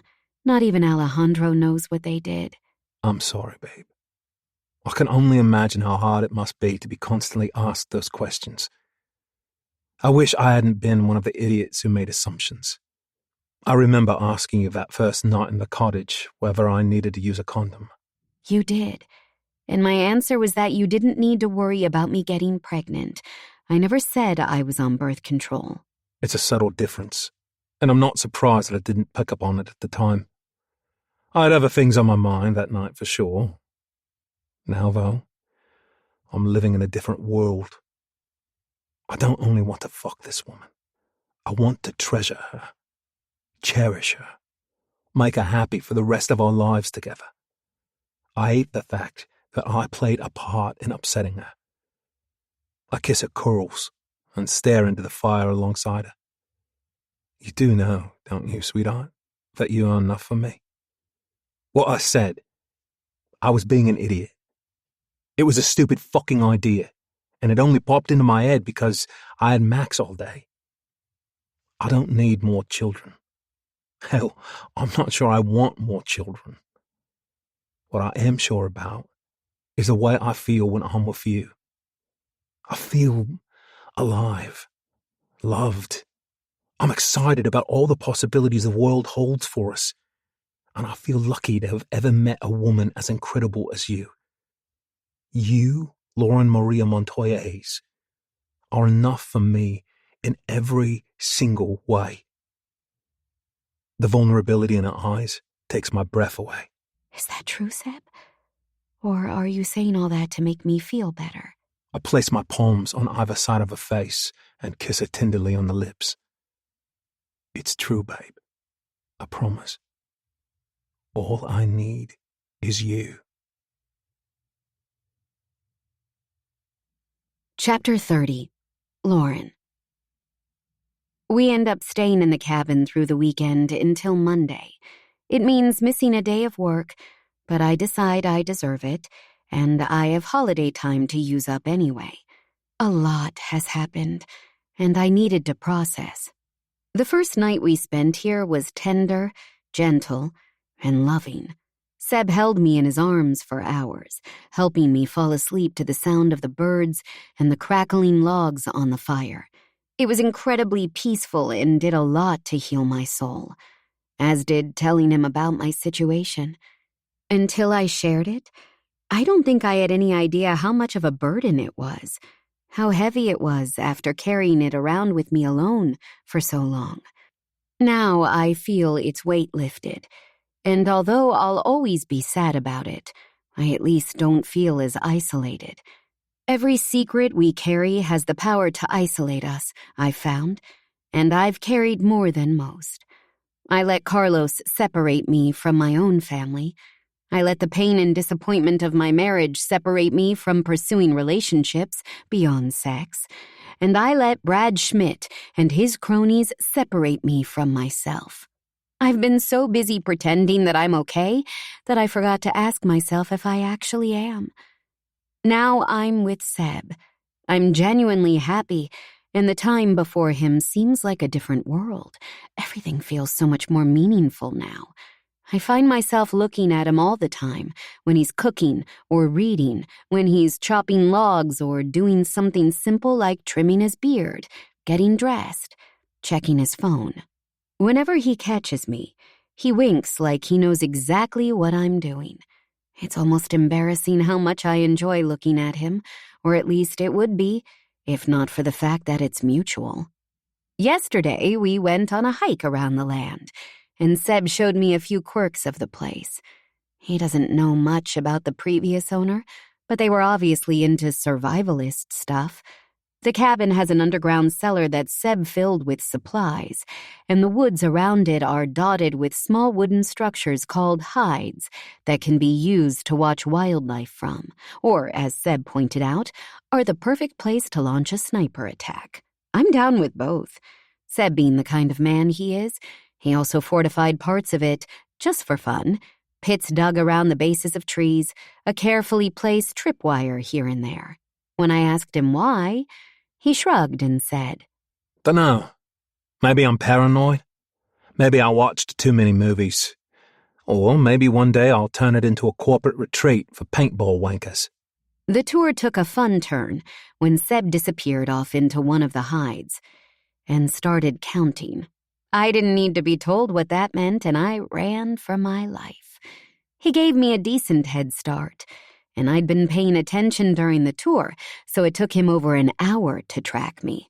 I'm fast and sneaky, and I have a lot more experience at this game now. The longer it takes him to catch me, the angrier he will be, and the angrier he is, well, what can I say?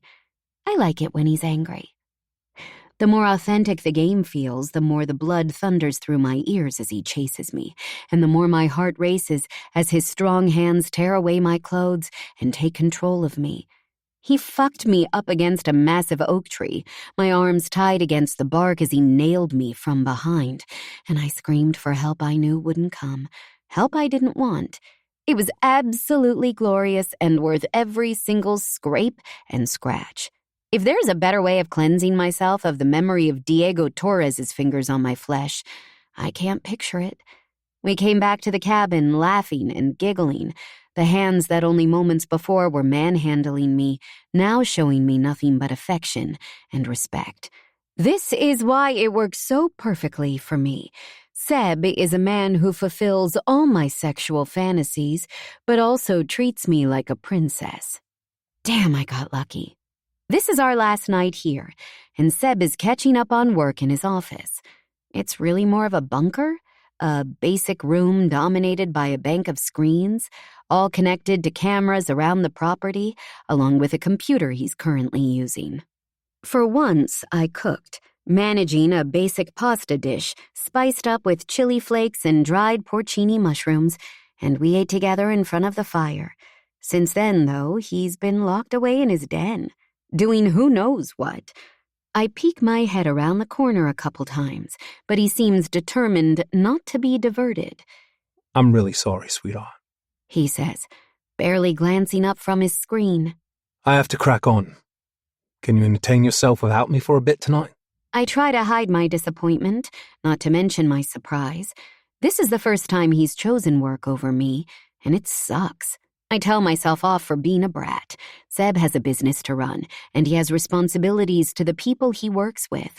I can't expect him to be at my beck and call 24/7. Don't worry, hot sauce. I know this is our last night here, and I won't waste it, I promise. He looks up at me with dark eyes, and I shiver at the promise in them. Now, do as you're told, and scarpa. I do as I'm told with a smile on my face. I don't know what he has planned, but I'm excited about it. After taking a shower, I climb into bed with a Lee Child thriller. Seb's reading material doesn't exactly skew on the varied side, and all of his books seem to feature violence, vengeance, and very large men. It's engaging enough, though, and I read until I fall asleep, a bit after 11, without Seb once emerging from his office, showing no sign of delivering on his earlier promise. It's probably for the best. Anyway, I'll be playing catch-up at work for the rest of the week, and a night of solid rest will refresh me.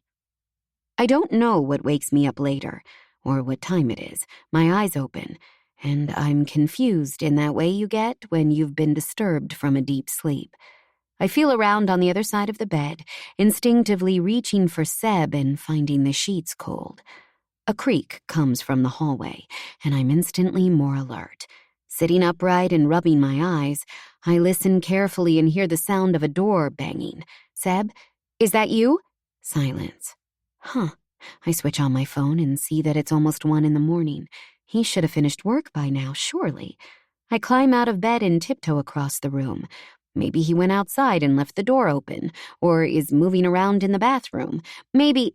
Before I can finish the thought, I'm grabbed and lifted off my feet. My back slams into a solid body, my chest crushed by arms made of steel. I scream and kick out, slamming my heels against his shins and struggling furiously. Shut the fuck up. He snarls in my ear, squeezing my throat so I can barely breathe and dragging me bodily across the room. He throws me down onto the bed and I immediately scramble to climb off it and run. Growling, he pushes me flat and places one big hand on my chest to hold me in place while he straddles me. He's dressed entirely in black, a ski mask covering his face, his hands encased in leather gloves. The blade of his knife glints in the darkness as he holds it in front of my face. Be quiet and do exactly what I say. Don't try to fight me. You know you can't win. I slap at his arms, bucking and kicking and trying to throw him off me, just like I knew he would. He grabs my wrists and pins them to the mattress as he bears down on me. The knife flashes again when he raises it to my throat, and the sharpness of the metal against my skin gives me a moment of primal panic. What if it isn't him? What if it isn't a game? What if I've got it all wrong? I suck in a shaky breath, inhaling his scent of Chanel and masculinity, and the smell of him is all I need to fully commit to the game we're about to play. The game I suspect he's been planning all night when he deliberately ignored me and made me wait. The point of the knife bites into the soft flesh under my chin, forcing my face upward and exposing my throat. He leans down and puts his mouth to my neck, biting and sucking at me hard enough to make me cry out, hard enough for me to feel the first rush of wet heat seep from my pussy. I'm wearing one of his shirts, and he roughly shoves it up to my waist while I scream and thrash. I score a few hits before he slaps me across the face. Tears spring to my eyes and he snarls again. I told you to keep fucking still. You're mine. All of you. And I'll do whatever I want to you. He keeps my hands pinned with one of his and slides the other between my legs. I try to keep them tight together, try to deny him access, but he's too strong. He jams his fingers between my thighs and pushes them apart with brute strength. I gasp as he parts them and, without taking off the leather gloves, enters me. The smooth leather fills me, the alien sensation triggering waves of pleasure that cascade from my core to every cell in my body. He drives his finger in and out of me, growling as I contract around him. Fuck, I'm already about to come. He lets go of my wrists and places his hand on my throat instead. He compresses it in perfect time with the tightening of my pussy walls, and the touch of the leather is enough to push me over the edge. My hips rise up beneath him, and I fight for breath, the orgasm ripping through me even as he chokes me. I slap at his arm, feeling dizzy from the lack of air, the delicious fear, the rippling aftermath of my release. He suddenly lets me go and flips me onto my stomach.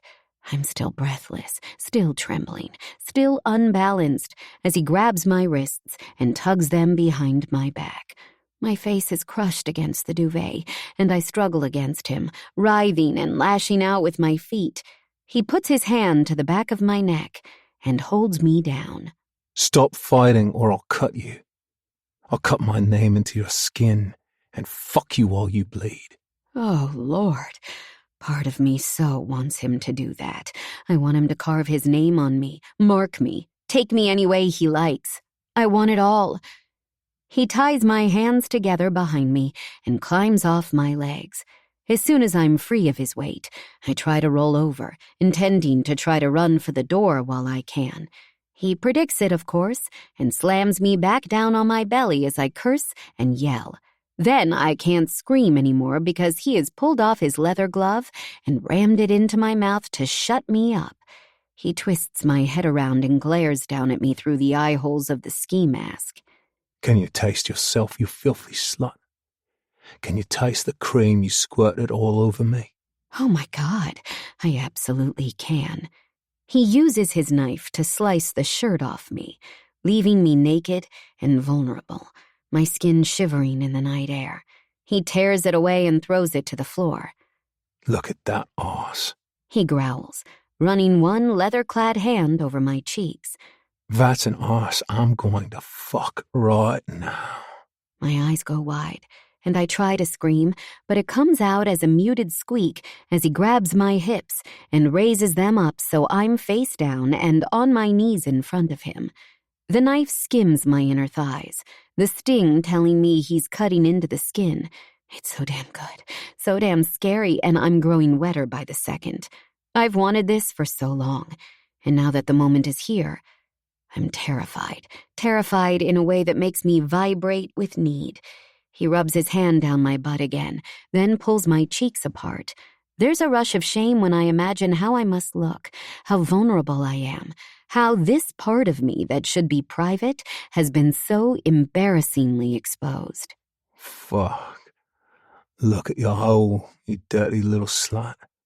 All puckered up and tight, just waiting for me to fill it. Just waiting for me to shove my massive cock right in there. I've wanted to ass fuck you since I first laid eyes on you. I warn you, this is going to hurt. He reaches between my legs and wipes his fingers through the folds of my pussy. I'm so wet that it makes an audible slurping sound, and he rubs my own arousal around my back entrance. I feel his breath suddenly there as well, as he spits to add to the moisture. My stomach tenses into a knot of anxiety. Despite the butt plugs and the homemade lube, this will be painful. Maybe if we'd done it some other way, he would have been gentle, eased me into it, let me get used to the sheer size of him. But this is not a time when he's capable of gentle. And I don't want gentle. He grunts as he spreads me wide with the crown of his engorged dick, sliding just inside me. I stretch to accommodate him, and my skin stings as he pushes farther and farther into my ass. This will be easier if I relax, if I breathe deeply. Except that's hard to do when your hands are zip-tied behind your back and your mouth is crammed full of leather. I know I could stop him. I'm in complete control here, despite the situation. I can kick the bed 3 times and he'll stop. It's that simple. 3 little kicks, and all the pain goes away. Instead, I suck in a breath through my nose and thrust my ass as high as I can to meet him, shoving myself around him. He snarls, utters a rumbled, "Fucking hell," and slams himself all the way inside me. My scream is muffled by the glove, and he reaches around and tugs it out, thrusting into me with all his strength. I want to hear you crying, Lauren. I want to hear you scream. He holds my hips to steady himself, then rails into me as hard as he can.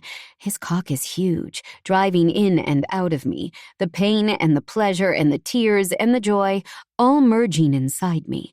I feel so full, so completely possessed, so totally taken by this man. He reaches one hand around underneath me and rubs his fingers against my swollen clit. I'm going to come, sweetheart. I'm going to shoot my load in this beautiful, juicy arse of yours, and you're going to come with me. His fingers sink deep into the flesh of my hips. All the while he's pounding into me. My orgasm builds, pussy walls clenching, my vision blurring. He crashes into me one final time, while yelling my name and finds his release. The same moment, shockwaves of ecstasy flow through my body. We ride it out together, both of us convulsing and jerking in spasms of pure physical bliss. Fucking hell, he says a few minutes later, his head resting against the small of my back. I don't know who won that particular game, babe. I think you might have beat me, though. You okay? He uses his knife to slice my zip ties free and clambers into bed at my side. When he tugs off his ski mask, he's grinning at me. Bloody autumn, that thing. I can imagine. And you cut up your own shirt. It was worth it. Suddenly, I'm cocooned in his arms. You okay? He checks in on me again, running his giant hands down my body. You need anything? I sigh contentedly, my entire body humming with satisfaction. Yes, I'm more than okay, and I have everything I need right here. That was amazing, by the way. He nuzzles my neck. You're amazing, sweetheart. I know he means every word of that, and I don't think I've ever felt so content as I do at this moment. You're pretty amazing too, Seb. Have you been planning that all night? Yeah. We're going back to reality tomorrow. And I needed to make tonight special for us now, didn't I? Special. That's one word for it. The more time I spend with this man, the less I ever want to be apart from him. Chapter 31. Lauren. I'm on a video call with Alejandro, and I am not enjoying it. Seb has repeatedly argued that I should come clean with my cousin and my parents about what Carlos did to me when I was young. He's convinced that I'll never really move on from it while I keep it secret from them, that I have nothing to be ashamed of, that I will feel the power of the past diminish once I share it with them. For a big thug, he can be remarkably nuanced, and I don't always appreciate it. In fact, I think the exact words I used were, "Screw you and your hippy-dippy bullshit. It's not your choice to make." Or something equally insightful. Anyway, it might have happened organically at some point or another, but circumstances have forced my hand. It should have occurred to me sooner, but now that Diego Torres is in my cousin's very capable hands, he's talking a lot. And the things he's been saying have made Alejandro very curious indeed. His dark eyes pin me down via the screen of my laptop, and even from thousands of miles away, I can feel his commanding presence. There are no cute babies in the room, no family banter, no chit-chat about his wife or his daughter, Lucia. Nothing but those serious eyes and an expression that doesn't seem able to choose between disappointed and angry. Hell, he's probably both. I think, mi prima, that you need to fill me in on a few things. Like why Diego Torres keeps apologizing for looking at photos of you when you were a girl. Why he keeps telling me he never touched you. Why he keeps saying it was all because of his father and our late and unlamented Uncle Carlos. Staring at my hands for a moment, I pull my resolve together before I meet his eyes. It was all a long time ago, Alejandro, and both men are dead. What does it matter? It's ancient history. Ancient or not, it's your history. Which means it's my history too. You know I love you like a sister, Lauren. These simple words move me more than all of his disapproval, and I melt as I realize his expression isn't disappointed or angry. It's just sad. Tell me what happened.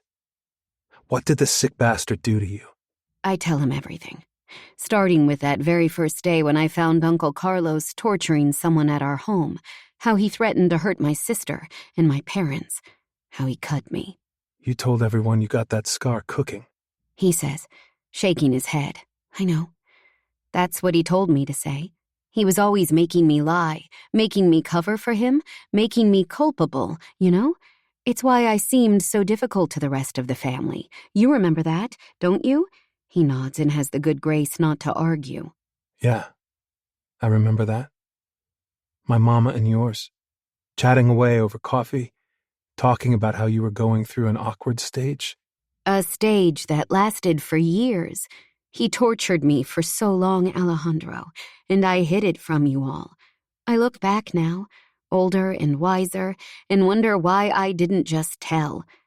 If I had, my whole life would have been different. Carlos wouldn't have been allowed to go on and do the things he did.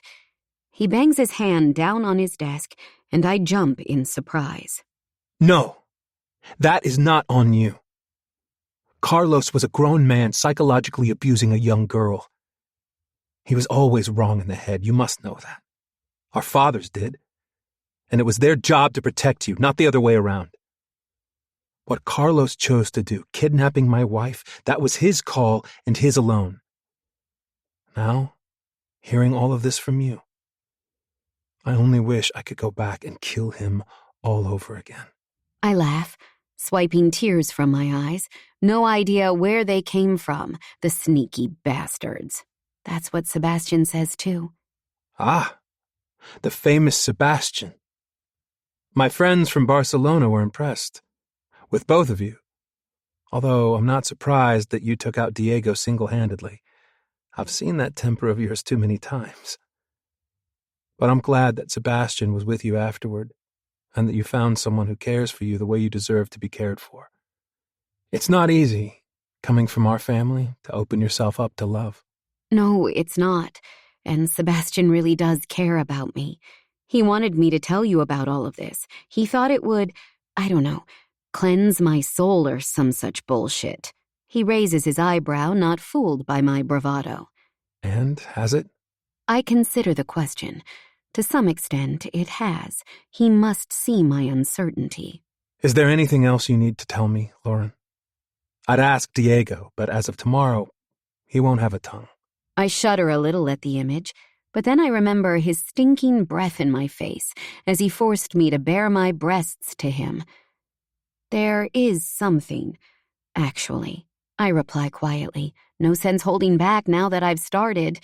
I pause, trying to find the right words.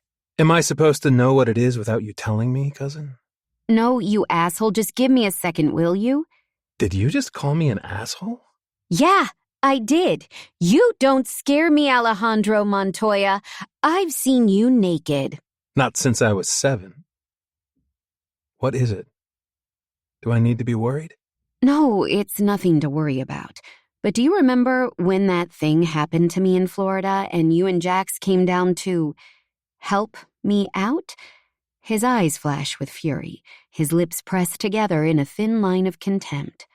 Of course. Those caprons who assaulted you? We were happy to help.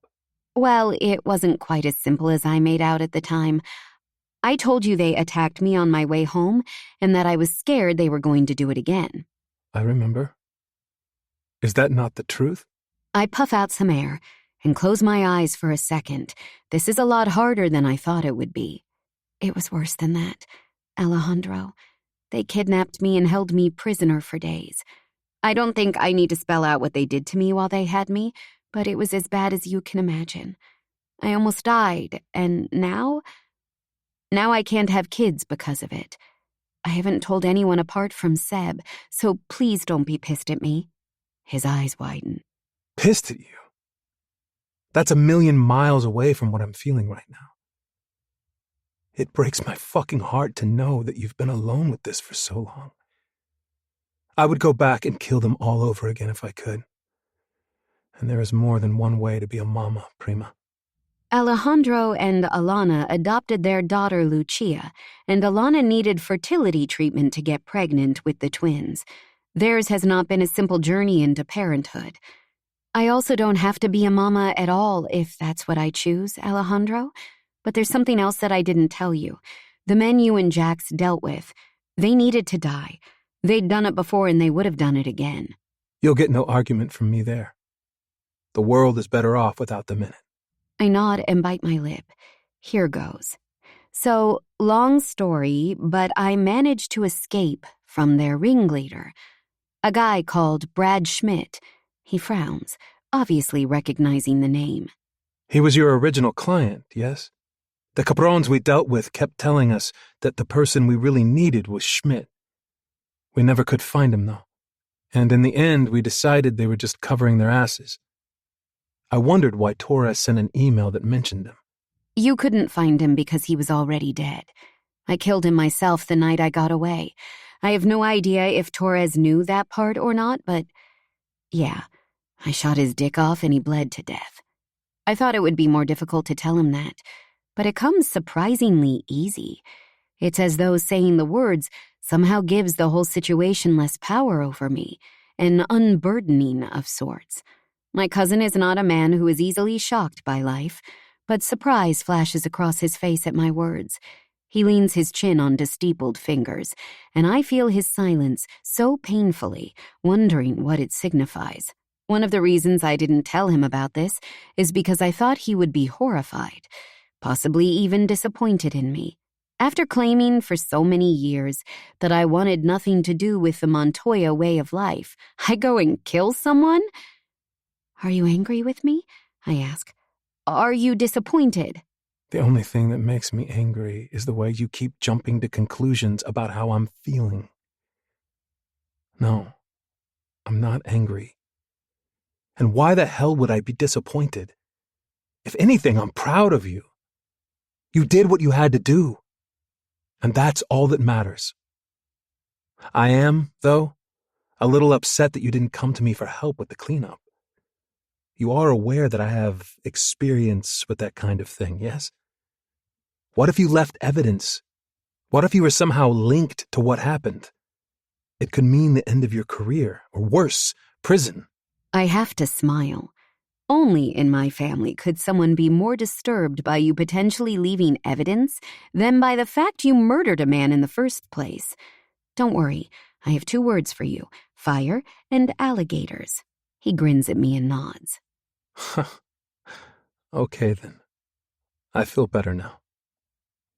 Is there anything else you want to tell me? Any more confessions? That time when you were 14 and learning how to shave, when someone replaced your shaving foam with mayo, that was me. He hums. I smelled like a deli counter for days afterward. But it's okay. I forgive you. Look, I'd better go. The twins need a bath before bedtime. But Lauren, Sebastian was right. It's good that you told me. And I think that when the time is right, you need to tell Uncle Philippe and Aunt Rachel about everything, too. Maybe. I'll think about it. I'm worried that I'll make them feel bad, make them think they should have noticed. And maybe you're right. But they're your parents. They love you more than life itself. Have a little faith, Prima. I stare at him through the screen and realize he's right. It is time to stop letting my past define my future. Chapter 32. Sebastian.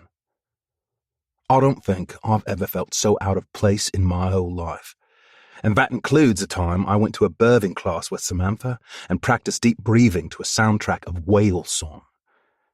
I glance up from the glass-coated display cases and smile nervously at the assistant, Meredith. She tosses her glossy blonde hair over her shoulder and smiles back, revealing her shiny white teeth. She's exactly the kind of girl I would have gone for not so long ago. These days, though, all I see when I look at her is a woman I have no interest in fucking. She could climb over that counter and beg me, and I still wouldn't be tempted. Maybe that's why she's here, as a bit of a honeypot.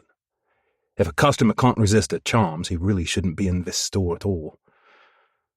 We're tucked away in an exclusive corner of London, and it's not the kind of place you pop into to browse.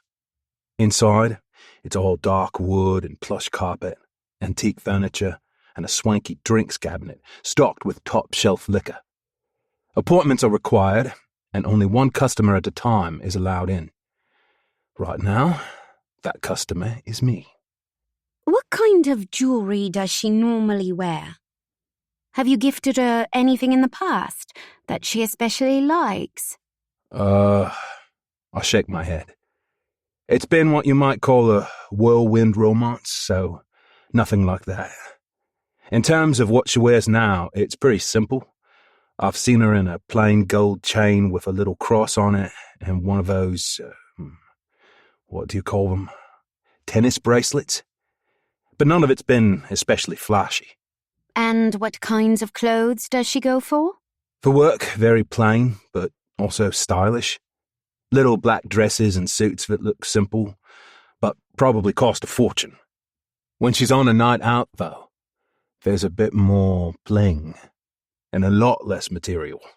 Ah, she sounds like a classy woman who knows how to let her hair down, then. That's it exactly, I say, getting out my phone. This is her, if it helps. Meredith gazes at the picture and smiles appreciatively. Congratulations, she's stunning. And this does help, because now I have an idea of skin tone. I decided I was going to ask Lauren to marry me on our last night in the cabin. She blows my mind and thrills my body, and she feels my soul. No other woman has ever come close, and it seems just plain stupid to pretend I'm anything other than crazy about her. It's no secret that I've been engaged before, so this whole ring buying process shouldn't be a mystery to me. The difference is, with the last 5 women, I didn't care that much. I bought them flashy diamonds from the same store each time, a bog-standard place on the high street. Last time I was there, the owner joked he should give me a loyalty card so I could collect stamps toward the next one. This time, everything is different. This time, it's real. And I want the ring I choose for Lauren to reflect that. Nothing in this place comes with a visible price tag, which I should be worried about. It's probably along the lines of, if you have to ask the price, you can't afford it. But I only want the best for her, no matter how much it costs. Meredith has made me a coffee, and I sip it as she selects various trays from the cases and pulls individual rings from them. She assembles a new tray for me with 5 choices laid out on black velvet. All of them are gorgeous, but one in particular catches my eye.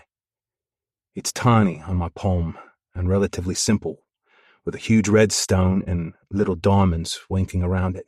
Ah, a good choice, Mr. Donovan. A ruby would look beautiful on her. Yeah, she does like red. In particular, she likes red underwear, but I keep that to myself. I don't want to let those kind of images into my brain right now, or poor Meredith will be getting an eyeful. Did you know that precious stones have symbolic value? Going back to ancient times, in the case of the ruby, it's associated with passion, protection, and energy. She looks me up and down and gives me a cheeky smile. I'm guessing that all fits for you two as a couple. Do you make that shit up to suit the customer? I ask, grinning. Of course not. Now, do you want me to put this on hold for you? Give you time to think? I gaze down at the beautiful ring in my hand and imagine sliding it onto Lauren's finger. Okay, so there's a small matter of asking her first, and if there's one thing I can predict about my girl, it's that she can be unpredictable. But it feels right. My gut says yes, and my mouth soon follows. Nah, I'll take it. How many kidneys am I going to need to sell? At least 1 and possibly a lung, but I'm sure she's worth it. This is made in the average size, but if you want to find out hers, obviously we can adjust it for her.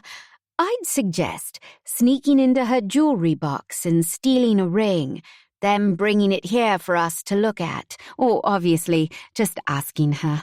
but that seems a lot less fun. She's not joking about the kidney, and I could probably pay for the wedding, the honeymoon, and a brand new Audi for the same amount as this one piece of jewelry. But I can't bring myself to give a shit. I've never felt more sure of anything, as Meredith takes payment and boxes it up for me. I haven't told a soul. I know what Sam and Gabriel would say, and who could blame them? They've seen this all before on too many occasions. But this is different. We're finishing up when a call comes through on my cell from Sasha Stepanov. Sasha and I have been talking a lot recently, as the Ivan Volkov situation has grown more pressing. Caroline found travel documents in his briefcase, but showed he was planning a 10-day trip to Albania. I don't want to imagine what he's doing there or how many lives he might be destroying. That could be a question for another day, if Sasha has anything to do with it. But for now, our focus is on Caroline and Nikki.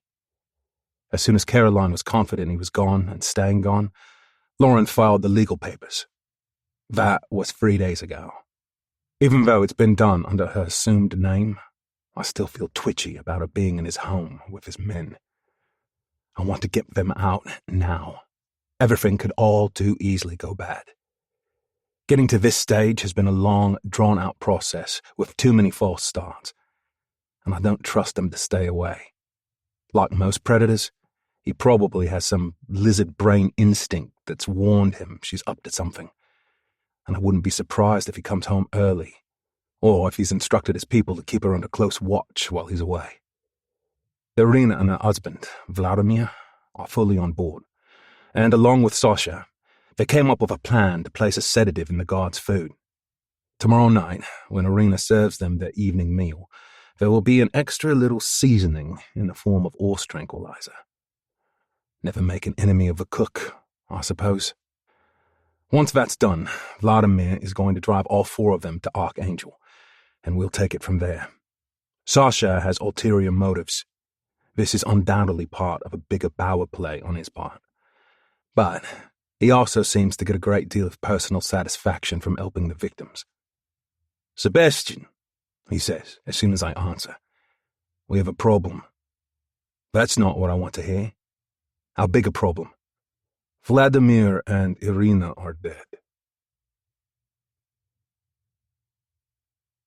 Chapter 33. Sebastian. Shit. My heart jackhammers in my chest, and I don't have time for small talk with Meredith as she passes me the bag. After nodding my thanks, I leave. "How do you know?" I ask, climbing into my car and starting the engine. "I'm here right now, keeping the place under surveillance. I'm a distance away, but I can see it clearly with binoculars. They've both been shot in the head, and their bodies have been dumped outside the house, like he's leaving us a message. I think we have to work under the assumption that Volkov knows what's going on." "You think? Of course he fucking does. Why else would he have him killed?" "Shit. We need to think. Are Caroline and Nikki still in there?" "I don't know. About 10 minutes ago, 4 SUVs sped past, but the windows were blacked out so I couldn't see inside. Could be he's moved them. Could be he was sending out soldiers. I think we need to plan for the worst here, my friend. Volkov didn't get where he is today by showing restraint. If he's found out, it will be scorched earth, and nobody who has touched this will be safe. That includes you, and that includes Lauren and Samantha." Slamming my fist down on the dashboard, I let out a roar. I need to get to them right now. I need to keep them safe. Caroline and Nikki matter to me, but I won't be any use to them if all I can think about is my girls being in danger. Keep calm, Sebastian. You don't really know what has happened yet. I suspect a leak at the courthouse or possibly in your team. No fucking way. I trust every single man at Archangel with my life. Even as I say it, doubt creeps in. Is that really true? Most of them, yes. But there is one that I've had persistent questions about. Could it be Taylor Grant? Does he even know enough to tell? We've kept Irina and Vladimir's involvement on a strictly need-to-know basis, But there's always a way for information to get out. Torres showed us that. I shelved the questions for now. I have bigger things to worry about. Do you think he knows everything? I ask. We need to assume so. The couple was shot, but that doesn't mean they weren't tortured beforehand. If that's the case, then Volkov will be aware you and I are involved and know which law firm was involved. He'll want to send a message, prove he isn't weak. He probably suspects someone is watching, which is why he left the bodies in clear view. I'm going to try to get inside the house later, see if Caroline and her boy are there. That's a dangerous move. You sure? I ask. You need help? It's probably best done with stealth. I'll be careful, and I'll call if I need a blunt instrument.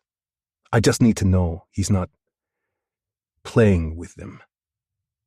We're both silent for a moment, picturing the horrific scene. My rage builds, and although he sounds calm enough, I know Sasha feels the same. I'll need to make my people safe, I say quietly. Once that's sorted, I'll be with you and we'll do whatever needs to be done. Just stay alive in the meantime, all right? He actually laughs, the crazy Russian bastard. Ha ha ha. Better men than Ivan Volkov have tried to kill me, Sebastian. Don't worry. Now, go do what you have to do. My next call is to Gabriel, who's at home with Samantha and Max. We decide the best thing for him to do is stay there, because the place is a fortress. He'll see anyone coming from miles away and is confident he can look after his family. Not once have I doubted Gabriel's ability to look after Sam, and I'm not going to start now. What about you? He asks. And Lauren? Don't worry. I maneuver in and out of traffic. I'm on my way to her now. At least it's the weekend, so there's nobody in at the law firm. Nick's away, isn't he? Not that anyone else is likely to be a target, but maybe let him know. And contact the lads, will you? This is why we pay them to be on call. We need everyone in on backup, even Taylor. What do you mean, even Taylor? He's fucking good in a fight. I beat my horn angrily at some twat in front of me, daring to drive at the actual speed limit. I know he is. Look, I can't explain it, but something about him feels off, all right? But yeah, okay, we need them all. We do. I'll start ringing around now, and I'll see if I can persuade Sam to go down into the basement. The basement of her home is essentially a panic room, which she hates. She wanted a cinema room instead. Ha! Good luck with that, pal. My advice? Sell it to her as keeping Max safe from harm. She's more likely to go along then. I'm going to get Lauren safe, then see what I can do to help Sasha find Caroline and the boy. I wish I could come and help you. There's regret in his voice, but we both know where his duty lies. No, your job is to protect Sam and Max. I'll keep you updated, okay? After what feels like a whole day, I finally reach Lauren's place. My messages have been going to voicemail, and I'm halfway to panic when I run up the stairs. Last time I did this, I found her battered and bruised, traumatized by Torres, even though she'd taken him down. Volkov and his men won't be as easy to defeat, and my heart is in my mouth as I stand before her door. It's locked, but I have a key now, and I don't hesitate to let myself in. Lauren, it's me. You okay? I shout as I walk inside. There are no sounds of a struggle. In fact, the only sound is the cheesy dance music she likes to work out to.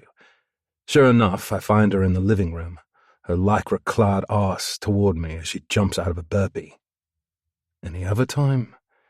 She whirls around, her face coated in sweat, and gives me a huge smile. Hey, handsome. Didn't expect you till later. What's wrong? She can tell straight away, of course, that this isn't a social call. She's more finely attuned to my expressions and body language than anyone else. You need to pack a bag, I say, taking her arm and leading her toward the bedroom. We need to get to the cabin. She plants her feet firmly and slaps my hand away. Seb, talk to me. Don't just push me around. We both know that won't end well. Part of me wants to yell at her, drag her out of here, knock her out and hoist her over my shoulder if I need to. I take a deep breath and remind myself that she's entitled to know. I want to protect her, but that doesn't mean I own her. Volkov knows. She frowns. Knows what, exactly? Probably everything. About Caroline filing for divorce, about you representing her, about us helping, about Vladimir and Irina. How do you know that? Because they're fucking dead, Lauren. Vladimir and Irina are dead. Sasha's there right now. He saw the bodies. We have to assume they told him everything before he finished them off. Which means we're not safe. What about Caroline? Nikki? Her face has gone pale. I've had time to think this through, but it's all new to her. I love the fact that her first fear is for them, but I'm also getting frustrated by the delay. What if Volkov's men know where she lives? There could be a hit squad on their way here right now. Sasha is looking for them, and I'll help them, as soon as I have you safe. Please, babe, get what you need. You must know I'm useless unless I know you're safe. She throws her arms around me and kisses me on the cheek. I know. I'm sorry. Give me 5 minutes. She's as good as her word, and I break the speed limit all the way to the cabin. After we drive through, I get out and double-check the gates and locks. Inside the house, she immediately heads for the kitchen and puts the kettle on. Looks like living in the UK has infected her already. What's the plan? She asks, leaning against the counter. She's remarkably cool, and again I'm reminded of her heritage. Montoyas don't spook easily. Should I contact my cousin, see if he can help? That's an interesting idea. If we need more boots on the ground, then yes. But for now, we don't know where Volkov is, or where Caroline and Nikki are. We might be completely overreacting by stashing you here, but your name was on the court documents. She nods, thoughtfully. That could be where the leak came from, the court offices. The person I've been dealing with seems like a straight shooter, but there's a whole world of bureaucracy in the legal system. People who might be vulnerable to bribes or threats. It doesn't much matter at this stage. Irina and Vladimir knew who you were. They knew about Archangel. We've got to assume that Volkov now knows everything. Look, I want to get back out there. Sasha's dangling in the wind at Volkov's place. He's a sneaky sod and pretty good at taking care of himself. But I need to join him, see what we can find out about Caroline and Nikki. Now I know you're safe here. I can concentrate on them. She nods once, all no-nonsense calm on the surface. I'm surprised you're not arguing with me. You feeling okay, sweetheart? Laughing, she wraps her arms around my neck and pulls me in for a deep kiss that leaves me wanting more. This isn't my first crisis, big guy, she says, rubbing against me and smiling when she feels I'm odd. And I know you won't be able to function if you're worrying about me. Caroline and Nikki need you more than they need me right now. And the very best thing I can do for them is let you get out there and do your thing. So go, find them. I'll be waiting here for you at the end of the day. I'll always be waiting for you. I love you. She looks up at me with those big brown eyes, that gorgeous smile. And the way I feel about this woman floors me. Fuck it. This isn't the right time for it at all. But what if the right time never comes? Life is chaos, and none of us knows what happens next. We have to grab our moments whenever we find them. I drop down to one knee, and initially she laughs. When I stay silent and raise an eyebrow at her, she realizes I'm serious, her hands moving to cover her mouth. Seb, what are you doing? What the fuck do you think I'm doing, sweetheart? I'm trying to be romantic, so shut up and let me get on with it. Her eyes are as big as a moon, and her fingers are visibly trembling. I'm not sure if it's from excitement or horror, but either way, I need to do this. Lauren, I say, I love you. I didn't even know what loving a woman was until you walked into my world. And now, I can't imagine my life without you in it. Every minute I'm away from you is a minute wasted. Every minute we're together is happier than the last. You challenge me, you thrill me, you fill me with joy. She's full on crying by this stage, her brown eyes shimmering behind the tears. Not to mention, you have the juiciest ass in the known universe, and you suck my cock like you've been training for it your whole life. Lauren, will you marry me? I offer up the open box, and she falls down to her knees in front of me. Her hands go to my shoulders to steady herself, and I gently wipe the tears from her skin. That was quite the speech. Seb, did you rehearse it in front of the mirror? No. If I had, it would have been a damn sight better than that. That was all from the heart. I meant every word. So, are you going to keep me hanging on? She tilts her head to one side, her curls flowing over her shoulder, and I'm reminded of the night we first met. The way that one flash of her eyes, one glimpse of the curve of her neck, was enough to reduce me to rubble. I knew then she was trouble with a capital T, this woman. Thank God I didn't listen to my own advice and avoid her. She stares at the ring and releases a sigh. It's beautiful. Exactly the kind of ring I would have chosen for myself. I'm pleased she likes it, but it hasn't escaped my attention that she hasn't actually said yes. Shit. Have I made a terrible mistake? Is this all too soon? She knows my history. Maybe she doesn't fancy being fiancé number 6. I'm curious, though. Why now? Why when you're about to go off to war? What better time? I get the feeling our lives together are never going to be simple. There's always going to be something to fight for. And we're always going to be the kinds of people willing to fight for it. Waiting for a quiet time feels like waiting for hell to freeze over. I love you now, and I want to marry you now. More than anything. Right answer. She kisses me again, then pulls back and waves her hand in my face. Now put that damn ring on my finger and go be a hero. I'll do as I'm told. And as luck would have it, the gold band fits perfectly. It must be the only thing about Lauren that can be described as average. I stand up and pull her to her feet, and she yelps as I shove her back against the wall and pin her wrists above her head, then moans as I bite at her neck. Just to let you know, I haven't gone soft, I say. Definitely not soft. She replies, grinding against my groin. Fuck, I groan. I've got to go. Save that font, okay? Tearing myself away from her, I try to ignore my raging ardor. I swear when my phone rings and pick up immediately when Gabriel's name pops up. Everything okay? I ask. Sam and Max all right? Yeah, it's all good. I did what you suggested and it worked. They're safe in the basement, though I don't think she's happy about it. Listen, I've done like you asked and called in the troops. They're all on standby, but the problem is I don't really know where to send them. I don't know where you are, mate. Are you and Lauren okay? We're fine. I've got a place I never told you about. I'll drop you and Sasha a pin. But so far, so good. Let me try to get a hold of him, see how the land lies, and we'll take it from there. If he's upset I've hidden this place from him, he doesn't show it. We all have our secrets, and I guess he understands that. Good. One thing to mention though, Seb. Taylor. What about him? He's the only one I couldn't get hold of. I spoke to the others, and nobody knows where the fuck he is. He knows he's supposed to be on call at all times, but he's gone AWOL. Probably off shagging his bird, but I thought you should know.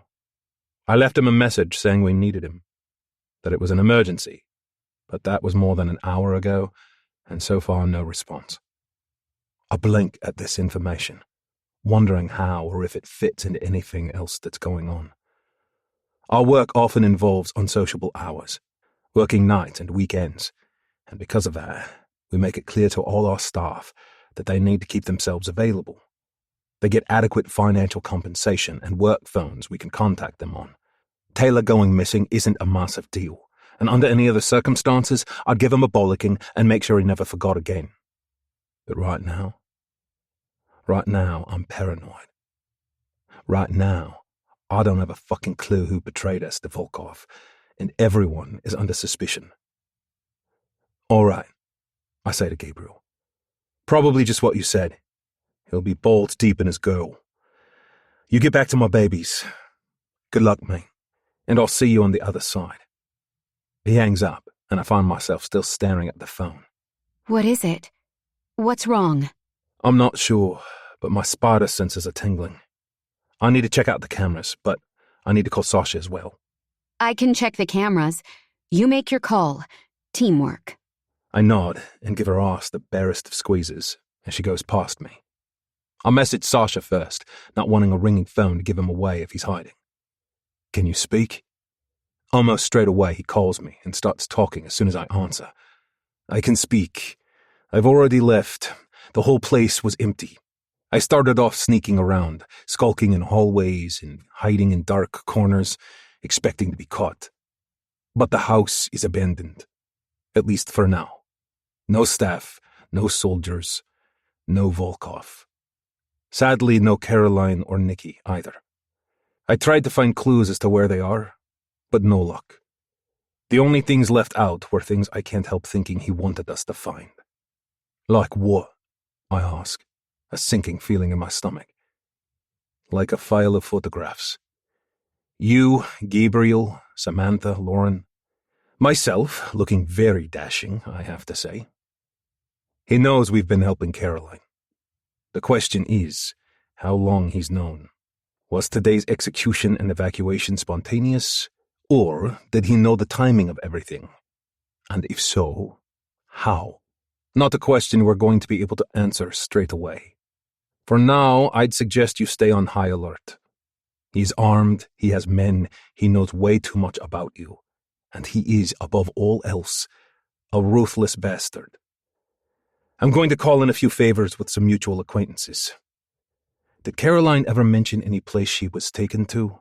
A venue for the party she was shared at? Anywhere other than their home? I frown as I try to remember and tell him I'll check with Lauren and get back to him. Gabriel is safe with Samantha and the baby. I'll tell him. And for the time being, I'm at my cabin. I sent you the location just in case. But I'm probably going to head out soon.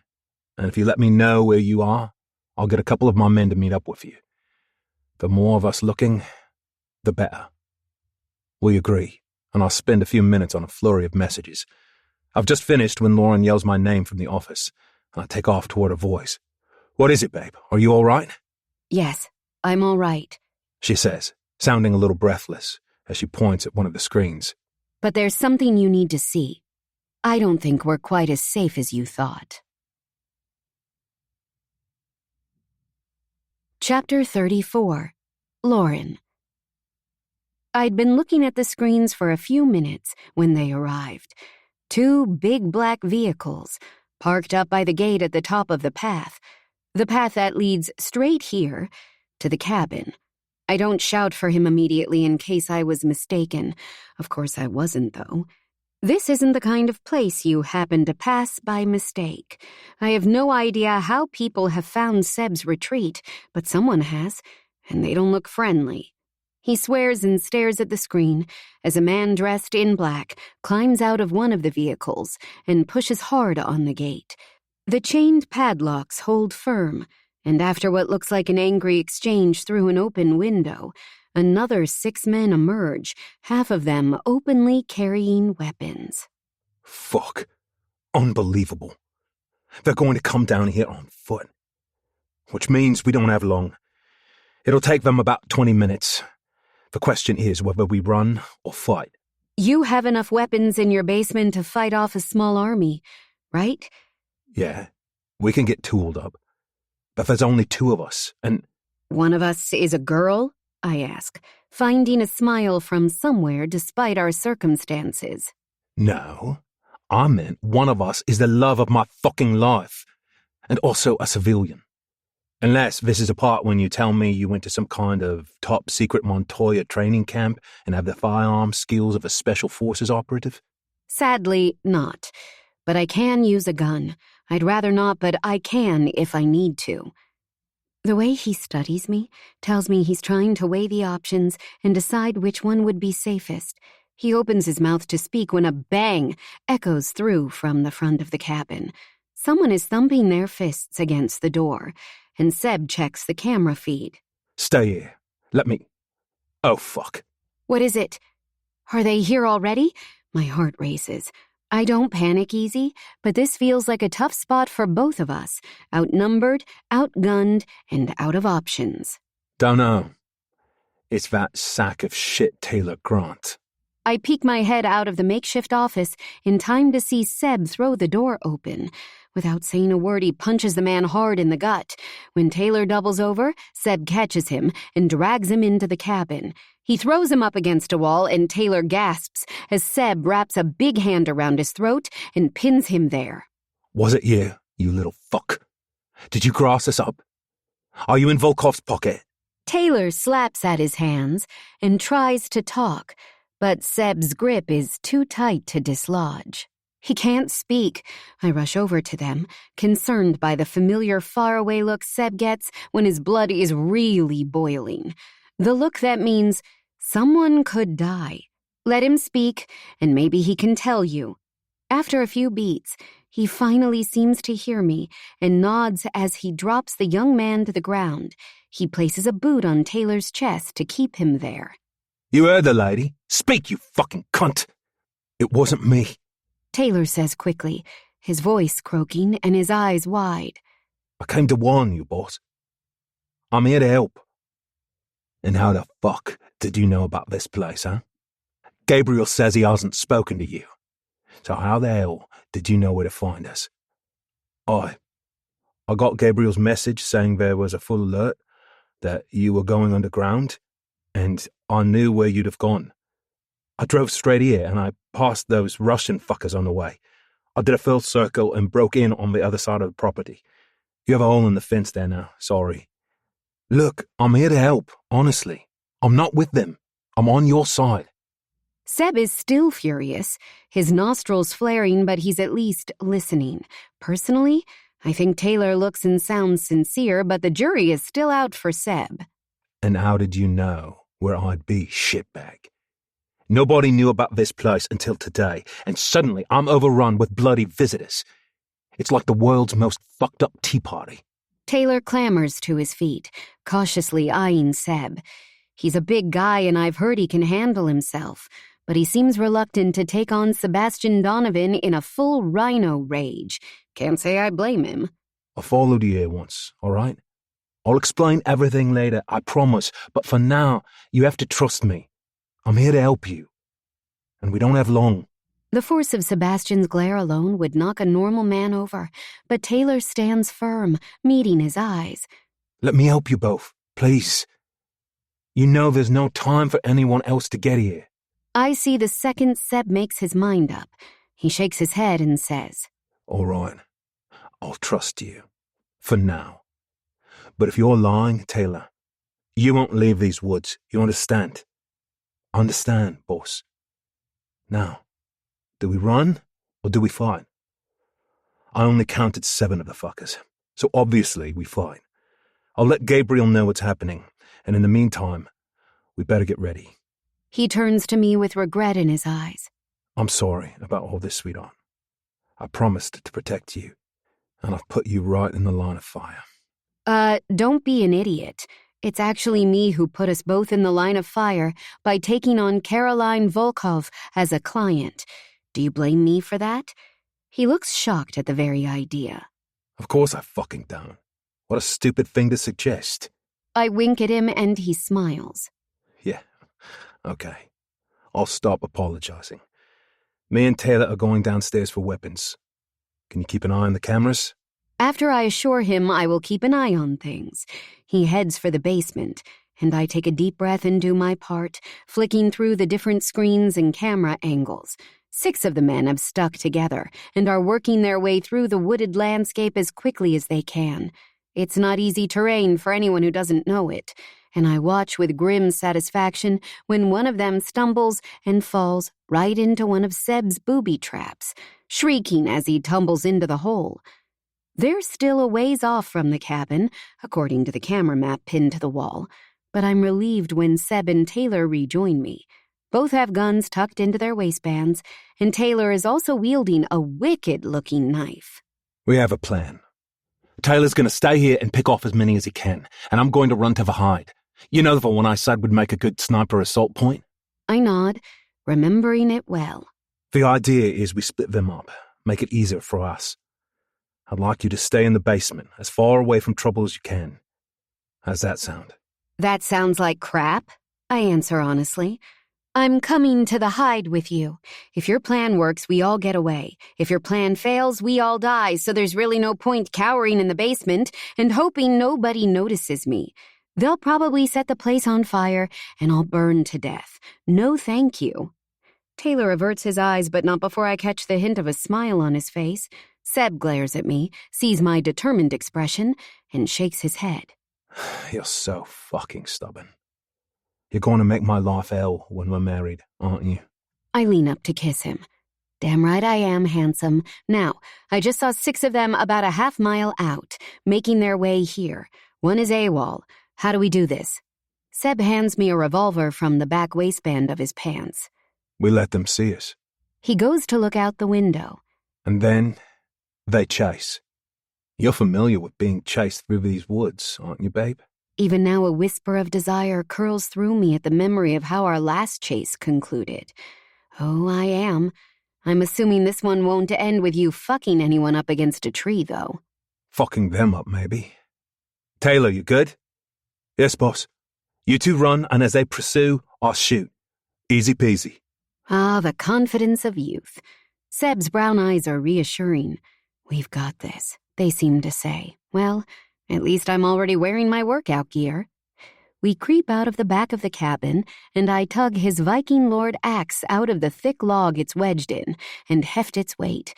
I can run with this if I'm careful, and it's better than the gun, which I hate. Thankfully, Seb doesn't argue when I hand him back the pistol. He holds up a hand, and we pause at the corner of the cabin. It takes me a second to identify the eerie feeling I have, but I eventually put it down to the complete lack of birdsong. The woods are usually alive with their calls, and they've been replaced by an ominous silence and the occasional crunch of leaves underfoot. They're trying to be quiet but not really managing. He looks at me and mouths, Ready? I nod, and we both take off for the forest. We make plenty of noise as we go, which was all part of the plan, and a cry immediately goes up from our pursuers, who shout back and forth in Russian as they give chase. They have no clue that there is someone waiting in the cabin we vacated, and they predictably move in, running straight for us. That all changes when Taylor fires his first shot and catches one of them in the leg. I risk a glance behind me, see blood spurt as he goes down. I don't know this man, but he means us harm, and his blood-curdling scream moves me not at all. The men chasing us scatter, taking cover now that they know they're vulnerable. Taylor manages to wing one more, a shoulder wound that I'm sure hurts like hell, but doesn't take him down. Then come more shots, more shouts in Russian, followed by the sound of glass smashing. Is he okay? I ask, panting as we run. Seb looks behind us. Yeah, he just knocked the window out on the other side of the cabin. I'm guessing he'll make a run for it, try to flank them. Come on, we need to make the most of the distraction. He grabs my hand, and together we run, jump, and stumble through the woods. He knows where his traps are laid and guides us around them, but it's still hard going over challenging ground. My ankle turns after one leap, shooting jagged pain up my leg, but I force myself to run through it. I'll have worse than a twisted ankle if I don't keep moving. I'm not in bad shape, but the pace Seb sets is taking its toll. Gunshots are still cracking and booming behind us, but become fainter with every step we take. I finally spot the hide we're heading for, as one more shot echoes through the forest, scattering the remaining birds from the trees in a squawking mass of flapping wings. Seb pushes me inside the small wooden structure and shoves my head low. There's a slit cut into it at eye level, presumably so nature lovers can watch the wild world go by without being seen, and he crouches down to look through it. I sprawl across the floor, heaving in oxygen and rubbing my sore ankle. You okay, babe? He asks when he notices. Yep, all good here. Can you see them? He goes back to his surveillance. Not yet. No idea how many Taylor managed to take out, or where he's got to, and what the fuck he's doing here. But that's a puzzle for another day. For now, I'm just glad he is here. He wounded at least 2 of those motherfuckers. Hopefully more now. How many did you say there were in total? 7, but only 6 of them were approaching the cabin. Suddenly a flush of fear invades my mind, ratcheting up my pulse. It's like now that I'm still, my anxiety is caught up with me, ambushing me and making my insides tremble. Do you think we'll be okay? He kneels in front of me and places his big hands on my cheeks. Our eyes lock. We are going to get through this, Lauren. I promise you. We only just found each other, and I'm not going to let some Russian scumbags get in the way of our future. We're getting through this. We're getting married and going on a honeymoon, where I'll be fucking you till you can't stand up straight. Is that clear? Rubbing my face on his calloused palm, I murmur, "Crystal clear, sir." I drop a kiss on his fingers and decide not to be scared anymore. It won't help, and anyway, I believe him. If anyone can protect us, this man can. Right at that moment, there are more gunshots, and Taylor comes hurtling through the greenery like an enraged bear. There's blood smeared on his face and oozing thickly from a wound on his arm. He's holding that knife of his, and it looks like it's been busy. 4 of them are down, boss. He pants after skidding inside. 1 permanently. He went over a tripwire as I was aiming at his legs, and I got his head instead. The other 2 followed me here, so I thought I'd give you the chance to have a go. Nice of you to save them for me, mate. Now sit yourself down before you fall down. Is that serious? He gestures to Taylor's arm, and the blond man shakes his head. Nah, need a bit of duct tape when I get home, that's all. The gash is about 6 inches long, and it's deep. I pull off my fleece jacket and fashion it into a makeshift bandage, which at least stems the blood loss. Thanks. He says, wincing. And congrats, by the way. Nice ring. I grin up at him. Yeah, it is, isn't it? Here they come. Seb mutters, pulling his gun out. It's an awkward angle, but he manages to position the barrel at his line of vision by poking it through the viewing slot of the hide. I'm desperate to see what's going on out there, but I do as I'm told and stay down. He doesn't need me distracting him right now, and Taylor is looking decidedly pale sitting next to me. I pat his hand, and he offers me a wan smile.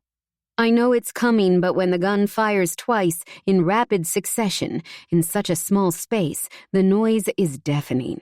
I flinch and belatedly slam my palms over my ears. They're down. There's a note of satisfaction in Seb's voice. For good. Can't be arsed going for the legs. The cunts wouldn't show us any mercies. Lauren, stay where you are, sweetheart, while me and Taylor double-check. I mean, their heads are splattered, but it always pays to make sure. I acquiesce, for once completely passive. Those shots are still ringing in my ears. I'm exhausted, and my adrenaline is doing a tap dance around my nervous system.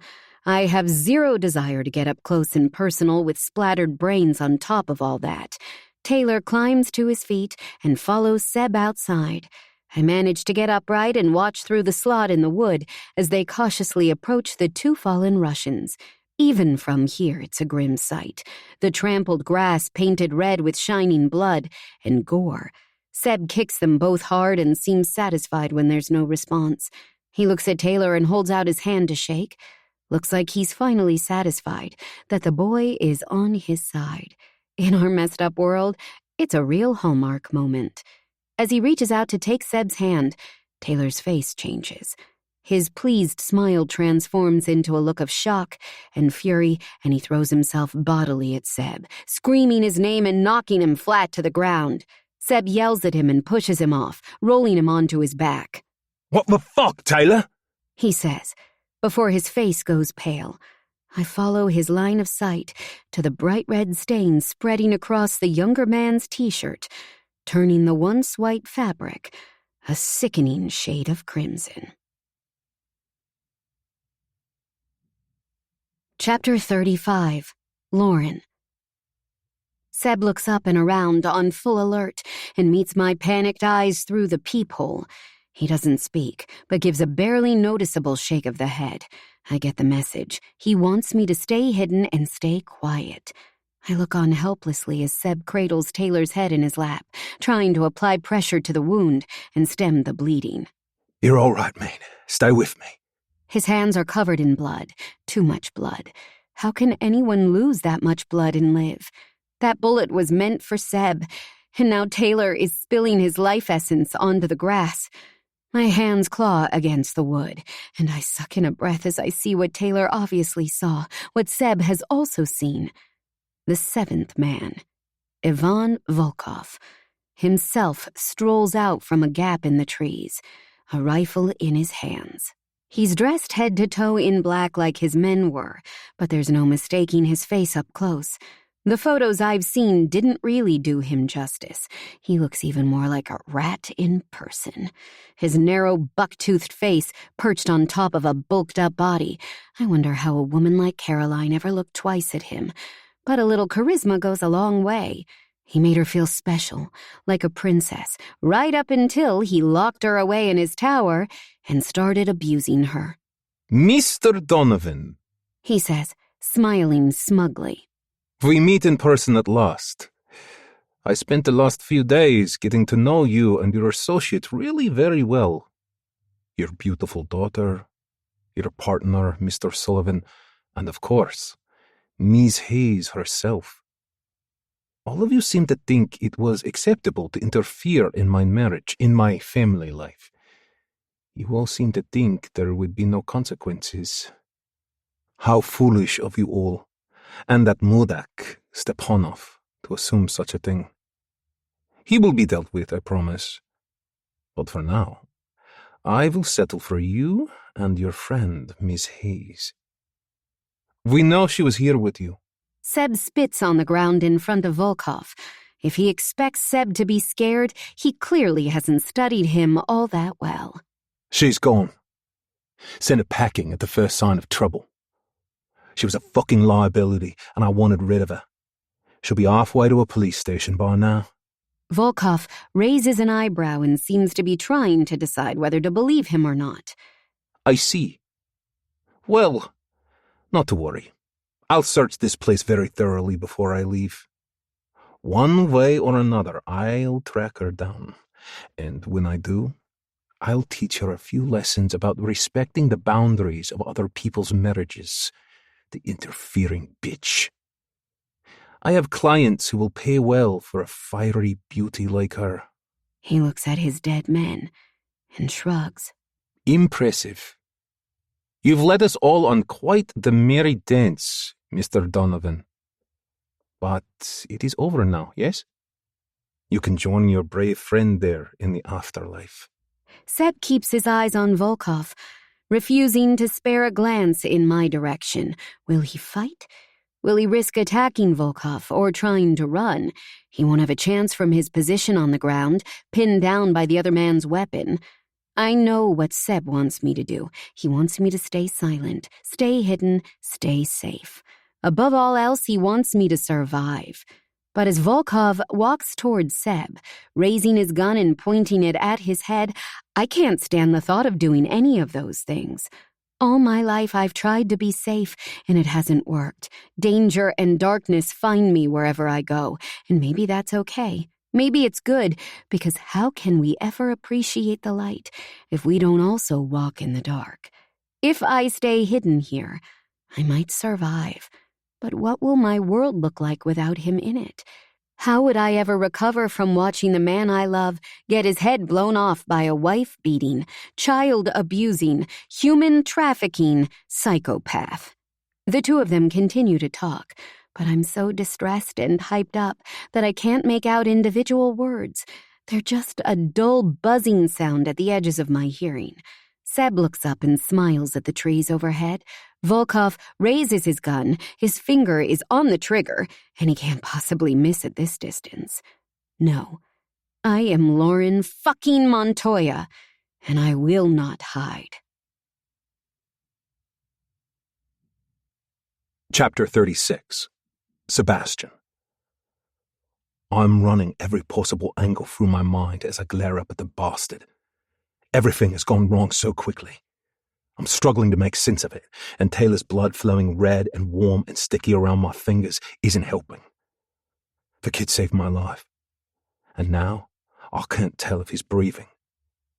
Worse than that, Lauren is vulnerable.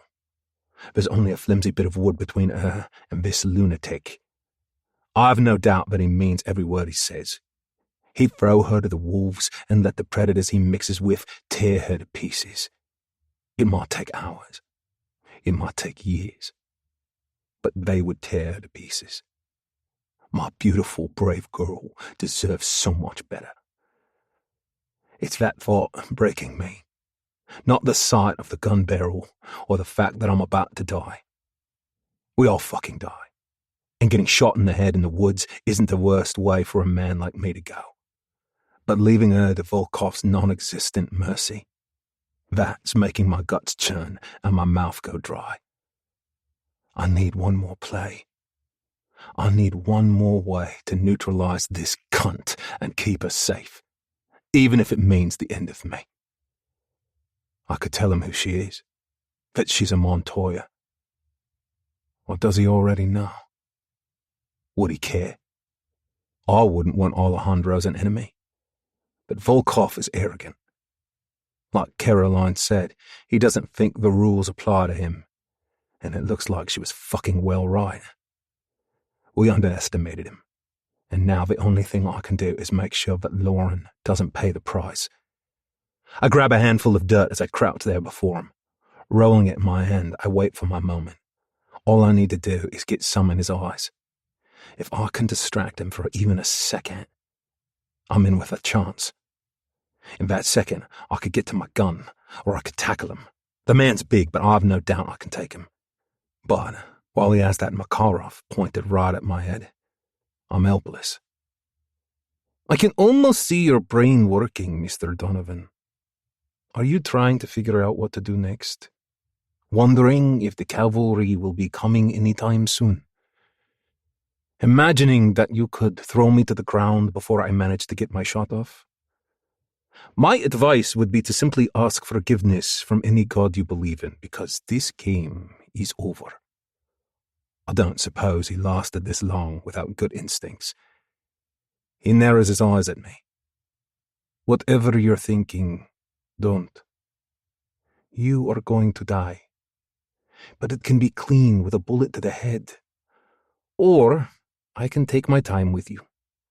Keep your hands where I can see them. Fuck. I don't want him taking his time with me. I don't want to be tortured by this sick cunt, and I don't want him here any longer than he needs to be. He needs to get gone so Lauren has a chance. At all costs, I want her to live. I blink as I look up and around me, at the green canopy of the woods, the sunlight dappling down onto the earth. The birds calling, the breeze whistling through the trees, the scent of grass and green. It's beautiful here. And if this really is the end, then at least I knew love. Real love. I turn back to Volkov and grin. See you in hell, you fucker. He drops his chin in acknowledgement, and his finger tightens on the trigger. This is it. Please, Lauren, stay still. Stay hidden. Stay safe. As if thinking her name summoned her, she explodes from the wooden hide with a sudden burst of wild energy, her curls tumbling and her feet flying as she leaps down the grassy slope toward us in a blur of speed and fury. No! I shout as Volkov twists around to meet her head on. The gun moves from me to her, and I scramble to my feet, desperate to stop him. She looks so unwavering, so determined that I don't even recognize her face, not an ounce of fear in her as she hurtles toward a murderer and his gun. She is a warrior on the warpath, an avenging angel, bearing an axe. She comes at him, screaming full blast, the sound shrill and ear-piercing, an oral assault. She throws the axe, and it spins 2, 3 times, and lodges itself in his body with a crunching thud. He stops dead in his tracks and looks down. The pistol falls from his fingers, and his hands fly to his chest to be immediately covered in gushing blood. Skin pale and eyes wide, he stares at her, and blood trickles from the corner of his mouth as he mutters something in Russian. I run over and kick the gun away just in case, then whirl around to watch Lauren calmly approach him. Her eyes are blazing and her lips are parted, giving her the look of a feral animal as she reaches Volkov, who by some miracle is still standing. She stares him in the eyes and says, You are nothing, Ivan. Nothing but a cruel piece of shit who nobody loves. This man here is worth 1,000 of you, and nobody messes with him. You hear me? His mouth opens, but no words come out, just blood pouring from his lips. She shoves him hard on his shoulder, and he topples to the ground, the axe sticking up from his chest like a prop in a horror movie. She looks on as his eyes glaze over, and the final seconds of life seep out of him, and I take her in my arms, remembering how affected she was by the same moment with Brad Schmidt. You saved my life, I murmur, kissing her hair and inhaling a scent. You're a goddamn miracle of a woman. Don't waste any guilt on this bastard. I'm not, she replies, relaxing into my arms as the adrenaline fades. It was easier the second time around. Not sure that's a good thing. I wish I'd been able to make him tell us where Caroline and Nikki are. You okay? What about Taylor? Shit, Taylor. We both crouch down by his side, and it doesn't look good. His whole torso is painted red, and his skin is pale and clammy. There's a pulse, Lauren announces, her fingers at his neck. We need to get him to a hospital right now. It wasn't only me who saved your life, Seb. It was him as well. She looks distraught now, like everything is catching up with her physically and emotionally. Tears stream down her cheeks, and she holds Taylor's hand, squeezing his fingers as though she can bring him back with touch alone. Maybe she fucking can. She's so magnificent. I wouldn't rule anything out. It goes against all my instincts to involve the police, but we need an ambulance here right away, and I can't mess around when Taylor's life is in my hands, no matter how much explaining I'll have to do. I'll call the emergency services first, my lawyer second. As I'm about to dial the number, a cry comes from the direction of the cabin, and I'm instantly on my feet, gun out, ready to go again. Seb, you out here, my friend? I'm finding a trail of injured Russians, so I'm guessing you might be. I smile with relief. Thank fuck it's Sasha. Chapter 37. Sebastian. He emerges into the clearing with Jacob and Alex alongside him, dragging an injured Russian between them. The captive appears to have been shot in the leg, and they're taking extra special care to bump into every dip and ridge on the ground as they go. He's yelling in pain and trailing blood, and only shuts up when he sees Volkov lying dead before him. I can't imagine a man like Volkov inspired any genuine loyalty in his people, but he was at the top of the tree for a long time. Seeing him defeated is clearly a shock to this man. We need an ambulance, I gesture at Taylor. He's still alive, and I'd like to keep him that way. Lauren is still crouched at his side, showing no signs of letting go of his hand. I want Taylor to live, because I'm not a twat, and because I owe him. But I also need him to live for her sake. This has been a day of death and loss, and too much spilled blood, and she needs a victory. Needs to keep some hope. It's unlikely that Caroline and Nikki are alive, but I could be wrong, and I won't give up on them until I know for sure. Sasha makes a call in Russian while Alex and Jacob join their fallen comrade. Fuck, Taylor, says Alex, stroking his hair back from his face. Don't give up on us, mate. Help is on the way, Sasha says, staring at Volkov's corpse. Real help? Lauren asks, glaring up at us both.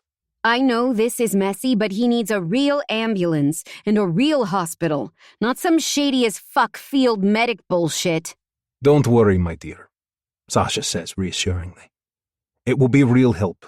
A private company I deal with on a regular basis, and they'll do their very best for him.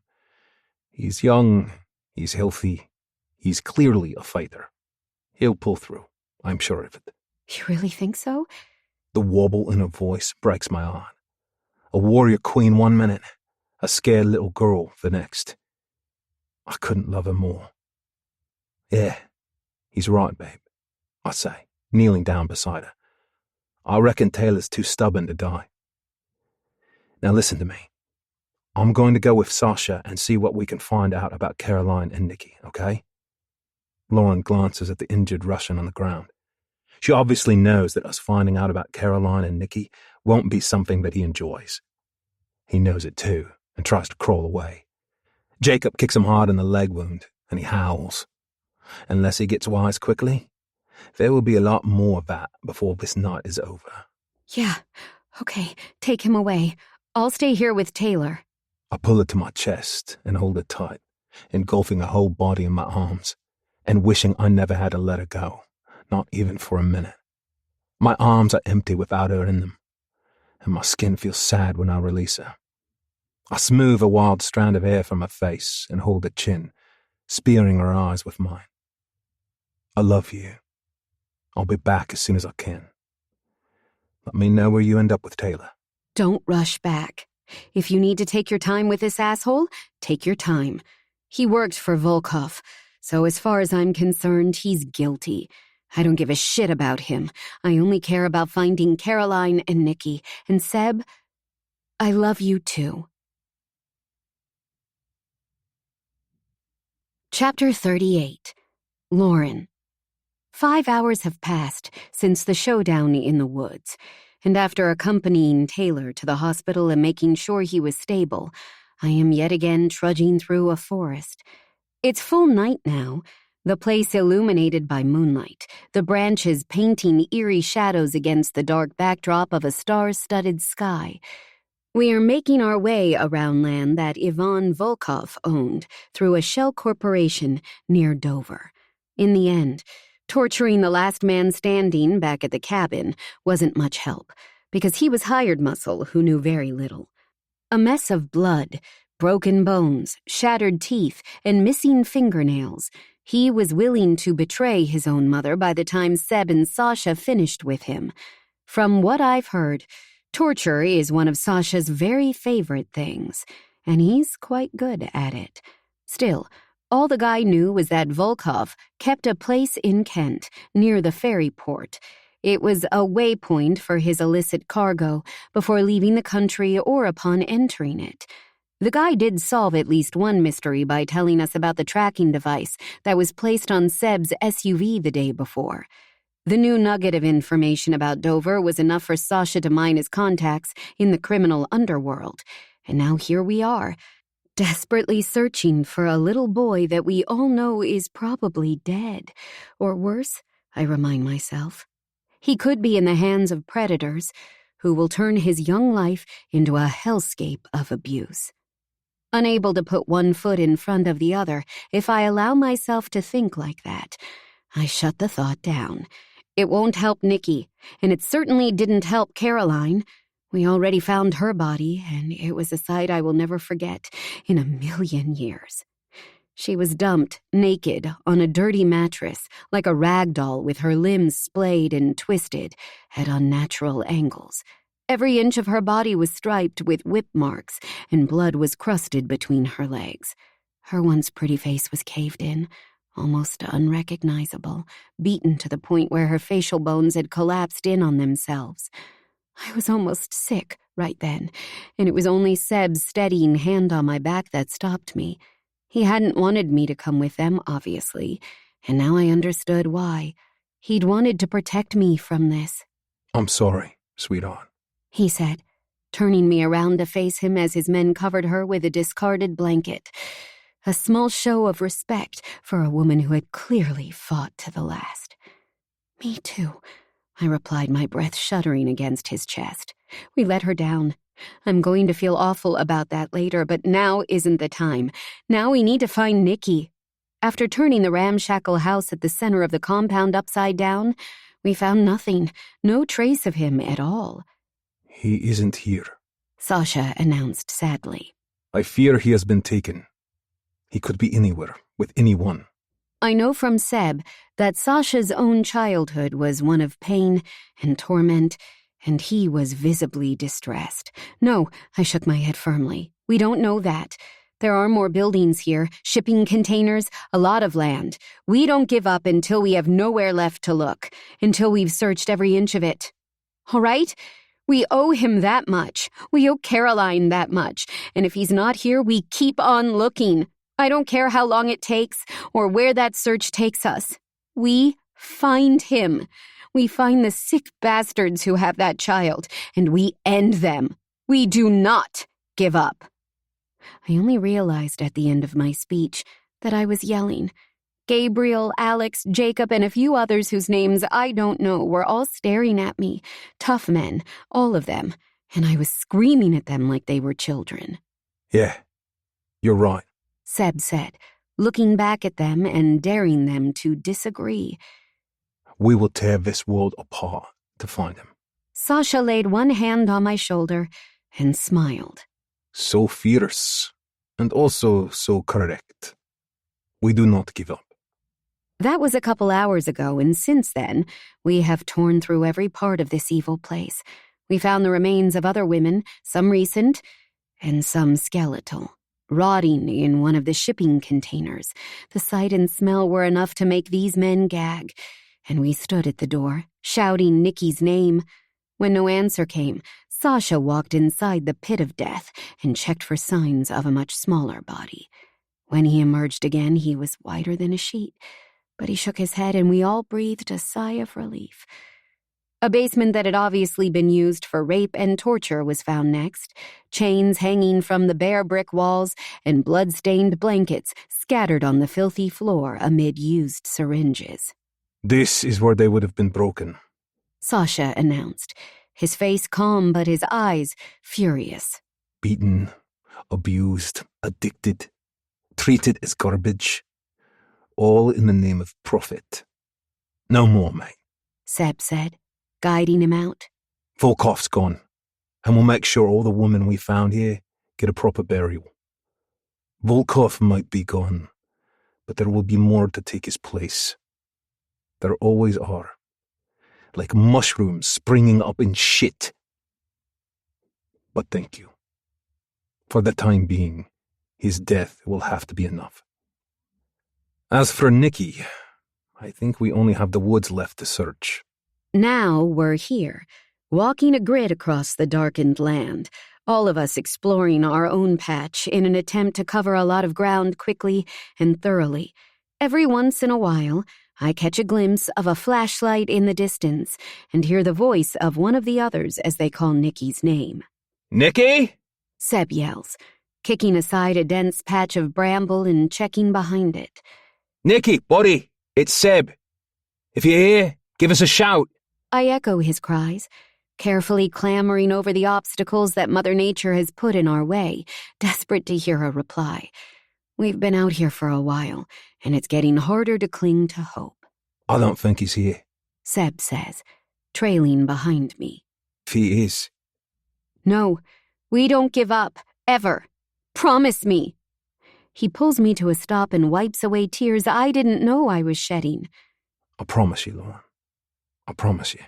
I lean into his big, solid body, allowing myself a moment of respite. I'm running on pure adrenaline after a day that emptied me out of all strength. It's only the thought of that little boy out here alone, scared and suffering, that's keeping me going. I drop my forehead to his chest, feel the steady beat of his heart. Seb is here. Seb is real. Together, we'll find him. He strokes my hair with one hand and pulls me tight against him with the other. It gives me the courage and the energy I need to go on. His body goes tense. Did you hear that? I pull away, not daring to breathe. Nikki! It's Seb and Lauren. You're safe now. I listen intently, and I finally hear what Seb picked up on, a rustling and scraping sound a few yards away, deep inside an especially thick patch of oaks. We both react at once, scrambling over collapsed branches and tangled vegetation to follow the sound, but he gets there before me. I catch up and find him on his knees next to a massive fallen tree trunk. He's scooping dead leaves and twisted stems away with his bare hands. I shine my flashlight along the space he's cleared and gasp. Small fingers have emerged from the end of the trunk, and an even smaller voice says, Seb? Yeah, it's me, buddy. His voice cracks with emotion. You're okay now. He scooches down and pulls Nicky from the hollowed-out trunk he was hiding in. The poor kid looks dreadful, pale skin marred by scratches, his injured arm dangling lifelessly at his side, eyes wide and drained. I rub the traces of the forest from his face, grimacing at how cold his skin is to the touch. Seb encloses him in his arms for warmth, and I tuck my jacket around his skinny shoulders, alarmed at how quiet he is. How long have you been there, Nicky? I hand him my water bottle and stop him when he glugs too greedily. I think maybe 3 nights. His voice is croaky, likely from a combination of dehydration and being silent for too long. It's all my fault. Everything is my fault. Seb passes him to me and goes off to use his phone, and I cuddle him close. His clothes are soaked through and he's shivering. No, it wasn't, sweetie. Whatever happened wasn't your fault, okay? He clings to me, his body racked with silent sobs, and my heart breaks for him. He came home early. My dad. I was making noise. I was just playing soldiers, but he was so mad. He put us in the car and brought us here. He locked us up in that horrible room. My mum made me promise to run. So I did. His face crumples at the memory. Then he came back. He was angry. He called her horrible names. He hit her. And then he punched me in the tummy and made me be sick. He said if she didn't tell him everything, he'd carry on hurting me. I should have protected her instead of running away. My heart breaks wide open. Darling, no, she wouldn't have wanted that. Your mom loved you more than anything in the whole world. He gazes up at me with hollow eyes. She's dead, isn't she? He killed her while I ran away like a baby. She told me to. She screamed it at me. But I shouldn't have listened. I should have stayed with her. Seb has finished his phone call and clearly overheard the last sentence, and a twitch of his jaw betrays the effort it takes him to stay calm. You did the right thing, Nicky. And I want you to always know that. You did exactly what you should have done. You found a safe space and you hid. That is all your mum wanted you to do. You did her proud. Now, do you remember what else I told you? Nicky frowns. You told me I needed to survive and get stronger. And then I could get my revenge. That's right, son. And you did survive. Because you did what you needed to do. What your mum wanted you to do. Look, we can talk about it all more soon. But for now, we need to get you warm, get you fed, get you somewhere safe. How does that sound? Nicky's lip trembles. Will you stay with me? We'll never leave your side, mate. Never. Seb carries the boy out of the clearing, and it is no wonder at all that my heart follows. Chapter 39. Sebastian. We take Nicky to the same hospital we took Taylor. It's a fucking amazing place. A private facility hiding in plain sight in central London. From the minimal amount of form filling and lack of personal questions, it's obvious this hospital is for people who want to stay beneath the radar while also receiving the best medical care. It crosses my mind that it's exactly this type of establishment that would have ignored Caroline's injuries at the hands of Volkov and his pals. But I have to put that out of my mind so the people I care about can reap the benefits. We were able to get Taylor here fast and without any awkward conversations about bullet wounds. Lauren called her cousin, and the Montoyas provided cleanup back at my cabin. I could have sorted it myself in time, but making 7 bodies disappear isn't easy, even if you could bury them with their lie. There were loose ends to be tied up, like their vehicles and their phones, and I was happy to let someone else take charge. I have no doubt that Alejandro Montoya knows the right people to make it all go away. That left us free to concentrate on the search for Nikki, and left me free to concentrate on Lauren. She was doing a magnificent job of not only keeping her shit together, but also motivating the rest of us. But I could tell she was suffering beneath the surface. I needed to be with her in case she crashed. And really, who could blame her? She fought for her life, saved mine, killed a man, and was exposed to that fucking house of wars near Dover. If we hadn't found Nikki when we did, I'm not sure how she would have coped. Standing outside Nikki's room, I watched the two of them through the window. The boy's doing well, and the docs here say he'll make a full recovery. His arm has been recast, he's on a drip of fluids, and he's finally warm. Physically, he's going to be fine. The rest will be a work in progress. The poor kid. He was hiding that tree trunk for 3 nights, while Volkov got what he needed from Caroline and cleaned the house. I'm sure he sent men to look for him. But Nicky outsmarted them all. He's clever and brave. But right now he feels broken, and I understand that. He won't even have his revenge to look forward to, because Volkov is already dead. Still, I'm glad we saved him from that. Killing your own dad, no matter how evil, isn't ever going to be a simple thing. Lauren showered after we got Nikki here, and her dark curls lay damp on her shoulders.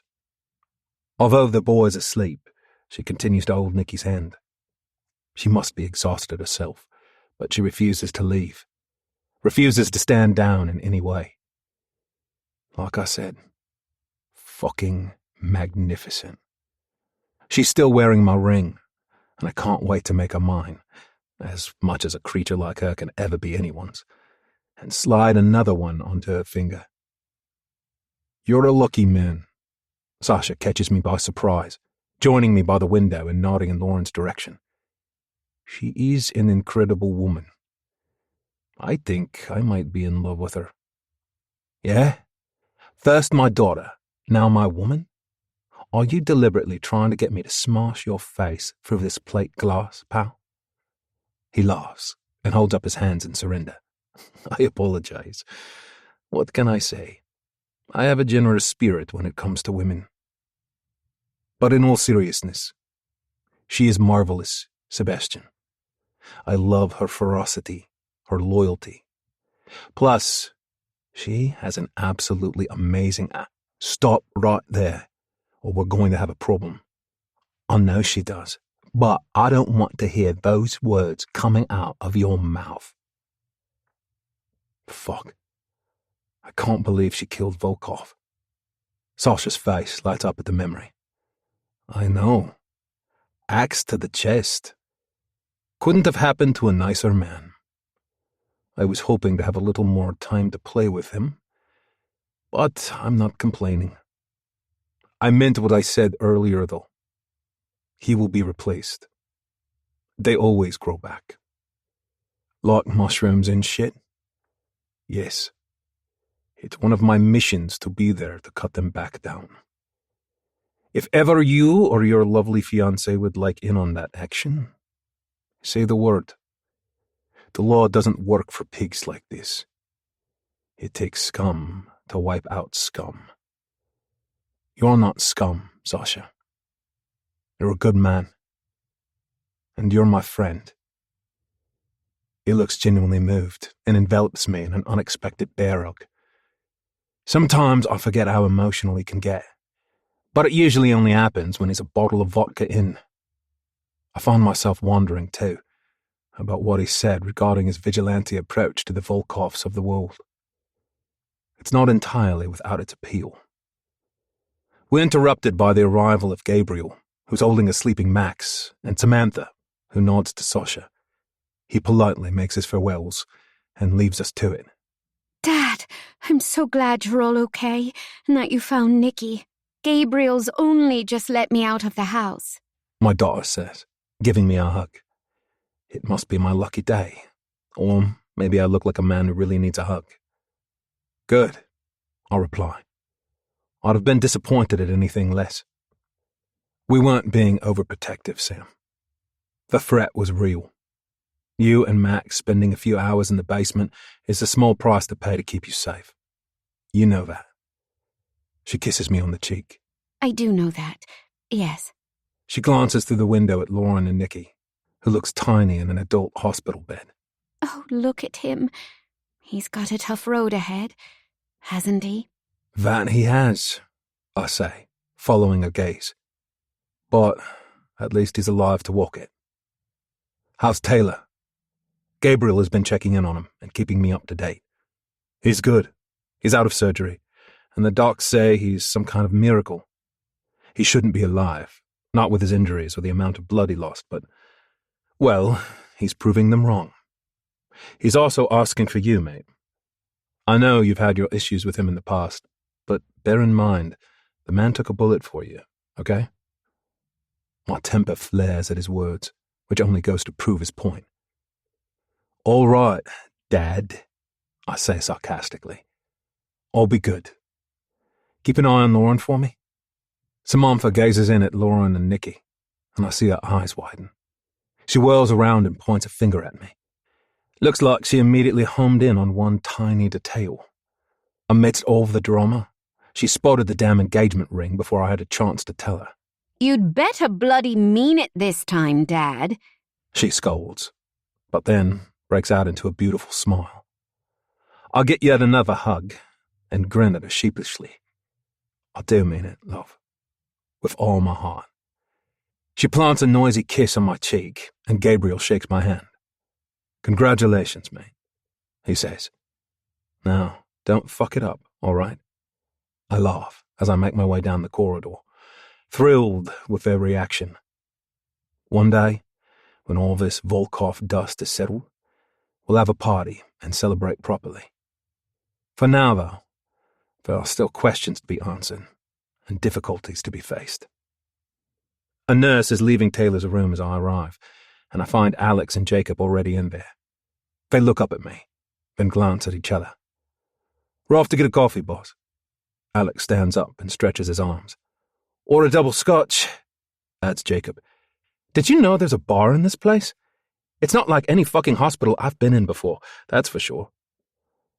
The two of them leave, and I take a seat next to Taylor. He looks rough, but a lot better than the last time I saw him. Wires and tubes are sticking out from him in every direction, and the green and blue swirl pattern on his hospital gown looks a bit psychedelic. Bet your arse hangs out of that thing when you stand up, I say, taking in his ghostly pallor and the way he winces with the slightest movement.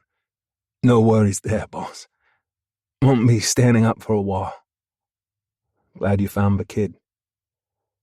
Every word seems to take a Herculean effort, and I feel like I should leave and let him rest. He asked to see me, though, so I'll make myself stay. Yeah, well, I wouldn't have been finding anyone if you hadn't jumped in front of that bullet. Not that I'm ungrateful, but what the fuck were you thinking? And while I'm asking questions, what was that you said about following me? If you're too knackered and want me to piss off, I will. But if you're up to it, you've got my full attention. He rubs his face with one big hand, the leads of his monitors following him, and finally looks me in the eyes. I followed you for the same reason I came to London. Because of you. I frown, confused. What the fuck does that mean? I thought you came to London for a fresh start after your mom died. I did. But I also came to London to work for you. To find out more about you. Why the hell did you want to find out more about me?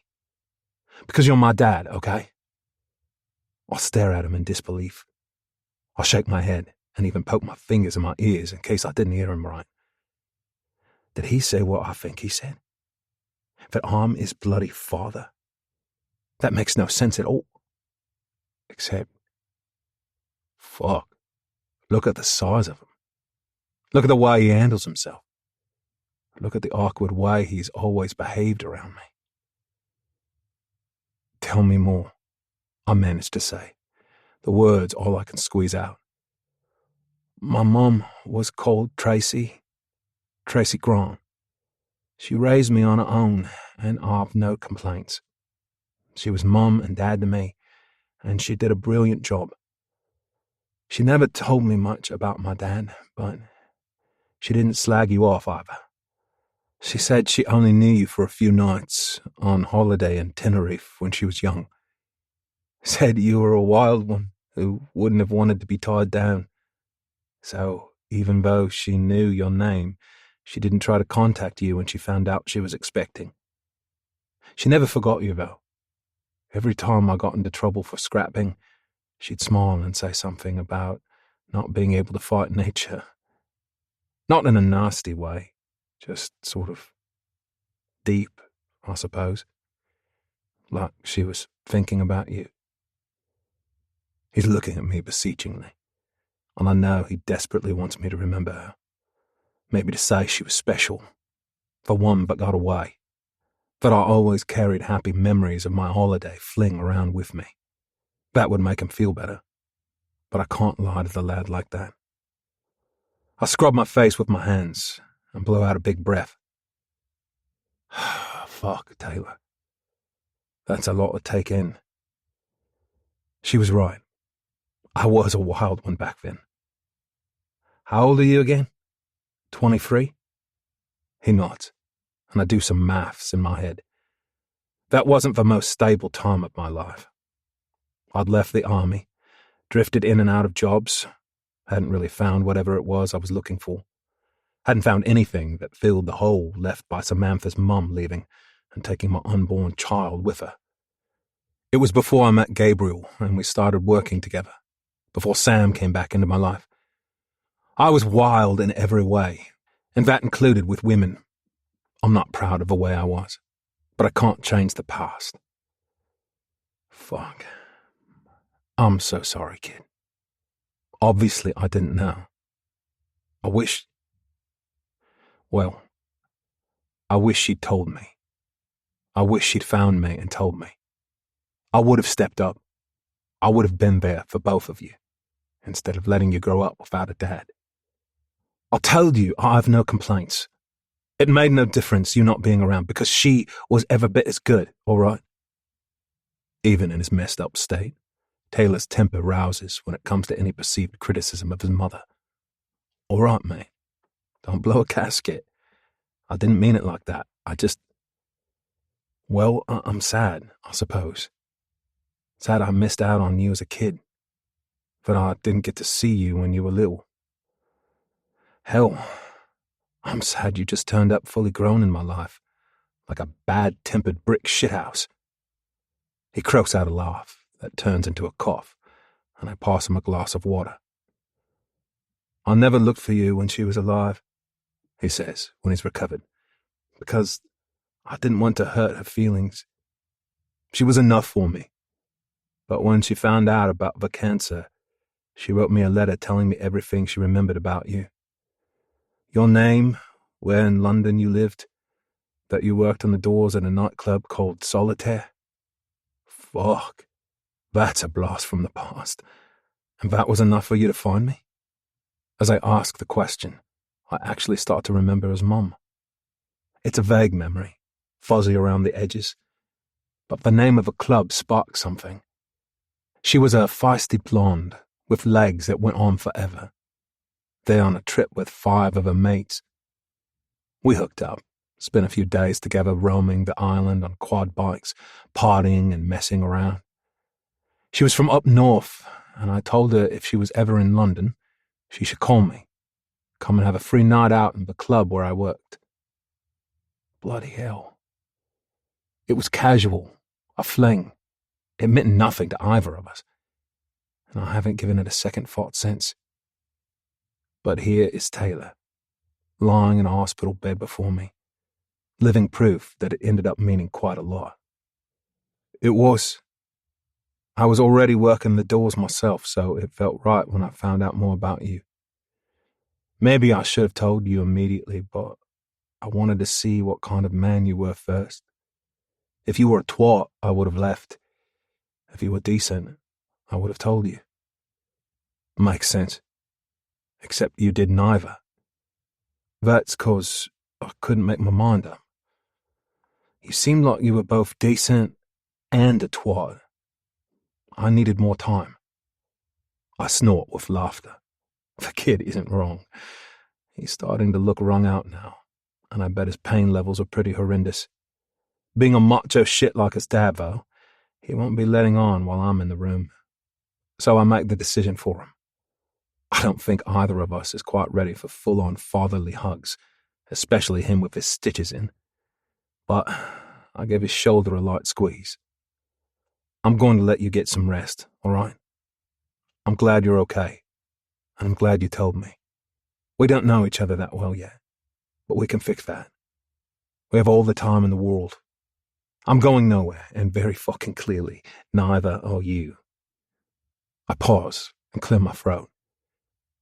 I won't be able to make up for everything I missed, but I already know I'm proud to be your dad.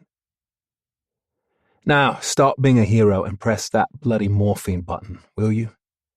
He gives me a sheepish grin, and I recall his mum more clearly now. He looks a little like her. Poor bastard looks like me too, though. Chapter 40. Lauren. I shake my head as Seb finishes telling me his story. It really is a WTF kind of tale, and normally I'd have more of a reaction. Today, though, has been a WTF kind of day in general, and this is just one more surprise. Samantha is sitting with Nikki, while Seb and I take a break in the bar in the basement of the hospital. Yeah, weird, but at the moment it makes perfect sense. I don't think I've ever needed a glass of wine more than I do right now, and Seb is definitely enjoying his pint of beer. So, let me get this straight. You have a 23-year-old son you never knew a thing about? Yep.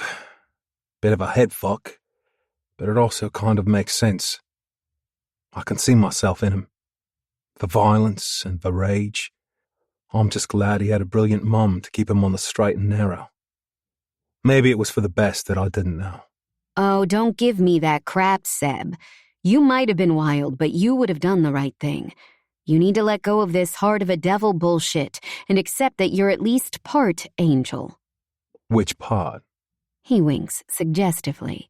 I laugh and take his hand across the table. Not that part. That part is very much in league with Satan.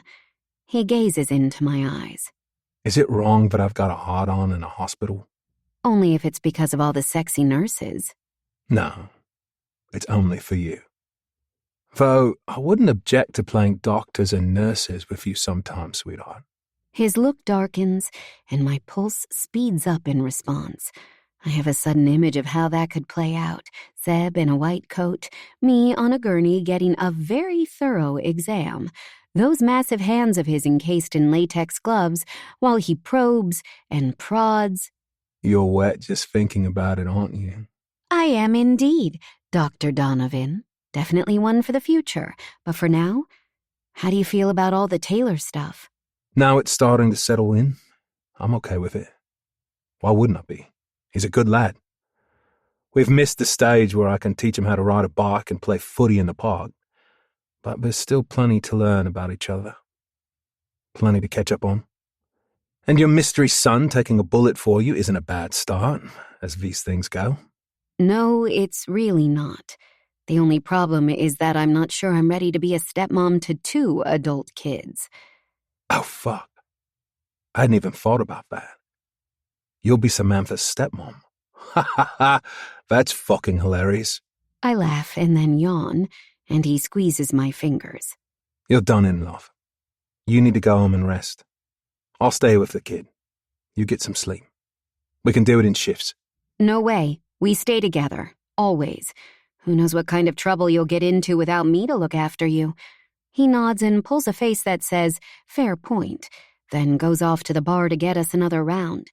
While he's gone, I wonder whether I'm crazy to think what I've been thinking for the last few hours, and if I am, I wonder if Seb is willing to be crazy with me.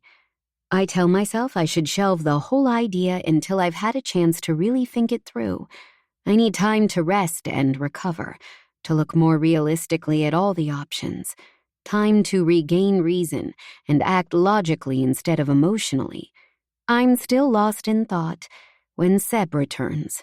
He stares at me intensely, like he's trying to read my mind. What's going on in this, sweetheart? You look like you're a million miles away. I sip my wine and notice that I've bitten the inside of my lip so hard, it's bleeding. What is it? You can tell me anything, right? He sounds sincere, and I hate that I doubted him for a second. He has proved over and over again that he loves me, and I shouldn't feel any hesitation in sharing this with him. It says more about me and the way I hoard my feelings than it does about him. I know, Seb, I do. I suppose I was wondering if you'd like to be a dad to 3 kids instead of 2. There's a beat while he seems to think it through, and then he's right there with me. You mean Nicky? You want to, what, adopt him? He has nobody else. He's all alone in the world, and I can't bear the thought of him being foisted off on strangers. There's going to be a lot of damage that he'll need help with, things that normal people won't understand. It's going to take time and patience and probably a ton of therapy. He won't get any of that if he goes into the system. You know that. I do. Better than most people. And the answer is yes. It was always going to be yes. And I can't believe you look that worried about asking me. I'd have suggested it myself, but I wasn't sure how you'd react. I know stuff around kids is complicated for you. A wave of joy floods me, along with gratitude for having this man in my life. Of course he said yes. It's not in his nature to turn down a person in need, especially not a child.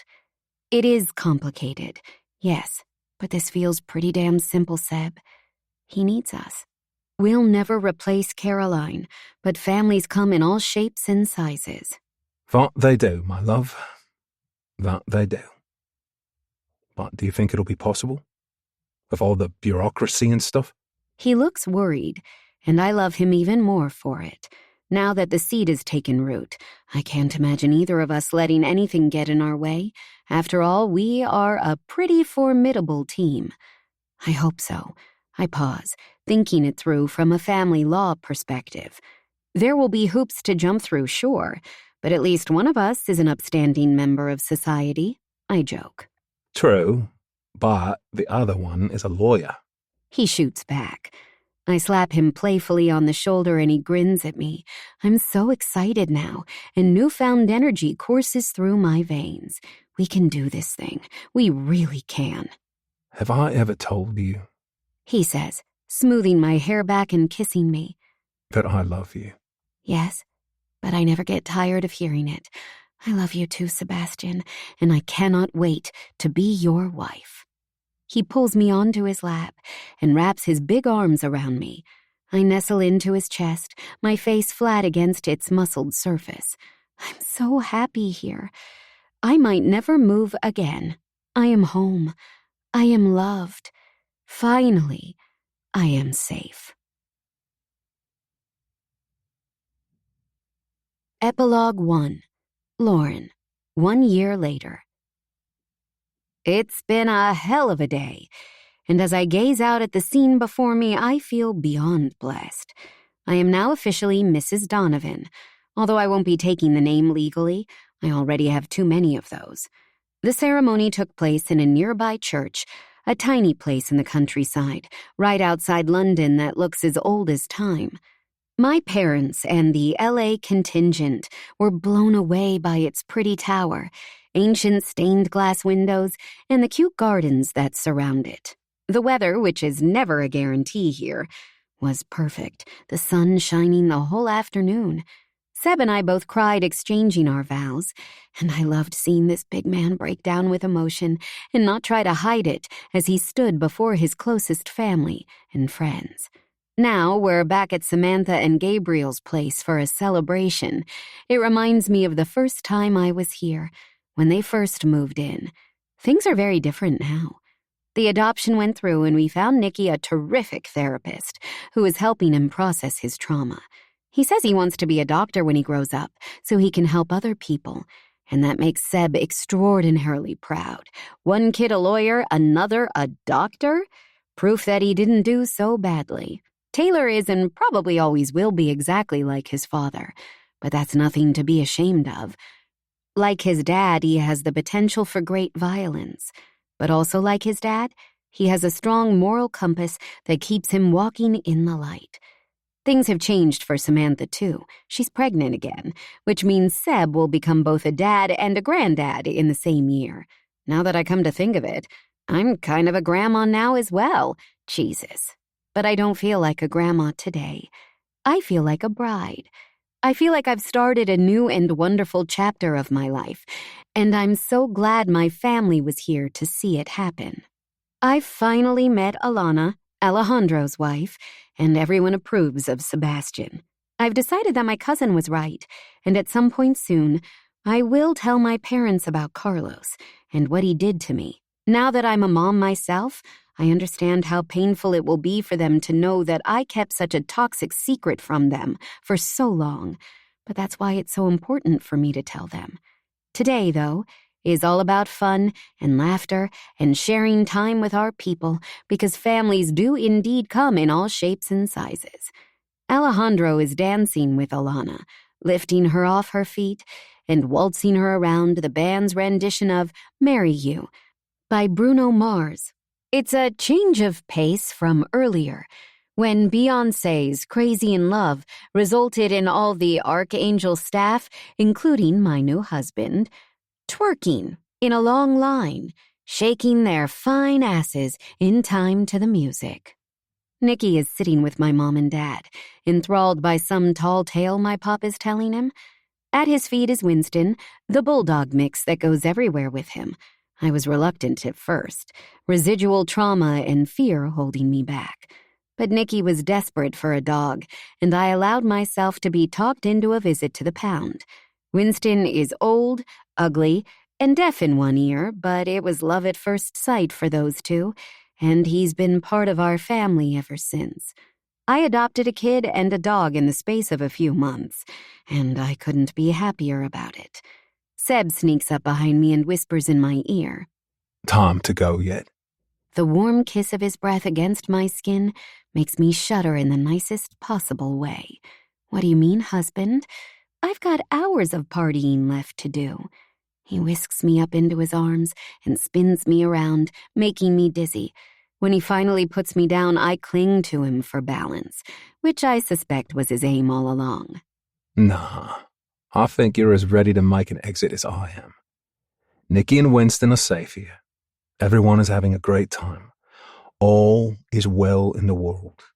And there's a cottage down the road with a kitchen table that's really missed us. Unless you want to revisit your idea from that first night and fuck in a field. I pretend to be horrified, even though we have fucked in a few fields since then.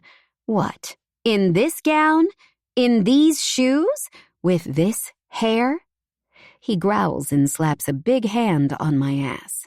I've been a gentleman all day, baby. But now the real me is desperate to come out and play. The shoes you can keep. I can imagine those wrapped around my back as I nail you. The hair, well, you look beautiful, but that's coming down. I want my wild curls back. And that dress, Lauren, that fucking dress. All I can say is, I hope you didn't spend too much money on it, because I'm going to shred that thing off your body with my teeth. Or maybe my knife. I haven't decided yet. My insides turn to liquid, and I feel a rush of wet heat between my thighs. I'm wearing stockings as well, you know. I have plans for those also, don't worry. Now, say your goodbyes and get in the goddamn car.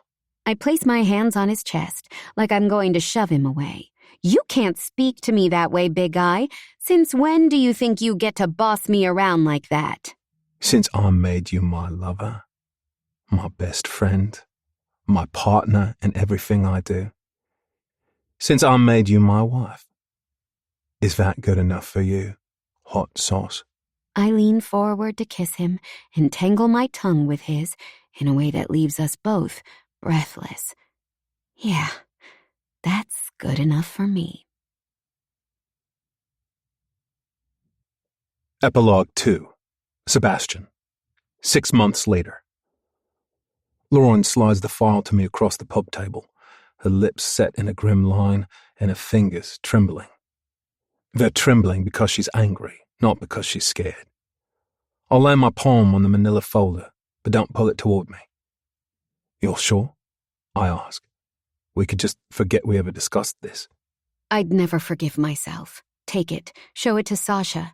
You two, do what you do best. Clean up. I take a quick look at the contents. Photos, witness testimonies, a mugshot of the scumbag grinning smugly at the camera as though he thinks he's untouchable. He's wearing a dicky bow, for fuck's sake, looking like some overweight prick from a fancy boarding school. Turns out he was right. He was untouchable, at least legally.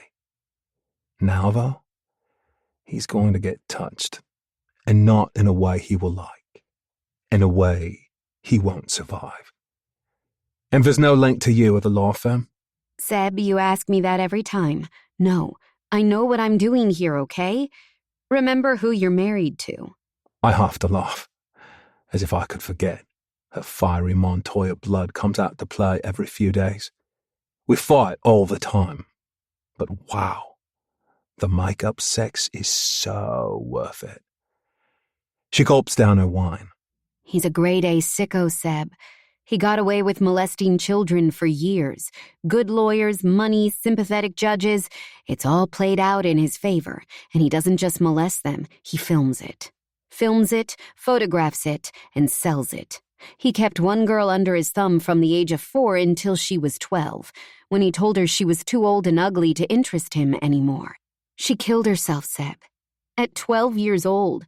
But still, all the proof was circumstantial. He covered his tracks. He's done it for so long, and you know as well as I do that he won't stop unless someone makes him. I nod and close the file. The fewer people get the chance to see it, the better. Okay, sweetheart, I trust you. Sasha and I will take it from here. Sure you don't want to join us? She smiles, a glint of something like lust in her warm brown eyes. There she is, my warrior queen. Believe me, Seb, part of me wants nothing more.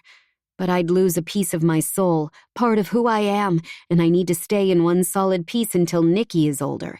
But after that... She doesn't need to finish the sentence. Sick fucks of a world had better watch out when my girl starts coming after them. Fuck. I couldn't love her more if I tried. Until then, Seb, I have you, and you have Sasha. And bit by bit, we're making the world a better place. I pick up a hand and plant a kiss on the sensitive skin of a palm. Damn right we are, sweetheart. I can hardly believe that I have so much joy and love in my life now. 3 incredible kids who make me grateful every single day, not to mention our dopey, lovable mutt, Winston. But most of all, I can't believe I get to call this incredible woman mine. And she is mine. Every single inch of her. Just as I am hers. I may have the heart of the devil, but it won me a life with an angel by my side. We hope you have enjoyed this unabridged production of Heart of a Devil by Sadie Kincaid, performed by CJ Bloom and Grayson Owens. Presented by Mira and Harper Audio. This program was produced by Blue Nose. Engineered by Mark Hitchin. Executive producer, Carly Katz. Managing editor, Roxanne Finkelstein. Production manager, Dominique Francisco. Text copyright 2025 by Sadie Kincaid. Production copyright 2026 by Harlequin Enterprises ULC. Without limiting the exclusive rights of any author, contributor, or the publisher of this publication. Any unauthorized use of this publication to train generative artificial intelligence, AI technologies, is expressly prohibited. HarperCollins also exercised their rights under Article 4.3 of the Digital Single Market Directive, 2019/790, and expressly reserved this publication from the text and data mining exception. All rights reserved. Thank you for listening.